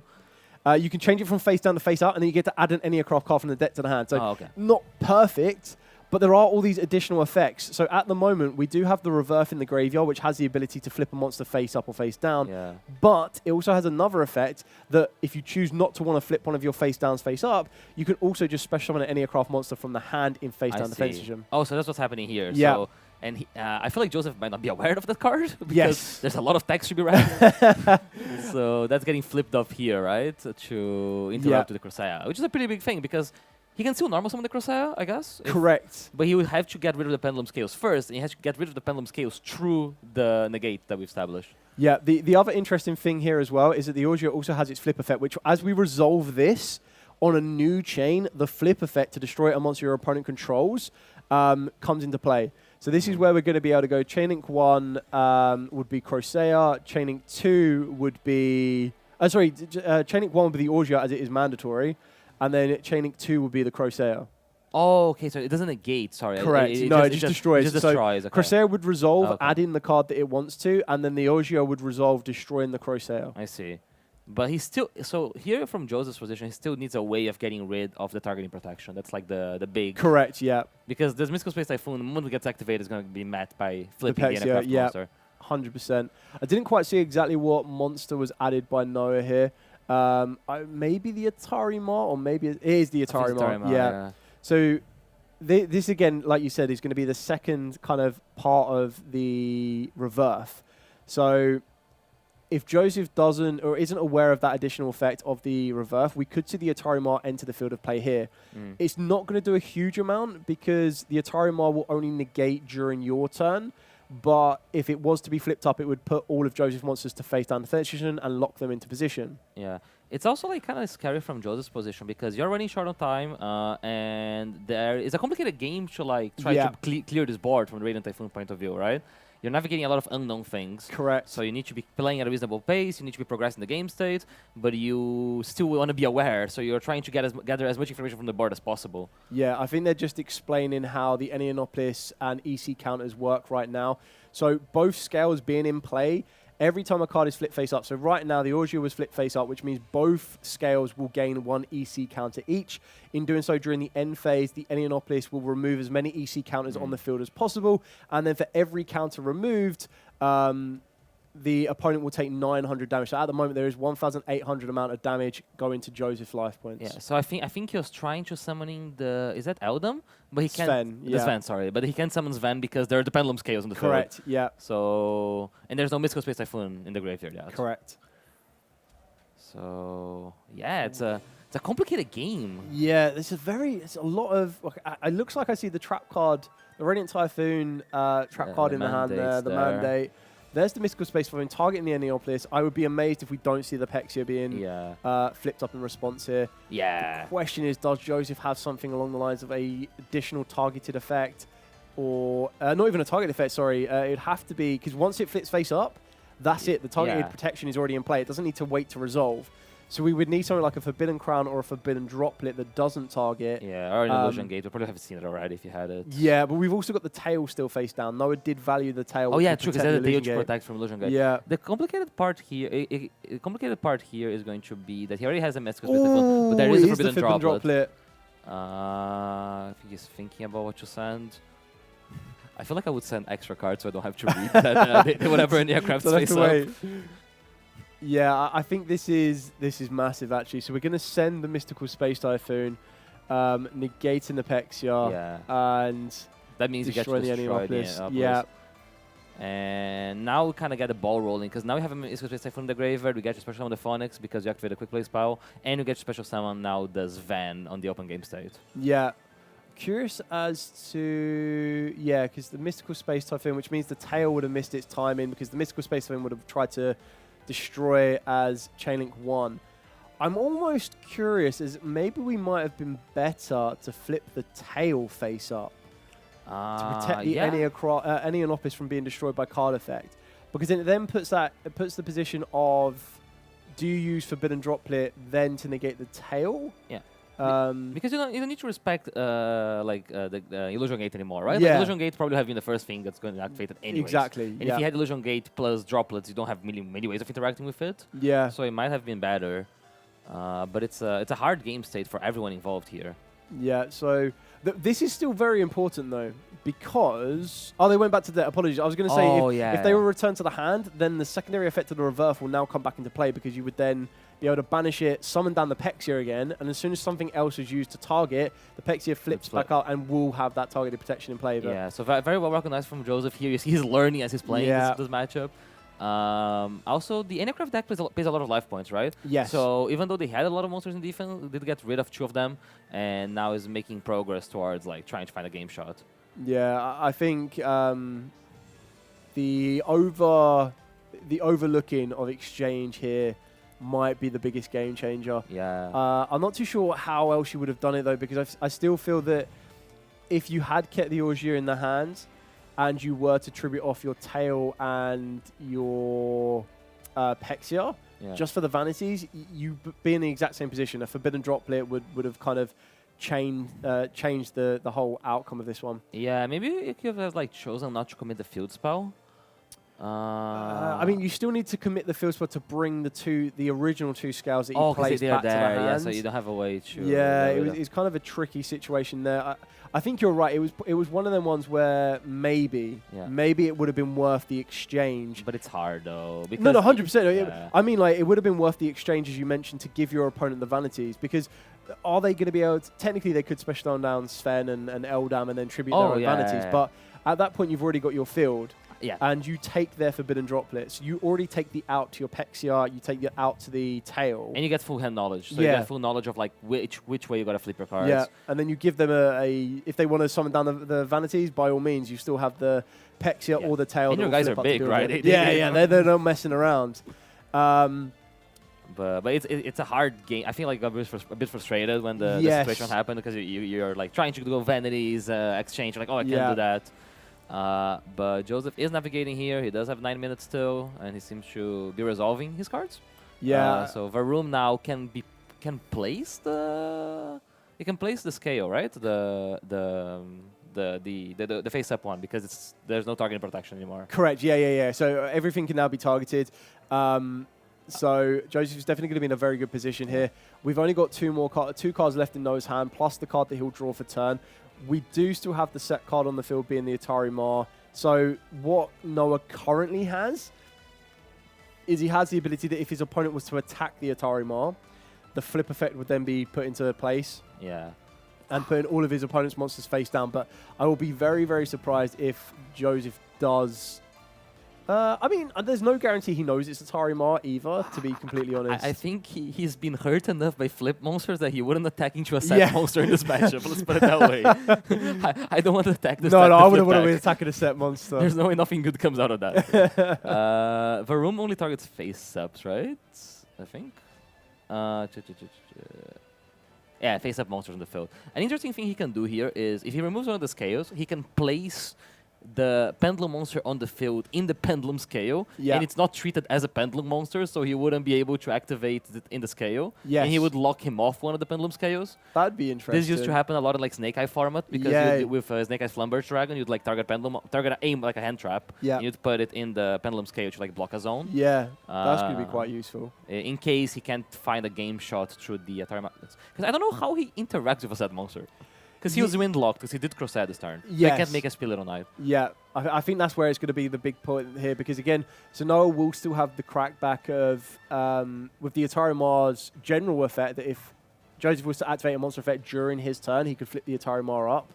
Going into the Doom... Oh, Doomy will... I mean, Doomy would be strong enough to destroy the Atari Mar. Yeah, but then he gets to set. But I guess he could negate it in the damage step, right? With the... mandate. Not the mandate, the Varum, the way. Yes, yeah, Vibrant Vortex. Because it negates activations, right? I think. Believe so, yes. Or it doesn't. Okay. Things are happening. 2 or more mystical space stuff in your graveyard. Negative effect. Okay, so you can activate the damage tab. Okay, got it. I mean, it's coming back. Yeah, this is quite interesting. Yeah. I'm trying to think if we do still have, I believe, the release in the graveyard. So the release will allow the Atari Mar to be added back to the hand. And he has both pendulum scales, right? Correct, yeah. The pendulum scales can just search twice, like Clifford Scout. Yeah, exactly. So they're going to keep going. So we add the Atari Mar back. We could technically set the Atari Mar so that if our opponent wants to activate any card effects in response to our stuff, the Atari Mar will be able to answer that directly. Yeah. 2 more searches from Noah as well. Are all the scales 0? As in the 0 scale, yeah. There is no pendulum summon. You can't pendulum summon, okay. No, you can write that one straight off. Fair enough. So release is going to add the Atari Mar back. What have we got here? So we've got 2 set along Joseph's Spell and Trap zones. One of them, I would imagine, is a Mystical Space Typhoon. Yeah. I think this is where the Atari Mar reveals itself. I feel you got to start activating them as soon as possible, right? Because once it hits the field, the targeting protection, you're basically stuck. Yeah, I feel I would probably start with the tail here, though. Yes. Because the tail would protect the destruction.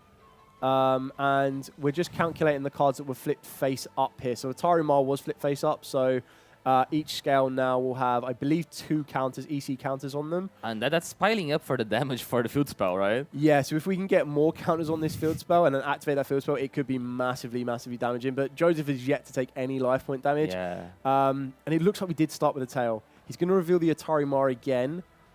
We're going to be setting the Atari Mar. This is very interesting because if there is a Mystical Space Typhoon, the tail will flip face up. And then if they try to chain anything to negate the tail, the Atari Mar flips face up. And I think that's what we're about to see now. So there's the Mystical Space Typhoon targeting the scale. That's going to be Matt, probably with the... Yeah. Yeah, met with the Pexia. Sorry, the tail. The new card that he hasn't read yet. So another very important thing to note about the tail is that after it's flipped face up, while in the monster zone, each time a monster or monsters is sent to your opponent's graveyard, they take 900 damage. Yeah. So keep in mind that both scales will now go up to 3 EC counters each. So that is currently 9, 18, 27. Yeah. So 27 times 2 is there are 54. There are 4 counters each. 4 counters each, are they? Counters, yeah, the dice. So 8. Okay. So 8 times 9. We're getting there. Nearly 9,000. So Yeah. one more flip effect, or one more monster flip, which all technically Noah would need to do is attack one of the monsters that is currently set, and the Enneanopolis. Ooh, but he's not guaranteed to get it, right? Because one of them is in the Enneanopolis. graveyard. So Yeah. we're going to be doing it. Because the hard thing from Noah's point of view is that even if you're ahead here, you might not get another battle phase. Correct. Yeah, I don't think there is another battle phase here. You might need to rely on the burn. And it was the Enneanopolis. It was the Enneanopolis, okay. So this is what's also quite important as well, is that Noah will have the ability to use Enneanopolis to return the Orgia from the field back to the hand. So he has another card in hand that he could use exchange with if he wanted to add the Vanities ruler to the field on this one. But I don't think that's going to be the case. I think you are now currently working to get the flip effects face up. Yeah, basically you need to flip a monster and resolve Enneanopolis. Correct. So here comes the Phonics. Is our set monster the targeting protection, or is it max? No, the set monster currently is the Atari Mar. So the Atari Mar could be flip face up now to negate, and then it would put the Phonics back face down, and then flip itself, making sure you're going to get 2 more EC counters. Okay, but that means he might be able to get rid of one of the scales now. He's getting a lot of advantage from playing. Yeah. But I don't know how many interrupts he has left other than this Phonics. Oh, when I get into Phonics, right? With the... So I would definitely be negating the Phonics here with the Atari Mar. And but if we just gone, have we got chain chain Phonics and chain blocked with the Crusade. Ooh, that's really strong here. I think. Ooh, that's massive. If there is a way to destroy one of them scales, so there's currently 3 minutes left on the clock. Yeah. This is going to be a race to the finish on this one because Noah's got the exchange using the. I wouldn't want to return either on my scales. I think that would be. With the amount of EC counters they currently have, you wouldn't want to do that. So we're returning the Orgia. Okay. Normal summon in the Orgia. Oh, are you crashing? Oh, you were crashing and flip it. Yeah. Wait, is it when any monster is flipped for the EC any monster is flipped? So when you only flip your opponent's monster. EC counters. Yeah, and I so think against the counters. Yeah, both will get a counter. So they're now going to go to the end. Are they both on 5 counters? Yeah, they're both 5 counters each. That's 10 counters, and in the end phase damage with Enneanopolis. Are we just 2 minutes left on the clock? Yeah. I think they're trying to calculate this now. Yeah. They're calculating the damage that the Orgia has taken. Yeah. Noah's now going to move to the end phase. Going to be trying to resolve the Enneanopolis. He's got it there. Game. Wow. With the Enneanopolis burn. Wow. What a game. What a game. Yeah, that's such a cool one. That had so many emotions. So many layers. The Vanities ruler, the exchange, the game 1 flip, the winning with the 9K burn. This is like it's like an FTK. Like we did an FTK. I just did 9K on turn 3. I thought after I thought it was so good. Pardon the pun on this one, but the pendulum swung back and forth in that duel. It was in Noah's hand when we got to see the. Honestly, I thought it was in Noah's hand when we saw the exchange. Then we saw the Vanity Draw. Right, okay, we might have this here. But then Joseph always had a chance with a Forbidden Droplet or Forbidden Crown, which it swung back to his way when he was able to resolve that Forbidden Droplet, and then. Noah held his own very, very well, utilizing the reverse in the graveyard, getting the Atari Mar, utilizing the Otarimar to lock the field down. And while all of that was going out, like a bit of a magician's trick, we had these EC counters being collected by the Scales, which ultimately ended up being the match winner. And it was the only way to like win the game there, because there was no battle phase. The only battle phase he did was attacking into a set monster, taking damage to get the final counter. That was so cool. Yeah, that's really cool. And it's a very well navigated. like distinct strategy. It seems like a really hard deck to play because it's really non-standard, right? Like the way most Yu-Gi-Oh decks construct, they try to summon their monsters face up. Here you kind of play in secret. You do all those things. You could see that they were a bit like shocked by like the exchange and this ruler thing, but managed to recover themselves and find a way out. Which is what Yu-Gi-Oh is, right? Like everyone, even the best players ever, make mistakes. What defines you is like, can you find a way out? Can you find like, how do I win this game? And turns out Innapolis is how you win this game. Definitely the one to go for. So a very, very good duel there. I can't wait for the duelist interview on that one. Noah is still well within this one. Very well done by Joseph as well. I love the strategy of making Noah go second. So we go first in duel number 2. That was very, very good and kind of probably helped derail your because when you're doing your side deck, you kind of get your mental set ready to go, right, okay, I'm going to be going second on this one. How do I play this one? What cards do I put in? And then all of a sudden your opponent goes, no, you can go first. They're going to be calm and cool, and you've got to try and look just as calm as cool going, I knew this. Oh, yeah, I knew this. And really well navigated by him because like it's a really hard matchup for him in the sense like contextually. He doesn't have the information. You could see him learning as it went. He tried to find as many alternatives as he could. So, great game. Very well. Let's hear more from them, though, for the interview. Definitely. So we're going to be going over to the player interview very, very shortly. So don't you go anywhere. We're going to be bringing you the last 2 rounds of Swiss before we crown our UK Open champion.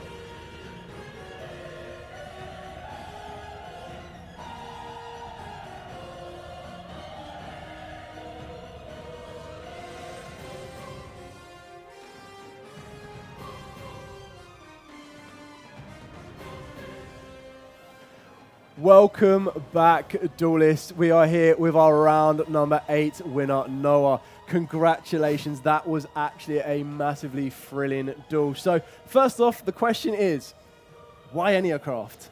It's a very fun, gimmicky deck that I quite enjoy playing. It is in no way the best, but it's funny to play, and I very much enjoy it. It did look that you very much enjoyed that entire duel. I bet you're massively excited about what's going to happen in Blazing Dominion, but that's in the future. Let's deal with it here and now. So, duel number 1. You sit down, you find out your opponent is playing Radiant Typhoon. Instantly, that must give you a bit more of confidence knowing that you're playing such an unknown deck in the form of Enneacrafts. What has your Radiant Typhoon matchup been like so far? The matchup's mostly fine because the Enneacraft into Radiant Typhoon is quite sided to Enea if they have an open Droplet or, in some builds, Crown. Because Crown is kind of counterintuitive because you Crown the Pixium and it's there next turn and you can't target. But Droplet really cooks the deck because we need to be able to respond to all of their players.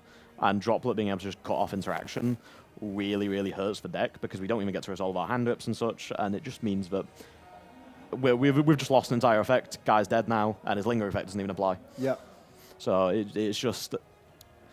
it's generally a good matchup, and I've played Radiant Typhoon quite a bit myself, so I know the matchup quite well. I've misplayed slightly, but there's always going to be misplays, especially with a big event like this and the nerves are going and being on feature for the first time.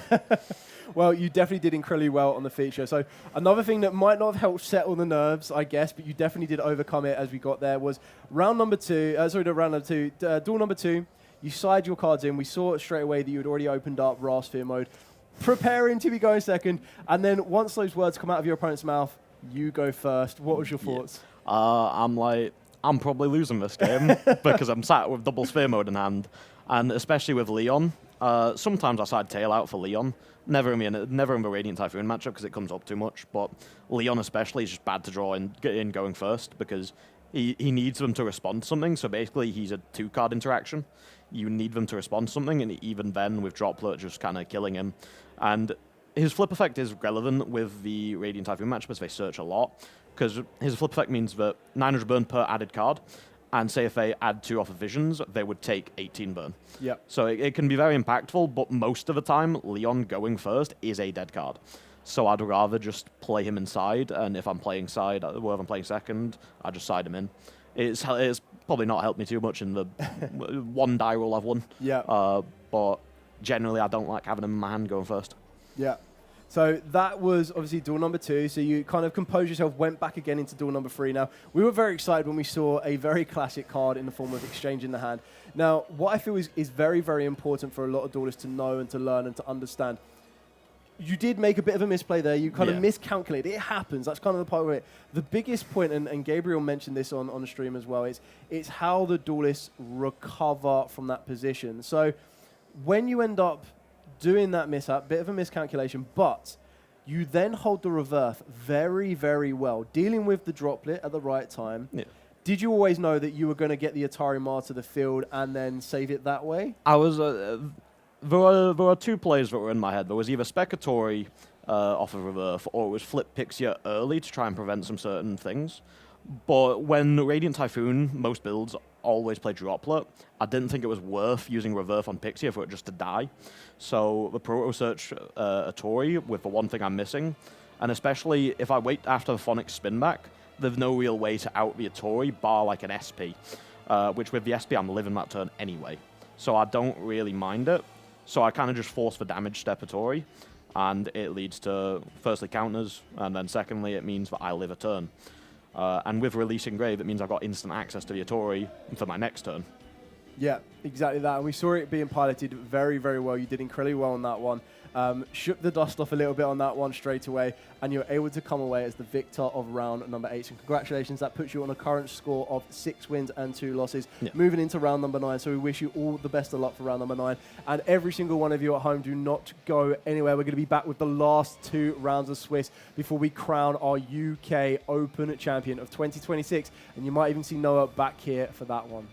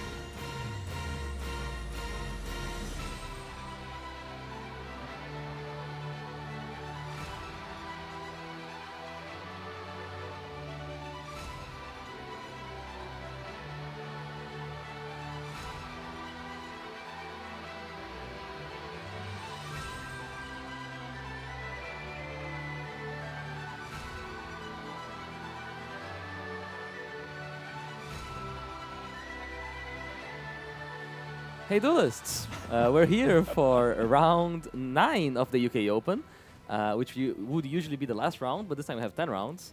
10 rounds. We've got one more to go, and I think we've got one very well-known player here, Tom Kleinogre, but that's really bad, isn't it? Try. Tom. Playing, he's playing Yummy, but we all know Tom as the second place World Championships 2025 with Lunalight, which bit of a fringe deck going into that tournament, I'd say. Yeah. And now he's playing the Yummy deck with the Azamina package, something I've been really hoping to see with all of the Dark Magician cards, everything in there. I've been excited for it all day long. Magician Souls, and there's the other Azamina, the Auzat. Yes, exactly. And I'm really excited to see this, especially knowing just Tom is such a phenomenal pilot. Yeah. I'm really hoping we get to see some high-level gameplay here. And then who is he playing against? His name is Callum Smith, and he's playing Malice. So that's a very interesting matchup because it's a deck full of hand traps from the Malice side. Malice kind of became like this control deck after so many bad hits in the Forbidden Limited list. Yes. So Malice is known for playing a lot of Fact Faders and Ghost Bells, and those cards all trade reasonably into the Azamina package. Yes. So we're going to see if Tom's going to be able to set up a field or like, or if the Malice hand traps are going to be really strong. Dominus Impulse is a really good card here. Yes. Because it's really good into Yummy, because he gets to take the synchros, gets to hit the gaze of the mouse. Yes. Yeah, so all these cards are like really, really good. I'd say they're more good, well, better into the Dark Magician side of the deck on all of like the fusion summoning aspects. Yeah. But the synchro, the Yummy side of the deck, all these cards are just kind of, they're trading for effects. They're not trading for the kind of field you're working towards. Yeah, like effect veiling like Yummy feels really bad because it's just getting to Mignon and then they keep playing. Exactly. So it's going to be really, really good to see just how the players kind of navigate through this. And obviously, it's round number 9. Both of these players are X and 1. 8 wins, 1 loss. There's still everything to play for here going into round number 9. Yeah, they're all still in contention to winning the tournament, so there's only 2 XOs right now. So if they win, they might end up playing for the win in the last round. Exactly. So let's just see who is going first here. Tom is always entertaining on stream. He always has like big pop-off moments. His World Championship final is really funny. He has like a lot of expression. It's very un-German of him, but let's see what we catch on camera now. I think it's really nice to see emotion. Sometimes you see very stoic, very like formal players, but when there's a player that has some emotion, you can tell their facial expressions, even the way they move their hands and just all of their body language. It's really entertaining to watch. There you go. There you go. That's a very visual representation. Malice White Rabbit has hit the board, and now Tom has a decision. What do I do? Exactly. So White Rabbit is it's the interesting Malice starter because it's not the best one, but it's also kind of hard to interact with. He does choose to commit an Effect Veiler here. Which I don't think it's the worst approach. However, if there is any way to extend from the hand, like a March Hare or a Bestial, Backup Agonister. So many cards are really good. And there's a March Hare. So we're going to be seeing the March Hare banishing the White Rabbit summoning itself back. But the Malice deck is a bit less explosive now because it has lost a lot of its ways of generating extra bodies, right? Like, you used to generate a lot of bodies with the with Splash Mage and White Binder. You don't get those anymore. So you have to see 3 monsters committed here into making a Malice Red Ransom. And this does resolve, though. And I think this, if you're Callum side, it kind of telegraphs that maybe there's not as many forms of interruption from Tom going through for the rest of this turn. Because he Effect Veilers the White Binder. Exactly. And then especially, Draw and Lockbird, which comes down on the Malice Mirror to be added to the hand, which I guess that also telegraphs that maybe your opponent's got a good enough hand anyway, and they're just wanting to generate more forms of disruption. If he chose to search Malice in the Mirror, it's really likely he has Underground here, or a way to get to Dormouse. Okay. Something in the back. Oh, so he's probably gonna end up going into Haggard Lizard Rose or SP Little Knight, because then he gets to like banish the Red Ransom. Yes. And the Red Ransom gets to summon itself back, banish the Dormouse, and that's the way he gets to access both Dormouse and his Dormouse and the Chessie Cat. And then you've got and then you've got all 4 names in rotation. And at that point, although at the end of this turn, you're kind of reaching the end or like the upper limit of what you can do, right? Yeah. It just means every single turn afterwards, you just have that little bit more of explosion, I would say. Yeah, and it's one of the things Malice does really well with hand traps that don't interact with the board. Like there's no need for the Primal Beam, there's no like Gamma. So Yes. like you stop, you trade with the effects, but the bodies are still there, and the bodies become more bodies. It's the Cybers thing, right? Yes, yeah, exactly right. So like even through those hand traps, the Unlock Bird is not really good in this matchup. You might see him being able to set up both a Heart Scripter and Allied Code Talker. Yes. And I feel like that's very much where we're going right now. We're getting the Chessy Cats into rotation here. Yeah. Also, just a large amount of cards in the hand for Callum, which, especially when Tom has already used 2 cards, it can always be a little bit scary to see that many cards from your opponent still. So... Oh, we see a Link Decoder. That's interesting. Yes. Link Disciple, sorry, not Decoder. So we can set up Hitso. So basically, you need monsters with different you need Cybers to make Hitso, though. Yes. Okay. So we're just going to see exactly what happens next here. Yeah. Tom very on the ball with it there. Yeah, he realizes that the SP Little Knight's not a Cybers monster, so you can't link it off for Hitso. The very interesting thing is, if you're Callum, you're probably trying to get this March Hare back to hand. Yes, very like much that's so. for like priority number 1. Going for a big Link summon here. Do you ever go for the Heart's Crypto potentially? It's probably Cryptor happening here. Because he has to link off the SP Little Knight because of the Link arrows, right? Yes. Because the SP Little Knight was in the main monster zone. Just go I'll go straight for the Ally Code there. This Link Disciple is kind of just hanging there. Yeah, it is. And like he could have chosen to make the Ally Code point to the Link Disciple because he would be able to tribute it, but he didn't do it. So he has the Red Ransom on the field with the Malice in the Mirror set. Yes. So that kind of threatens to get his whole engine balling because he'll go to Malice in the Mirror, he'll banish the Red Ransom. The Red Ransom will come back and he will banish like a White Rabbit, and the White Rabbit can get like a trap, and that like recycles the even more layers of interruption as well, right? Yeah. But Tom's on 4 cards. Like 4 cards is really rough to ask into this board, but it's doable. Exactly. So we're just going to see exactly where Tom is starting into this round. Okay.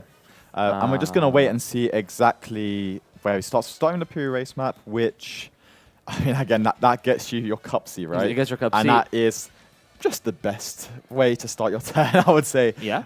Outside of maybe something like Obedient Schooled. But... Yeah. The thing is, Cupsy has. I think you kind of have to interact with Cupsy here if you're Callum. It's interesting because he doesn't really want to use the Ally Code Talker to tribute the Red Ransom because I feel like he needs to Malice in the Mirror banish the Red Ransom. So he might end up like going Malice in the Mirror.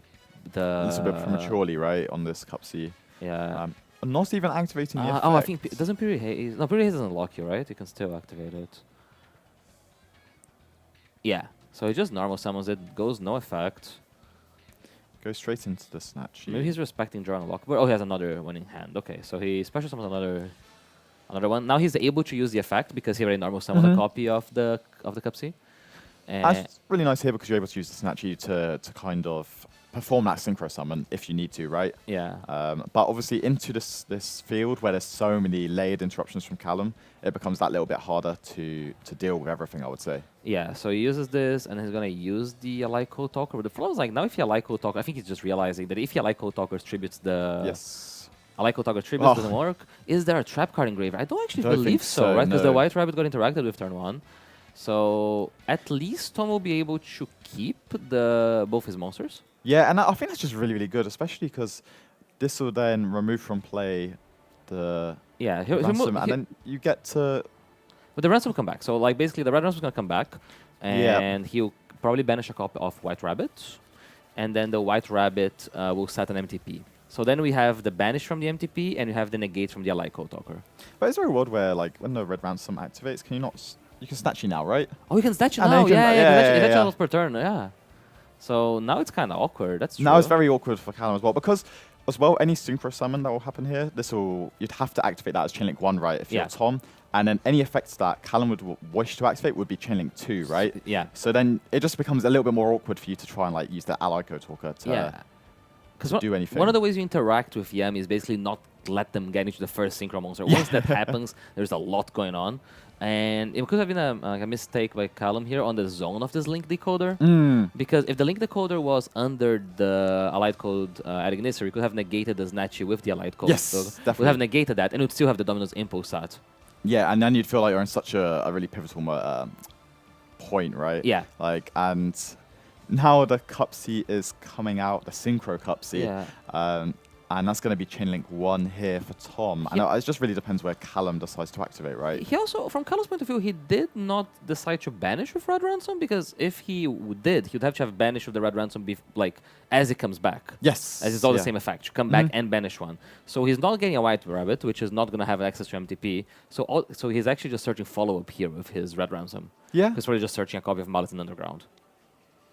Which isn't awful. It just depends really how you feel this Yummy deck is going to be able to kind of like play through the rest of the interruptions that are out here. I mean, he's really explosive here, right? Because he basically just gets to tag out again. And then gets to search 2 additional cards, right? Or 1 additional card, essentially. Yes, because Tom is a turn player, so yeah, I would assume Tom would have used CS Chain Link 1 after the summon. There we go. Yeah, so Malice in the Underground being added here. But like he's going through the motions. That's a pretty good turn by Tom. He recognizes like the window that basically the Malice in the Mirror had to be used before the Allied Code Talker. So he does an order that's not orthodox. So you see that rather than use the Cup C on someone, he summons the Snatchy, uses the other Cup C so he can chain away to get rid of that, which basically forces impulse that was for free. Because that actual Domino's impulse didn't trade with anything. It traded with the effect of a Snatchy that then you activate again for any reason. So he basically got an interrupt by just doing good ordering. That's what good players do. And I think this just like it just really rewards Tom for playing as correct as you possibly can, right? And when you get into these situations, you can really see with the player caliber, just the better player, you just make those correct plays, right? And the more accurate you are with them, it'll just reward you. So we're seeing Tom here resolving as many of his cards as possible here, and he's in such a favourite position now, I would say. I guess now for Tom, the big challenge is he's trying to use the like Code Talker, and it's actually taking so much value in this game. But the objective for Tom here is just he kind of wants to finish the game here and now, because Malice does have infinite follow-up, right? Because he's gonna come back, he's gonna have the Underground. The Underground could like banish the Malice in the Mirror in the graveyard, and that could banish the Red Ransom, and suddenly there's like 9 cards back. Yeah, and you just turn like 1 remove from play effect, and what does it just ends up in so many different cards. Like 1 Malice Link monster getting banished is so crazy. He could have still some interaction in hand. Maybe I think Ghost Belt have been used by now, right? Ghost Belt have been used on the Yummy Synchro. Ghost Belt definitely. I think Ash Blossom as well. Ash probably have hit. Like I might even Ash pre-raise map in that context, right? So March. There's only Biru in Callum's list. Metal Marcher coming down here. It looks like we're going into we're converting here from the Yummy side all the way into the new side, going for some of the Dark Magician lines. Because you can make there's a synchro, right? Like yes, is there? Oh, but this is a light, right? Oh, but it searches Ozat. Yes. Oh, see, that's why you play the Ozat, because then you get to go Marcher into Starham, and then you make the Richala, which searches a White Forest or a Light Spellcaster. I assume the Light Spellcaster is the Ozat, the Azamin of the White Forest, the keyword central. And that one allows him to fusion summon.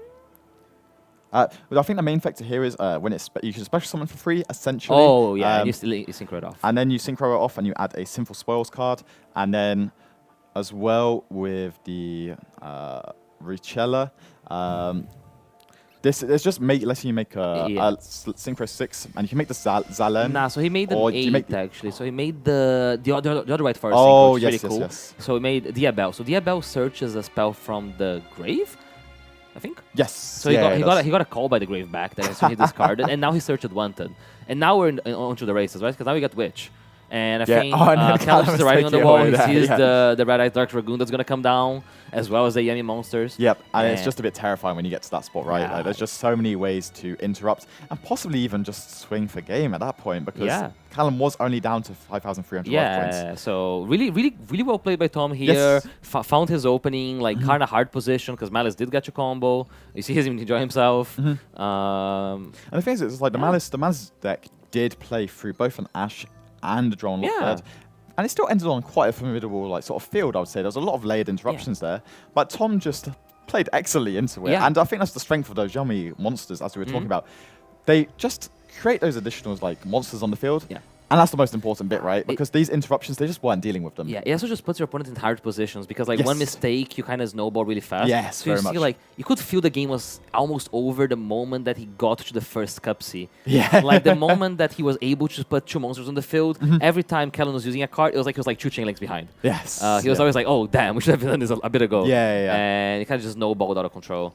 It's just one ordering mistake, one position mistake, like the zone of the Link Disciple can have altered the fate of this game. Completely. And then we got to give merits to Tom there, just as playing it absolutely perfectly from that point onwards and just kind of seeing that little bit of advantage and running away with it, right? Exactly.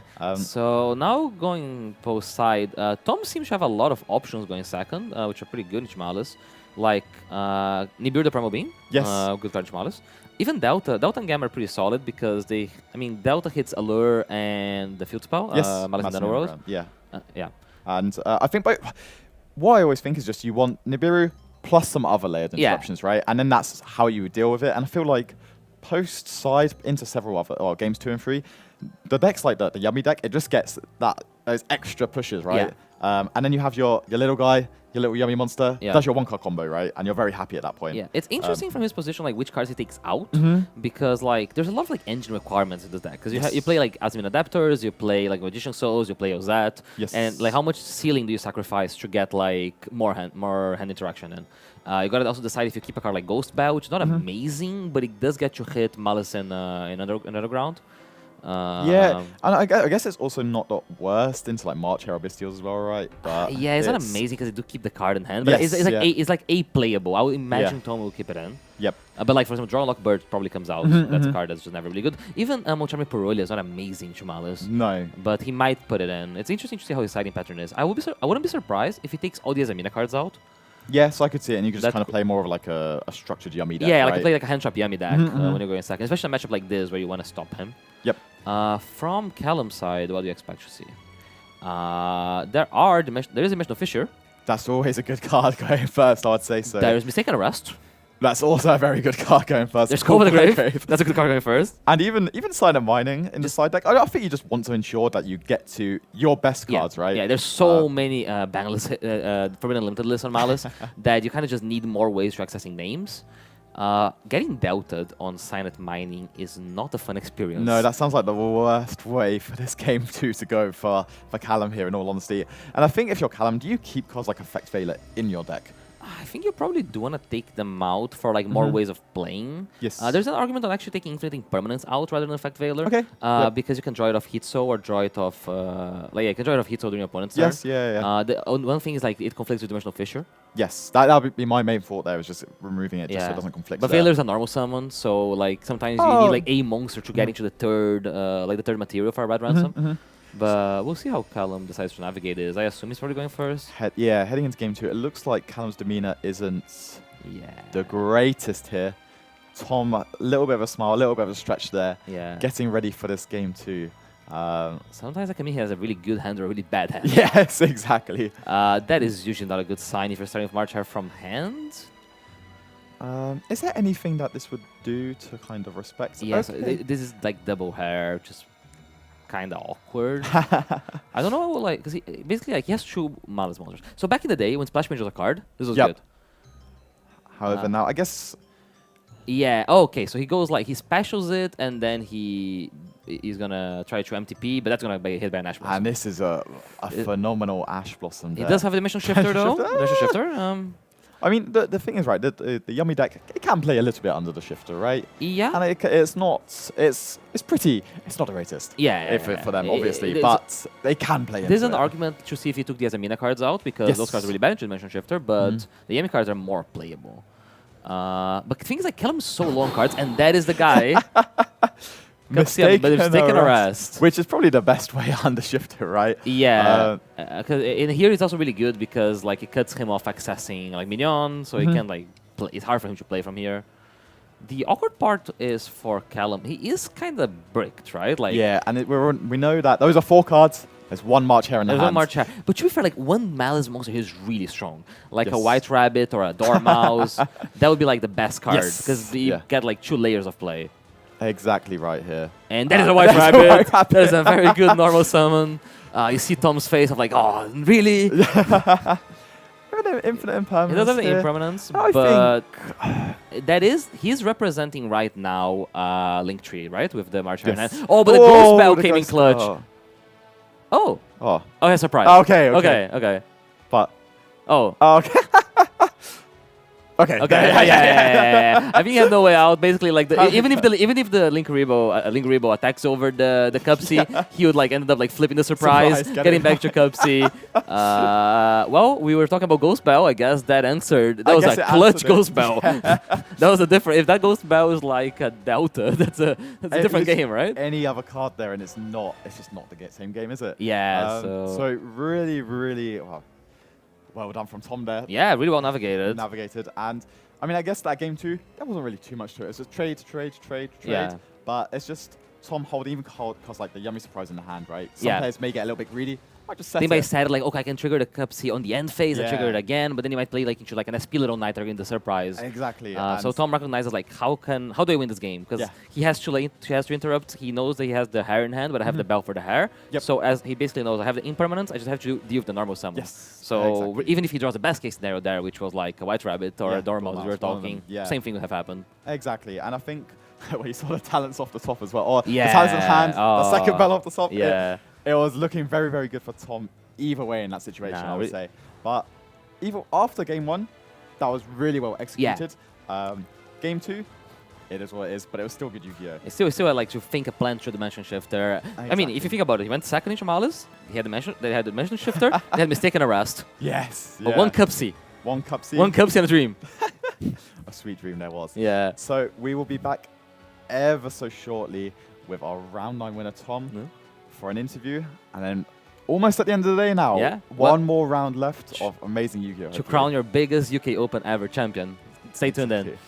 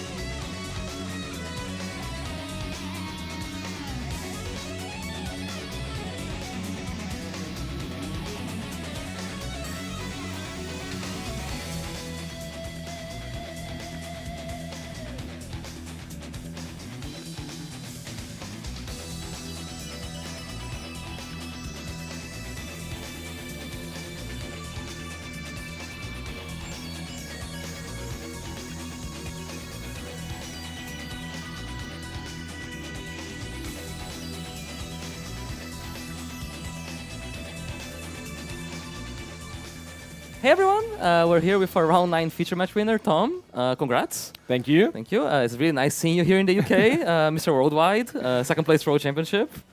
So I'm gonna, how's your round? How did you feel about it when you see a Malice player? Losing a dice roll to a Malice player is always Yeah. pretty scary, not gonna lie. Luckily, he wasn't able to like fully combo under the draw. Like he told me afterwards that he got caught off guard and kind of fumbled his combo. Yeah. And I was like able to profit of it. But like game 2, game 3, whenever they go second post side, they have die-fi and whatever. So it just gets even more scary. So when you lose the dice roll, you pretty much have to win game 1. Yeah. So at least you get game 3 to go first and not get sacked by die-fi game 3. Yeah, that makes sense. But it was really well played game 1. We were commentating about like the order they did it. It's very easy to get tricked into, okay, I have a cup C, I'm going to normal my cup C, I'm going to just get my value now. But if you do that, you catch play into the Allied Talker. And the way he sequenced it, he had like the Malice in the Mirror. So you had to use the Malice in the Mirror kind of before using the Allied code because he didn't have anything else under the Allied code. So you get to like split the Snatchy, and that Snatchy kind of just traded with Dominus Impulse, right? Yeah. So like the good thing is that I think I veilered the White Rabbit. Yeah, so they didn't have a trap. Exactly, that kept him of having a trap. And he told me that he's just started playing again after a 9-month break, so he probably is not too familiar with all like those interactions. And obviously, like he had Malice in the Mirror, which if a normal summon cups use the effect, I just fall to it, and you just get a free align code. He gets the MTP, he might MTP the monster resolution. So what I had to do is like, first of all, put him on not have a Malice in hand. Yep. And second of all, get to a spot where I can use 2 chains to prevent him from being able to use both unless he doesn't have a Malice in hand. Yeah. So I went like normal summon not using the effect, then Snatchy not using the effect, and then summon the second cups to use it. So if he chooses to interact, I either get to resolve Snatchy or the Cupsy if he doesn't have a Malice. And that's what happened. Yeah, no, that was really good. And you see that you got to bridge into the Dark Magician engine afterwards, right? Because you get to do this really cool thing that you go March Hare and Starham and you make the level 6 and you get the level 8 into the level 8.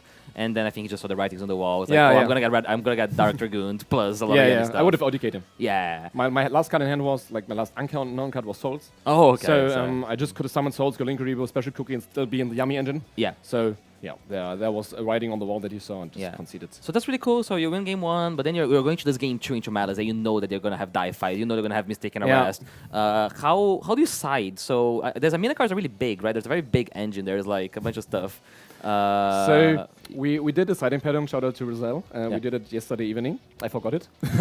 we were like talking about Malice. I'm like, what is my pattern again? Like I've not faced Malice the entire time, so even I forget siding patterns. So I just chose honestly to put me on having as much hand traps as possible. Yeah. So I did side out the entire Diabol's engine. Okay, this that time. makes sense. Like you usually don't do it, but I forgot the siding patterns. I was like, because they had a lot of good options, right? Like when we were looking at it, like I kind of want all of those cards. So. Yeah. And if he has Die-Fire, I need Delta. If he has engine, I need Battle for Marcher or any possible extender. I need Imperm. I need Veiler to put him on Have extender. So it was like, if I play 6 Charmies, would I do post sides and have all the Namis plus Piri Piri? I'm pretty likely to have in starter. Yeah. So I just felt like siding out the entire engine is fine now. I have to look up to the pattern. I don't remember, but yeah, it worked for me. But sometimes the best way of beating a Floodgate is not letting them play, right? Which is kind of what happens there. He has Mistaken Arrest, he has Dimensional Shifter, because he doesn't get into engine, you still get to eventually combo. That's why I like first sided out all one and then I'm like, bro, he surely sides Arrest. Yeah. I don't really want to side the Witch. Like I'm re-siding Subversion today. Yeah, and it's also Subversion. I feel like this is not even that good against Malice. Obviously, you can push back the White Rabbit, not the White Rabbit, the Red Ransom. Yeah, but it's like best case scenario, right? Like that best case scenario if you get to play, but they could also just MTP whatever you get. So I felt like just siding it out and playing with Yummy and hand traps is probably the best thing to do. Yeah. Especially because you wouldn't be able to bridge post side anyways if you side out the LZ. So yeah, and you got really rewarded there by the decisions. So one Yummy's OTK, so exactly. Yeah. All you need to do is stop them and normal Yummy. Sometimes Yu-Gi-Oh is a simple game, right? Like hand trap, normal summon. Some things never change. Sometimes it's that easy. Yeah. Like he did concede too early, like without. Because he didn't know engine, right? He didn't know engine. Yeah. He was like, okay, I lost. I was like, bro, you can just attack the Cupsy and put me on have a play. I did have surprise. I did have surprise. But you tried. But yeah, I was like, no. Okay, I do it, so it's whatever. But I was like, bro, don't concede before you see a play of my side. Yeah. That's really cool. But he was such a nice guy. Shout out to you, honestly. Yeah. Nice. We were having a nice chat. We got deck check earlier and it's nice having a great experience. The UK can be nice. Honestly, like UK Open, I can tell all of you, come here. It's such a great experience. The venue is nice. The hotel is nice. great caster, great stream, and great opponents. Honestly, I've not had terrible opponents. I'm enjoying this event a lot. Nah, that is really nice. So I know you've been to Rhodes last year. It was a really cool Same as you? championship. I can't be saying that, you know. I only say when someone prompts me. You prompt me, your shirt says it, you know. It's a cool shirt. Paris, baby. I might have one. You have one as well, don't you? Yeah. Is it framed like your jerseys? Nah, this is the jerseys. Okay. But so you're doing the Rhodes race again. So you're going to regionals, trying to go to the points playoff. How does that alter when you come into a tournament? Because it's sometimes different to come to a regional when you're like just playing a regional because you're trying to win, and sometimes when you're going like, okay, I need to have a consistent finish. How does that alter your deck choice? Is it always the same for you? Like I really needed to adapt my mindset. Like I've never played regionals in my entire life pretty much. I was always just like going to big events and being or performing like as best as possible, and also only preparing like a month ahead. Now I have to be in the format the entire time. I have to look into everything and always be like up to date. And in the beginning, I didn't take it serious. Like I played a bunch of regionals in Germany. I didn't prepare. I swapped decks from the one day to the other one without having played a single game. Sometimes it's easy to think that you're going to do well without preparing, because sometimes for big events, like you prepare, you know what you're doing, so you think, oh, I can just pick this up and it'll be fine. And sometimes you get like a humbling experience. Exactly. Well, it didn't work out that well, so I eventually started taking it serious and preparing. And right now I'm on Yami. I don't know if I'm going to be on Yami tomorrow as well. Like the deck is working out pretty well today. I'm not going to lie. But he has so much Draco Tail and Mitsurugi. That's so scary. So, yeah. But that's nice. Good luck for that. Good luck. You have a regional tomorrow as well. We do have a regional tomorrow as well. If you make it. If we make I've heard the travel tales. We have an hour. We have an hour. Yeah. You better win the next round fast. Well, or lose. That also works. But yeah, it was really nice having you. Good luck for the next round. You're still in the contention, so maybe we'll see you lifting the trophy here. We'll see. Would be my first time, right? It'll be a nice one. Only cool people win the UK Open. Who was the last one winning? Jordan won the last one. Okay. Yeah, I'm not saying because I won one. No. Nah. I see you guys for the next round. Bye.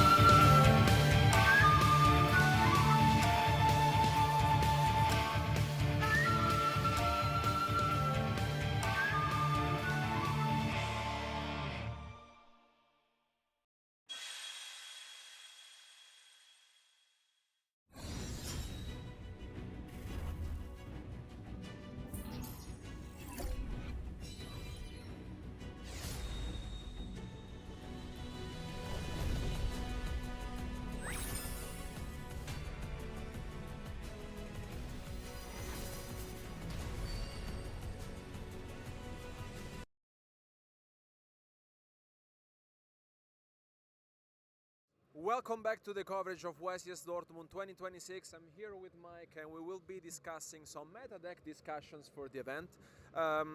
This is going to be very interesting, especially because this is the first YCS after the Forbidden Unlimited list, but also the first one after Burst Protocol.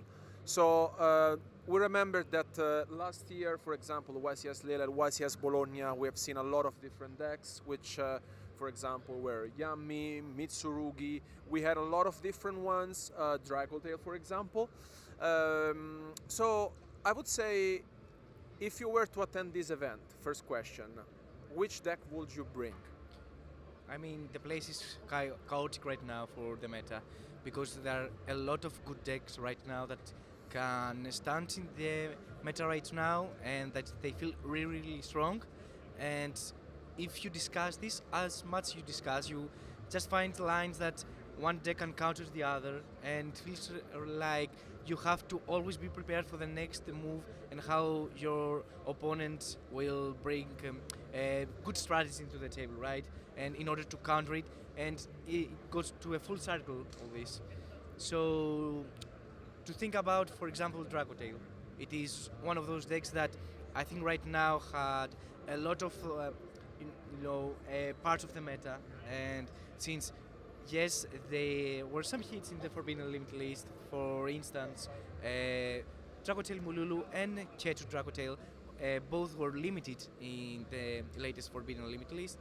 However, due to Burst of Protocol, there are some cards that helped a lot the deck, like Ecclesia of the Dark Dragon and Fallen of the White Dragon.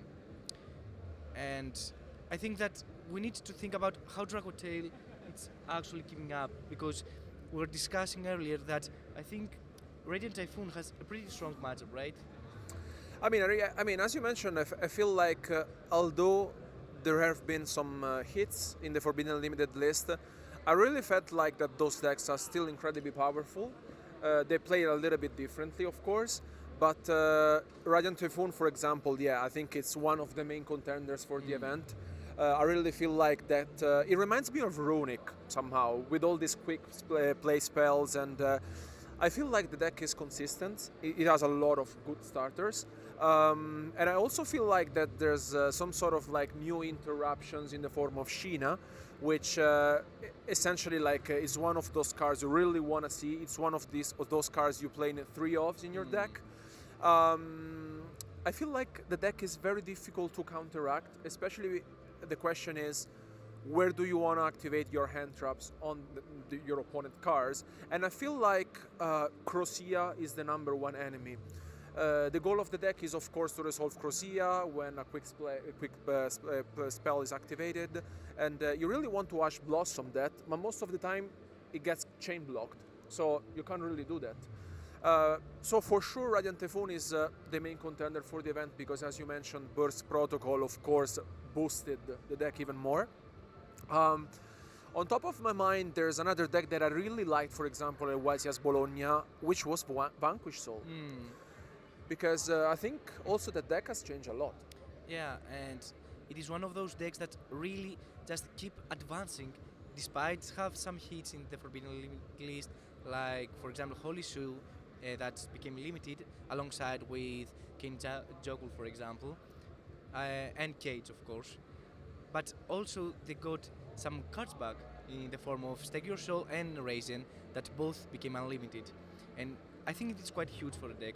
The main issue was that it was not consistent enough sometimes, it felt like this, but I think that now that you got back 4 copies that you were missing, I think that it gave that boost to the deck, and I think that we're going to see the good pilot of the deck be, understanding how to adapt to the current meta. And I really think that Vanquish Soul K9 can really take advantage of that and surprise us during YCS Dortmund right now. But I want to go back to Radiant Typhoon that you mentioned. I believe that it has the quite unique in comparison to the rest of the meta decks right now is that instead of playing hand wrap, it plays a lot of going second cards, which is a very good strategy, especially against Dragotail, which is the alpha in the room right now. Because all these quick play cards, for example, Fallen of the Virtuous, an amazing card that helps you play around, for example, Dragotail Flame, which is very important, and also you just summon your monsters in defense position in order to play against Horn. And lastly, Stink doesn't interact with you very well. It is very easy for Radiant Typhoon to play around any field of Dragotail with all these quick play spells. However, and this is what I was talking about when you need to understand how your opponent is going to make their strategy in order for him to play against your field, it is how Dragotail have adapted to this strategy. So if you understand that your opponent doesn't play hand traps, for example Radiant Typhoon, you can play one very good combo in the form of Invader of Darkness. I think that's an old card that you used to like, right? Yeah, I mean, I really feel like if you want to stop the deck, you really need to think about older cards that have been released years ago. One is, of course, Invader of Darkness. We have also seen Spell Canceller, which is something that is very old. Archlord Christia, which is a card that honestly completely shuts down your opponent to special summon monster, which is huge. And I really feel like, as you mentioned, our players this weekend will really find a way to efficiently face decks that have been there for a while, I would say, but have changed and have adapted, not only with the Forbidden Limited list, but also with Bars Protocol. And what I really want to see the most is, I think Dracotail has been one of the most consistent deck of the last months, but as you mentioned, Radiant Typhoon is so explosive that with a few cards, Dracotail may struggle, honestly. If we thought that, for example, in YCS Bologna, Dracotail was maybe the main contender, I think it's going to have a hard time, because the deck, as you mentioned, is still very powerful. It's very good. Against most of the meta deck, it's a solid choice. But Radiant Typhoon, for example, on top of my mind is the deck that has to be beaten this weekend. Especially what I really want to see is, I've been seeing some players playing Radiant Typhoon with Yummies. Because Yummy, it was another deck that for sure was among the top contenders over the last months in 2025. But of course, Snatchy has been limited, and the deck also lost the Herald. You know, so do you feel like it could be an option for the weekend? Do you feel like players could match those two decks, or do you think also Yami could be played in any other form? Let's say Yami right now is as a pure version. I don't really think that it is as explosive as it used to be, since Herald is not there anymore. However, as you mentioned, it can mix with Radiant Typhoon through Tri-Brigades, who also gain support through Burst of Protocol. And the deck right now can function very well because it bridges so good, and you can find access to Surek, and then you can access any Wingwix, for example, Crosshair if you want, or Edem, or any Radiant Typhoon card that you really want at the time. And this is what we are discussing right now. I think that all comes to the point that you really want to understand how to take advantage of what your opponent is doing. You mentioned two different combos. The one that ends on Invader of Darkness or Pristia, for example, or the other that Vanquistal K9 like to play, Spellcanceller. Just to explain what we are talking about, the combos real quick, it is that Fallen of the White Dragon plus any light or dark can end into Invader of Darkness, because you synchro summon into Ecclesia. Ecclesia activates the effect to special summon Cartesia. Cartesia will activate the effect to fusion summon into Grand Guignol, enable to send Invader of Darkness to the graveyard. And during the end phase, you can add with a potential Albion, for example, that you have sent with the Fallen of the White Dragon, add the Fallen and the Virtuous, the quick play spell, that has a second effect. It's that enables you to special summon any monster from any graveyard if you have an Ecclesia monster in the field or grave. And that brings back Invader of Darkness. And since Radiant Typhoon doesn't play hand-ups right now, it is one of those scenarios that you're locked out of any quick play spells. Yeah, you don't have any other solution, essentially. And I really like that you mentioned this, because I feel like it's the only deck in the current format which can afford to play Field Breakers rather than Hand Trap.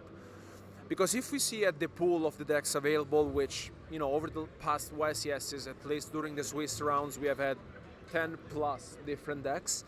I feel like Radiant Typhoon is the deck that can afford to play Field Breakers, and that's it. No hand traps at all.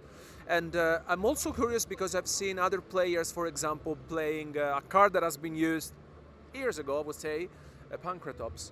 Pancratops is very powerful. It's one of those cards that has always put players in danger, because as soon as it touches the field, you're like, okay, maybe it's going to enter battle phase. It's going to force my cards to activate. And also, thanks to Sheena, is one of those cards that you can bounce back and even trigger. And, you know, there's a lot of potential. And the other deck, I think maybe the last one that comes to my mind is Malice. Because I'm extremely surprised, because White Binder has been forbidden. And if we thought that maybe the deck, you know, was like, yeah, you can still kind of play it, the deck is incredibly powerful. Like, if you play the deck, you can see that the deck still makes its job done. And I think it will be at the top tables this weekend. And the question is, if Malice before was hidden by Lancia, what if players are not going to be playing Lancia? Because, for example, if they think, okay, maybe Malice is going to be underrepresented, do you feel like this could be a trend this weekend? Do you feel like players are thinking about Malice.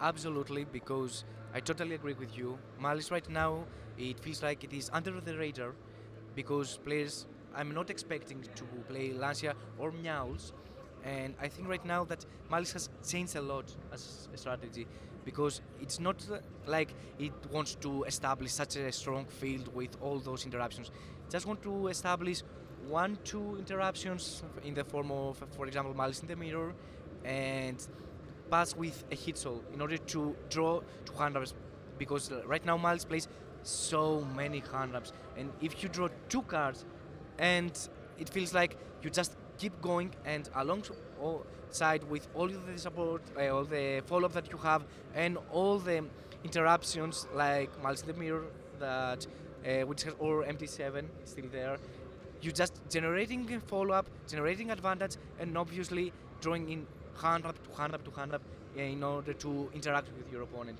So I definitely see Malice being in the top tables in this event. Not gonna lie, if for YCS Bologna I choose Vanquish Soul, for example, I really feel like it's one of those decks that I really liked from the European Championship last year. But another trend that we'll, of course, we'll be discussing this weekend will be the hand traps.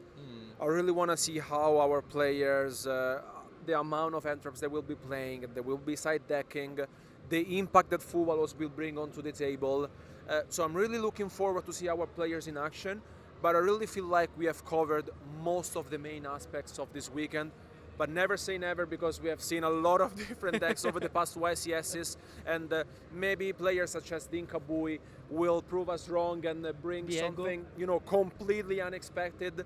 I mean, we will witness it very soon. And thank you so much for joining us discussion, and don't go anywhere, because we will be back soon with more content from YCS Dortmund.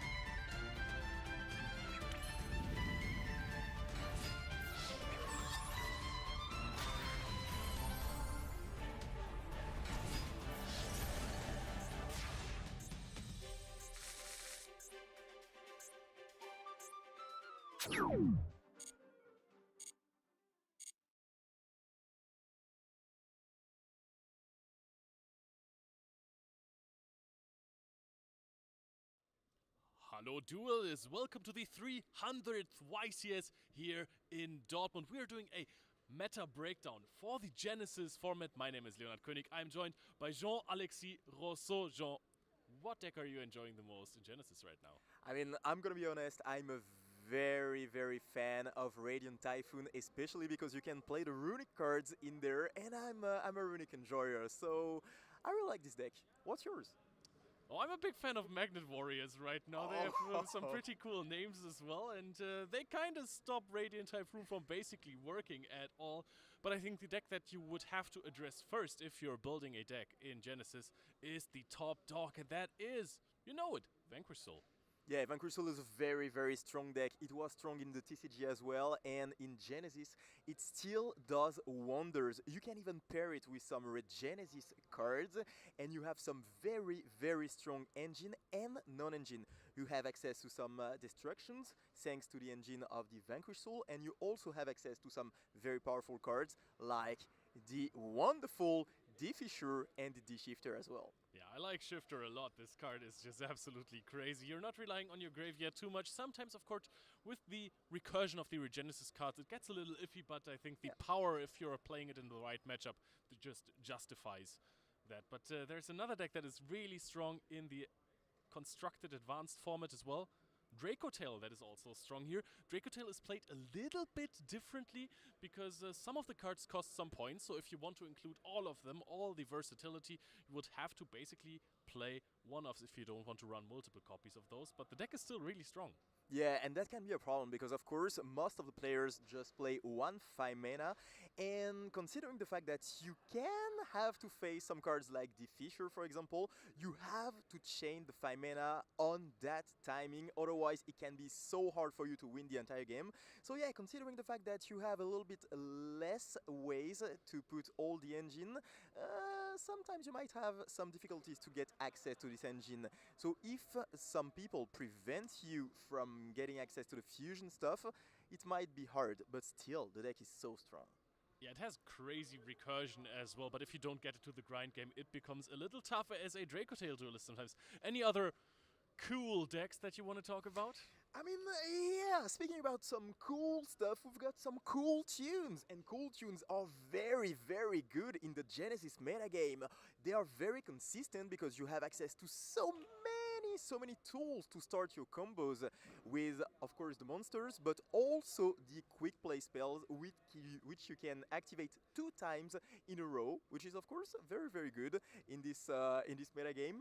And you have access to a lot of non-engine. You have access to a lot of hand interactions, and if you want to have some solutions against the metagame post side, you can just fill it in the deck.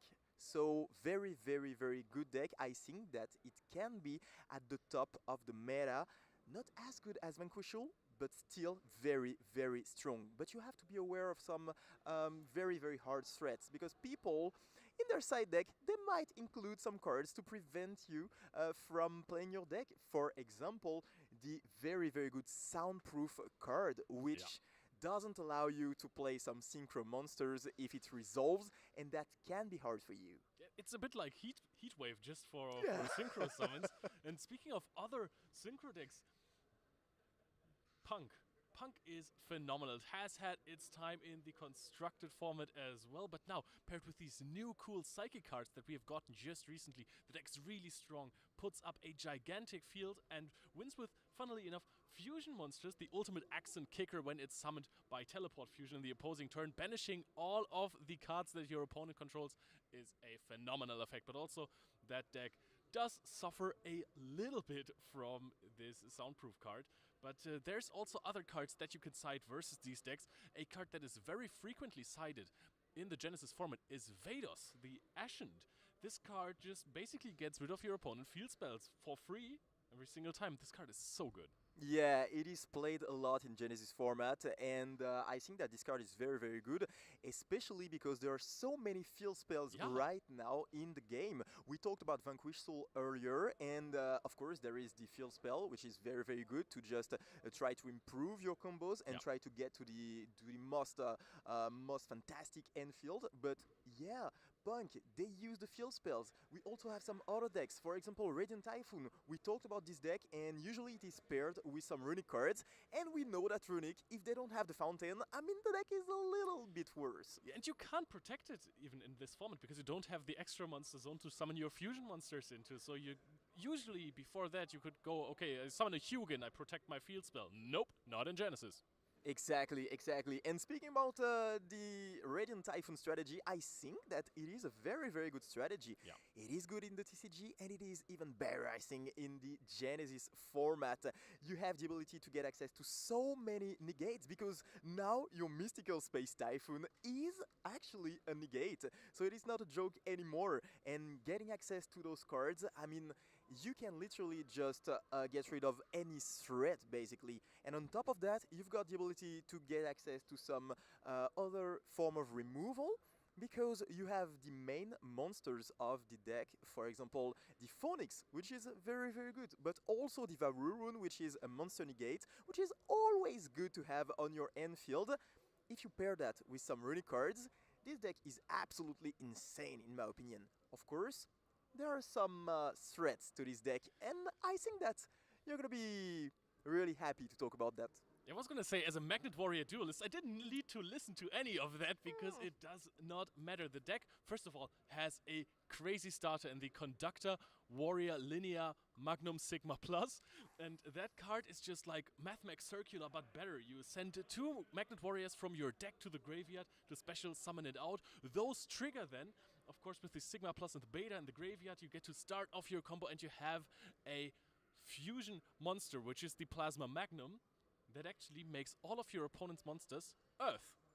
And Radiant Typhoon players do not like their monsters being of Earth attributes, so the deck is incredible. You have the Delusion that is going to steal your opponent monster. Usually it could destroy your opponent's monster, but if it's an Earth that you targeted with the effect, it's going to be stolen permanently, so that is also a fantastic interaction. The deck can put up so much more. You have cards like Gallant Granite as well as an option that is usually a card that is searching for a Nibiru the Primal Being. Not in this deck, everything is rock, it's just a nice extender, so the deck has plenty of flexible options, good combos, good recursion, and let's be honest, Magnet Warriors are they're just sick, right? Absolutely, and I have to agree with you. I think this is a pretty cool meta call in this meta game, because if you expect a lot of players to play Radiant Typhoon, the Radiant Typhoon strategy, it can be really hard. You mentioned it, you talked about it, but the fact that after activating, for example, the effect of Crozea, you are locked into win monster effects, and therefore, then if there is diffusion on the field, all your monsters are Earth. So if you special summon, for example, Sven and try to activate the effect, I mean, you can't, because it's an Earth monster. So that can be the type of interactions that lead you to victory, and you're gonna be prepared to this meta. Otherwise, it's gonna be hard. I mean, all of a sudden, you think that you're gonna face only some Vanquish Soul players, or I don't know, some Punk players, and all of a sudden you see some Magnet Warriors and you can't do anything. Yep. That is something that you have to take into account. People love the versatility of the Genesis format, and we are looking for how much it is going to develop in the future. Let us know what your favorite deck in Genesis format is right now, and we will go right back to the action of the 300th YCS in Dortmund.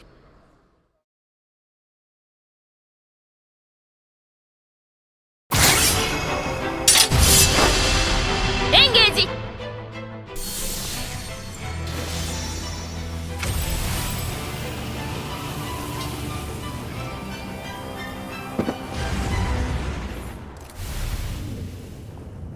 ロゼ、今行くからね。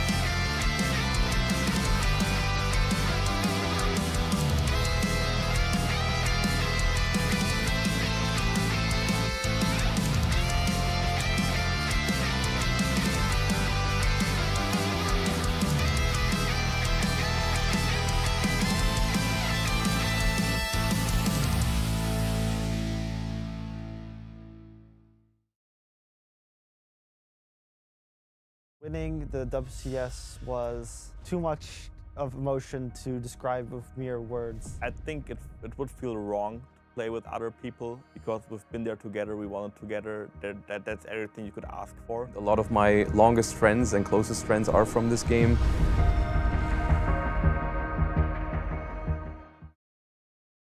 Remember the early days of Yu-Gi-Oh?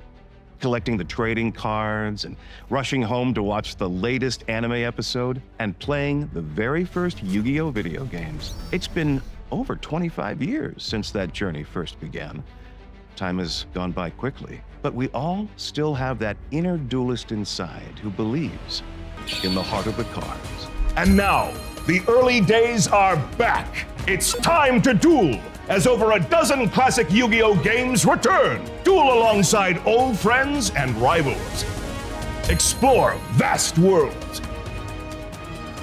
Become the true king of games with unique challenges to master. Yu-Gi-Oh! Early Days Collection. Available on the 27th of February on Nintendo Switch and Steam. It has been a while. I hope that was okay. Oh, that was perfect. You think so? Yeah. That was all right? Yeah. I like the way you guys sound better. No way. All right.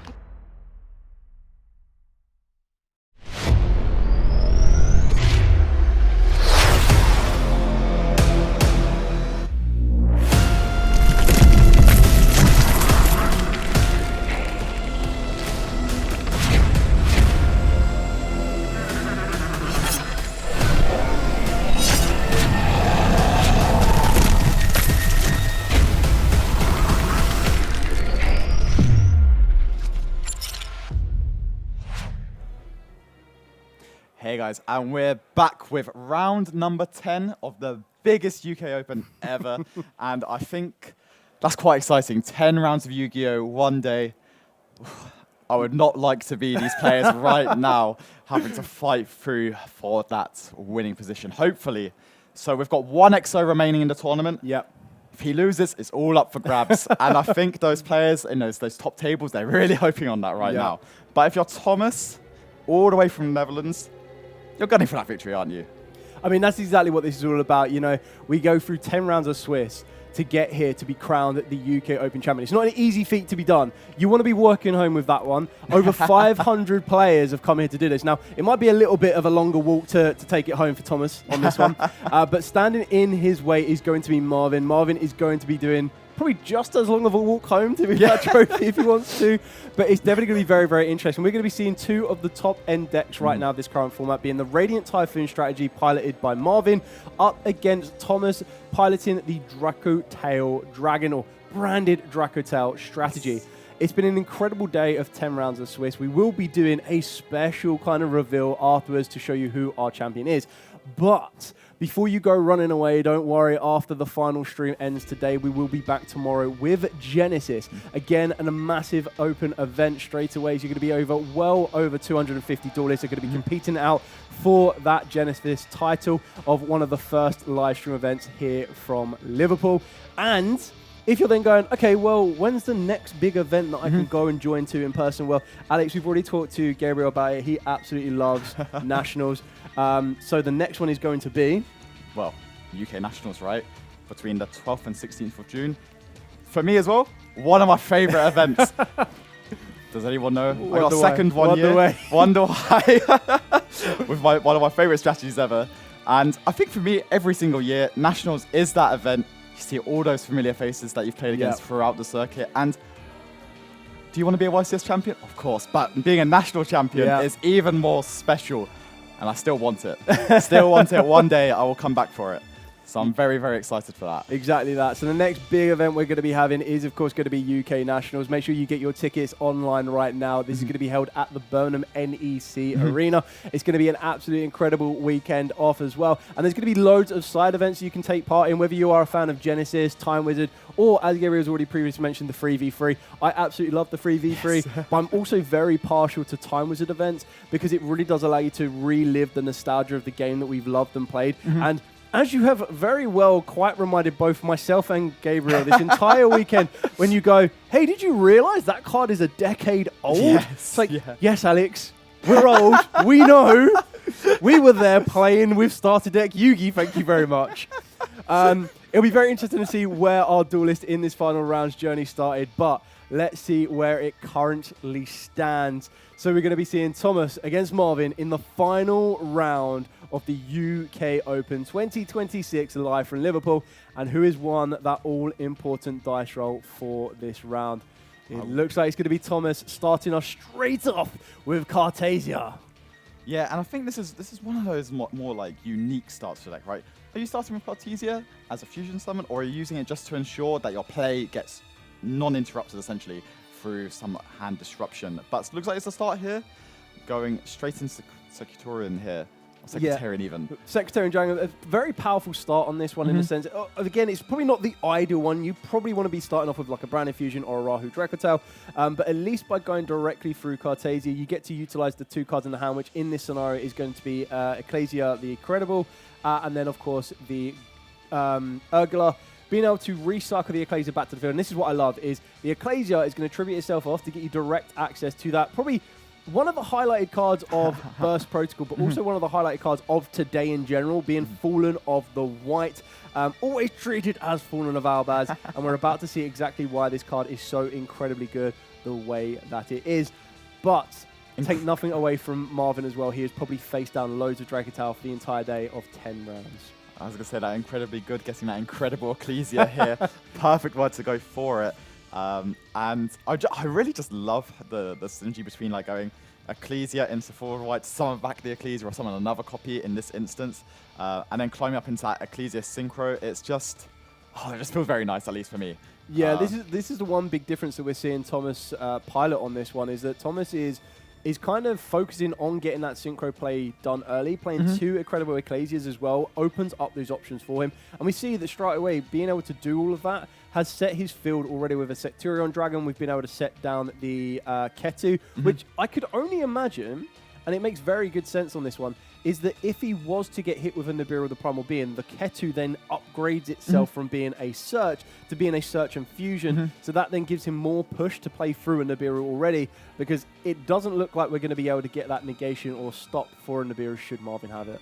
Exactly. I think Ketu is just one of those cards that if you've already got a really, really strong play going, which we're seeing here with the Rahu now, just having that Ketu to be able to follow up and either maybe get just an additional resource for later, maybe even moving into Marvin's turn, or, as you said, just that powerful follow-up play if there is any form of really serious disruption, let's say.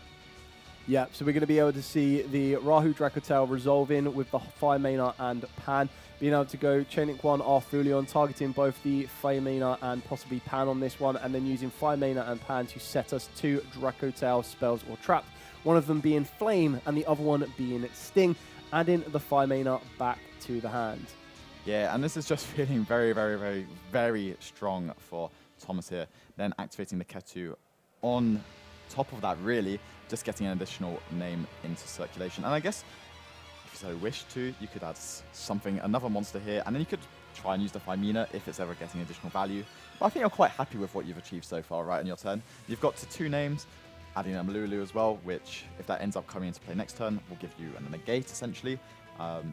Feels like a pretty good way to end this field off, right? Yeah, I think what I absolutely love about this field is that these are one of the very few scenarios where we see Cartasia and Ecclesia being left on the field. And both of them, a lot of people forget, they are quick effects. So we've got Cartasia that can set up another fusion play. We've also got the Fimana in the hand that is going to lead to another fusion play. And on top of that, incredible Ecclesia, which can go into... But Marvin's gone, you know what, I want to do some fusion summoning of my own, and we're going to be utilizing Super Polymerization. Be very interesting to see where we go from this position. Like, what fusion monster do we choose to go into? I think we're about to see exactly what we were discussing prior to this. So, we're going to see Saint Azamina. 2 level 6 or higher monsters, 1 fusion and 1 synchro, exactly what we've just seen here. Your opponent cannot target these cards in their field, graveyard, or banishment, or this card on the field with card effects.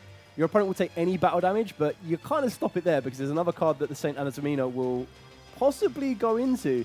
And this is going to be very interesting because it means that it instantly plays around Horn, if that was utilized. Super Polymerization plays through Dracotail Flame, and then on top of that, the Sting isn't really doing a huge amount now. Exactly, and we're going to see the Cartasia activated here. I guess there's a few things that could happen because Thomas is electing to not play 3 copies of Fallen with the White Dragon, but playing a copy of... Oh? Yeah, so this is the Saint Azamina's effect. So that's incredible. So this is the quick effect. So on the Saint Azamina, as we paused a little bit earlier on, it has a quick effect to special summon out another Azamina. If it is fusion summoned, you get special on a level 9 or lower Azamina monster from the deck or extra deck. So that is going to give you direct access to the Sylvie. And now we're about to see the Azamina itself being able to get access directly to this one just because you're able to tribute off your Saint Azamina. You're now going to get into Azamina itself, which is must be fusion summoned or special summoned from the extra deck by tributing a Saint Azamina you control and a face-up monster your opponent controls as well. It can't be destroyed by card effects, and each time your opponent activates a card or effect, all monsters they control lose 500 attack when it resolves. It's insane, and your opponent cannot activate the effects of monsters with 0 attack. This is a very big shift straight into Marvin's favor, and going even further with that Sven. We were talking right before this just how good is this package really in the extra deck, and honestly I am beyond impressed by this already just from this one single super polymerization activation. And honestly I'm lost for words. Yeah, super polymerization plus 1 discard has completely flipped the script on this duel. We still have resilience from Thomas. I can't imagine that this is the first time he's faced something like that. But when you're looking at Flame trying to negate the visions here, we're going to be able to recycle that 1 copy of Ketu and draw a card. And Marvin definitely knows the times of when he wants to use that Sylvie to negate as well. I guess the big one here is really deciding when you want to use this Ilya Sylvia to kind of form as that interruption, right? Yeah. At what point do you decide, I need to make sure my opponent's play does not interact with anything I'm trying to achieve this turn, right? Is it going to be the Dracotail Traps? Is it going to be the Ecclesia? Is it going to be that Firmina? There's so many different layers where this Sylvia could be the difference between winning and losing this game. Yeah, exactly like that. Because there are so many powerful cards that Thomas has been able to set himself up with, you now are put in this position of, do you stop the Firmina or do you stop the possible Ecclesia, or what the Ecclesia could threat? And it looks like we're going to stop that Firmina from being able to work into an Arfulion, because that just opens up a whole new kind of Dracotail interactions. Exactly. So we're seeing this in resolution, or in response, and then we're getting the Sting as well. Yeah, so being able to, just to clarify exactly what's going on here, I believe we've got Chainlink 1 Crusade to try and summon itself. Chainlink 2 was Firmina to attempt to fusion summon. Chainlink 3 was the Ilya Sylvia. And then Chainlink 4 was the Dracotail Sting. Recycling the Dracotail Horn and drawing another card for Thomas here. So his resource is building up quite nicely. And then we're trying to resolve everything accordingly, making sure that the Firmina is now negated and doesn't get to resolve the fusion summon. Getting all the way back to Chainlink 1 being the Crusade, entering the field of play, and now searching out that all-important, powerful, mythical space Typhoon. In the year 2026 as well. And that's, I think it's just, for me at least, it's just so incredible to see this, especially on table 1 in round 10 in 2026. It's just so, I don't know, I love seeing Mystical Space Typhoon being added. And it's been happening a lot. But the Grave as well! Wow! Okay, Marvin is not letting Thomas run away with this one. This is going to be an absolute classic. So I hope you're all settled in at home. This is going to be very, very good. We saw Thomas build a field uninteracted with. There's always that threat that if your opponent doesn't interact with you, they probably have some form of field-breaking capacities. But we have now just seen Marvin dismantle this field of a multitude of interactions. Like, let's not forget, that end field already ended up having the ability for Sting, Flame, Cartasia to fusion summon, Ecclesia to also then tag itself out to bring itself into play with a Fallen of Albaz that could fusion summon, and the Firmina. And Marvin right now is showing you that doesn't matter how many you've got, I've got more than enough to break this apart. The other thing here is that the Azamina, they're 4,000 attack. Yep. And then it's also just got the clause, each time your opponent activates a card or effect, all monsters they control lose 500 attack. And although that Arfulion was big at the beginning of this turn, how many card effects have been activated since? I have absolutely no clue. But if you tell me that is not on 0 right now, I'm really surprised. Well, that's the benefit. Because it's card or effect, it would possibly end up including, I'm trying to count back now, we've had Flame, we've had Sting. We've had Cartasia attempt to use, Phimena also got attempted to be used as well, so that's even Ecclesia. So what's that, 6? Yeah, 5 or 6. So our Fulion is now down to 0. There's no more hand interaction from Thomas that we know of, unless he's hiding a very, very powerful Nibiru right now. And Marvin is just slowly building this field up. 4,000 attack on that Azamena, probably going to go directly to Thomas's life points here. And then we're going to be backing that up with a couple of Radiant Monsters.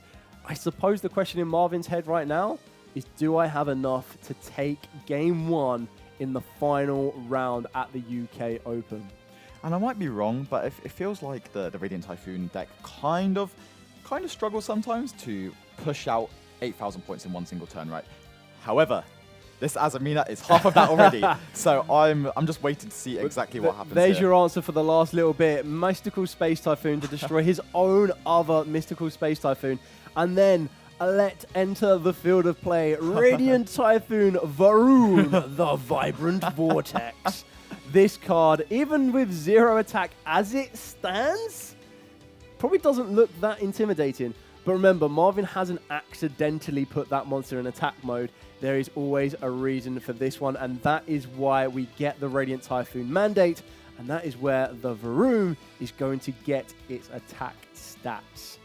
Yeah, and I'm just waiting to see if there's anything extra here that Marvin might be able to add to the field, which will give a little bit of extra points of battle damage. So currently, what do we have? We have 4,000 off of the Azamena, which is going to go direct.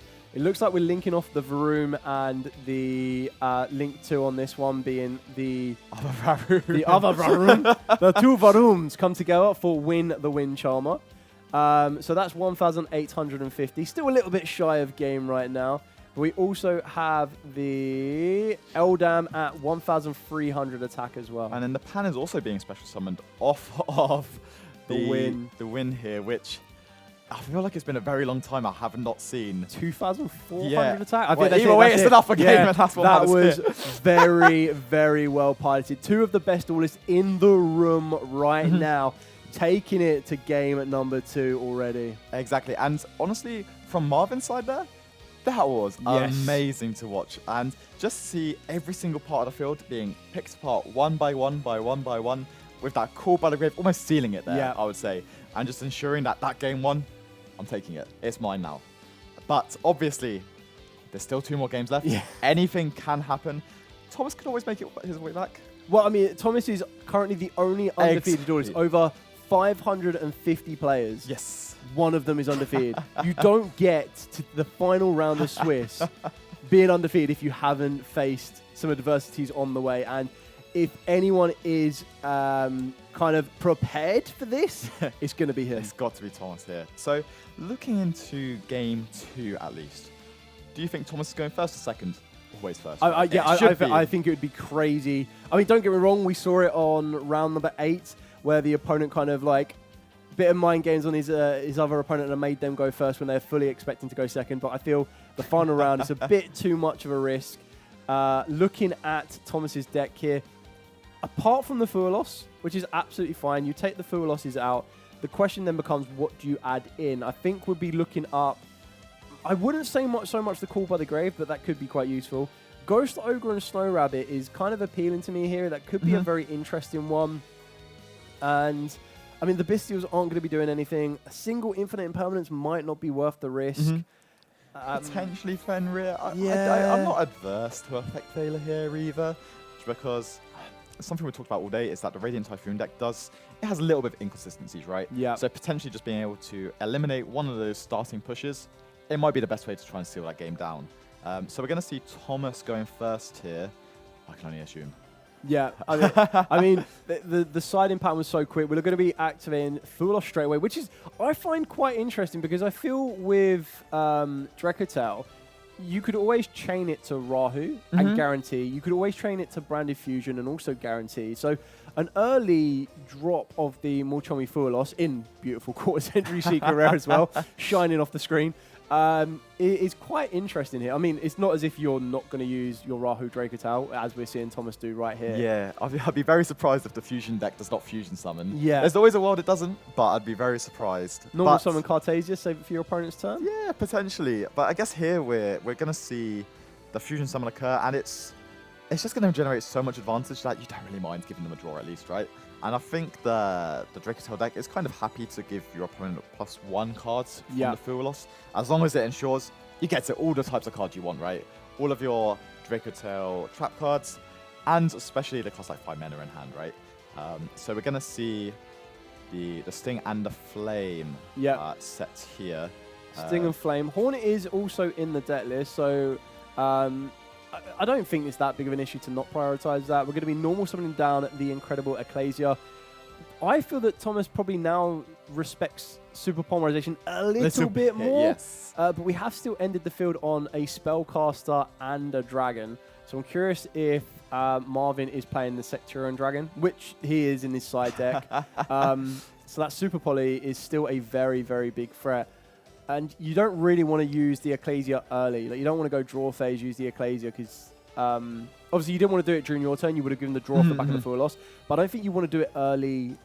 You kind of want early, to use really? it as like a layered interruption, right? Correct, You want to try and go into that form of Albaz and then try and perform a fusion summon into the Oh, we're going to pay the cost. Okay. Discarding a second copy of that Fuelos there.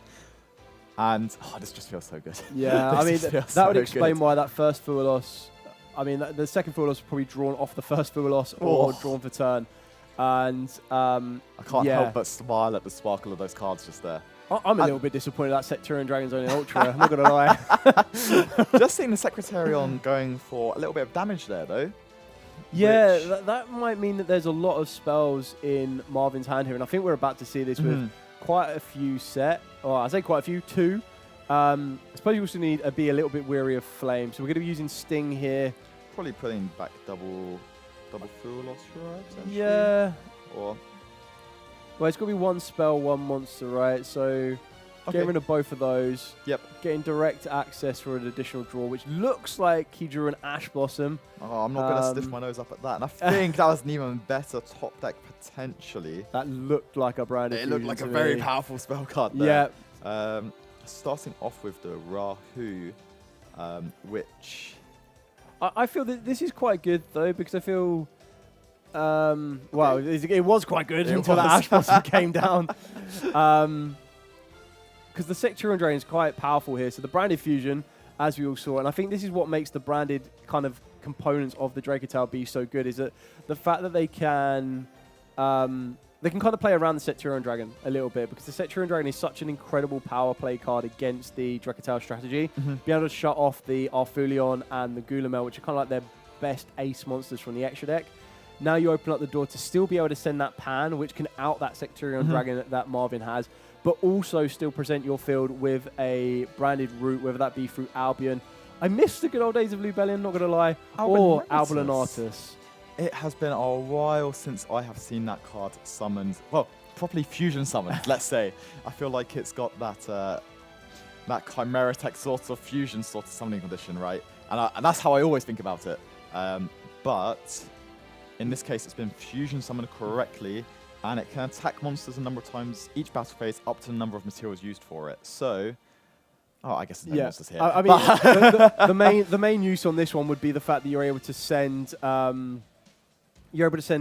your Pan from the deck to the graveyard, because Pan unfortunately is a wind, or fortunately, depending on the way you look at it, is a wind attribute, which means that if you want to activate branded fusion, you want to send a dragon. You can send Albaz and a dragon. So that's how you can get the Pan there. That was a very good trade for Marvin there. So the Mystical Space Typhoon was activated on the Setketu, which set from the Pan. Yeah. And then I was obviously responded to with the Flame, and then a Forbidden Droplet there, which does also just help protect Marvin's life points a little bit throughout the game. And looks like the turn is being passed back over. Yeah, so Marvin's drawn his top deck for turn. We've got 3 cards, I believe, in Marvin's hand. Starting off with a Vision is not bad. It's going to get met directly with the Ash Blossom. Does Marvin have anything else to follow up? It's just a single card left, straight back over to Thomas. The attack stats of the Albulanatus are back up, and then we're going to normal summon Lucius and scoop it up. going into round 10, game 3. I told you, Thomas is not giving this up. He wants to maintain that unbeaten record. He wants to make sure he went 10 rounds of Swiss undefeated. And Marvin is still standing there strong, saying, nope, I'm going to make this difficult for you. And honestly, 10-0, or even 9-0, is such a fantastic record. But reaching those double digits, it's incredible to watch. And the amount of players that have achieved that in lifetime, it's not that many when you really think about it. Like, how often do you see someone ending Swiss X and O, especially when it's this many rounds throughout the tournament? But Marvin will now be going first in this all pivotal game number 3. See, how do you feel about that? I was about to ask you that question. Do you go first? So what I'm trying to think here is if you choose not to go first, okay, the chances are, more times than not, some of the trap cards come out of Thomas's deck, okay? Yep. Then you've also got to take into account that when you take those cards out, you probably open up the door. He doesn't know what Thomas's side deck could be. That side deck could involve a Harpy's Feather Duster. It could involve stuff like Lightning Storms. Not guaranteed that it will. But we've already seen how powerful Forbidden Droplet is, how powerful Mystical Space Typhoon is, the Fallen Virtuous, and Super Polymerization. Now, don't get it wrong. If you're able to set that Super Polymerization, it's still going to be very effective for you. The one big difference is if you made your opponent go... If you make them go first, when I'm looking at the side deck for Marvin, we've got a lot, if not all of these cards, bar Ash Blossom and the Magula are all go second cards. We've got Nibiru the Primal Being, we've got Ra Sphere Mode, Triple Tactic Talents, Harpy's Feather Duster, and Perulia. Now, in this matchup, Perulia probably might not be the best. Yes. But keep in mind, you do also have the normal summon off of... the normal summon, the special summon of the Albaz, the Fallen of the White. You've also got the normal summon of choice. Yeah. And another thing that is a little bit risky if you do go first is you increase the power of the incredible Ecclesia the Virtuous because it can special summon itself if your opponent controls more monsters than you do. So you're kind of giving Thomas an extra starter that he could use, and you're opening up the door to Urgula to be able to disrupt that Super Polymerization. So I know it's the last round. I would be tempted to make him go first. I completely agree with you, to be honest, because the thing is with these Dracotail cards is, yeah, they get the bonus effect of setting the spell and traps directly from the deck, but the thing you often overlook, because the Dracotail deck goes first, is they get that additional destruction or negation, all of this additional value, which, again, against Marvin's deck, you don't want to see that. Don't want to see that at all. But deciding to go first here, because at the end of the day, the Mystical Space Typhoon will negate. And hopefully that will be good enough.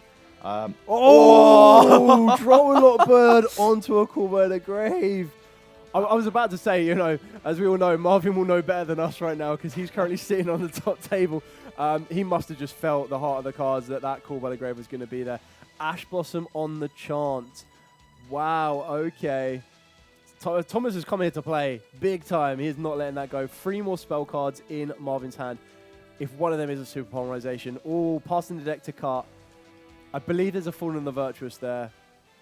And is there anything more? Looking back at a little peek of Thomas's hand there, I'm not too confident how good Thomas's hand is. It looks like there was another interruption. Oh, 3 set cards. No Super. Would you not even try to bluff Super Polymerization in this part? Those cards must be really good to not keep a card in the hand. That's the thing that I'm unsure of, because I don't know, do you want to set a Mystical Space Typhoon in this matchup if you haven't got access to that mandate? I mean, Mystical Space Typhoon could be still quite good if they set the Ketu. But yeah, I do agree with you. Maybe the bluff of Super Polymerization might keep Thomas on his toes a little bit more. Starting off with the Fallen and the White and then summoning the Ecclesia directly from the deck. I feel like I haven't seen it in a little minute. I've seen that Albion hit the graveyard from the Fallen there. And going straight into the Ecclesia Synchro, I can only imagine. But I think if you're Thomas, you're feeling pretty confident right now because this Radiant Typhoon deck has not achieved really everything it wants to, right?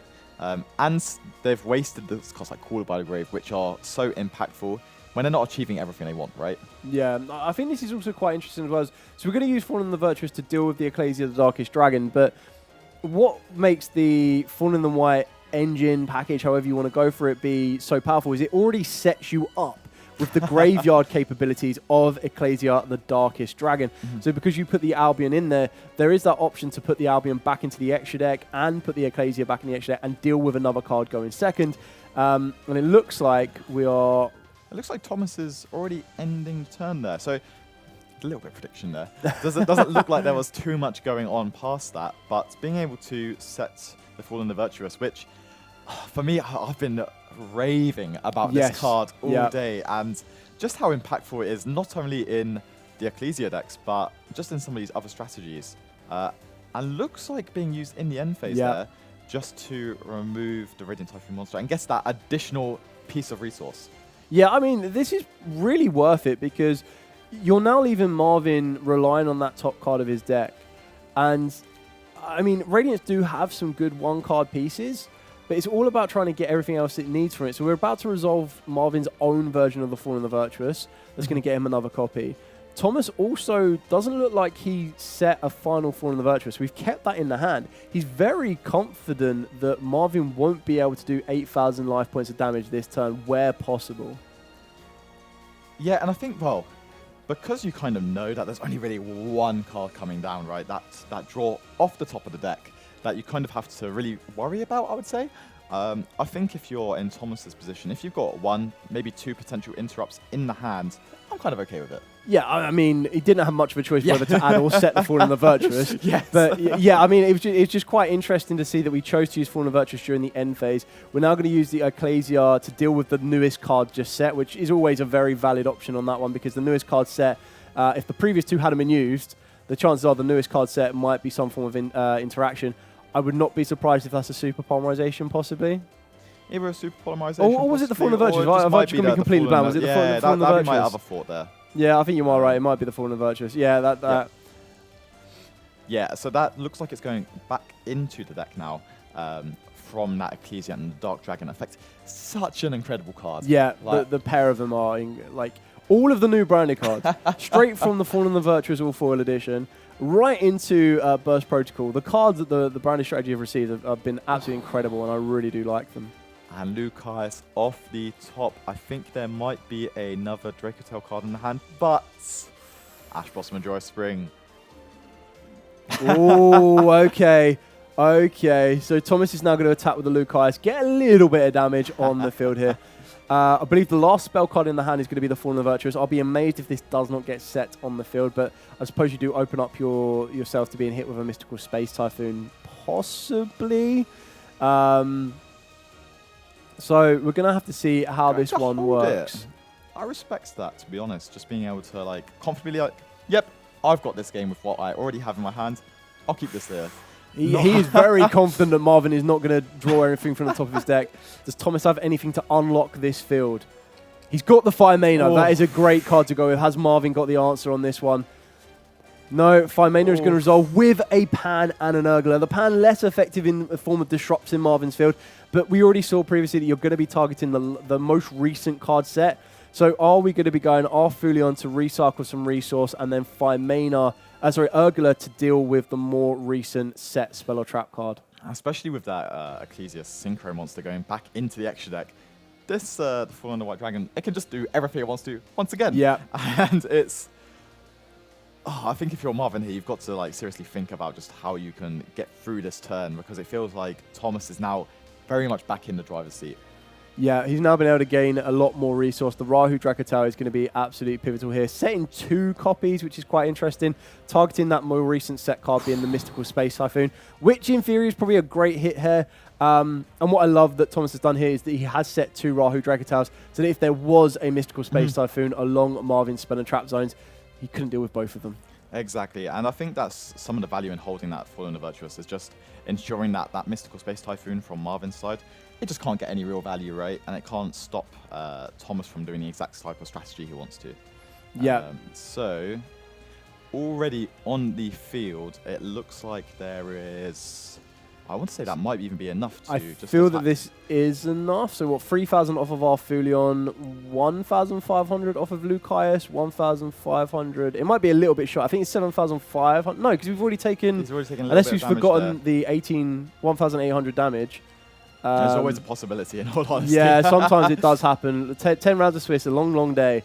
So at the moment, we 5,000, 6,000, 7,000. I think Thomas is now just toying with Marvin.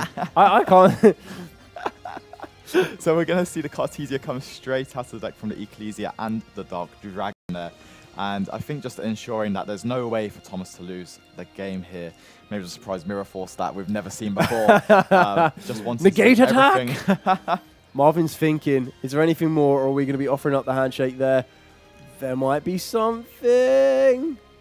I think there's a forbidden droplet. I think so as well. But then, I don't know, why would you... No, it can't be, because you would have forbidden droplet on the... On any of these monsters that are really coming down this turn. Taking the 15, taking 15, 6,000 there. We're going to leave Marvin on 200. Mystical Space Typhoon, target one of the Rahu Drekatails.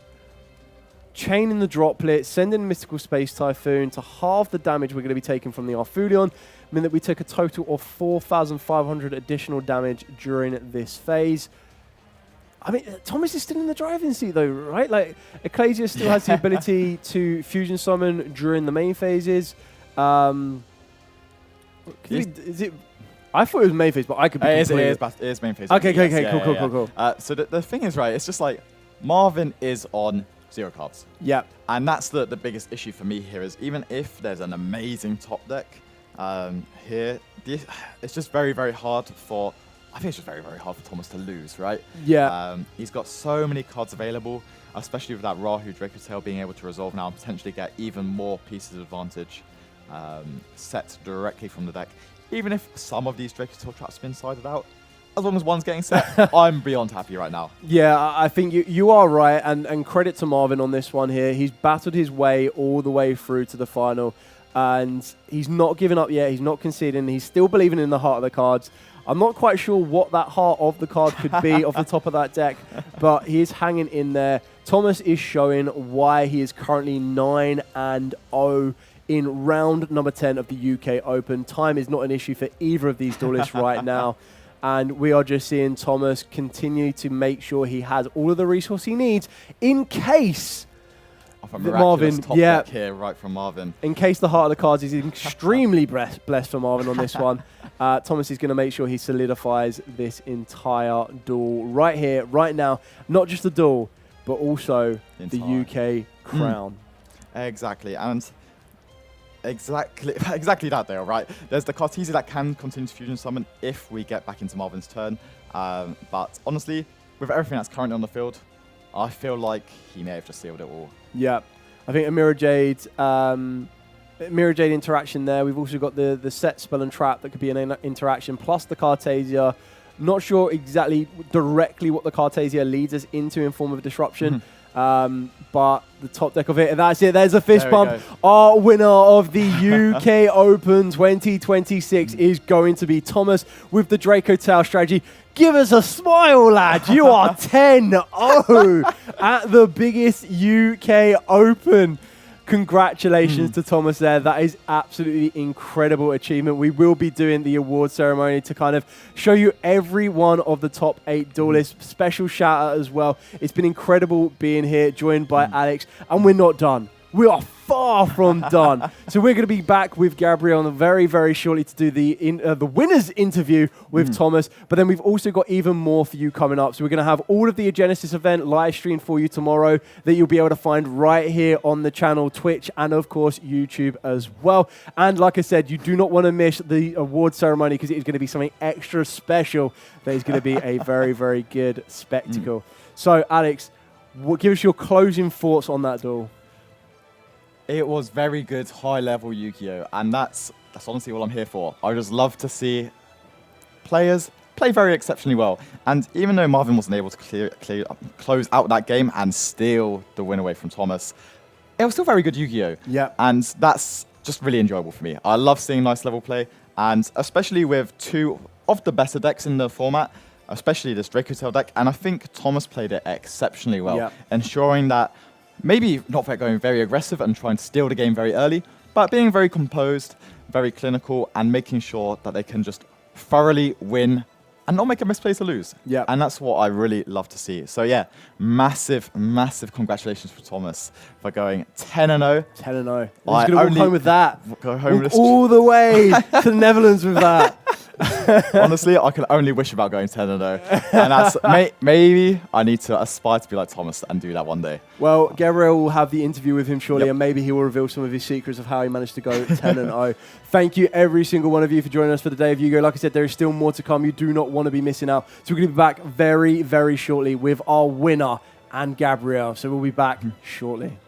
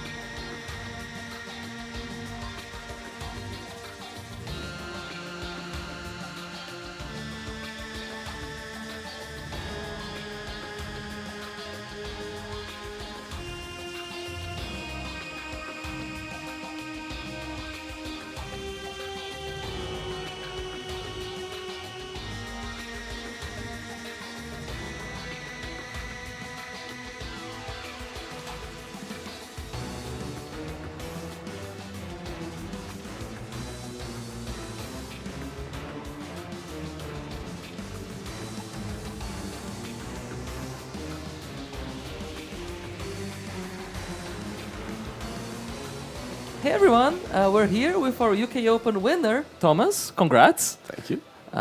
It's a very, very good achievement. It's the first 10-round UK Open, and you went undefeated, right? 10 rounds, and you must be exhausted, but happy, I guess. A little bit. What a day, what a day. Yeah. So, since we have some time, we're going to be going into this last game against the Radiant Typhoon, and then we're going to go over some of your deck lists and your choices. So, let's start from game one. So, game one was really interesting because you did get your setup like Dracoteo engine, right? But you didn't have any. You got your setup with Dracoteo engine, but you didn't have much non-engine, and you had the Super Poly, right? Yeah. So you activated the Super Poly for the Saint Azamina, which is a really powerful card against the deck. Yeah, it was really strong there, right? Because he got to deal with the Cartesia on the field, and then he got rid of to deal with the Secretarian, the Synchro, I forget its name. Oh yeah, Ecclesia Synchro, which is really Dragon big. Ecclesia, yeah. And then also got to deal with the Cartesia and immediately summon an Omni Negate, which also checks another play. Exactly. So it's a lot of... Yeah. But I played badly into it as well. Yeah, but it's a really hard situation because you can't respond to Super Poly, and it puts you. Didn't know he was playing Radiant Typhoon before the... Oh, you didn't know, okay. No. So does that alter like how you do the end board, or it's kind of like the same thing and you just kind of better have I was Super Poly? thinking more likely Yummy. Okay. I've seen the Team Gym guys play a fair amount of Yummy. That's fair. So I was guessing on that. So I went for a lot of ways into Old Albas. Yeah. Because that deck cannot beat Old Albas. Yeah, that makes sense. Because the White Albas generate so much advantage there. But I think I could have made the board a lot better by also having the Fallen and the Virtuous set up and like the Alba Lenatus on field, so I can never lose a grind game and make it way harder for him to kill me. That makes sense. Because it got back to you, but you didn't have enough, and then he had the. It didn't get back to me. No, but sorry. I could have made a board that was way harder to kill me through. That makes sense. I summon things in defense position, simple things. That makes sense. So you lost game one. It's the final. It's a high pressure because you're the only XO left. So you know that if you win, you do win the tournament. Yeah. How did you approach side decking? Because this is a matchup you're probably prepared for, Radiant Typhoon. Yeah. It's the first time in a while I've played it. Yeah, is the first one of the day? Yeah. Oh, really? That's impressive. So yeah, I mean, for game two, for first, it's just the 5 go first cards. So it's the Kashtira Fenrir. It's the Fenrirs, it's the Cartesia, and it's the Kalpai. That's fair. So the Fenrir kind of checks Retaliating Sea, I assume. Yeah. And also just like more volume of cards to fuse with the Femana. Yeah. And in this game, you got to go first, but you didn't have like an amazing hand. There was no Fallen and Virtue. No, I got what happened? I got Fua lost. You got Fua in the standby phase, so I just made a very small Dracotail board. Yeah. Normal summoned Ecclesia to have like an old Albas play. In case he plays into it, I didn't really expect it. I should have probably not summoned it. Play around Super Poly. He played Super Poly, right? So you got Super Poly for the Secretarian this time. Yeah. But he didn't have Should have engine. probably just used it for the Rahu and then added back both of the Dracotail names as used for Rahu. Yeah, and it just end on one monster, you think. Yeah. So you'd like play around the and in Super defense Poly. position so I don't die. Yeah, but he ended up not having he had no right? engine, so, so Super Poly I was happy. then attacked with Secretarian. Yeah. And as you crack back, the Dracotail crackback is so strong. Yeah, right? I drew 2 cards. I had 2 sets. I drew a couple cards. I drew like Rahu branded fusion or something. Once you fusion summon, you kind of just go out of the game. And then going into game 3, what's your strategy into Radiant Typhoon when you have to go second? I just put in the small hand traps and Perulia. And 2 Fenrirs. So the small hand traps here are the Veilers. The For the Veilers, Ogres in? yes. Is it for mandates? It's like mandate mostly, and you can pair it with Fenrir to get some face down banishes. Okay. I was told by Yuna to put it in, to be honest. I have not played against it much in so long. Fair enough. Well, it worked out. Yeah. So it was it was basically the first 10 cards. Yeah, so we put the Perulias in as well, because I guess Yeah. they also check like the white. I mean, it's really good. I mean, it's Radiant. Yeah, it's Radiant, sorry. They summon from hand infinite. If Yeah. you Perulia, they can't play. That makes sense. And you can kind of be the half board for them, because... I mean, if they make the half board and you activate Rahu, they lose. Yes. I guess if you have a way to deal with the mandate, if they get there. Yeah. But you draw like 2 cards. You at have least so to many get there. outs, and you have ways of making it resolve through. You have Fallen and Virtues and stuff Fallen like and that. the Virtuous Ogre. But it was a really interesting game because none of you kind of got off the ground, and we played like this weird like Fallen and Virtues control mirror match. Yeah, I had Veiler the whole time, so I was like kind of chilling. So you chose not to Veiler. Is that with Sven or Eldam? I don't remember. Yeah, I had Droll. Yeah, but because you had draw, right? So Yeah. you chose not to Veiler because you had draw. And it was an interesting scenario where he... And the card he adds, I can always Ash, right? Yeah, exactly. But it was interesting the order he did, right? Because he didn't use the... Like, he drawed. He could have chained the spell before using Call by the Grave, he told right? me as well that he should have. Yeah, but then like... And I agree, because then if I do Ash that, he can choose which to call by, and he can also chain his MST again to his mandate, so he has follow up, and I just lose. Exactly, right? Because he could have called by the thing, but he didn't. Is and it hard if thing? he had MST in his hand hard drawn, if he just MSTs the chance, he wins, for sure. Because then he got follow up. I mean, he doesn't know you're bricked at this point. Yeah. But I guess it makes sense because autopilot. No, he doesn't know. No, because he's going first this game, right? Yeah, this game he's going first. So you kind of end up stopping him with the draw and the Ash. Yeah. It comes back to you, and I think you have a play and it gets stopped. What? You have a play and it gets stopped? Like when... get like a top deck Lucias or something. Yeah, like eventually get your Lucias. Yeah, I have 2 big dragons in my hand the whole time, so I'm trying to get to a fusion summon. And then in the end I top deck 5 mana, which there's no out for, and it just instantly the one moment loses. you activate 5 mana and you send Pan and Urgla, like you it's just over. It's over. It's too much at that point I advantage. stopped thinking, I drew 5 mana, I just throw my big drake until names, it's fine. Sometimes you just gotta not get a game loss. You just gotta keep playing activate your cards correctly. I was so up because he had no cards pretty much. You know I could do whatever. Everything's sad. There's no super poly trap because we had no cards in hand. Yeah. So there was no threat for anything, basically. I thought he had a droplet and an MST, it ended up being right. Yeah, that's a good read, I guess. Because even if you don't kill there, it's fine. Yeah. Like he goes to no cards if he droplets me, so I'm fine with that. You have I traps, just set up the board. There's I have no traps in my deck. Oh, there are no traps? No traps. But, I mean, even if he draws Engine, you're probably fine. I mean, I still have the Veiler. Oh, you have the Veiler and you auto He has 1 card, and I have a Veiler, I have a Mirror Jade, I have all it. Even like best everything. case scenario, just like a Sven or an Eldam, you still got to play. Yeah. He has to like draw phase, visions, draw into Crosea. Yeah. And even then he doesn't win. That doesn't work. Yeah. So I mean, it works if he has to draw into Crosea plus another card to discard.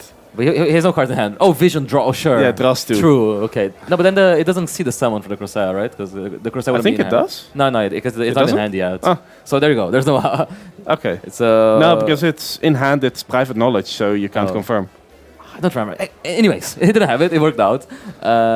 So yeah. It's like Kirin in Fire King when you... Oh, I guess that's fair, yeah. Because like it doesn't know that it's in hand or not because it's not the searching that card. Yeah. But yeah, congrats, you winning the UK Open. That's a pretty big statement if you're going for Worlds points and you're going for the invites. How was your other rounds? Any other like notable matchups you want to talk about? The last round was pretty crazy. I played against the only other undefeated at that point. Yeah. Basically the finals. Yeah, it was VSK9? Yes, VSK9. Okay. He game 1, I won the Diral. I won 10 Dirals today. Sometimes it's your day. Yeah. I won the Diral. I get Shifter, Imperm Ash, Raisin, Field Spell, Darked. Yep. So I just lose. Fair. And then game 2 I go first, so I just win. And game 3 it was interesting because the Veiler nip his K9 plays. Yeah. He goes Rota for Raisin, makes a Vanquish board. But I managed to, with Rahu, 5 mana, Fallen and the Virtuous, beat his whole board and end on Mirror Jade and setup for Filia. Oh, okay. Against like Jiaolong plus... No, it was Su plus Raisin. So I mean, and Sting to banish his... What's it called? Caesar. Yeah, that match was really technical, and so playing that after nine grueling rounds of Swiss, long day, long travel. And we went almost into time, so it was really stressful. Yeah, it's a worst case scenario there for both of you going into time. But he played really well as well. No, that's really nice. So yeah, really congrats for winning again. It's the first time the UK Opens a 10-round event, so you're I was really happy that it was 10 rounds. Yeah, that's more roads points as well. Yeah. For everyone at home, please stay tuned in. We're going to be doing the winner ceremony in like 5-10 minutes or so keep an eye out for it. And thanks everyone that tuned into the stream today. You had an amazing time commentating, a lot of really cool Yu-Gi-Oh! And we'll see you out tomorrow for the Genesis event that's also happening here in Liverpool. See you.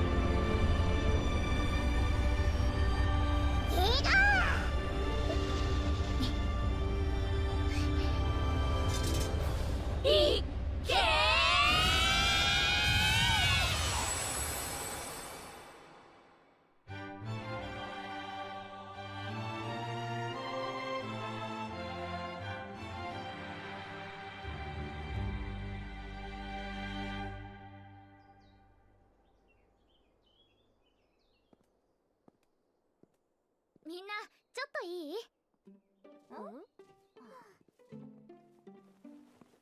書庫で見つけたの。何これ？魔導書かな。年代物だね。何かすごい術が書かれているのかも。どこに書いてあるの？お、どれどれ。全然読めない。私も。どれどれ？オース？古代文字はまだ勉強中なんだ。エリアが読んでくれれば大丈夫。はいよ。ありがとう。なんて書いてあるんだ？広いところで試してみよっか。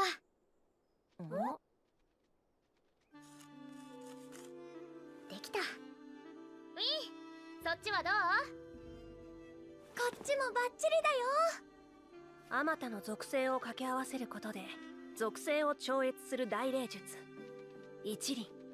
それさえ使えれば私たち4人が最強ってことだな。早速試してみようぜ。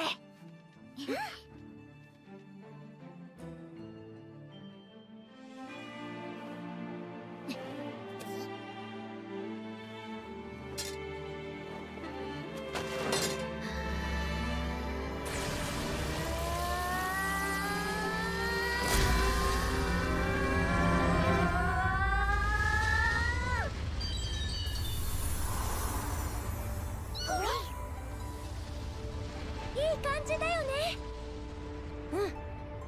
よーし、一気に決めるぜ。ちょっと引いた。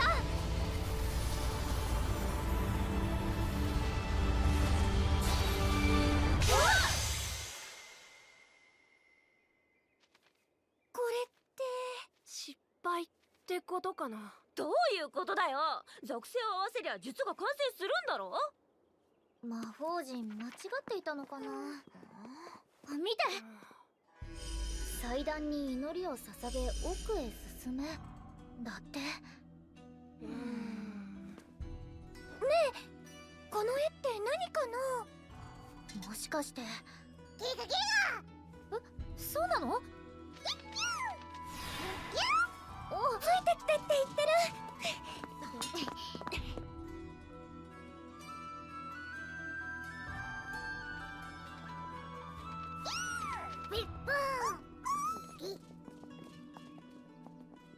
だいぶ奥まで来たけど、これ帰れるか？大丈夫。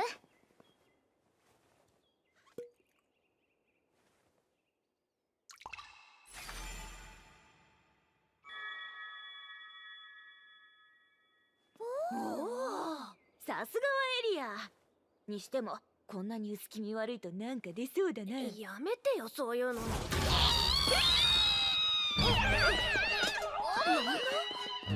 ちゃん、待ってアウス。やだ、もう大丈夫だから。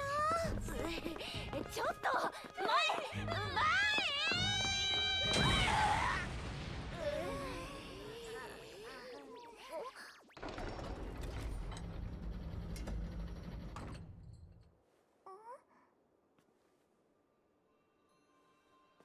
ここが祭壇？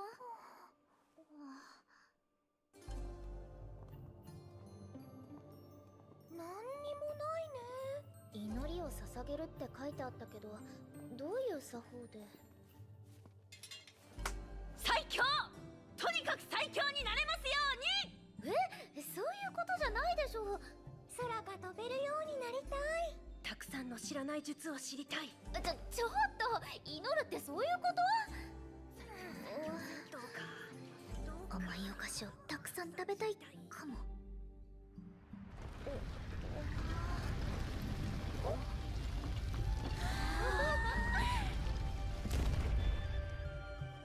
オッケー！すごい仕掛け。奥に何があるのかな。罠かな、それとも封印された守護ウィン、楽しそうだね。神？ギガどうしたの？文字が増えたの？力を求める者たちへ試練を与えん。試練だって？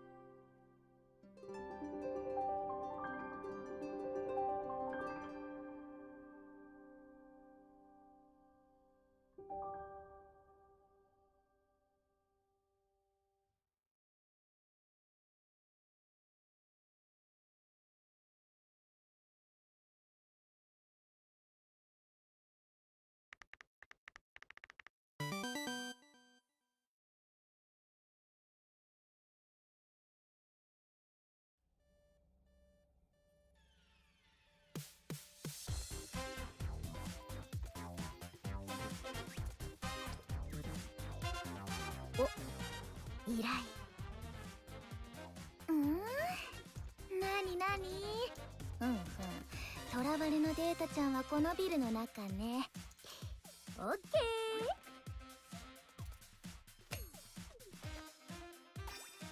ー。よし、闇データの運び屋。アラートレベル3の執行案件が発生した。通称 IT マスカレード。運び屋として数々の犯罪に関与し、このままではさらなる災いのトリガーとなるだろう。ラッパの死者千代丸よ、名約に基づきこの者の執行を命する。よし、終わり。お名はごめん。はあ、あれあれ、逃してしまいました。敵ながらあっぱれです。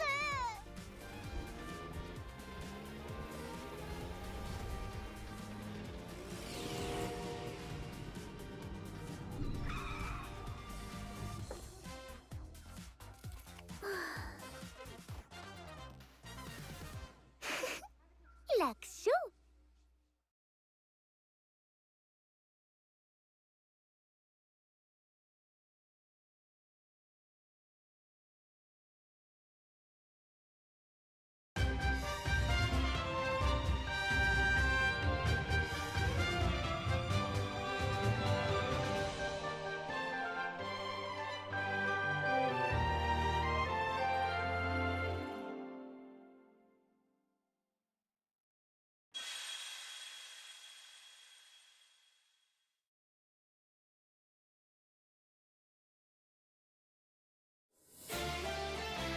Welcome to your 300th YCS celebration here in Dortmund.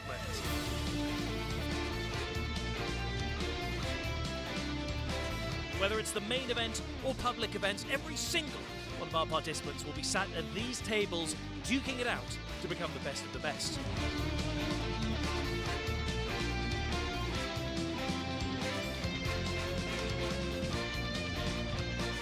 Take part in some of those public events, you can win some tickets to exchange at the prize wall. For this YCS, we have some special stuff at the prize wall. This is the 300 YCS. And right now, the magic is happening over here in the analysis zone. This is our coverage area, as well as the feature match zone. This is where all of our deals that you'll be seeing here as coverage will be decided.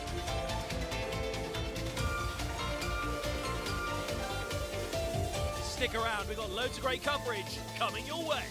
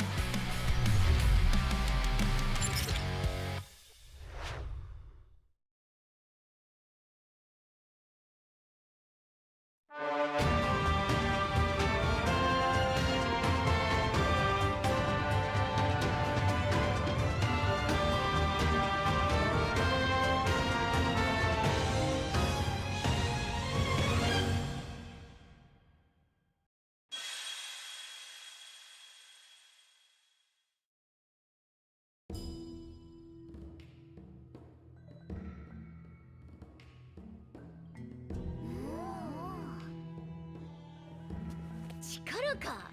確かに欲しいな。試練って何かしら。それをクリアしたら大霊術が使えるのかな。面白くなってきたな。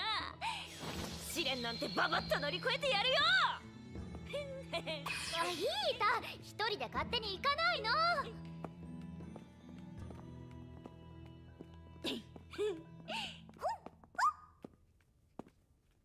お、早速試練のお出ましか。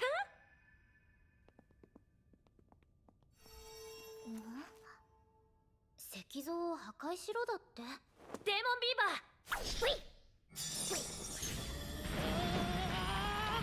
いいけ。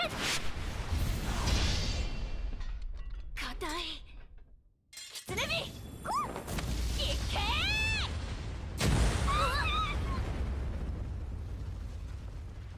ー。どんなもんよ。ヒータちゃん絶好調だね。完全に火がついてる。ちゃちゃっとクリアしていこうぜ。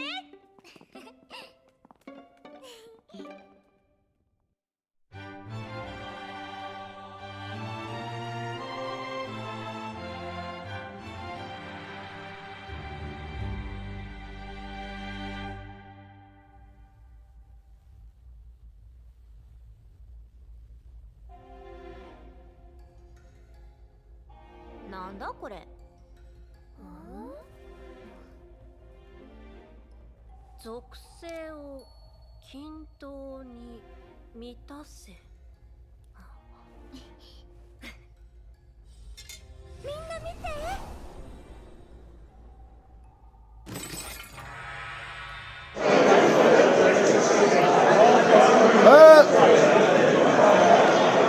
Attention duelists, thank you for your patience. I will now introduce the top 16 duelists of the UK Open 2026.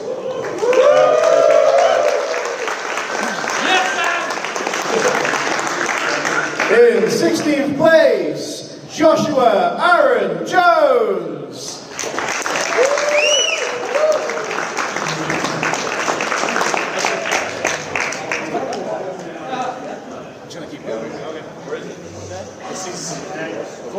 In 15th place, Lauren Still.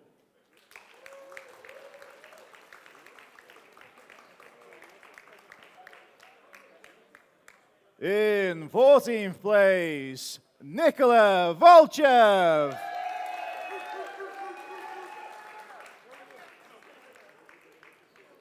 In 13th place, Dennis Peters.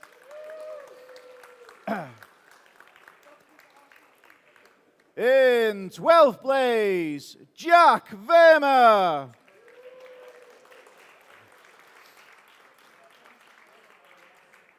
In 11th place, Ben Gregson.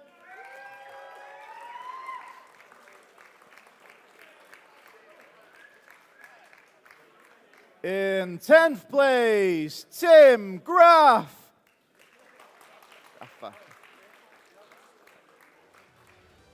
9th place, Rocco Di Rienzo.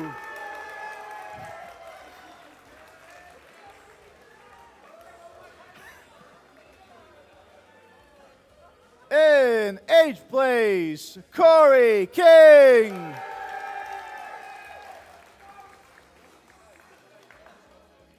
Seventh place, Gabriel Susi.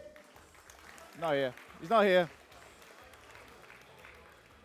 6th place, Marvin Camara.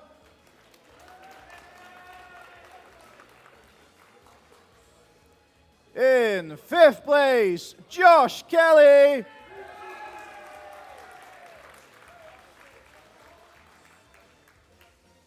In 4th place, Dave Vecht.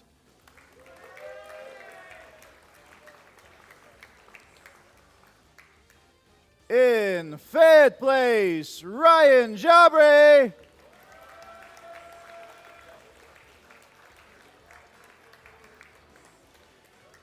In 2nd place, Ahmed Al-Gabari.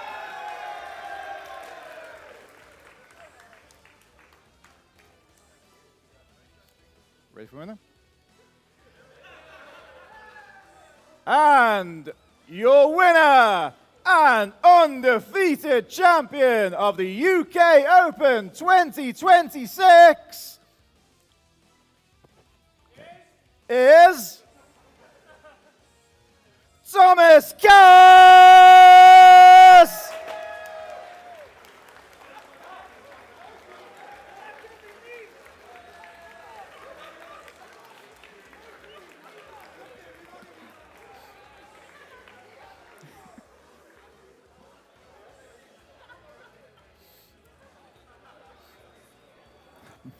Hey everyone! Thanks so much for tuning in to an amazing UK Open. We saw so much cool Yu-Gi-Oh! Today. We had the amazing Anacraft game. We had the Sky Striker. We had Magnet Warriors. Yeah, I forgot about the Sky Striker. Sky Striker. Okay. Oh. The Sky Striker was my favorite then. Yeah. I'm going to give him that one. Yeah, but we had ultimately Thomas. Thomas took it away with his Drake Hotel deck, going 10-0, which such an incredible feat. Have you ever gone 10-0? I have never gone 10-0 in UK Open. There we go. So unfortunately I can't say that. But it is really congrats to Thomas, really congrats to Arrow the Duelist who battled out here, made top 8, top 16, got the invite for the European Championships in Brussels this year. And thanks you guys for watching. We'll be back tomorrow at 10:30 for the first big Genesis event in the United Kingdom. Yeah, exactly. And we've got over 200 players for this Genesis event tomorrow. Gabriel, I know you're excited for the event tomorrow. Me and Dave are going to be casting, going to be in the 8th round of Swiss. Please tune in, and I'll see you all back tomorrow.